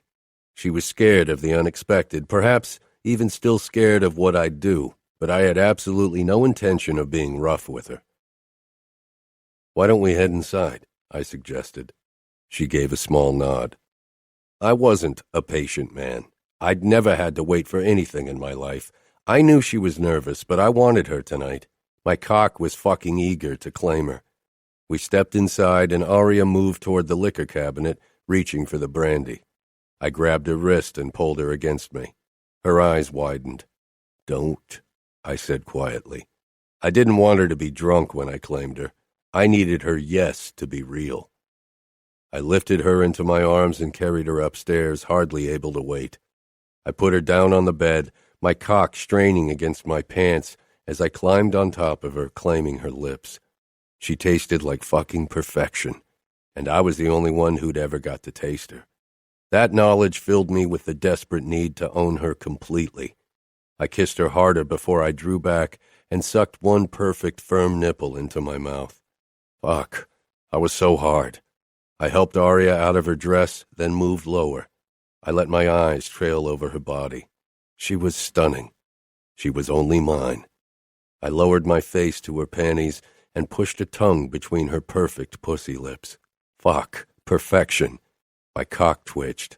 I drew back, gripped her flimsy panties, and ripped them away before I tasted her pussy again. But my need was too fucking huge. I needed to make her mine alone. I pushed a finger into her, and the thought of how it would feel to have her tight walls squeeze my cock almost sent me over the edge. I stood and got out of my clothes. Aria lay on the bed, blonde hair spread around her, legs parted, revealing her perfect pink pussy. You're mine, I growled. I'd waited so fucking long for this. I moved between her legs and parted them, spreading her open for me and lining my cock up with her hot entrance. The sensation of her pussy against my cock was like a revelation. I'd never had sex without a condom before. Aria's nails sunk into my shoulders, pulling me out of my fog of desire. I glanced down. Her eyes were squeezed shut, her lips pressed together as she waited for pain. I could feel how tense she was against my cock. Aria leaned up and pressed her face into my neck, shaking, taking deep breaths. Her heat beckoned me to bury my cock inside of her, but her trembling body and her tension stopped me. "Aria," I murmured, "look at me." She pulled back and opened her eyes, and fear stared back at me. She was completely terrified, and I pounced on her as if she were some whore. I lowered myself until our bodies were pressed up against each other. "I'm an asshole," I rasped as I kissed her temple and cheek. Those beautiful lips parted in surprise. "Why?" Her voice was a broken whisper. I'd sworn to be gentle with her, sworn I'd protect her, and now when she needed me to be gentle the most, I acted like a fucking caveman. "You're scared, and I almost lost control. I should know better. I should prepare you properly, and instead I almost shoved my cock into you." Aria moved under me and let my tip glide over her opening. She gasped fearfully, and I exhaled sharply because a dark part of me wanted to shift my hips forward and finish what I'd begun. She was mine for the taking, had been for weeks. I closed my eyes, trying to get a grip on myself. That part of me, the monster, wasn't meant for her. This was Aria, my wife, mine to protect. I would treat her like a queen. I opened my eyes and found her watching me with a mix of fear and confusion. I shifted until my head hovered over her perfect breasts and her pussy was pressed up against my abs. "You are my wife," I said. Aria held my gaze and trust shone in her eyes. My fingers closed around her nipples and I tugged lightly the way she liked it. A moan was my reward, but Aria arched at the same time and made her pussy rub against my abs. Too fucking tempting. "Stop squirming," I said roughly. I was teetering on the edge, my darkness so damn close under my skin that it wouldn't take much to unleash it, and that's not something I'd ever do to Aria. I tugged at her nipple, relishing in Aria's moans as I teased her breasts without the previous hurry. Soon she was breathless and shifting beneath me. I trailed my hand down her ribs and waist, worshipping her with my fingertips, before my lips did the same. I bit the soft skin over her hip bone possessively as I kneaded her thighs. Aria was starting to relax. I parted her legs, laying her open for me. She was glistening, and I pressed a soft kiss against her folds. She let out a small sigh, quivering. I lightly bit her inner thigh. Aria arched up, gasping, and I wedged my palms under her firm ass. Keeping my eyes on her face, I lifted her pussy to my mouth and planted another kiss to the soft flesh. Aria whimpered, and I repeated the motion. Her eyes opened, and they were filled with need. She enjoyed having her pussy kissed like this. My eyes locked on hers. I parted her a bit more and kissed her tight opening, my lips brushing her soft inner folds. Aria's lips parted in a soft moan. Her heady scent reached my nose, and I spread her open with my thumbs, revealing her juices. I lapped them up, and she trembled with need and rewarded me with another wave of her sweetness. I loved her taste, and I fucking loved that she responded so eagerly. She grew wetter and wetter as I sucked at her lips lightly. I couldn't take my eyes off her as she moaned and whimpered, as she squeezed her eyes shut and jerked her pussy against me. I circled her opening lightly, and her walls clenched. My cock jerked against the mattress, but I needed to be patient, and so I trailed my tongue up, never to her clit. "Luca, please," she begged, lifting her hips, and fuck, I almost lost it. "You want this?" I brushed her clit, and she moaned. "Yes." "Soon," I growled, and eased a finger into her slowly. So damn tight. I ran my tongue around my finger and Aria's entrance, then trailed it up to her nub. Aria moaned as I closed my lips gently around her clit and began to suck. "Tell me when you come," I murmured before I continued my suckling. My fingers slid easier in and out of Aria's channel as she grew wetter. I quickly retracted my finger and pushed 2 fingers in. Fuck, she was tight. Her face flashed with pain and pleasure as her walls clenched around my fingers. I kissed her thigh, then groaned from the grip of her walls on my fingers. You're so fucking tight, Aria. Your muscles are squeezing the life out of my fingers. Fuck, this shouldn't have excited me as much as it did. Aria peered down at me, face flushed. I slowly pulled my fingers out a bit, but she tensed even more and winced. I slid back in and established a slow, gentle rhythm of my fingers fucking her. Relax, I said, but she didn't. I need to widen you, Principessa. If she was already this tense, with only 2 fingers, getting my cock inside her would be a fucking disaster. I circled her clit with my tongue, lightly, until she let out a soft sigh, her walls easing their grip around my fingers as she grew even more aroused.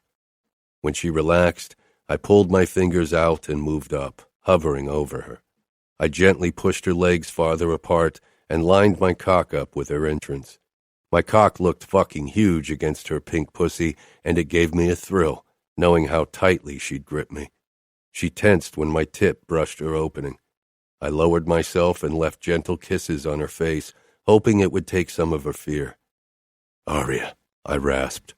She raised her gaze to mine, blue eyes swirling with anxiety. She wrapped her arms around me, shaking fingers touching my back. She gave me a tense smile. Fuck, I wanted to protect and care for this woman. I increased the pressure on Aria's entrance, trying to get past her clenched walls, but she was tense. I could have broken through her tension with more force, but that was the last thing I wanted to do. Relax, I said, cupping her cheek and kissing her lips. I'm not even in yet. I ran my fingertips down her side before I gripped her thigh and parted her further for me, hoping it would allow me to enter her more easily. Shifting my hips and gritting my teeth, I slid into her about an inch. She dug her nails into my skin, her face flashing with pain, her body tensing even further in expectation of more pain. The grip of her walls brought a blinding wave of pleasure. Only the look at her pain-stricken face allowed me to stay in control and not seek more of the pleasure her tightness could offer me. Aria whimpered, a sound that sliced cleanly through me. I'd heard cries of agony that had bothered me not a fucking bit, but this... I stopped and started stroking Aria's breasts, hoping it would allow her body to adapt to the penetration. You are so beautiful, I whispered into her ear, not even sure where those words came from. I'd never sweet-talked a woman. If anything, I told them how I wanted to fuck them. So perfect, Principessa. My words finally made Aria relax, and her eyes shone with gratefulness. She shouldn't have felt that way about me, not when it was me who hurt her, who pushed her past her boundaries because I didn't want to wait any longer to lay claim on her. I knew all that, and still I didn't stop. Couldn't fucking stop. The need to finally have this woman was too strong, and I was a bastard. I eased my cock deeper into her, and she tensed again. Kissing her, I rasped, almost there. It was a fucking lie. I wasn't even halfway in. I moved a hand between us and rubbed her clit, hoping to get her to relax with pleasure. Aria released a small huff, her lips parting, and hesitant flickers of pleasure showed on her face. Soon Aria softened around me and let out hesitant moans. I didn't warn her before I thrust the rest of the way into her, breaking through her body's resistance with more force than I'd planned. Aria arched under me, gasping, her eyes closing under the force of the pain. I stilled, overwhelmed by the sensations of her tightness and the look of pain on her face. She pressed up to me, her breathing harsh against my throat, her body trembling. I slid out slowly, but she choked. Please don't move. I froze at the begging note in my wife's voice. I pushed up and nudged her face up. It took a moment before she met my gaze. Her eyes were teary and filled with acute embarrassment. She swallowed hard. Does it hurt that much? No, not that much, she winced, tensing even further around my cock, sending a jolt of pleasure through my body. It's okay, Luca. Just move. I won't be mad at you. You don't have to hold back from me. Just get it over with. I stared at my wife, realizing how strongly I hated the idea of hurting her. Do you think I want to use you like that? I can see how fucking painful this is. I've done many horrible things in my life, but I won't add this to my list. Why?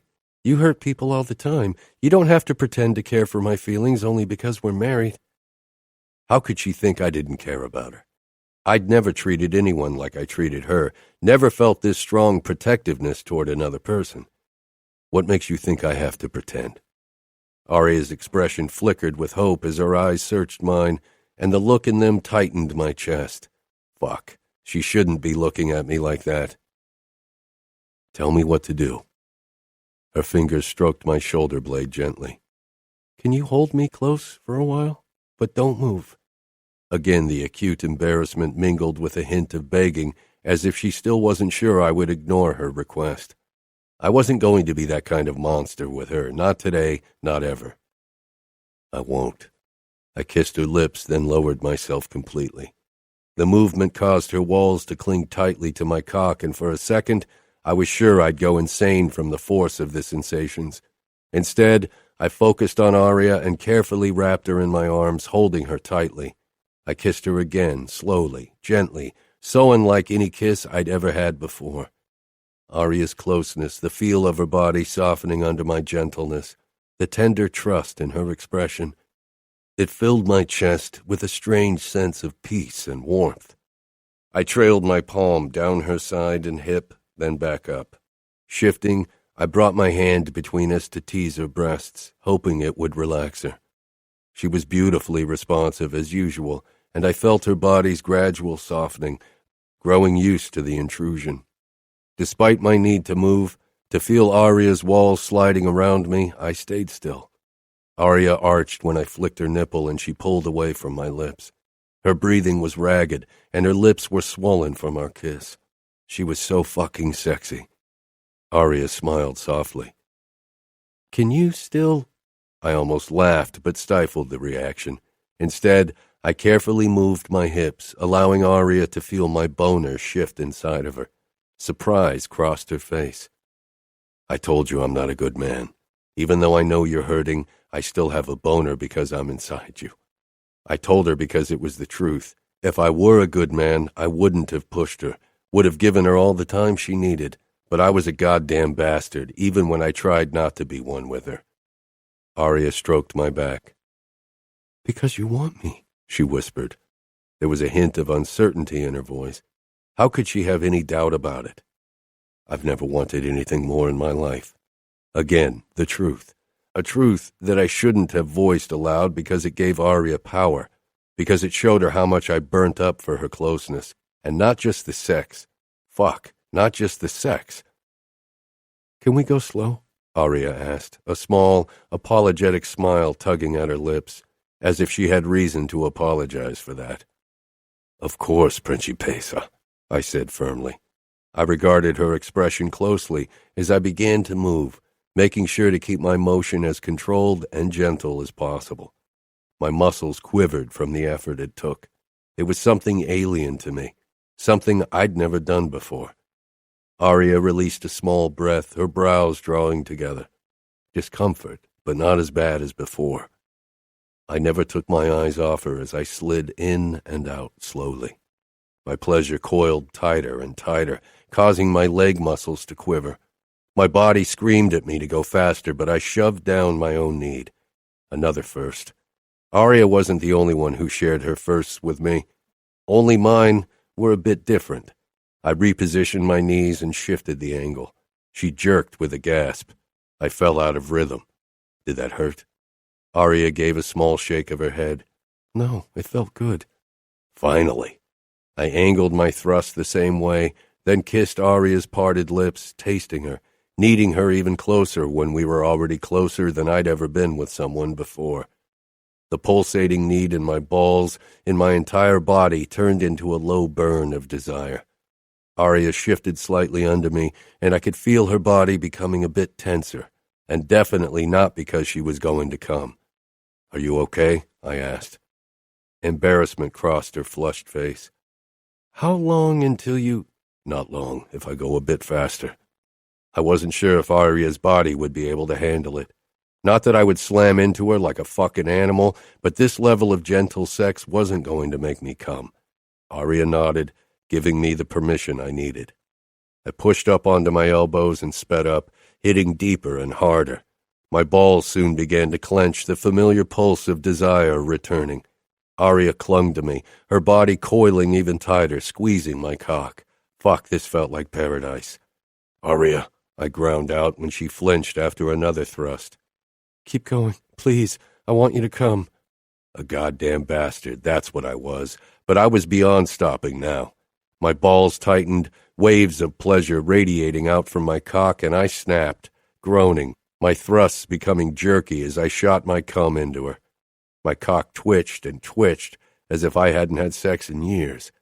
A strong wave of possessiveness burnt through me, but beneath it was a warmer emotion that was entirely foreign. I kissed Aria's throat, feeling her pulse race under my lips. Her warm breath fanned over my skin, ragged like mine. Her palms stroked my back, fingers soft and trembling. My wife. The woman I'd protect at any cost, even if it meant killing my father. I closed my eyes for a moment, relishing in the feel of her pliable body under mine, in her sweet scent now mingling with mine, and a darker note of sex. Mine. Goddamn mine. I carefully slid out of her and stretched out on the bed, then tugged her toward me, wrapping my arms around her. I did it without thinking, wanting her close. I knew she would need my closeness now, but when I stroked her flushed face, I realized it wasn't the only reason why I held her in my arms. She wanted to see the good in me when no one had ever bothered, and I wasn't entirely sure there was something inside of me worthy of the label good. Aria's eyes widened, then darted down. In my after-sex stupor, it took me a second to realize why. My cum. Kissing her temple, I slid out of bed. I'll get a washcloth. I moved into the bathroom and my eyes landed on my cock. It was covered in blood. Aria had been so damn tight. It had been thrilling and torturous at once. I cleaned myself and soaked a washcloth with warm water before I returned to the bedroom, finding her staring at the bloodstains on the sheets. "There's so much more blood than the fake scene you created during our wedding night," she whispered. I sank down beside my wife and gently parted her legs. Her pussy was swollen and smeared with blood. The sight tightened my chest because it was another reminder of how painful it had been for her. Giving pain was something I'd always been good at. I pressed the cloth to her sore flesh, earning a gasp. I kissed her knee, fucking relieved that this wasn't our wedding night, that I wouldn't have to present these sheets. "You were a lot tighter than I thought," I said quietly. The red in Aria's cheeks became more pronounced. I threw away the washcloth before I pressed my palm against her lower belly. Her muscles contracted under the touch, and I had to resist the urge to slide lower again. Aria wouldn't be ready for sex in a while. "How bad is it?" I asked. Aria stretched out on the mattress before me. "Not that bad. How can I complain when you're covered in scars from knife and bullet wounds?" I shook my head. That wasn't the point. She wasn't meant to ever experience pain. I wouldn't fucking allow it. We're not talking about me. I want to know how you feel, Aria. On a scale of 1 to 10, how much does it hurt? Now? 5? Fuck, 5 now? I'd hoped for 5 during. I laid down beside her and wrapped an arm around her. She regarded me with that hint of shyness and a flicker of relief. Relief because she got her first time over and done with. Not the most ego-boosting thought. And during? Aria looked away, licking her lips. If 10 is for the worst pain I've ever felt, then 8. There was a note to her voice that told me she was still not telling the truth. Damn it. The truth. 10. I stroked her belly. Aria's admittance didn't sit well with me, even if I reminded myself that she had a different pain level than I did. I never wanted to be the one who caused her that much pain. Next time will be better. I hoped it would be. I wasn't sure how to make this easier for her. She was petite and nervous, and I was an asshole that burned with the need to have her. Aria gave me an apologetic look. I don't think I can again so soon. I didn't mean now. You'll be sore for a while. I still wanted her, maybe more than ever. Claiming her definitely hadn't sated my desire for her or the need to have her as close as possible. It was unnerving. On a scale of 1 to 10, how fast and hard did you go? The truth, Aria asked in a teasing voice. I considered lying, but for some reason I didn't want to. I wanted Aria to know the truth about every aspect of me, the bad, the worst. I wasn't even sure why. I'd never bothered sharing anything with anyone except for Matteo.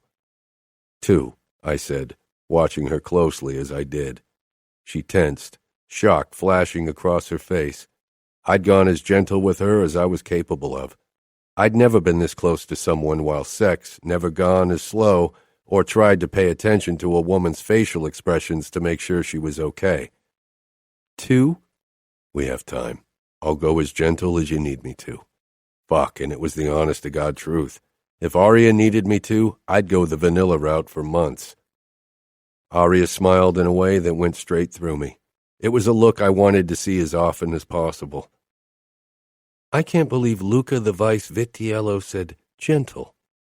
My men wouldn't believe it if anyone told them I could be gentle. And my father, my fucking father, he'd lose his shit. He'd demand I fucking grow a pair and beat my wife into submission. He'd never understand that it didn't show strength to abuse someone who couldn't protect themselves, someone meant to be under your protection. A man should know whom to treat with care and whom to crush. I touched Aria's cheek and leaned in, murmuring, "It'll be our secret." It had to be. Nobody could know. If my father considered Aria a risk to my ruthlessness, he'd kill her immediately. I'd end his miserable life, would show him that the same sadistic streak he had ran deeply in my veins. But it wouldn't save Aria. Nothing would ever happen to her. Not as long as I was alive. I'd kill anyone who dared to consider hurting her. Aria nodded, her expression softening. Thanks for being gentle. I never thought you would be. Believe me, nobody's more surprised about this than me, I said.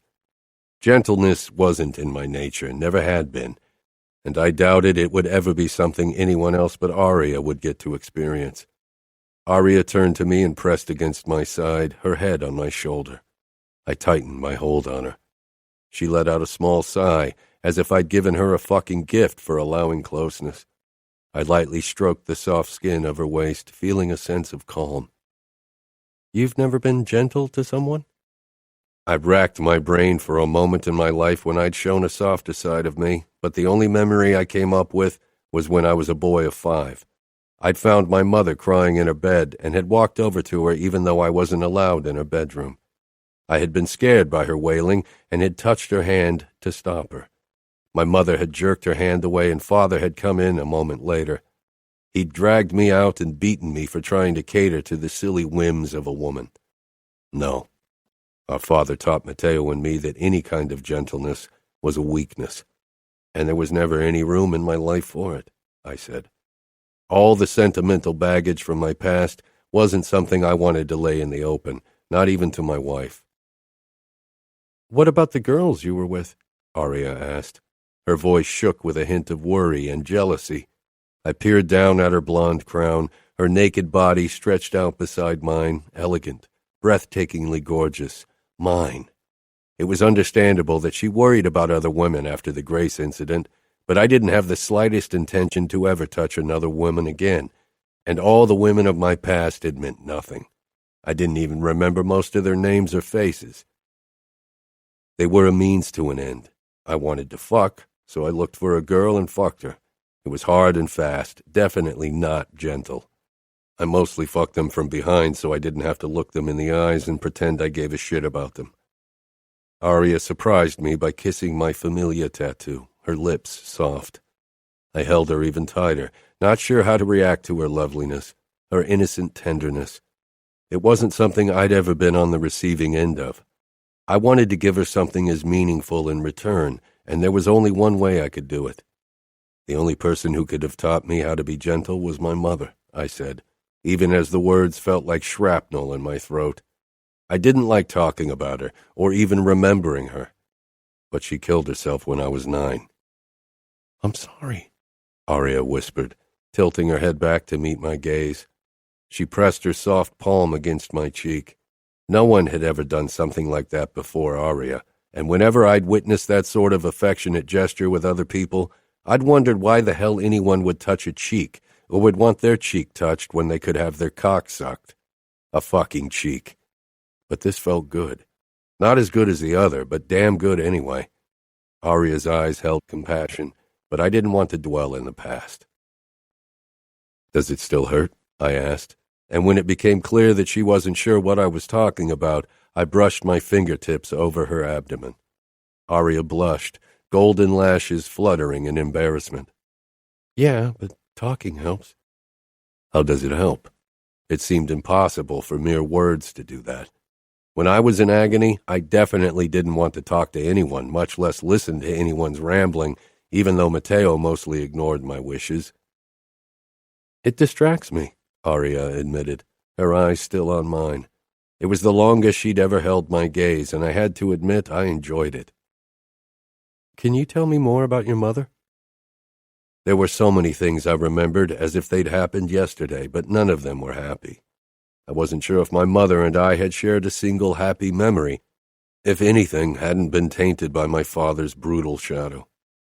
My father hit her. He raped her. I was young, but I understood what was going on. She couldn't bear my father anymore, so she decided to slice her wrists and overdose on dope. Aria shivered. I wasn't sure if it was because she imagined what my mother had gone through. I was fairly sure Aria had worried it would be her fate as well. The mere idea that I could do to Aria what my father had done to my mother, that Aria would lie under me, broken and terrified, made me want to take a shower. "She shouldn't have left you and Matteo alone." That was what got to her. Aria was too kind, too good for me, and as usual she barreled straight through another one of my walls. I'd spent all my life building them, strong as steel, and here she was taking them down without realizing it. I found her. Aria sucked in her breath, and those blue eyes filled with tears.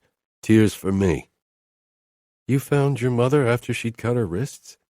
Emotion squeezed my chest, but I shoved them down, deep, deep down where they belonged. That was actually the first body I saw. Of course it wasn't the last, I said, glad that my voice was firm and hard. "This is horrible.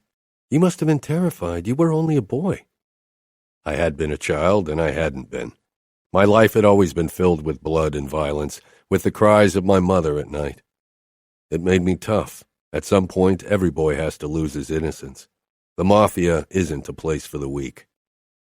Emotions aren't a weakness. I searched Aria's eyes. The softness and compassion in them were already a risk. Those were emotions I couldn't risk, definitely not in public, and even behind closed doors they weren't wise. I needed to be tough as steel, feared and brutal if I wanted to rule over the Familia one day, and until then I had to keep my bastard of a father off my back. Yes, they are. Enemies always aim where they can hurt you most. Father would use Aria against me in his fucking mind games if he thought she was more to me than a pretty fuck thing I could dominate and brutalize. He posed as much of a risk for my wife as the Bratva. Maybe more, because my options to protect her from him were limited for now. "And where would the Bratva aim if they wanted to hurt you?" Aria asked softly, sounding hopeful and curious at once. My gaze traced the tender lines of her face. Since Matteo was strong enough to defend himself, there had been no one my enemies could have used as leverage against me. They knew I didn't give a fuck about anyone, only the Familia. My life was devoted to the Mafia, my only goal in life to become Capo. I had been raised with only this purpose. Everything else was supposed to be irrelevant, especially a woman. Women could be replaced. That's what Father had taught Matteo and me, and it was something he'd lived by. It hadn't taken him long to replace Mother with Nina. The look in Aria's eyes hammered away at another of my walls, but I couldn't let her. I turned off the lights, needing the dark to hide the emotion in her face. "They won't ever find out," I said. Aria released a small breath, deflating against me. She needed to stop wishing for something I couldn't give her, wouldn't give her, for both our sakes. It would have been easy to crush her hopes, to nip her emotions in the bud. A few cruel words that always came so easily for me. I got what I wanted. Stop the fucking emotional bullshit. All I give a fuck about is your tight pussy milking my cock. You're nothing to me but spread legs to relieve tension. Those words would have cut Aria to the bone. They would have stopped her from prying past my walls ever again. She would have believed them to be true, no doubt, because they were words more fitting to the man I was than the sweet nothings I'd murmured while taking her virginity. Everyone would believe them to reflect the true nature of my feelings for the woman beside me. The words lingered on my tongue, needed to be said to protect Aria and my claim to power, but I couldn't get them past my lips. I couldn't fucking lie to Aria like that, couldn't crush her like that.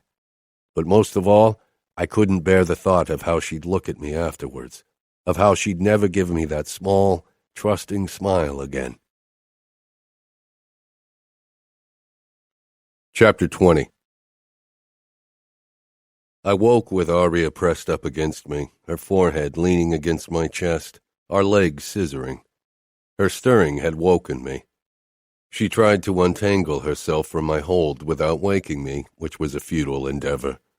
My sleep was light, and I woke at the smallest sound or movement. "What's wrong?" I rumbled. "Need to go to the bathroom," Aria said in a sleepy voice. I loosened my iron grip around her and she pulled back, peering up at me. I watched her through half-closed eyes. Aria bit her lip, smiling uncertainly. She was shy because of what we'd done last night. I rubbed my thumb over her swollen lips, watching the blush bloom on her cheeks. Slowly she climbed out of bed, her movements stiff. My eyes followed her beautiful ass as she walked toward the bathroom.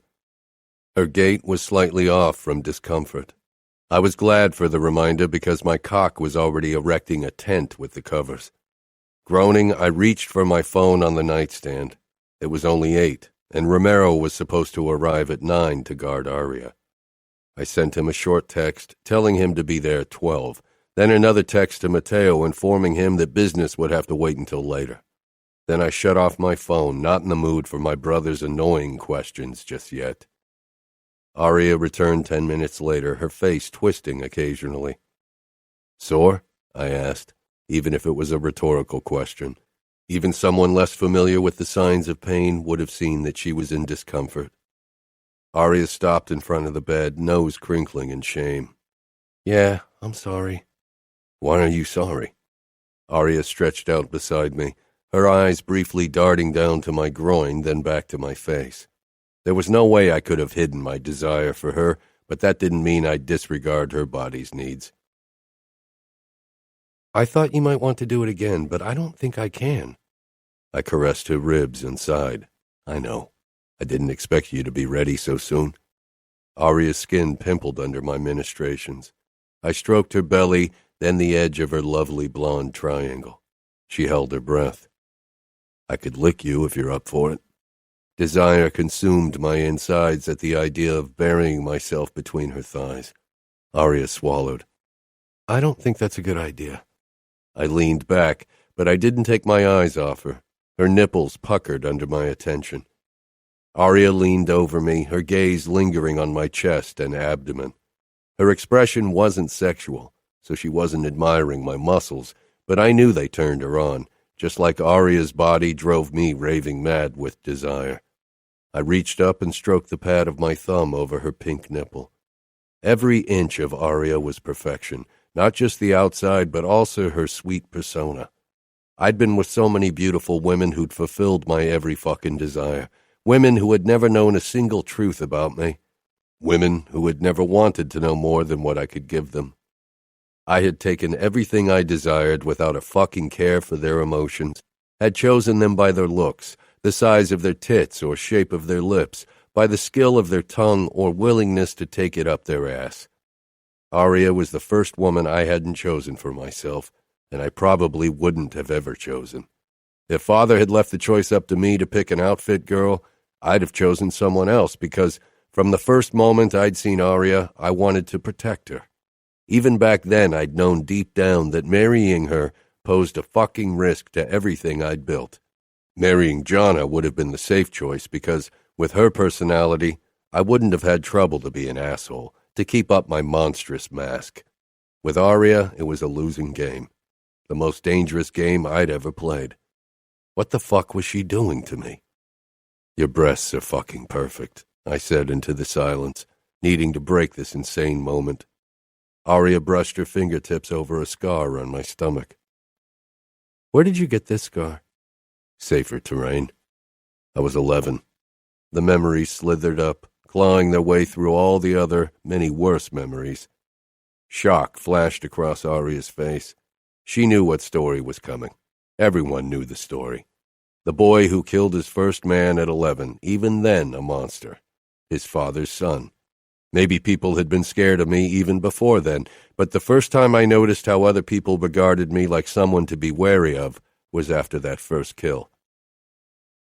The familia wasn't as united as it is now, I began, and told her how everything had started, how I'd become a made man, a killer.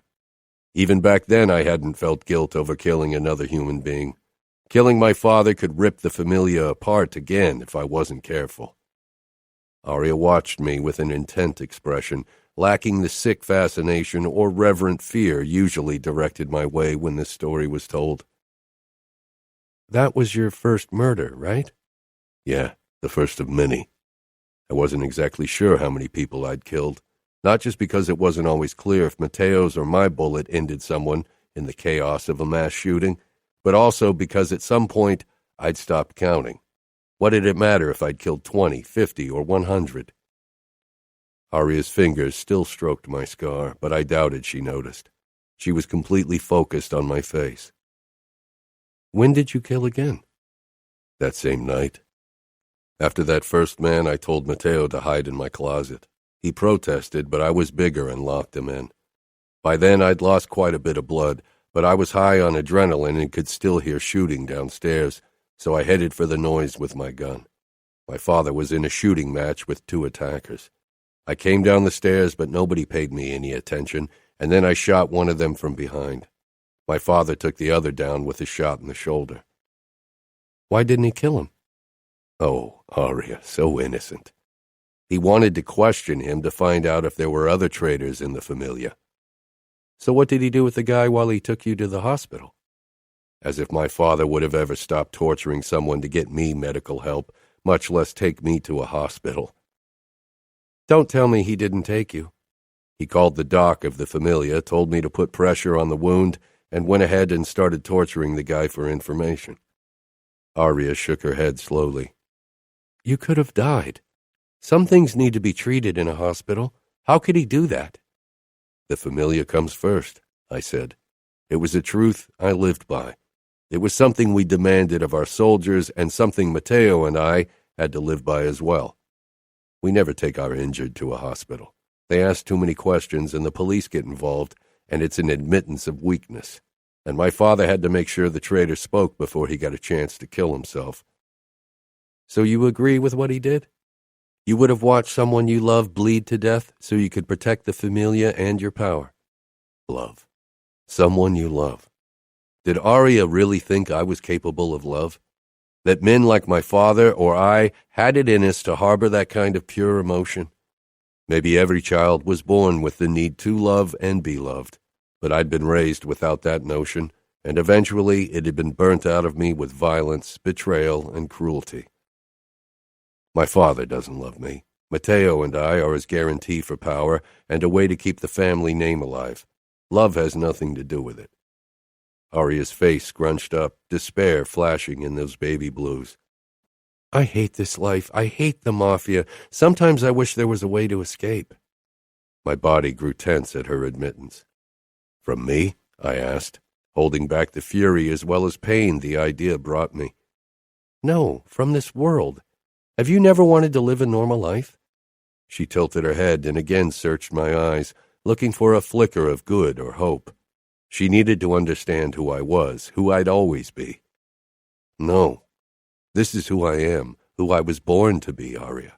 It's the only life I know, the only life I want. For me to commit to a normal life would be like an eagle living in a small cage in a zoo. Fuck, I'd never even considered a normal life an option. I'd never dreamed of going to college, of having a normal job. I wasn't even sure what I could have become if I wasn't a made man. For as long as I could remember, becoming a made man, becoming Capo had been my goal.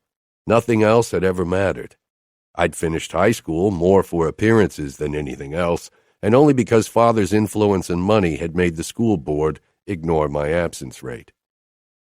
Your marriage to me shackles you to the Mafia.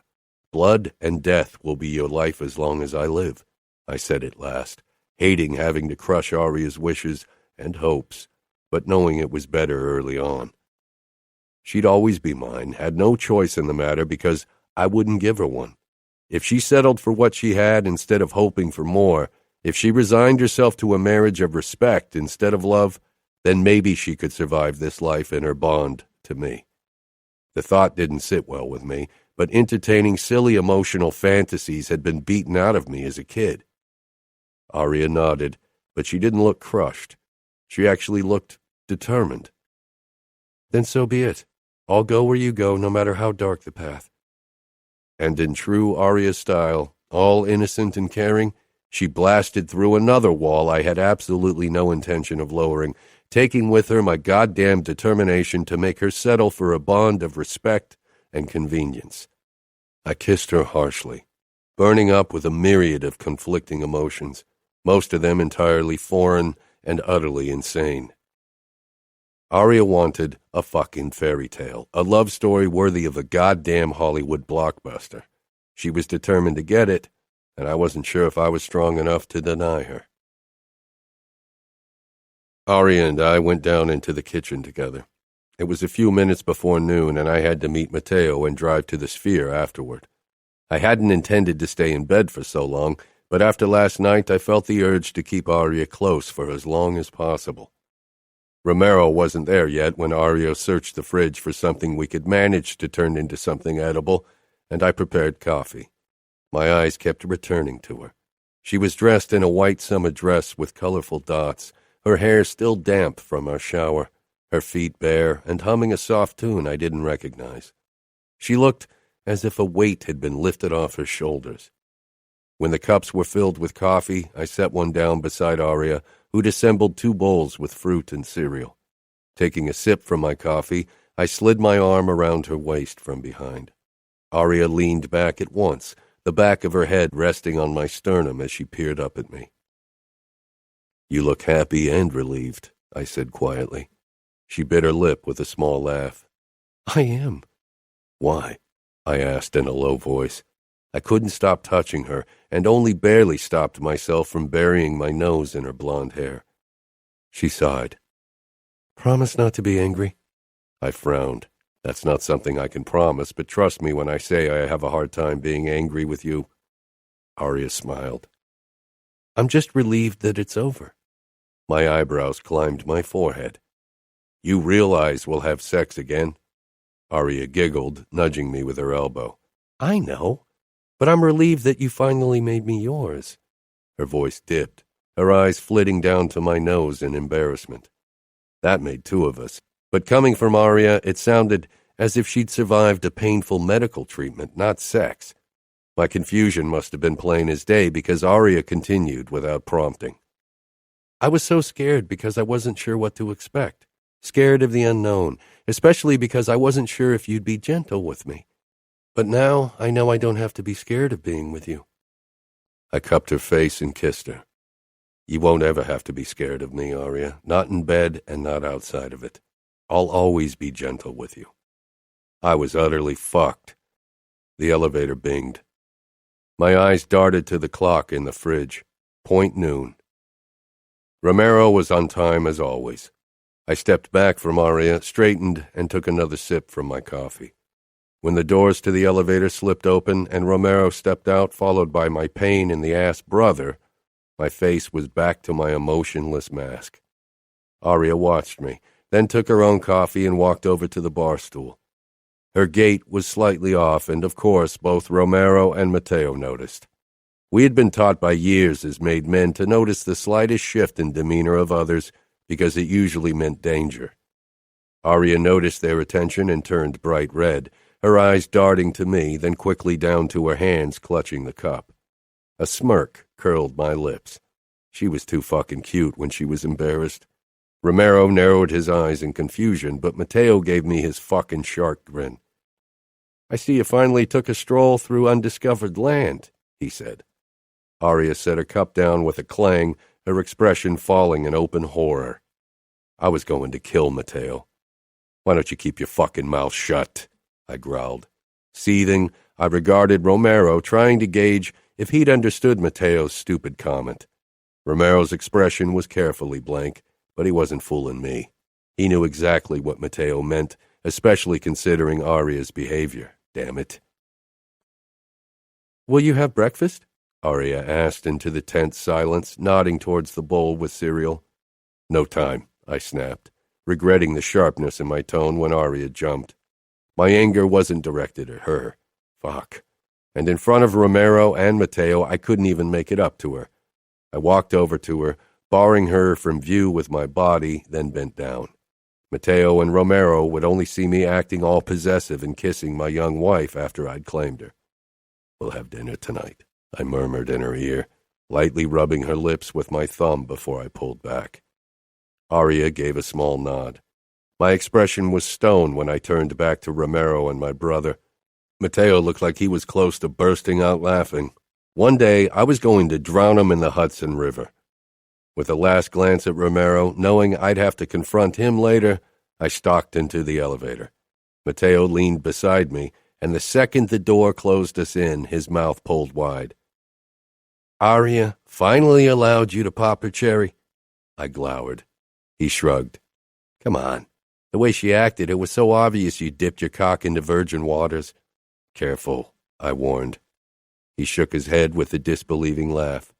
"No sharing naughty tidbits. Protective husband mode, and waiting for your virgin bride to be ready before you claim her. If I didn't know you, I'd say you have a soft spot for your little wife." "Why don't you scream it from the fucking rooftops, or better yet, announce it to our goddamn father so he can use Aria to keep me in check? He'll think I'm growing soft, or that I care about her, and we both know he'll make sure that doesn't happen." "And do you?" Mateo asked carefully. "Do I what?" I growled, all my defenses shooting up into place. "Care for her. We both know there's no way you're going soft. You're a brutal fucker." Staring Mateo down was futile. Everyone else would have cowered under the force of my anger, but he held my gaze. The elevator doors slid open and I staggered into the parking garage. Fuck this shit. This marriage was supposed to bring peace and keep the fucking outfit off our backs, not turn me into a fool. "I take it that's a yes," Mateo said from close behind me. I turned and gripped his shoulder in a hard grip. "This isn't a fucking game, Mateo. I don't want people to think they could use Aria against me, so keep your mouth shut for once." "Fuck," he muttered. "You do care about the girl, do you?" "Just shut up, all right?" I said, losing my patience. Mateo gave a sharp nod, surprising me. "You know I won't tell anyone you're being a decent human being to your little wife." I narrowed my eyes at him.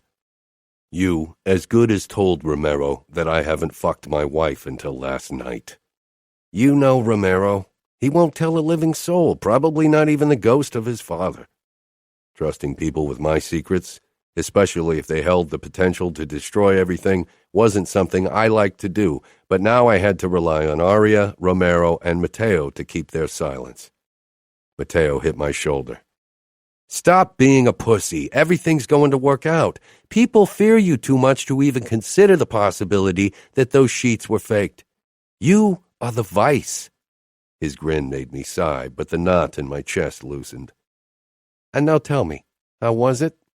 I gave him a look. "I'll pretend you didn't ask that." "I can ask again." I went around my car and got in. "Give me at least some pointers for when I'll have to deflower Jana," Mateo bellowed, then laughed.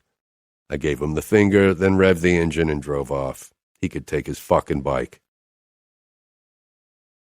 Mateo kept trying to extract information from me about my night with Aria all day, but he eventually gave up when I ignored him. Threats and anger only spurred him on. When I returned home that night, Aria and Romero were sitting outside on the roof terrace playing cards. I motioned at Romero to come inside, and he did so at once. "I want a word with you." Romero nodded, his expression carefully blank. I was fairly sure he knew why I cornered him. It's about what Matteo said this morning. You know me. But some people might not understand that I'll kill every fucker who takes me for weak. Romero shook his head. I didn't hear anything. I narrowed my eyes.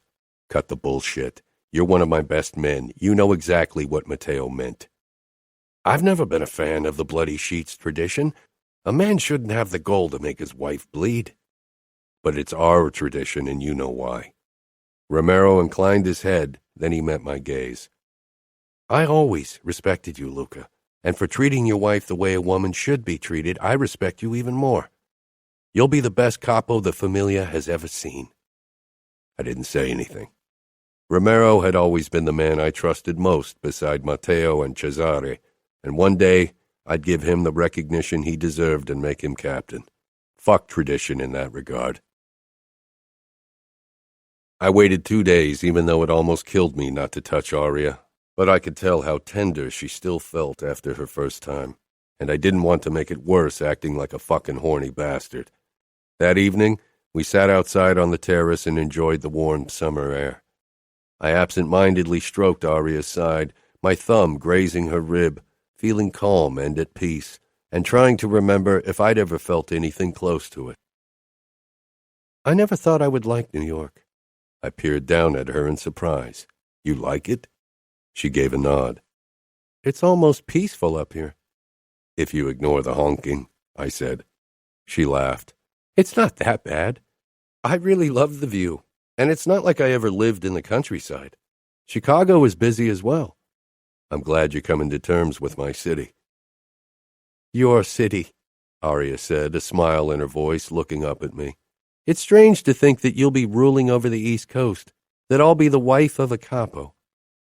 I found it far stranger that I was sitting on my terrace with my wife as if it were meant to be like this.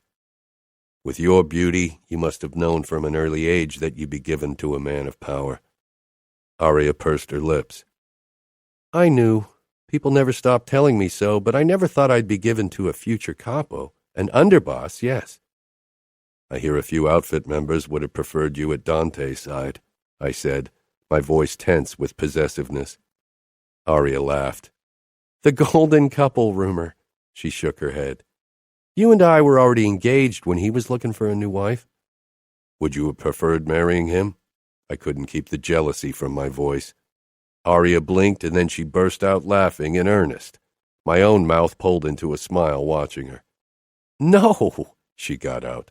He always terrified me with his coldness. Good, I murmured as I pressed a kiss to Aria's temple. She lowered her head to my shoulder. Did you have anyone in mind for marriage before me? No, I said without hesitation. I never cared about marriage. I knew I'd be given someone from a high-ranking family. Not very romantic, is it? She whispered. Mafia isn't really a place for romantic notions. Aria was silent for a moment. But this feels romantic. She was right. I didn't have any experience with romance, but this moment felt right. I kept stroking Aria's side. Her breathing deepened slowly, and for a moment I thought she'd fallen asleep, but then she shifted and peered up at me. She leaned forward, kissing me gently. I cupped her cheek and sought her mouth, tasting her. Our kiss was slow and deep, our tongues sliding over each other without hurry. Soon Aria began rocking her hips, almost imperceptibly, and my cock stood to attention. Let's go inside, I rasped. Aria nodded, biting her lip. I caught the hint of anxiety behind the apparent need. No sex, I promised. I lifted her into my arms and carried her inside, then upstairs into our bedroom, where I lowered her on the mattress and covered her with my body. My lips found hers once more, and I kissed her until she rocked her hips up against my leg. Slowly, savoring every second of uncovering inch over inch of her skin, I pulled down her pants, then lifted her shirt over her head. The lacy underwear allowed me to see her pink nipples and the enticing golden triangle between her thighs. Fucking gorgeous, I groaned, before I lowered my head and sucked her breast into my mouth. Aria gasped, squeezing her legs together. I took my time with her breasts, sucking and nibbling before I helped her out of her bra. Then I bent over her panties and parted her legs. I pressed a kiss to the delicate fabric over her folds. Aria moaned softly. I kissed the same spot, then a bit lower. Soon Aria's panties stuck to her pussy with her arousal. I hooked my index finger in the garment and tugged it aside, revealing her pink lips. They were still slightly red, tender, and sore. I sucked one lip into my mouth, earning a delicious gasp. Dragging the panties down her legs, I trailed kisses over her skin. Then I pushed to my feet and got out of my own clothes. Aria watched me with hooded eyes, her legs closed, still shy about presenting herself to me. "Let's try something new," I told her. I stretched out on my back and Aria frowned. "Kneel over me, then I can lick you and you can blow me." A fierce blush stained Aria's cheeks at my words, but she knelt and straddled my chest. Gripping her hips, I hoisted her closer to me so that her pussy was spread out before me like a delicious treat. Aria was a bit stiff, probably from self-consciousness about being exposed like this to me, but good Lord, she didn't need to be. The sight of her pink lips and her perfectly shaped butt was like a fucking shot of pleasure straight into my veins. Aria giggled. "You twitched." "Because my mouth waters just imagining tasting your glistening lips, Principessa." Her pussy clenched, and I couldn't help but smile smugly, knowing that my words had turned her on. Aria loved it when I talked to her, even when she was still very quiet. I cupped her ass cheeks, then leaned forward to feast on her, dragging my tongue over her slit, parting those pink lips. Aria moaned, then lowered her head and took my tip into her mouth, sucking lightly. I groaned against her. "Your stubble scratches," she whispered, then moaned again when I took a long lick. "You want me to stop?" "No," she gasped. I used the friction of my beard to tease her clit, and Aria gasped again. Soon she arched back, presenting her pussy to me. I parted her and stroked my tongue lightly over her tender opening until she softened. Then I gently eased my tongue into her. I began to fuck her with my tongue as my thumb rubbed her clit. Fuck, I couldn't wait to sheathe my cock inside her again. I thrust my hips upwards lightly into Aria's warm mouth. She was already so much better at this, trying to match my thrusts and squeezing my cock with her fingers. Aria tensed when she finally came, thrusting her pussy into my face, and I squeezed her ass encouragingly, loving to see her loosen up. She stopped sucking my cock as she moaned and helplessly shivered on top of me. Rubbing her back and ass, I rasped, "Turn around, Principessa. I want to look at you when I come in your mouth." Aria climbed off me, then knelt between my legs, her cheeks flushed, both from her orgasm and my words. She gripped me, then lowered her mouth back to my throbbing dick. I groaned when I watched my thick tip slip past her pink lips. Aria's hair curtained half of her face, and I pushed it aside to see her. "Look at me," I ordered. Aria's eyes flashed up, her cheeks turning pink. I guided her head gently to show her the angle and pace I wanted. She averted her eyes again, and I didn't push her, knowing it would take time for her to grow bolder. Soon my thrusts became jerky until I came with a groan. Aria's moves became uncoordinated as she tried to swallow around my tip. She pulled back and hesitantly licked her lips. I was still cupping her head, and like she'd done before, Aria tilted her head, pressing it against my palm. She crawled up to me and I pulled her against my chest. "Am I getting better?"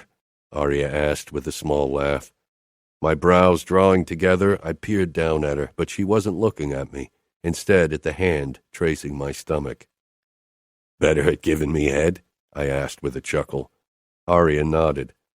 "I know I wasn't any good the first few times, and I'm probably still not very good, but I want to get better." "You're perfect," I said, sliding my hand along the curve of her body. Aria gave me an indignant look. "I'm nowhere near perfect." "Aria, I didn't expect you to be some kind of sex goddess when I married you." "You resigned yourself to a life of mediocre sex," she said with raised eyebrows. I chuckled again. "That's not what I said. I knew you'd have to learn, and you do. I'm fucking glad that you're not a prude who doesn't want to try new things." "Okay," she said, growing soft in my embrace once more. I stroked her arm until her breathing evened out, her body falling into sleep with a small twitch. Falling asleep in someone else's arms or just in their company required a level of trust I could hardly grasp. Aria had no trouble making herself vulnerable in my company. Then again, it wasn't as if she was any less vulnerable when she was awake. She was at my mercy asleep or awake, and she knew it. I trailed my thumb down her arm, then over her hips and the soft skin of her belly. With a small sigh, she pressed even closer to me, her fingers curling over my hip and holding on to me. In moments like this, it seemed a lifetime ago that I'd slept without Aria at my side. Chapter 21. Cesare waited for Matteo and me in front of our warehouse. He'd called me 10 minutes ago to tell me that the Russians had attacked the building. "The doc's still trying to patch one of them together," Cesare said, his dark eyes bloodshot as he led me inside the gym. The smell of blood and vomit drenched the air. My eyes took in the scene before me. Blood covered the floor and the walls. It looked as if the Russians had sprayed it all over the place on purpose.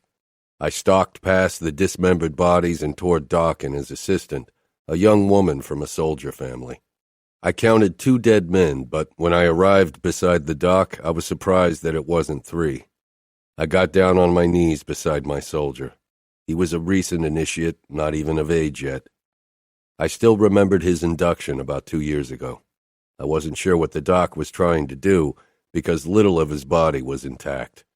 The Russians had broken every single bone in his legs and arms from the look of it before they'd skinned his limbs and cut open his belly. "Nico," I said firmly. The boy's swollen eyes focused on me briefly before they fluttered shut again. I glanced at Doc, who shook his head. "It hurts," he cried. "I know," I said, touching his shoulder lightly. He shuddered, blood trickling out of his mouth. Doc showed me 5 fingers, 5 minutes of agony. I pulled my knife, then leaned down. "I'll tell your family how bravely you fought. They will be proud of you, Nico." He gave a small nod. I put my hand down on his ribcage and rested the tip of my knife below it. Then, with one hard shove, I drove my blade into his heart. Slowly, I pulled my knife out and stood, drenched in the blood of my soldier. A wave of anger crashed down on me. Too young to die. Matteo stepped up beside me, shaking his head. "The Bratva will bleed for this. They would bleed and suffer like my men had." "Give me the addresses of the families," I told Cesare. "I tried to tell the families of my soldiers personally when one of ours died. They deserve to be told by their capo, the man they fought and died for, but my father didn't give a flying fuck about any of them, so I went in his stead." The boy's family was last. The door to their apartment opened before I got the chance to knock. A woman in her late 30s stood in the doorway, and beside her a younger girl. Her husband had died 2 years ago, I remembered her now, and her son Nico had taken the oath shortly after. She let out a cry upon seeing me. She knew why I was here. She remembered the last time I'd come to visit. I moved closer and she shook her head desperately, wailing. Another child, a boy, appeared behind her. He was 13 or 14, not older. When he saw me, his eyes widened and then his face, too, transformed with horrified realization. His mother rushed toward me, her face twisted with despair as she began pummeling me with her fists. "No, not Nico, not him too." Her 2 children were frozen. I allowed her to hit me, but soon her son grabbed her arms and pulled her away. "Mom, calm down, please." She didn't. Words of consolation weren't in my nature. "Your son fought bravely." She gave a weak nod. The boy looked at me, trying to appear like a man even with tears in his eyes. "I'll take the oath to provide for my family." I pulled my wallet and handed him $10,000 for the funeral and the next few weeks. "In 2 years. Until then, the familia will provide for you. If my father disapproved of my decisions, he should act like a capo. Until then, I'd handle things the way I wanted." The boy led his mother back into their apartment, and I turned around and left. Afterward, I returned to the warehouse to help my men wash off the blood. I felt like I'd been run over by a truck. Anger and frustration crowded my chest when I stepped into the penthouse. Romero got up from where he sat on the bar stool, the only source of light his phone screen. "How many?" he asked. "3," I said, already walking past him. I wasn't in the mood to talk. I wanted to wash off the grime and blood and get some sleep. If my body allowed me to find sleep at all tonight. The bing of the elevator told me that Romero had left, and I made my way up the stairs. It was past midnight, so I was surprised to find Aria still up, reading a book. Her eyes filled with worry when I continued into the bathroom without another word. I closed the door and showered for a long time, hoping to feel more like the man I wanted to be around Aria afterwards, but when I stepped out, an undercurrent of violence and anger still had a hold of my body. I walked out, still not saying anything, and half fell into bed. Aria's gaze rested on my face as I glared up at the ceiling. I'd lost good men tonight, and their families had lost their fathers and sons. Money wouldn't be a problem, the familia took care of their own, but that didn't provide solace for everyone. "Bad day?" Aria asked softly.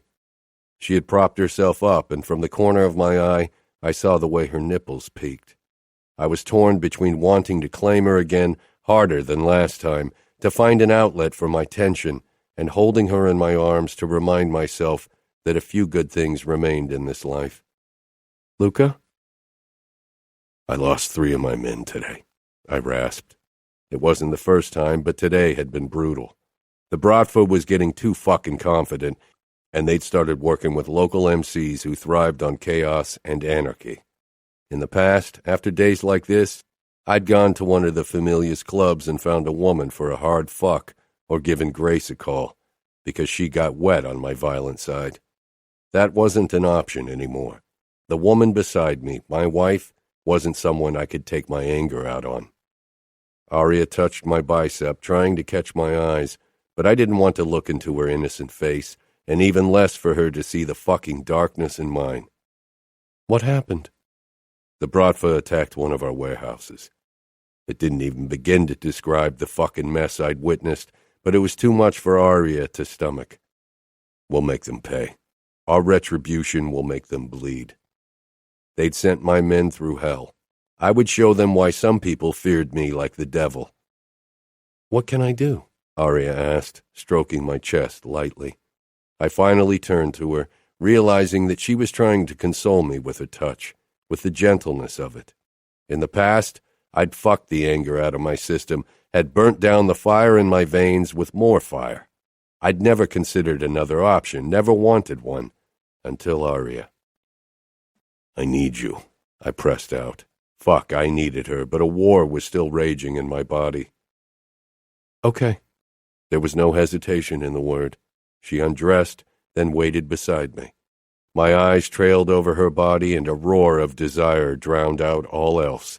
I shoved down my boxers, already painfully hard. I reached for Aria and hoisted her on top of me, feeling her pussy against my skin. The idea of Aria riding me was enticing, but I caught the hint of apprehension in her eyes, the way her body tensed up. It was only her second time, and the last time had been painful for her. No angry fucking. I grabbed Aria and lifted her onto my face. Her cry of shock turned into a cry of pleasure when I sucked her lips into my mouth. She rocked forward, hands clamping down on the headboard as my tongue darted out to lick every inch of her pussy before diving into her opening. I'd eaten Aria many times before, but this time I didn't hold back. I devoured her, leaving her no choice but to surrender. I ate her like I wanted to fuck her, without restraint, merciless and hard. Aria's widened eyes peered down at me as I suckled her. She was so fucking wet, and the way she rocked her hips, mimicking the way I'd soon slam into her, drove me insane. I growled, and my hips began twitching with my fucking need to be inside of her. Aria pressed her pussy harder against my face as her head fell back and I tongue-fucked her. She moaned louder than ever before, her body beginning to spasm. With a cry, she clamped up. "Luca, oh God!" I dug my fingers into her ass cheeks, shoving her pussy against my face as my tongue dove into her over and over again. Aria straightened on top of me and tried to get away from my mouth, but I wanted to get her even wetter before I claimed her again. I held her firmly in place despite her whimper and took my time tasting her. Some of the burning anger had seeped from my pores, and I took my time enjoying Aria's arousal and building her pleasure once more. Aria's moans rose once more, her hips jerking, but before she could find her release, I flung her onto the bed and climbed between her legs, needing to fuck her.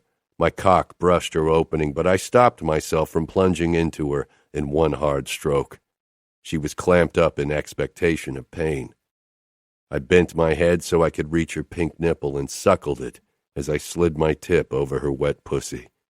Soon my cock was slick with her arousal, and Aria was making small rocking motions, her body seeking my cock despite its fear of pain.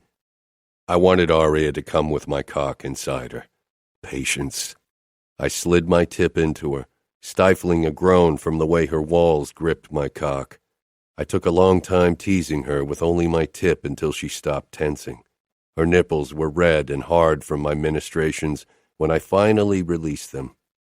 I looked into Aria's face when I pushed my tip into her once more, but this time I didn't stop. I pushed deeper into her tightness. It was as much to gauge her reaction as to satisfy the possessive side of me that needed to see me claim her. Aria held her breath when I filled her completely, my balls resting against her firm ass cheeks. I cradled her head, holding her soft gaze as I began to thrust into her at a slow, careful pace. Her body still tensed with discomfort, but I could feel her walls loosening around me slowly. I slammed a bit harder into her, but Aria's immediate wince and the way her fingers dug into my biceps made me slow once more. Tonight wasn't about angry hard fucking. I pressed my mouth to her ear. I loved the taste of you, Principessa. I loved how you rode my fucking mouth. I loved my tongue in you. I love your pussy and your tits, and I love that you're all mine.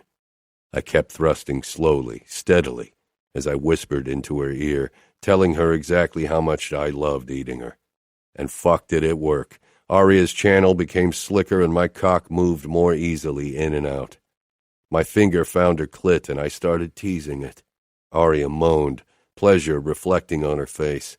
I fucked her faster, not harder though, and kept up the pace even when she whimpered. By the way her hips rocked upwards to meet my thrusts, by the wet sounds of our bodies, by Aria's astonished moans, I knew she was close. Come for me, Aria, I said, flicking her clit again as I slammed into her, and Aria arched up, crying out, her walls clutching my dick like a vice. The mix of pain and intense pleasure pushed me over the edge. My thrusts became harder and uncoordinated as I released into her. I pulled out of Aria, groaning at the tight grip her walls still had on me. She gasped. I relaxed between her legs, supporting my weight so I didn't crush her. Was I too rough? I'd thrust harder than intended when my orgasm had taken control. No, it was okay. I kissed the corner of her mouth and her lower lip, showing her that she was safe in my arms and in bed with me.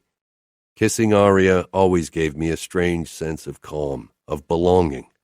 It didn't take long for my cock to grow hard again. I wanted this woman so much. Aria drew back with wide eyes. So soon? I thought men needed time to rest. Time to rest, I chuckled, loving her endearing innocence, and even more the knowledge that I'd be the one to rid her of it. I'd corrupt Aria, show her all the forms of pleasure. I couldn't fucking wait. Not with your naked body beneath me. I slid my palm up her outer thigh before gripping her ass cheek. How sore are you? Not too sore, Aria said, but she was a horrible liar. I rolled this over so she sat atop my abdomen. That way she could decide how much her body could take so soon. I caressed Aria's legs, trying to soothe her anxiety. Take your time. You're in control. I lifted my hips, sliding over her firm ass to show her how much I desired her. Aria pressed her palms to my chest, still not moving. I want you in control. Fuck. Don't say something like that to a man like me. I shoved down the need to claim her in one stroke. Instead, I shifted her body until my cock nudged her pussy lightly. Aria peered down with puckered brows. I slid my tip through her wetness, teasing her clit with it, trying to relax her. My free hand caressed her breast. Aria began to loosen up, and I grabbed her hip to slowly lower her body. Her hand clung to my shoulders, and she sucked in a deep breath when I was more than halfway in. She slowly ran her hand down to my chest, her fingers twitching against my skin. I stroked and tugged at her nipples before one of my hands found its way to her pink nub, and I slid my thumb over it. Aria moaned, and I used the moment to fill her completely, groaning at the delicious sensation of her pussy pressing down on my pelvis, on how deeply my cock was buried in her. Aria tensed with a cry. I stilled, my gaze flitting to her eyes, trying to see if I'd heard her.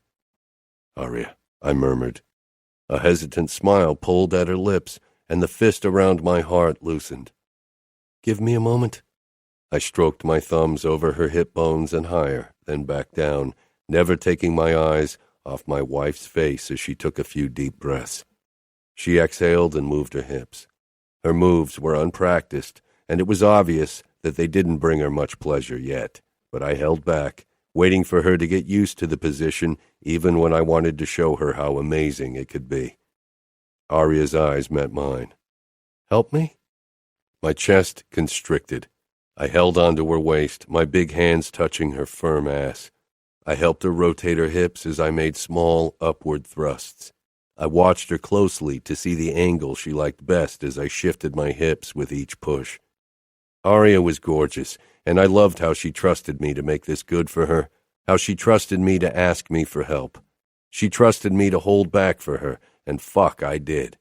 It wasn't the best sex I'd ever had, if you counted only the physical aspect, but by God, it beat everything else anyway, because by taking care of Aria, by shoving down my own needs, I felt a different kind of satisfaction I'd never felt before. It would have been easy to seek the ultimate pleasure with Aria, to take more than her body was capable of giving just yet. Aria might have denied me in our wedding night, but deep down, I knew that something had changed, that she'd yield to my demands now, no matter what I asked, and that was exactly why I would be twice as careful to honor her own needs. And when Aria finally came on top of me, her body loose with pleasure, her blonde strands trailing like silk down her back, and my own body tightened with release, I wondered how I'd ever enjoyed the senseless fucking, the uncaring pleasure-seeking of the past. Aria fell forward, kissed my lips, then clung to my neck, and I held her tightly, feeling my heart speed up for no good reason at all, and overcome with something I could only describe as fear, an emotion I'd rarely felt since becoming a made man, and even less in recent years. "I won't lose you," I rasped, confused by the chaos churning my insides. "You won't." Aria didn't understand how much danger she was in. "The Bratva is closing in. How can I protect you?" The Bratva would target my weakest point, and every day it became more apparent that Aria was that weakness, because I cared for her when I'd never cared for anything but the familia. Protecting her would be difficult. "You will find a way," Aria said firmly. Again, that unfailing trust in me, a trust I was bound to break at some point. Chapter 22. My days in the next 2 weeks were filled with countless discussions with my father about possible ways to make the Bratva pay. We targeted another of their drug labs and killed a few of their dealers, because father was convinced that losing money would hurt them the most. The only light in my day was when I returned to my wife, saw her beautiful smile, and worshipped her body. Today, it became clear the moment I entered the penthouse that I wouldn't be on the receiving end of her smile. Aria's face was a mask of fury when she rushed inside from the roof terrace. She didn't slow down until she was right in front of me and hit my chest with her fists, catching me off guard. What the hell had gotten into her? I snatched up her wrists, holding her tightly. "Aria, what?" Aria jerked her knee upwards, but I managed to evade a direct hit by jumping back. "Get out," I growled at Romero, who disappeared in the elevator at once. Aria glared up at me and actually tried to ram her knee into my balls again. Anger surged through me, and I shoved her down on the sofa before I held her down with my body. "For God's sake, Aria, what's gotten into you?" "I know about Jana and Matteo," she hissed, and then the anger slipped off and she began crying. I let go of her and stopped holding her down. "That's what this is about?" I couldn't believe she was losing her mind about something like that. Her sister would have to marry anyway. I'd have thought she'd be happy to have her in New York. "Of course, you don't understand because you never loved anyone more than your own life. You can't possibly understand how it is to feel your own heart breaking at the thought of the person you love getting hurt. I would die for the people I love." I'd give my fucking life for Aria, wouldn't even hesitate to do it, but she didn't know that. I got to my feet. "You're right, I don't understand." Aria pushed up from the sofa as well. "Why didn't you tell me? You've known for weeks." "Because I knew you wouldn't like it." "You knew I'd be mad at you and you didn't want to ruin your chances of fucking me." "Fuck her? She thought I had only fucked her? Of course I wanted to fuck you, but I got the impression you enjoyed our fucking sessions." Aria's face twisted with anger. "And you worried I wasn't a good enough actress to fool everyone after our little trick on our wedding night, but it turns out I even fooled you. I made you believe I actually enjoyed it." Some wives pretended they enjoyed their husband's touch and his company, like Nina, because it was the only way to survive a marriage to a man like my father. I'd tried not to be that kind of man with Aria, and yet she made me feel like I was. I smiled cruelly. "Don't lie to me. I've fucked enough whores to know an orgasm when I see one." Aria flinched, eyes growing wide. "Some women even experience an orgasm when they're being raped. It's not because they're enjoying it, it's their body's way of coping." She didn't have to tell me anything about rape. I'd seen what it did to women, what it had done to Mother and still did to Nina. Fury slithered under my skin, wanting to be unleashed, but I shoved it down. "Your sister should be happy that Matteo wants her. Few men can stand her gab," I said coldly. Aria shook her head with a look of disgust as she peered up at me. "God, that's the reason, isn't it? It's because she told him that he'd never get her hot body that day in the hotel. He didn't like it. He couldn't bear that she was immune to his creepy charm." She shouldn't have challenged him. Matteo is a determined hunter. He gets what he wants. He gets what he wants? It's not hunting if he forces her into marriage by asking my father for her hand. That is cowardice. It doesn't matter. They're getting married. I began to turn, tired of this discussion. From the corner of my eye, I saw Aria dash toward the elevator, and my first instinct was that she was trying to run away. "Aria, what the fuck are you doing?" I was too slow to reach her in time. The elevator doors closed in my face, and it went down one floor. Tension flooded my body when I realized she was confronting Matteo. Fuck it. I hammered against the elevator button until it came back up. Matteo wouldn't hurt Aria. He wouldn't because she was mine. When I stepped out, Matteo had Aria pressed against the wall, holding her wrists up above her head. My fingers twitched, a fierce wave of protectiveness rushing through me. "Let her go," I demanded. Matteo didn't hesitate releasing Aria and bringing space between them, but I could tell he was majorly pissed at her. The way his cheek turned red, I had a feeling I knew why. I moved toward them, checking Aria for any signs that Matteo had hurt her, even when I knew that it would take more than a slap to make him hurt a woman, especially my woman. "You won't do that again," I told my brother, glaring at him. Matteo gave me a hard look. "Then teach her manners. I won't let her hit me again." I got right into his face. "You won't touch my wife again, Matteo. You are my brother, and I'd take a bullet for you, but if you do that again, you'll have to live with the consequences." Challenge shone in Matteo's eyes. He wasn't used to anything or anyone coming between us. "I won't hit you again, Matteo. I shouldn't have done it," Aria said, surprising me. Aria looked between Matteo and me. "I'm sorry if I hurt or scared you," Matteo said. I could still see his anger, but I wasn't sure if it was still directed at Aria or at me for siding with her. "You didn't," Aria lied. Matteo would be able to see through it like I did. I walked toward her and wrapped an arm around her waist. She looked up to me, her eyes filled with disappointment. Was she still pissed because of Gianna? For God's sake, her sister would have to marry anyway, and Matteo was definitely not the worst choice. He wouldn't abuse Gianna, no matter how much of a bitch she was. Aria faced Matteo once more. "Don't marry Gianna." I squeezed her waist in warning, but Aria continued. "She doesn't want to marry you." "You didn't want to marry Luca either, yet here you are," Matteo said, nodding toward us. It was true, but he wasn't taking Gianna's character into consideration. She wouldn't be as sensible as Aria. "Gianna isn't like me. She won't come to terms with an arranged marriage." I regarded Aria, wondering if this was only accepting the unavoidable, or if this marriage was really more to her, if her words about love could really be true and not her way to make this easier for her. But more than that, I wondered why the hell I cared. "She will become my wife the moment she turns 18. No power in this universe will stop me from making her mine," Matteo said. Aria shook her head. "You disgust me. You all do." She walked past me, but I didn't follow her, not even when she took the elevator back up to our apartment. "And you say Gianna is trouble," Matteo muttered, rubbing his cheek. "Your wife is quite a handful." I made a non-committal noise. Aria was growing more confident, and even though part of me was annoyed by her outburst, I couldn't help but be relieved that she wasn't so painfully submissive around me anymore. I loved her fiery side as much as the rest of her. I loved every little thing about her, even her frustrating emotionality. Love. I loved Aria.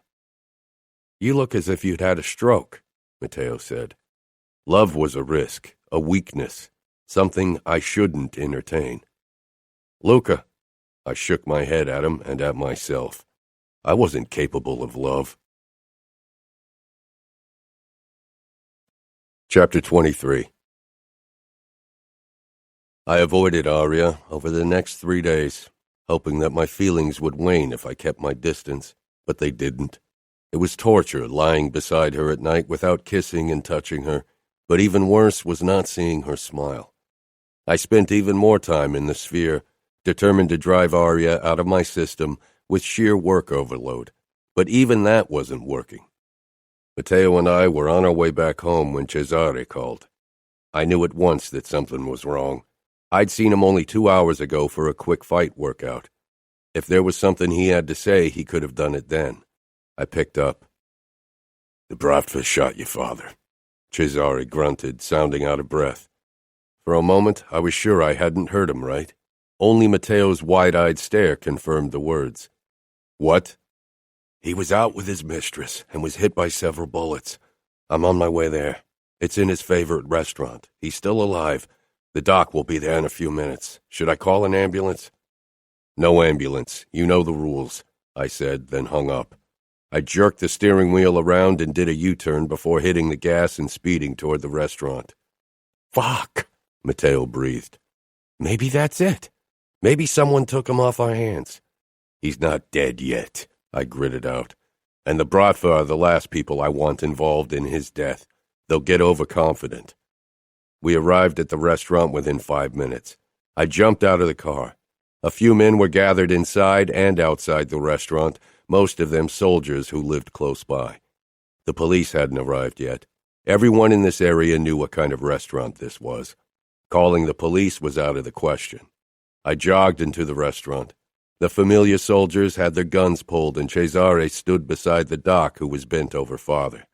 The ground was covered with broken glass and blood. A young woman with a hole in her forehead was sprawled out beside an overturned chair. Matteo and I headed for our father. The doc was pressing down on a wound in father's stomach while his assistant held up a transfusion bag. Father was clutching the doc's arm in a desperate grip, sucking in one rattling breath after the other, and staring at us wide-eyed. For as long as I could remember, I'd wondered how it would feel to see my father like this, to watch him taking his last breaths. Occasionally I'd feared I'd feel regret or sadness, but there was nothing, only relief. I knelt beside him and Matteo on his other side. "I can't help him. If we call an ambulance, he might survive," Doc said, his weathered, wrinkly face solemn. Father grasped my hand, bulging eyes on me, begging me. Didn't he remember how he'd beaten and cut any hint of compassion out of me? He was trying to say something. I leaned down. "Hospital. Take me, hospital." I met his gaze and gave a nod. Then I turned to the doc, motioning for him to stand. He staggered to his feet, and so did his assistant. "Leave and tell the others," I told them. "Father doesn't want his men to witness his last moments. He wants to be remembered as the strong capo that he was." Doc and his assistant headed toward the front of the restaurant. From the corner of my eye, I caught Matteo pressing down on a wound in Father's side to stop the words he wanted to say and turn them into a pained gurgle. He wouldn't be saved tonight. The remaining men left with bowed heads until only Matteo and I remained with our father. I got down on my knees beside them again. Father gasped in a ragged breath, growing paler and paler. You traitors." Matteo ripped the transfusion needle out, and we both bent over our father. The man who tortured us and his wives, who'd driven our mother into suicide, he'd finally disappear. "We would have killed you with poison soon. It would have been painless," Matteo murmured, then paused with a twisted grin as he regarded the bullet wound in Father's stomach.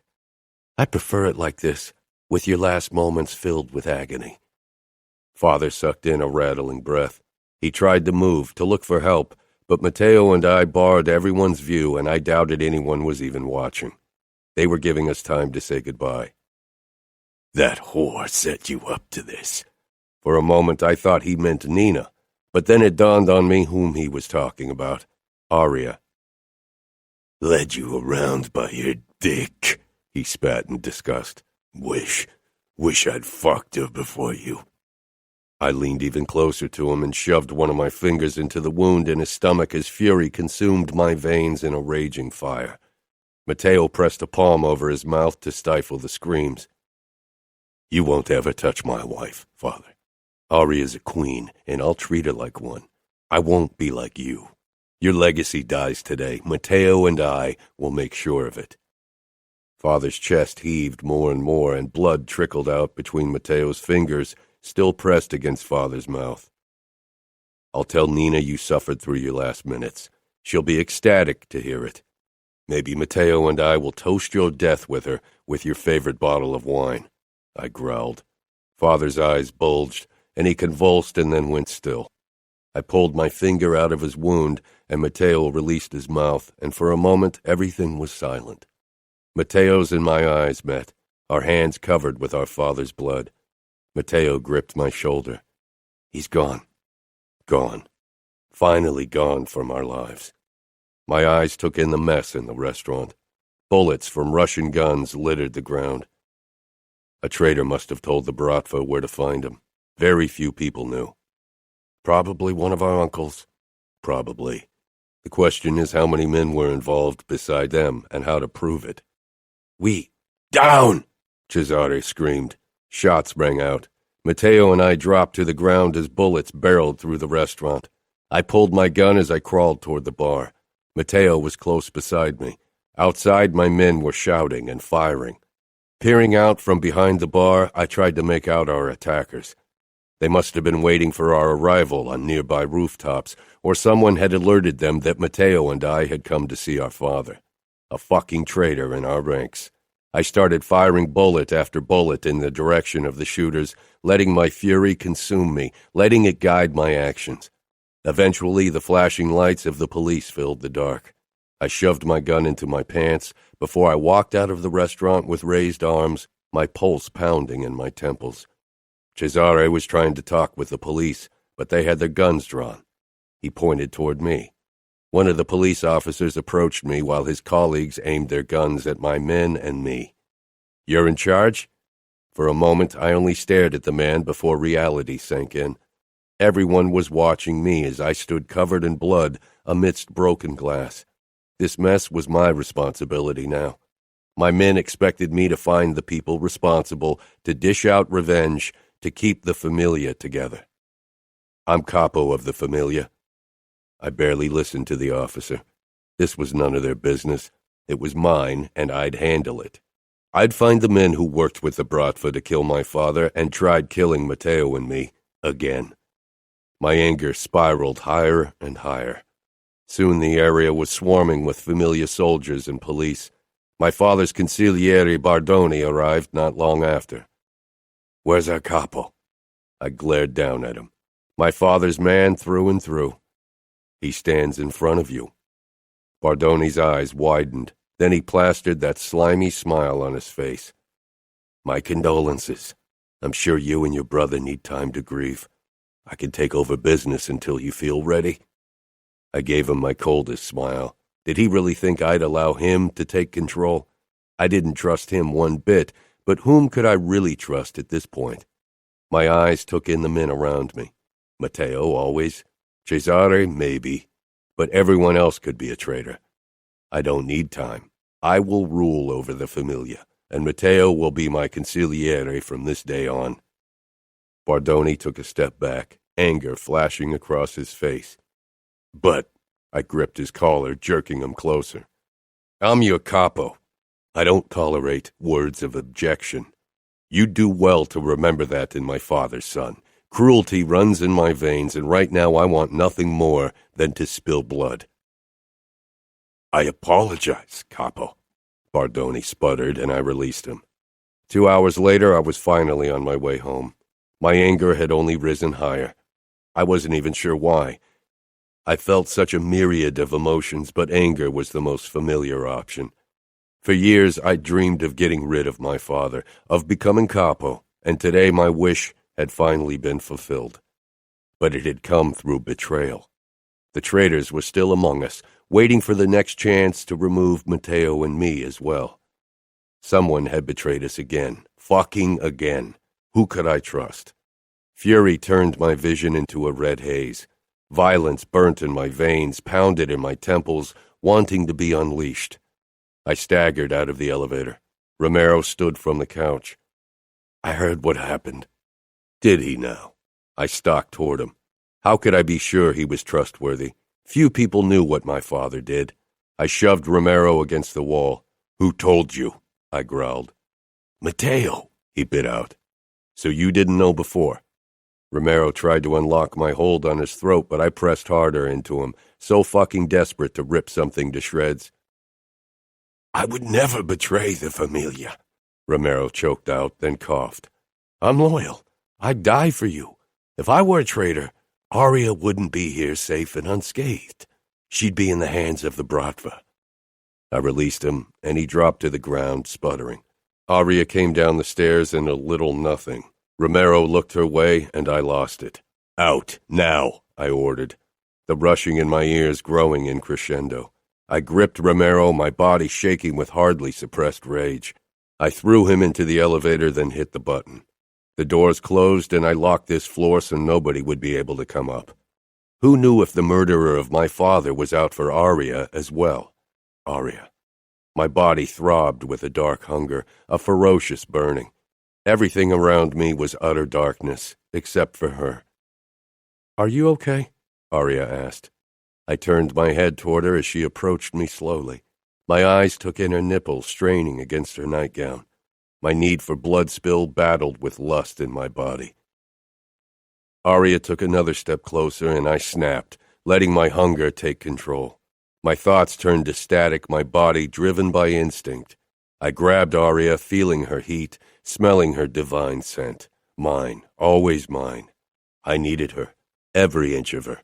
I jerked her forcefully against me and silenced her with a harsh kiss. I turned, discomfort dragging me from sleep. My brain was foggy, my muscles tense and sore, as if I'd worked out for hours. Groaning, I peered up at the ceiling before I realized I wasn't in the bedroom. I jerked, fumbling for my gun, which wasn't there, and sat up. Early morning light streamed into the living room. I was on the floor, completely naked.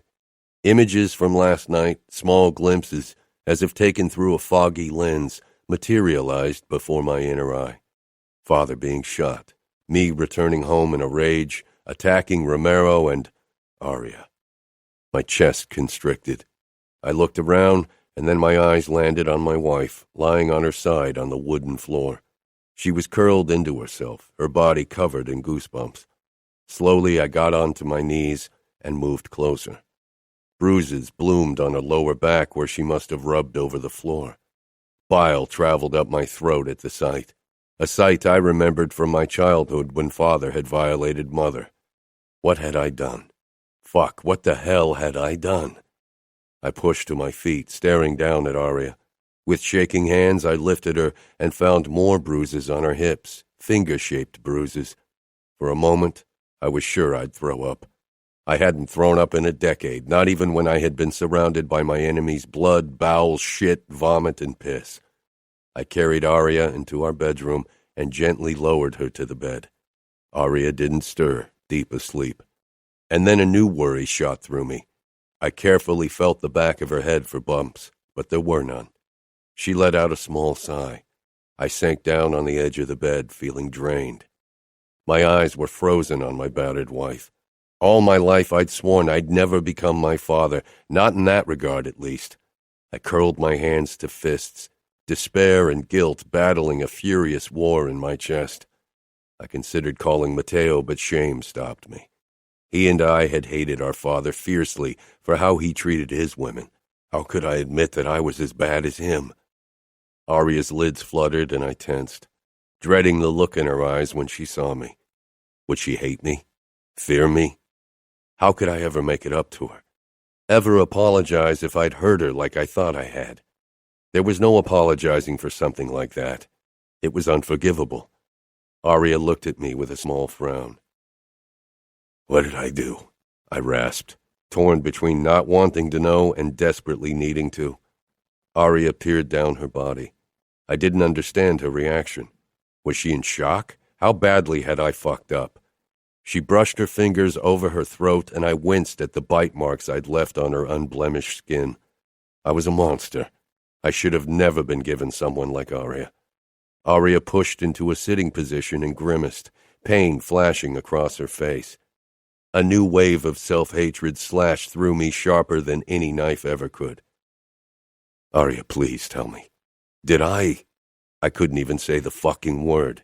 What kind of man could perform the deed but not say the word?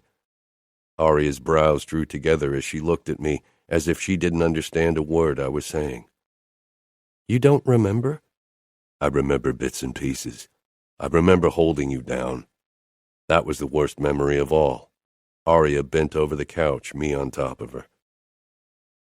You didn't hurt me, Aria said softly. Her body spoke a different language. Why was she trying to protect me? Don't lie to me. Aria crawled over to me. I regarded her without moving. You were a bit rougher than usual, but I wanted it. I enjoyed it. I had trouble believing it, considering how my rougher side was.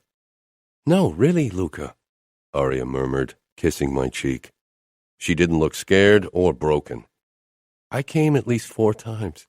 I don't exactly remember everything. I passed out from sensory overload. I closed my eyes for a moment. Fuck. Not like my father. I don't understand what got into you. You even attacked Romero. I put my hand on Aria's knee, savoring the feel of her soft skin, glad that she didn't flinch. My father is dead. Aria's eyes widened. What? How? Last night. He was having dinner at a small restaurant in Brooklyn when a sniper put a bullet into his head. Aria didn't need to know the entire truth. It wouldn't serve any purpose. The less she knew in this regard, the safer she'd be. What about your stepmother? She wasn't there. He was with his mistress. She was shot too, probably because the Bratva thought she was his wife. Someone must have told them where to find him. Very few people knew he went there. He was in disguise. Nobody could have recognized him. There has to be a traitor among us. Nina was probably slurping champagne and dancing on the tables as we spoke. I needed to go see her with Matteo later today. Part of me wondered if maybe she'd been involved in his death. I needed to find out so I could figure out if there was a traitor among our men. I had my suspicions, of course. How do you feel? She touched my chest, as if I needed consoling. I hadn't felt an ounce of sadness over my father's death. Seeing him lying in his own blood with open, empty eyes, I hadn't felt a sliver of the emotions the sight of Aria's bruises had evoked in me. I stroked Aria's upper arm, then lightly traced the bite marks on her throat. Relief. Aria tilted her head. Because you're finally Capo? Because Father could never hurt Aria, because I wouldn't have to kill the man myself to protect her. He was finally gone, and I would rebuild the Familia to something stronger and better. Yes, I said. I leaned forward and kissed her forehead. I really didn't hurt you. Aria kissed me. You needed me, and I needed you, Luca. The look in Aria's eyes tore at my last wall. I quickly got up. I need to handle the situation. The Familia needs me to take control and uncover the traitors. Aria smiled. You're going to be a great Capo. I didn't say anything, only regarded my wife's kind face. She slid out of bed. Can I help you with anything? Should I keep Nina company? I shook my head. Take a bath and relax. I'll handle everything. Aria nodded, but I could tell that she was disappointed, but I didn't want her involved in this mess as long as I didn't know exactly what had happened, and Nina didn't need consolation any more than I did. After a last kiss, I went into the shower. When I was done getting ready, I found her downstairs in a satin bathrobe, sipping coffee. Shouldn't Romero be here by now? Fuck, I breathed. Searching the mess of my bloody clothes on the floor, I finally found my cell. I picked it up. I'd turned it to silent, and I had 10 missed calls and countless messages from Romero and Matteo, as well as Dante and Scuderi. I called Matteo as I unlocked the elevator. Matteo picked up after the second ring. Have you lost your fucking mind? I've been trying to call you for hours. What's your fucking problem? Did something happen? I should ask you that, Matteo said carefully. The elevator began moving up from his floor. Romero is here. Where's Aria? Matteo sounded worried. I glanced at my wife, who held her cup against her lips, watching me worriedly. I gave her a tight smile, which she returned at once. Luca? The elevator doors slid open, and Matteo and Romero got out, both moving carefully, as if they expected the worst. Their eyes found me, then moved behind me. Disapproval flashed across Romero's face, and his mouth tightened, but he didn't say anything. I could imagine what he thought, seeing the marks on Aria's throat. A bruise circled his own throat where I'd held him in a chokehold. That shouldn't have happened, I said, trying to ignore the way Matteo was x-raying me with his gaze.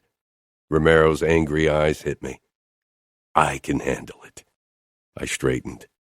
I'd have despised myself forever if I'd hurt Aria the way I'd first thought, but Romero had no right to criticize me, not now, not ever.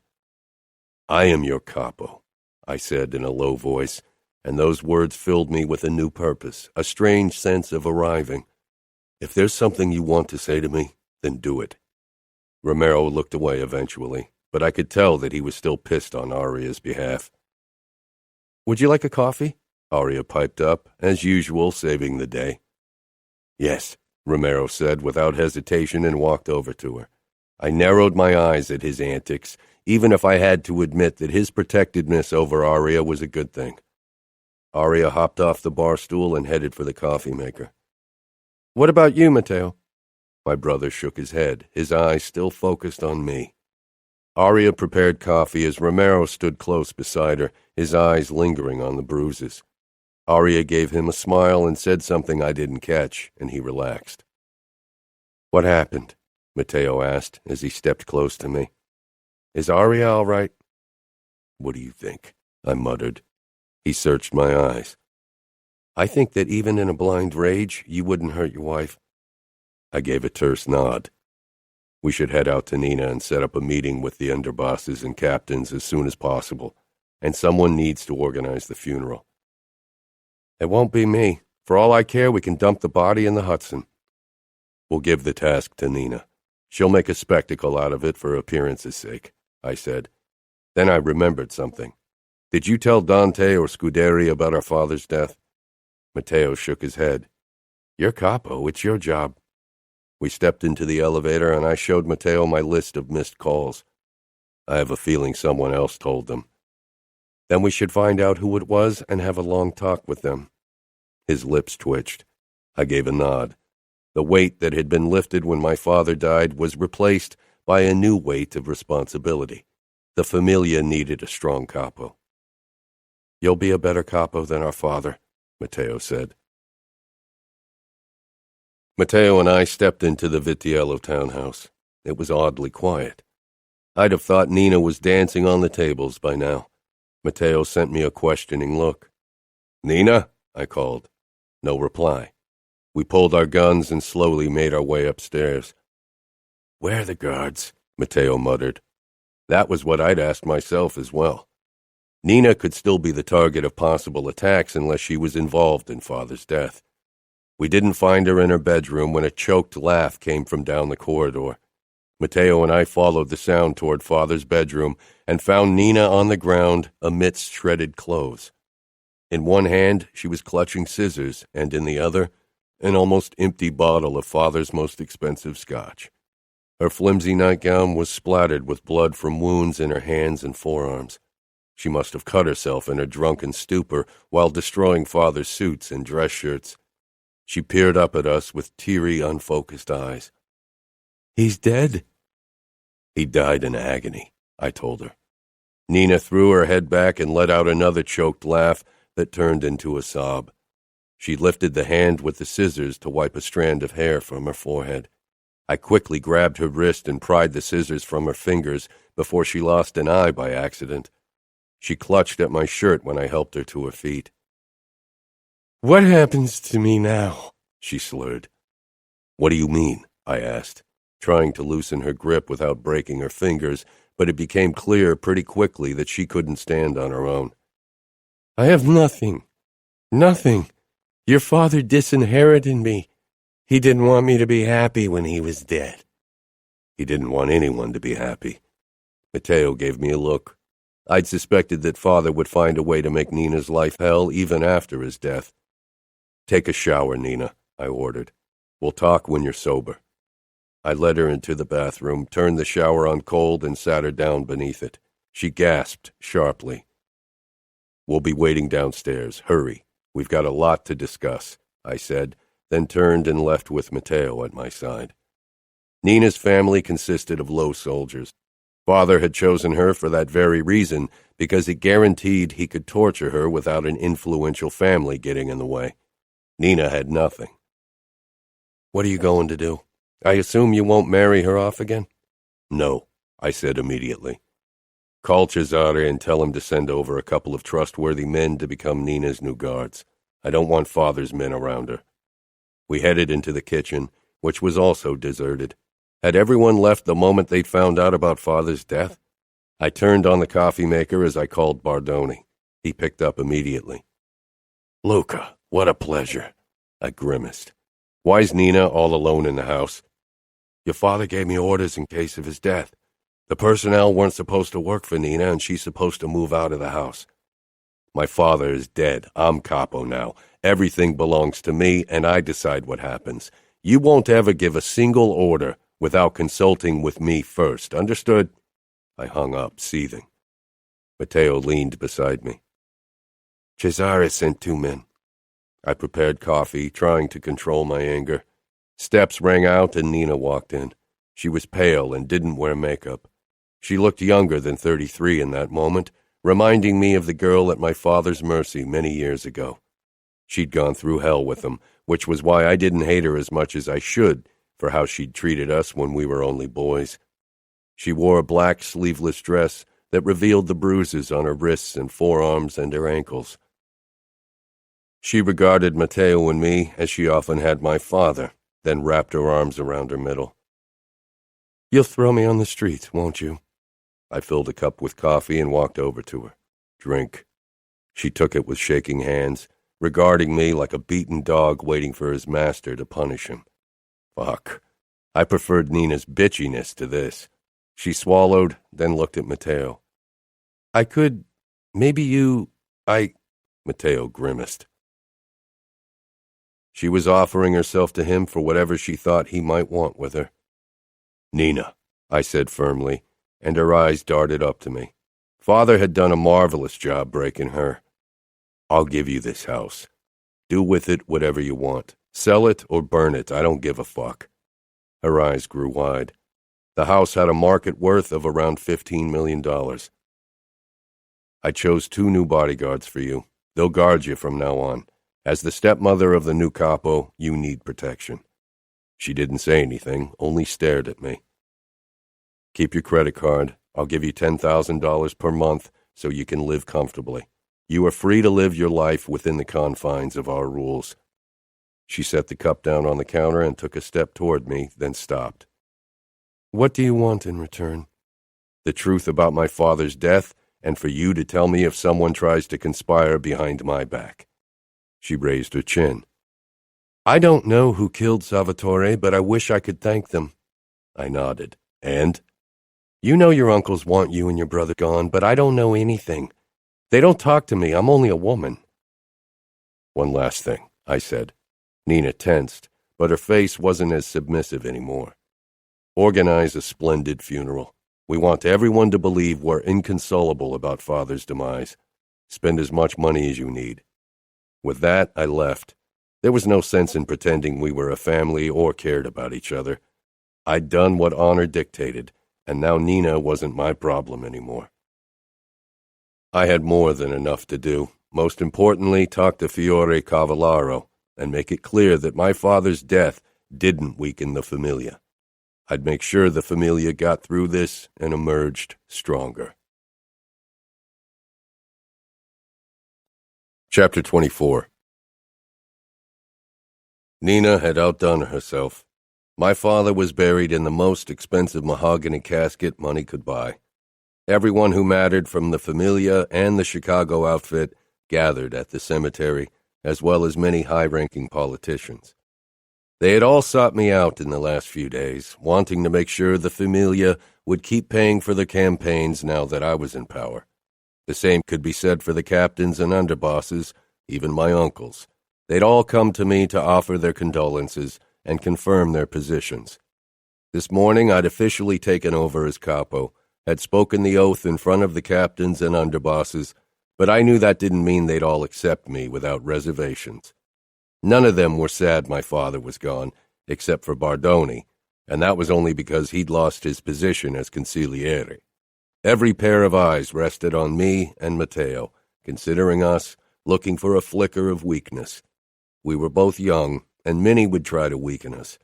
I doubted they'd wait until the first official meeting of the Familia with me as Capo to do so. My uncles had probably already started behind my back. I peered down to Aria when I felt her eyes on me. She regarded me with a hint of worry, as she'd often done these last few days. I resisted the urge to grab her hand or kiss her, and kept my expression cold and hard. She dropped her gaze back down to the casket that was lowered into the ground by 6 made men. Aria thought that, deep down, part of me felt saddened by my father's death. She didn't know I'd planned on killing him myself to protect her, and she never would. He was dead now. That was all that mattered. My uncles kept giving me fake, empathetic smiles, as if any of us would miss him. Afterwards, everyone came to Matteo, me, and Nina to offer their condolences and congratulate me on becoming Capo. Nina had perfected her fake tears as she clung to Aunt Cremonella. I tried to keep an eye on the area despite the many guards surrounding the perimeter. I had a feeling the Bratva would try to eliminate Matteo and me again soon. Today was the perfect opportunity to get rid of many important members of the Italian Mafia. I pulled Romero aside during the wake. Take Aria and her siblings to the Hamptons. I don't want them in New York for the meeting tonight. Romero nodded. I assume Umberto will be coming with us? Yes, and Cesare as well, I said. Scuderi wanted his own bodyguards around when his children were in my mansion, and I didn't mind the additional protection. Several hours later, the Cavalleros as well as Scuderi had gathered around the meeting table in the Sphere, with Matteo and me to discuss the rising Russian threat, but as usual, they weren't very forthcoming with information about the Bratva and their territory. From the start of our cooperation, we'd always only exchanged the bare minimum of information. After a tense dinner together, Matteo and I were on our way to my car to head home when Cesare called. A feeling of dread settled in my stomach. Cesare? Gunfire sounded in the background. "We're under attack. The Bratva's trying to enter the premises." "Take Aria to the panic room. Don't let the Russians get her. We'll take the helicopter," I shouted, already running toward the car. "What's the matter?" Matteo asked as he flung himself into the seat beside me. "The Bratva's attacking the mansion." I got out past my tight throat, then called our pilot to get the helicopter ready. Matteo was on the phone with our captains to organize reinforcement. The second we were in the helicopter, I called Aria's cell. It took almost a minute before she finally picked up, moments that felt like eternity. "Aria, are you safe?" "They killed Umberto," Aria whispered. I didn't give a fuck who died as long as Aria was safe. I'd kill them all with my own hands if that meant she'd return to me. "Where are you?" Aria's breathing was quick. "Searching for Gianna." My stomach hollowed out. "Aria, where's Romero? Why isn't he taking you to the panic room?" "I have to find Gianna." "Aria, the Bratva wants you. Get into the panic room. I'm taking the helicopter. I'll be there in 20 minutes. I'm already on the way." There could be only one reason why the Bratva attacked the mansion when every member of the mob was in New York. They wanted Aria because they'd figured out she was the only way to get to me. "I can't talk anymore," Aria said. "Aria," I didn't get further before the call was cut off. For a second, I could do nothing but stare at my phone. "Luca, what did she say? Is Gianna with her?" Matteo asked, but I ignored him. If we'd been alone, maybe I would have talked to him.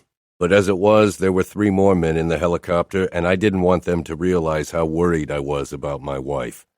I'd never felt this helpless. I reached for my gun and began checking it to make sure everything was working. I couldn't allow myself to consider what might happen in case the Bratva got their hands on Aria. I'd be there in time. Our pilot brought down the helicopter on the lawn behind the mansion. The second we jumped out of it, bullets soared through the air toward us. We ducked behind one of the Italian marble statues decorating the garden and began firing. Soon, we'd shot our way closer to the house. I motioned for Matteo and my other men to have my back. Then I stormed the house. I shot the first Russian in the head, the second in the throat. "We have your wife, Vitiello. If you want to see her in one piece, you'd better stop fighting and drop your weapons," Vitali shouted. "Nobody acts until I give an order. Got it?" I snarled, fixing my gaze on Matteo. He gave a nod, but I wasn't sure how much it was worth. After all, Gianna was in there as well. Trying to keep my face calm was a losing battle. I could feel fury simmering under my skin, and worse, fear. I focused on the former. Showing fear for Aria's life in front of my enemies would have been the ultimate mistake. Slowly, I walked into the living area of the mansion, guns clutched in my hands. My eyes registered Cesare lying in his own blood on the ground, eyes wide as his chest heaved with every rattling breath. I lifted my gaze. He was lost. Matteo was close behind me, but my eyes focused on Vitali and Aria. He held her against his body, his knife pressed against her throat. I'd dismember him in the cruelest way possible. "So this is your wife, Vitiello?" Vitali asked with a dirty grin. He pressed his blade against Aria's skin and blood trickled down. My heart sped up, fear spiking hard and fast. One slice of his knife could kill her, could ruin everything. "Let her go, Vitali," I growled, furious and terrified. I didn't remember the last time I'd been scared during a confrontation. I didn't fear death, but losing Aria, the thought tore a gaping hole in my chest. Vitali grabbed Aria's throat. Her terrified eyes met mine. "I don't think so," he said. "You took something that belongs to us, Vitiello, and now I have something that belongs to you." Vitali ran his hand along Aria's cheek, and I almost lost it. If his goddamn head hadn't been so close to Aria's, I would have put a hole in his fucking forehead. "I want to know where it is." I rocked forward, wanting to rip him to shreds, but Vitaly raised his knife again. "Put your guns down, or I'll cut her throat." Aria closed her eyes for a moment, resigning herself to her fate. Did she think I'd refuse Vitaly's order because I didn't want to lose face?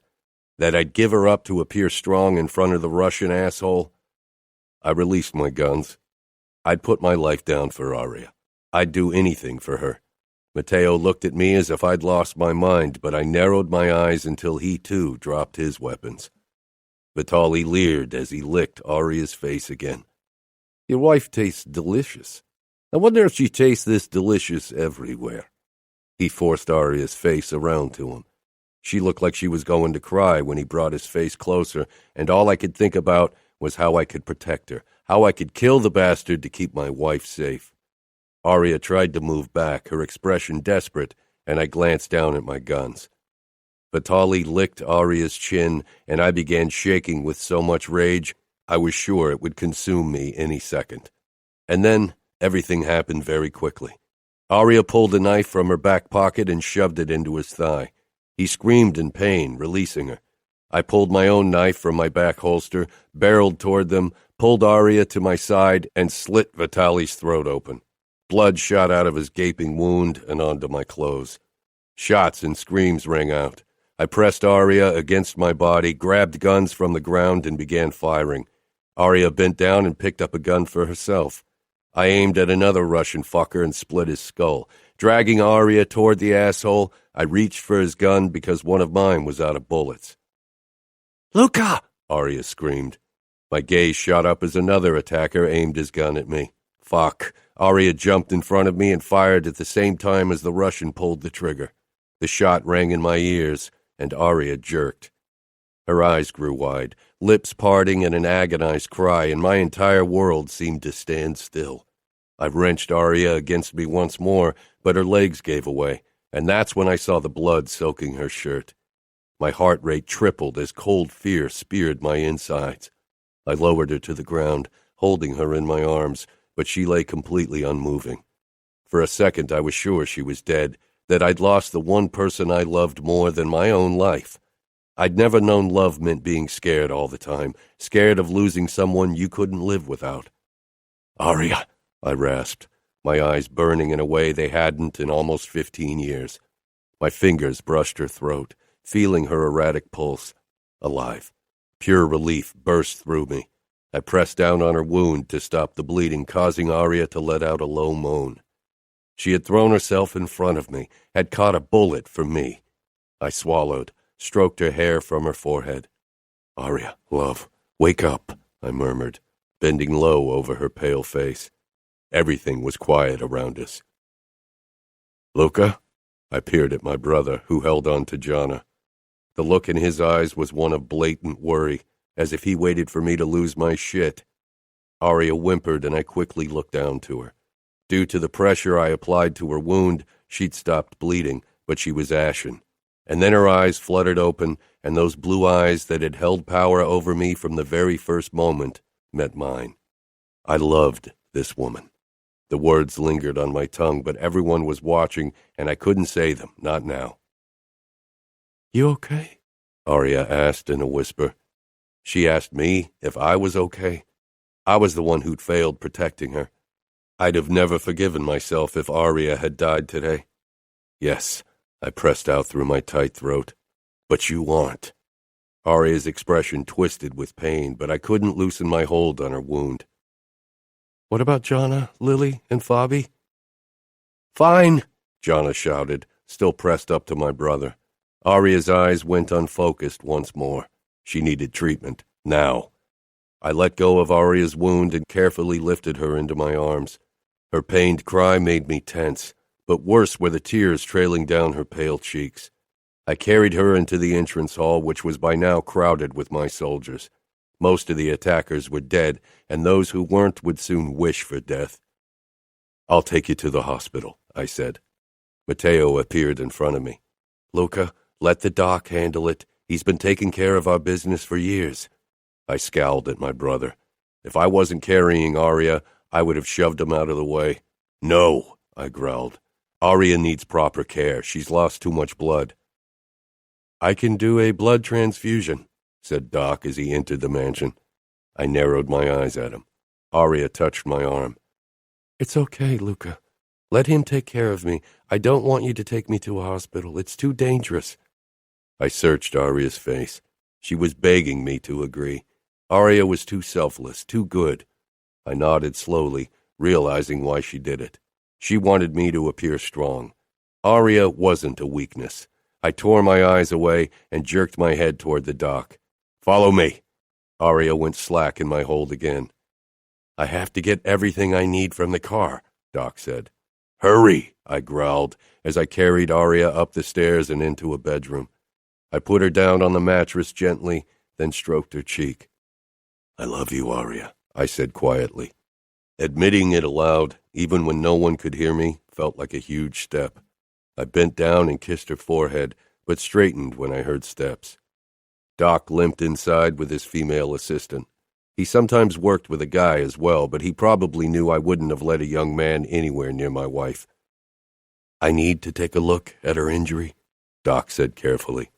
I took a step back so he could pass, but stayed close. I wouldn't leave Aria alone with anyone in her state. Doc eyed me briefly before he bent over her. He felt her pulse, then lifted one eyelid to check her eyes before he continued with more examinations. Will she be okay? I asked tightly. Doc glanced up, his brows crinkling. Of course, but she needs a blood transfusion. Be positive. I'm O-positive, I said immediately. Take my blood. Don't waste time. Doc didn't argue with me. I held out my arm as he prepared everything for the direct transfusion. I glanced back down at my wife, lying helplessly in front of me. Can you remove her shirt? Doc asked me respectfully. I hesitated, but then I took my knife and cut open Aria's T-shirt. Her white bra was covered in blood, but I left it on.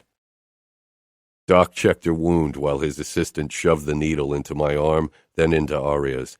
When my blood finally entered Aria's veins, I relaxed. I kept a close eye on the doc as he removed the bullet from Aria's wound and stitched it up. Guilt cut me deeply at the sight. It would always serve as my reminder to protect her. My gaze returned to Aria's pale face. It was difficult to stay put and not to kiss her forehead and hold her as close as possible. Eventually, the transfusion was done, and the doc and his assistant left. I was alone with Aria for the first time. I stretched out beside her and carefully cradled her in my arm, burying my nose in her hair. Closing my eyes, I tried to calm my still racing pulse. Aria would be fine. Only a small scar, nothing else, but I doubted I could ever forget the moment I thought I'd lost her. I won't ever lose you, Principessa, I murmured against her temple. Matteo stepped in without knocking. His eyes took in the sight of me holding Aria against me, and for once, I didn't give a fuck. I trusted my brother, even with this truth. How is she? He asked quietly as he walked closer. Still knocked out from the pain meds the doc gave her. She won't wake for a few more hours. The doc will stay in one of the guest rooms in case we need him. Good, I said, peering down at Aria's face once more. We're going to start interrogating the Russian bastards. I assume you want to be part of it. I wanted to tear into them, but the idea of leaving Aria right now made my pulse speed up. I'll join you later. Surprise crossed Matteo's face. I can't promise there'll be much left for you then. Focus on one of the fuckers and leave the others for me, I pressed out, meeting my brother's stare. He searched my eyes, then nodded slowly before he walked out. I must have fallen asleep, because I jerked awake when an ear-splitting scream rang out in the house. Aria was still knocked out beside me. I carefully slid my arm out from under her, grabbed my gun, and rushed out of the room. I listened for a possible attack, but it was quiet in the house except for the wail. It took me a moment to realize it was Liliana who made the sound. Locking Aria's door, I stormed downstairs, then followed the screaming into the basement, finding Jana and Liliana down there. The sight of the tortured Russian must have made Liliana snap. I didn't give a fuck. All that mattered was that Aria didn't wake. She'd be upset. It took Matteo, Romero, and me almost 15 minutes to silence Liliana and take her up to her room and Gianna back into her bedroom under loud protests. "Damn it," I growled when I was alone with Matteo. He was covered in blood and had an excited gleam in his eyes. "Are you going to help us now?" My eyes darted to the master bedroom. "I want the doc to check on Aria again, then I'll join you." "I've never seen you like this," Matteo said. I didn't comment. "Send the doc." After the doc had checked on Aria, I finally allowed Gianna to visit her sister, and I joined my brother down in the basement. The second I entered, my men stepped back from our captives. Romero gave me a tight smile. Matteo motioned at the left fucker. He wasn't as bad off as the guy on the right. That was the bastard Matteo seemed to have a particular interest in. I rolled up my sleeves as I approached my target. "So, Vitali wanted to get his dirty hands on my wife?" I stared down at the bastard who gave me a bloody smile. "We would have fucked the slut, every single hole. That's what 3-hole sluts are for." My smile widened as I brought my face close to his. "Let's see how many of your holes I get to fuck with my blade before you apologize for calling my wife a slut." He spat against my chest. "I won't apologize to an Italian whore." I straightened and held out my hand toward Matteo, who handed me one of his knives. "Before your death, you will call her queen." I was covered in blood from head to toe as I knelt beside the whimpering Russian bastard and leaned down to his ear. "Tell me again, who's my wife?" I held the blood-covered blade in front of the eye he still had. He whimpered. "I can prolong this for at least another hour, maybe more," I said with a smile. She's a queen," he choked out. "That's right." I rammed my blade into his eye, ending his miserable existence. I stepped out of the shower in the guest bedroom when I heard knocking. I quickly wrapped a towel around my waist and hurried toward the door, ripping it open and staring at the redhead. She frowned. "Trying to wash off the blood?" "What do you want?" I growled. I was still on edge from the day's events and had no patience for her snark. "I thought you'd like to know that Aria is awake." I returned into the bedroom and got dressed quickly, then stormed toward the master bedroom barefoot. The second I saw Aria, my heart thudded wildly in my chest. Dark shadows spread out under her gorgeous blue eyes, and she gave me a small smile. My legs carried me toward her, and I kissed her forehead. To my surprise, Gianna left without hesitation. "Do you need morphine?" I asked. "Yeah." I injected Aria with the morphine, then held her hand in mine, needing to touch her. "Did we lose someone?" she asked. "A few. Cesare and a couple of soldiers," I said before I added, "and Umberto." Sadness flashed in Aria's eyes. "I know. I saw him get shot." I couldn't feel sad over the man we'd lost because Aria was here. Aria swallowed. "What did that guy Vitali mean when he said you had something that belonged to him?" "We intercepted one of their drug deliveries, but that's not important now. The only thing that mattered was keeping Aria safe." "What is important, then?"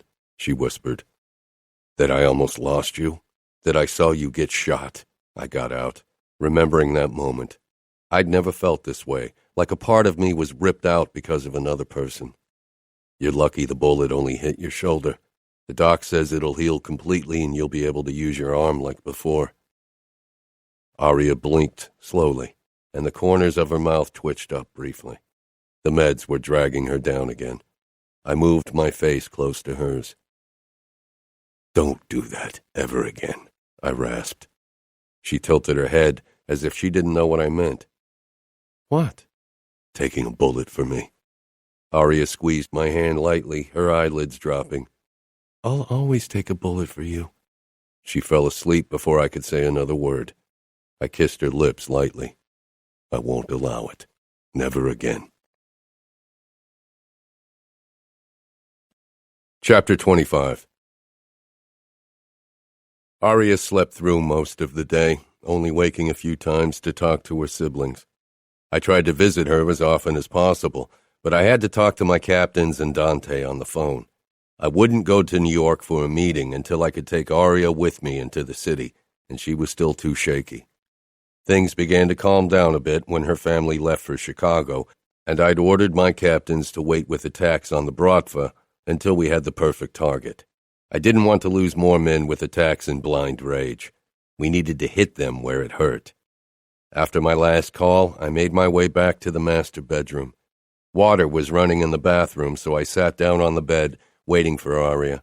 When she finally emerged, she was fumbling with her nightgown, trying to slip the second strap on her shoulder, but with the injury it was impossible. "Done with business?" she asked with a soft smile as I walked over to her. I led her toward the bed and gently pushed her down. Her eyes were clear and kind, not pain-filled and drug-hazed. My Aria. "I'm fine," Aria said firmly. All the worry and fear I'd been feeling crashed down on me. I knelt before her and pressed my face into her stomach. "I could have lost you 2 days ago." Aria trembled. "But you didn't." I met her soft gaze. "Why did you do this? Why did you take a bullet for me? If she'd died because of me, if I'd lost her, I'd have lost my mind. Even just thinking about it, reliving that moment when I thought she was dead, it ripped a huge black hole into my chest." Aria's eyes became even softer. "Do you really not know why?" Her expression told me why. Everything seemed to stand still. I knew what I felt for the woman in front of me, had known it with absolute certainty the second I almost lost her, but even before then I'd known the nature of my feelings, but had clung to my doubts. I loved Aria, and how could I not? She was lovable. She was kind and gracious and forgiving. She was pure light. She was someone who deserved to be loved. I didn't. I knew what I was. "I love you, Luca." I cupped her face, bringing our faces close but never close enough. I searched her eyes, trying to understand how she could love me, how she found something in me that deserved to be loved. "You love me," I repeated. No one had ever said those words to me. No one should. "You shouldn't love me, Aria. I'm not someone who should be loved. People fear me, they hate me, they respect me, they admire me, but they don't love me. I'm a killer. I'm good at killing. Better probably than at anything else, and I don't regret it. Fuck, sometimes I even enjoy it. That's a man you want to love?" Aria gave me that smile, the smile that burst like a ray of sunshine through my darkness, that warmed even my cold heart. "It's not a matter of want, Luca. It's not like I could choose to stop loving you," she whispered. Few things in her life had been her choice. It was only fitting that even her feelings for me weren't. She was as trapped in her love for me as she was trapped in this marriage. "And you hate that you love me. I remember you saying it before." Aria shook her head. "No, not anymore. I know you aren't a good man. I've always known it, and I don't care. I know I should. I know I should lie awake at night hating myself for being okay with my husband, being the boss of one of the most brutal and deadliest crime organizations in the States. But I don't. What does that make me?" Aria shifted her head in my hold, glancing down at her hands in her lap with a small frown. "And I killed a man, and I don't feel sorry. Not one bit. I would do it again." She met my gaze, and her eyes were full of love. No hate, no regret, nothing but love. "What does that make me, Luca? I'm a killer like you." "You did what you had to do. He deserved to die. I wished I could have killed him, not just because I wanted each and every single Bratva fucker to suffer as much as possible, but also because I didn't want Aria to be burdened with death." "There's not one of us who doesn't deserve death.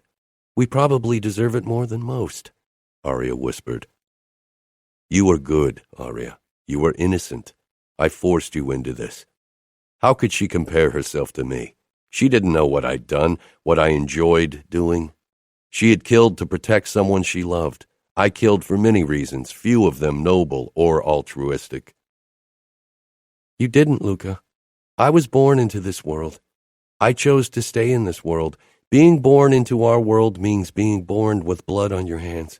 With every breath we take, sin is engraved deeper into our skin." "You don't have a choice. There's no way to escape our world. You didn't have a choice in marrying me either. If you'd let that bullet kill me, you would have at least escaped our marriage. She wouldn't have been free because freedom didn't exist in our world, but Matteo wouldn't have forced her to marry again. There are few good things in our world, Luca, and if you find one, you cling to it with all your might. You are one of those good things in my life. My chest swelled with love. I'm not good. You're not a good man, no, but you are good for me.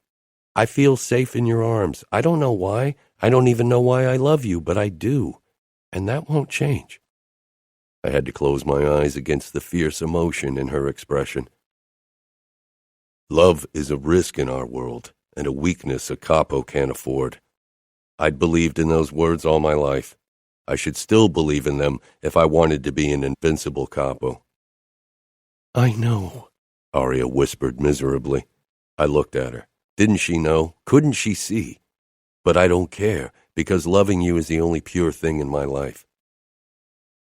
Aria's eyes filled with tears and incredulity. You love me? Yes, even if I shouldn't. If my enemies knew how much you meant to me, they'd do anything to get their hands on you, to hurt me through you, to control me by threatening you. The Bratva will try again, and others will too. When I became a made man, I swore to put the familia first, and I reinforced that same oath when I became a capo dei capi, even though I knew I was lying.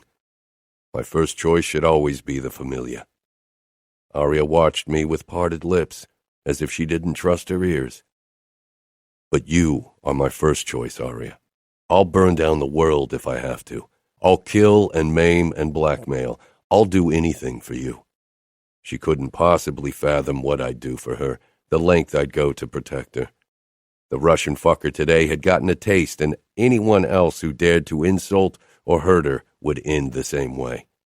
Maybe love is a risk, but it's a risk I'm willing to take, and as you said, it's not a choice. I never thought I would, never thought I could love someone like that. But I fell in love with you. I fought it.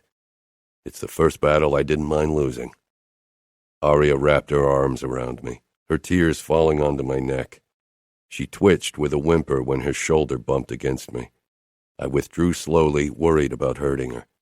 You need to rest. Your body needs to heal. I gently pushed her down until she lay back, but she dug her fingers into my biceps. She peered up at me through her lashes. I don't want to rest. I want to make love to you. My eyes darted down to her beautiful legs, then back to her pleading face. I wanted nothing more than to be as close to Aria as possible, but she was injured. I'm going to hurt you. Your stitches could rip open. Aria caressed my chest, then my stomach until her fingers reached the growing bulge in my pants. I stifled a groan when she began rubbing me lightly. Her expression turned teasing. He agrees with me. He always does, but he's not the voice of reason, believe me, I muttered. Aria laughed only to flinch a moment later. She was in pain.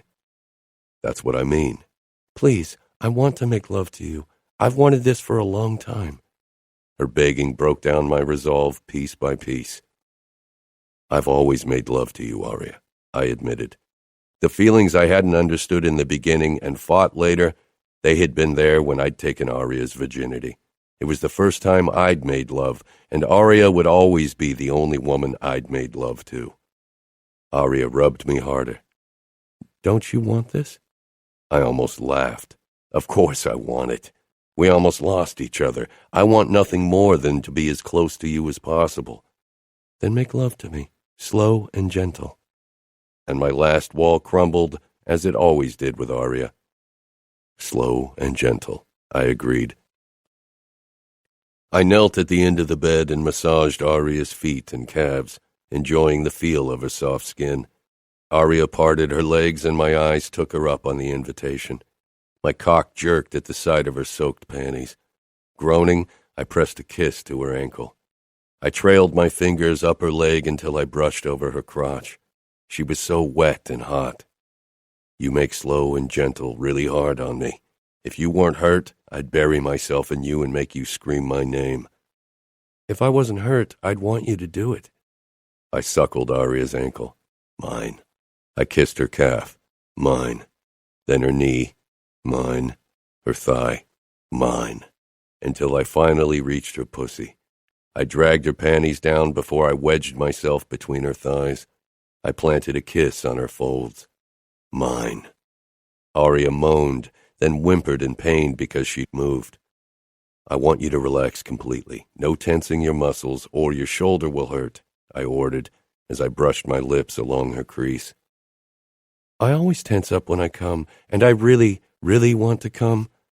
I'd make her come as often as she wanted, not just today, but for the rest of our lives. You will, but no tensing. Aria gave me a look that made it clear that wouldn't work. I began pleasuring her with my lips and tongue, keeping my ministrations light and gentle, guiding her slowly toward her release. Aria's breathless moans and her body's arousal spurred me on until it took everything not to dry hump the edge of the mattress. When Aria finally came, her body seemed to go even softer, her legs falling open as she surrendered to pleasure. I got out of my clothes and positioned myself between Aria's legs. I entered her slowly, watching her face as she moaned, low and sweet. Mine, I said, when I was buried all the way inside her. Aria held my gaze as I made love to her, gently. Yours, she whispered, her expression the greatest declaration of love I could imagine. All my life, I'd thought becoming Capo would be the biggest triumph of my life, not the happiest day, because I hadn't known true happiness. But now, as I met Aria's loving gaze, I knew that she was my greatest victory. Only she brought happiness into days of blood and violence. Only she could fill my dark world with light. She was my light, my love, my life. With the smile that always got me, she pressed her palm against my familia tattoo right over my heart, a cruel heart that only beat for her. Mine, she said without doubt. I held her gaze. Always. Thank you for listening to Luca Vitiello, written by Cora Reilly, read for you by Sebastian York. Produced by One Night Stand Studios, post by Michael Straza. Text copyright 2019 by Cora Reilly. Production copyright 2019 by Cora Reilly. All rights reserved.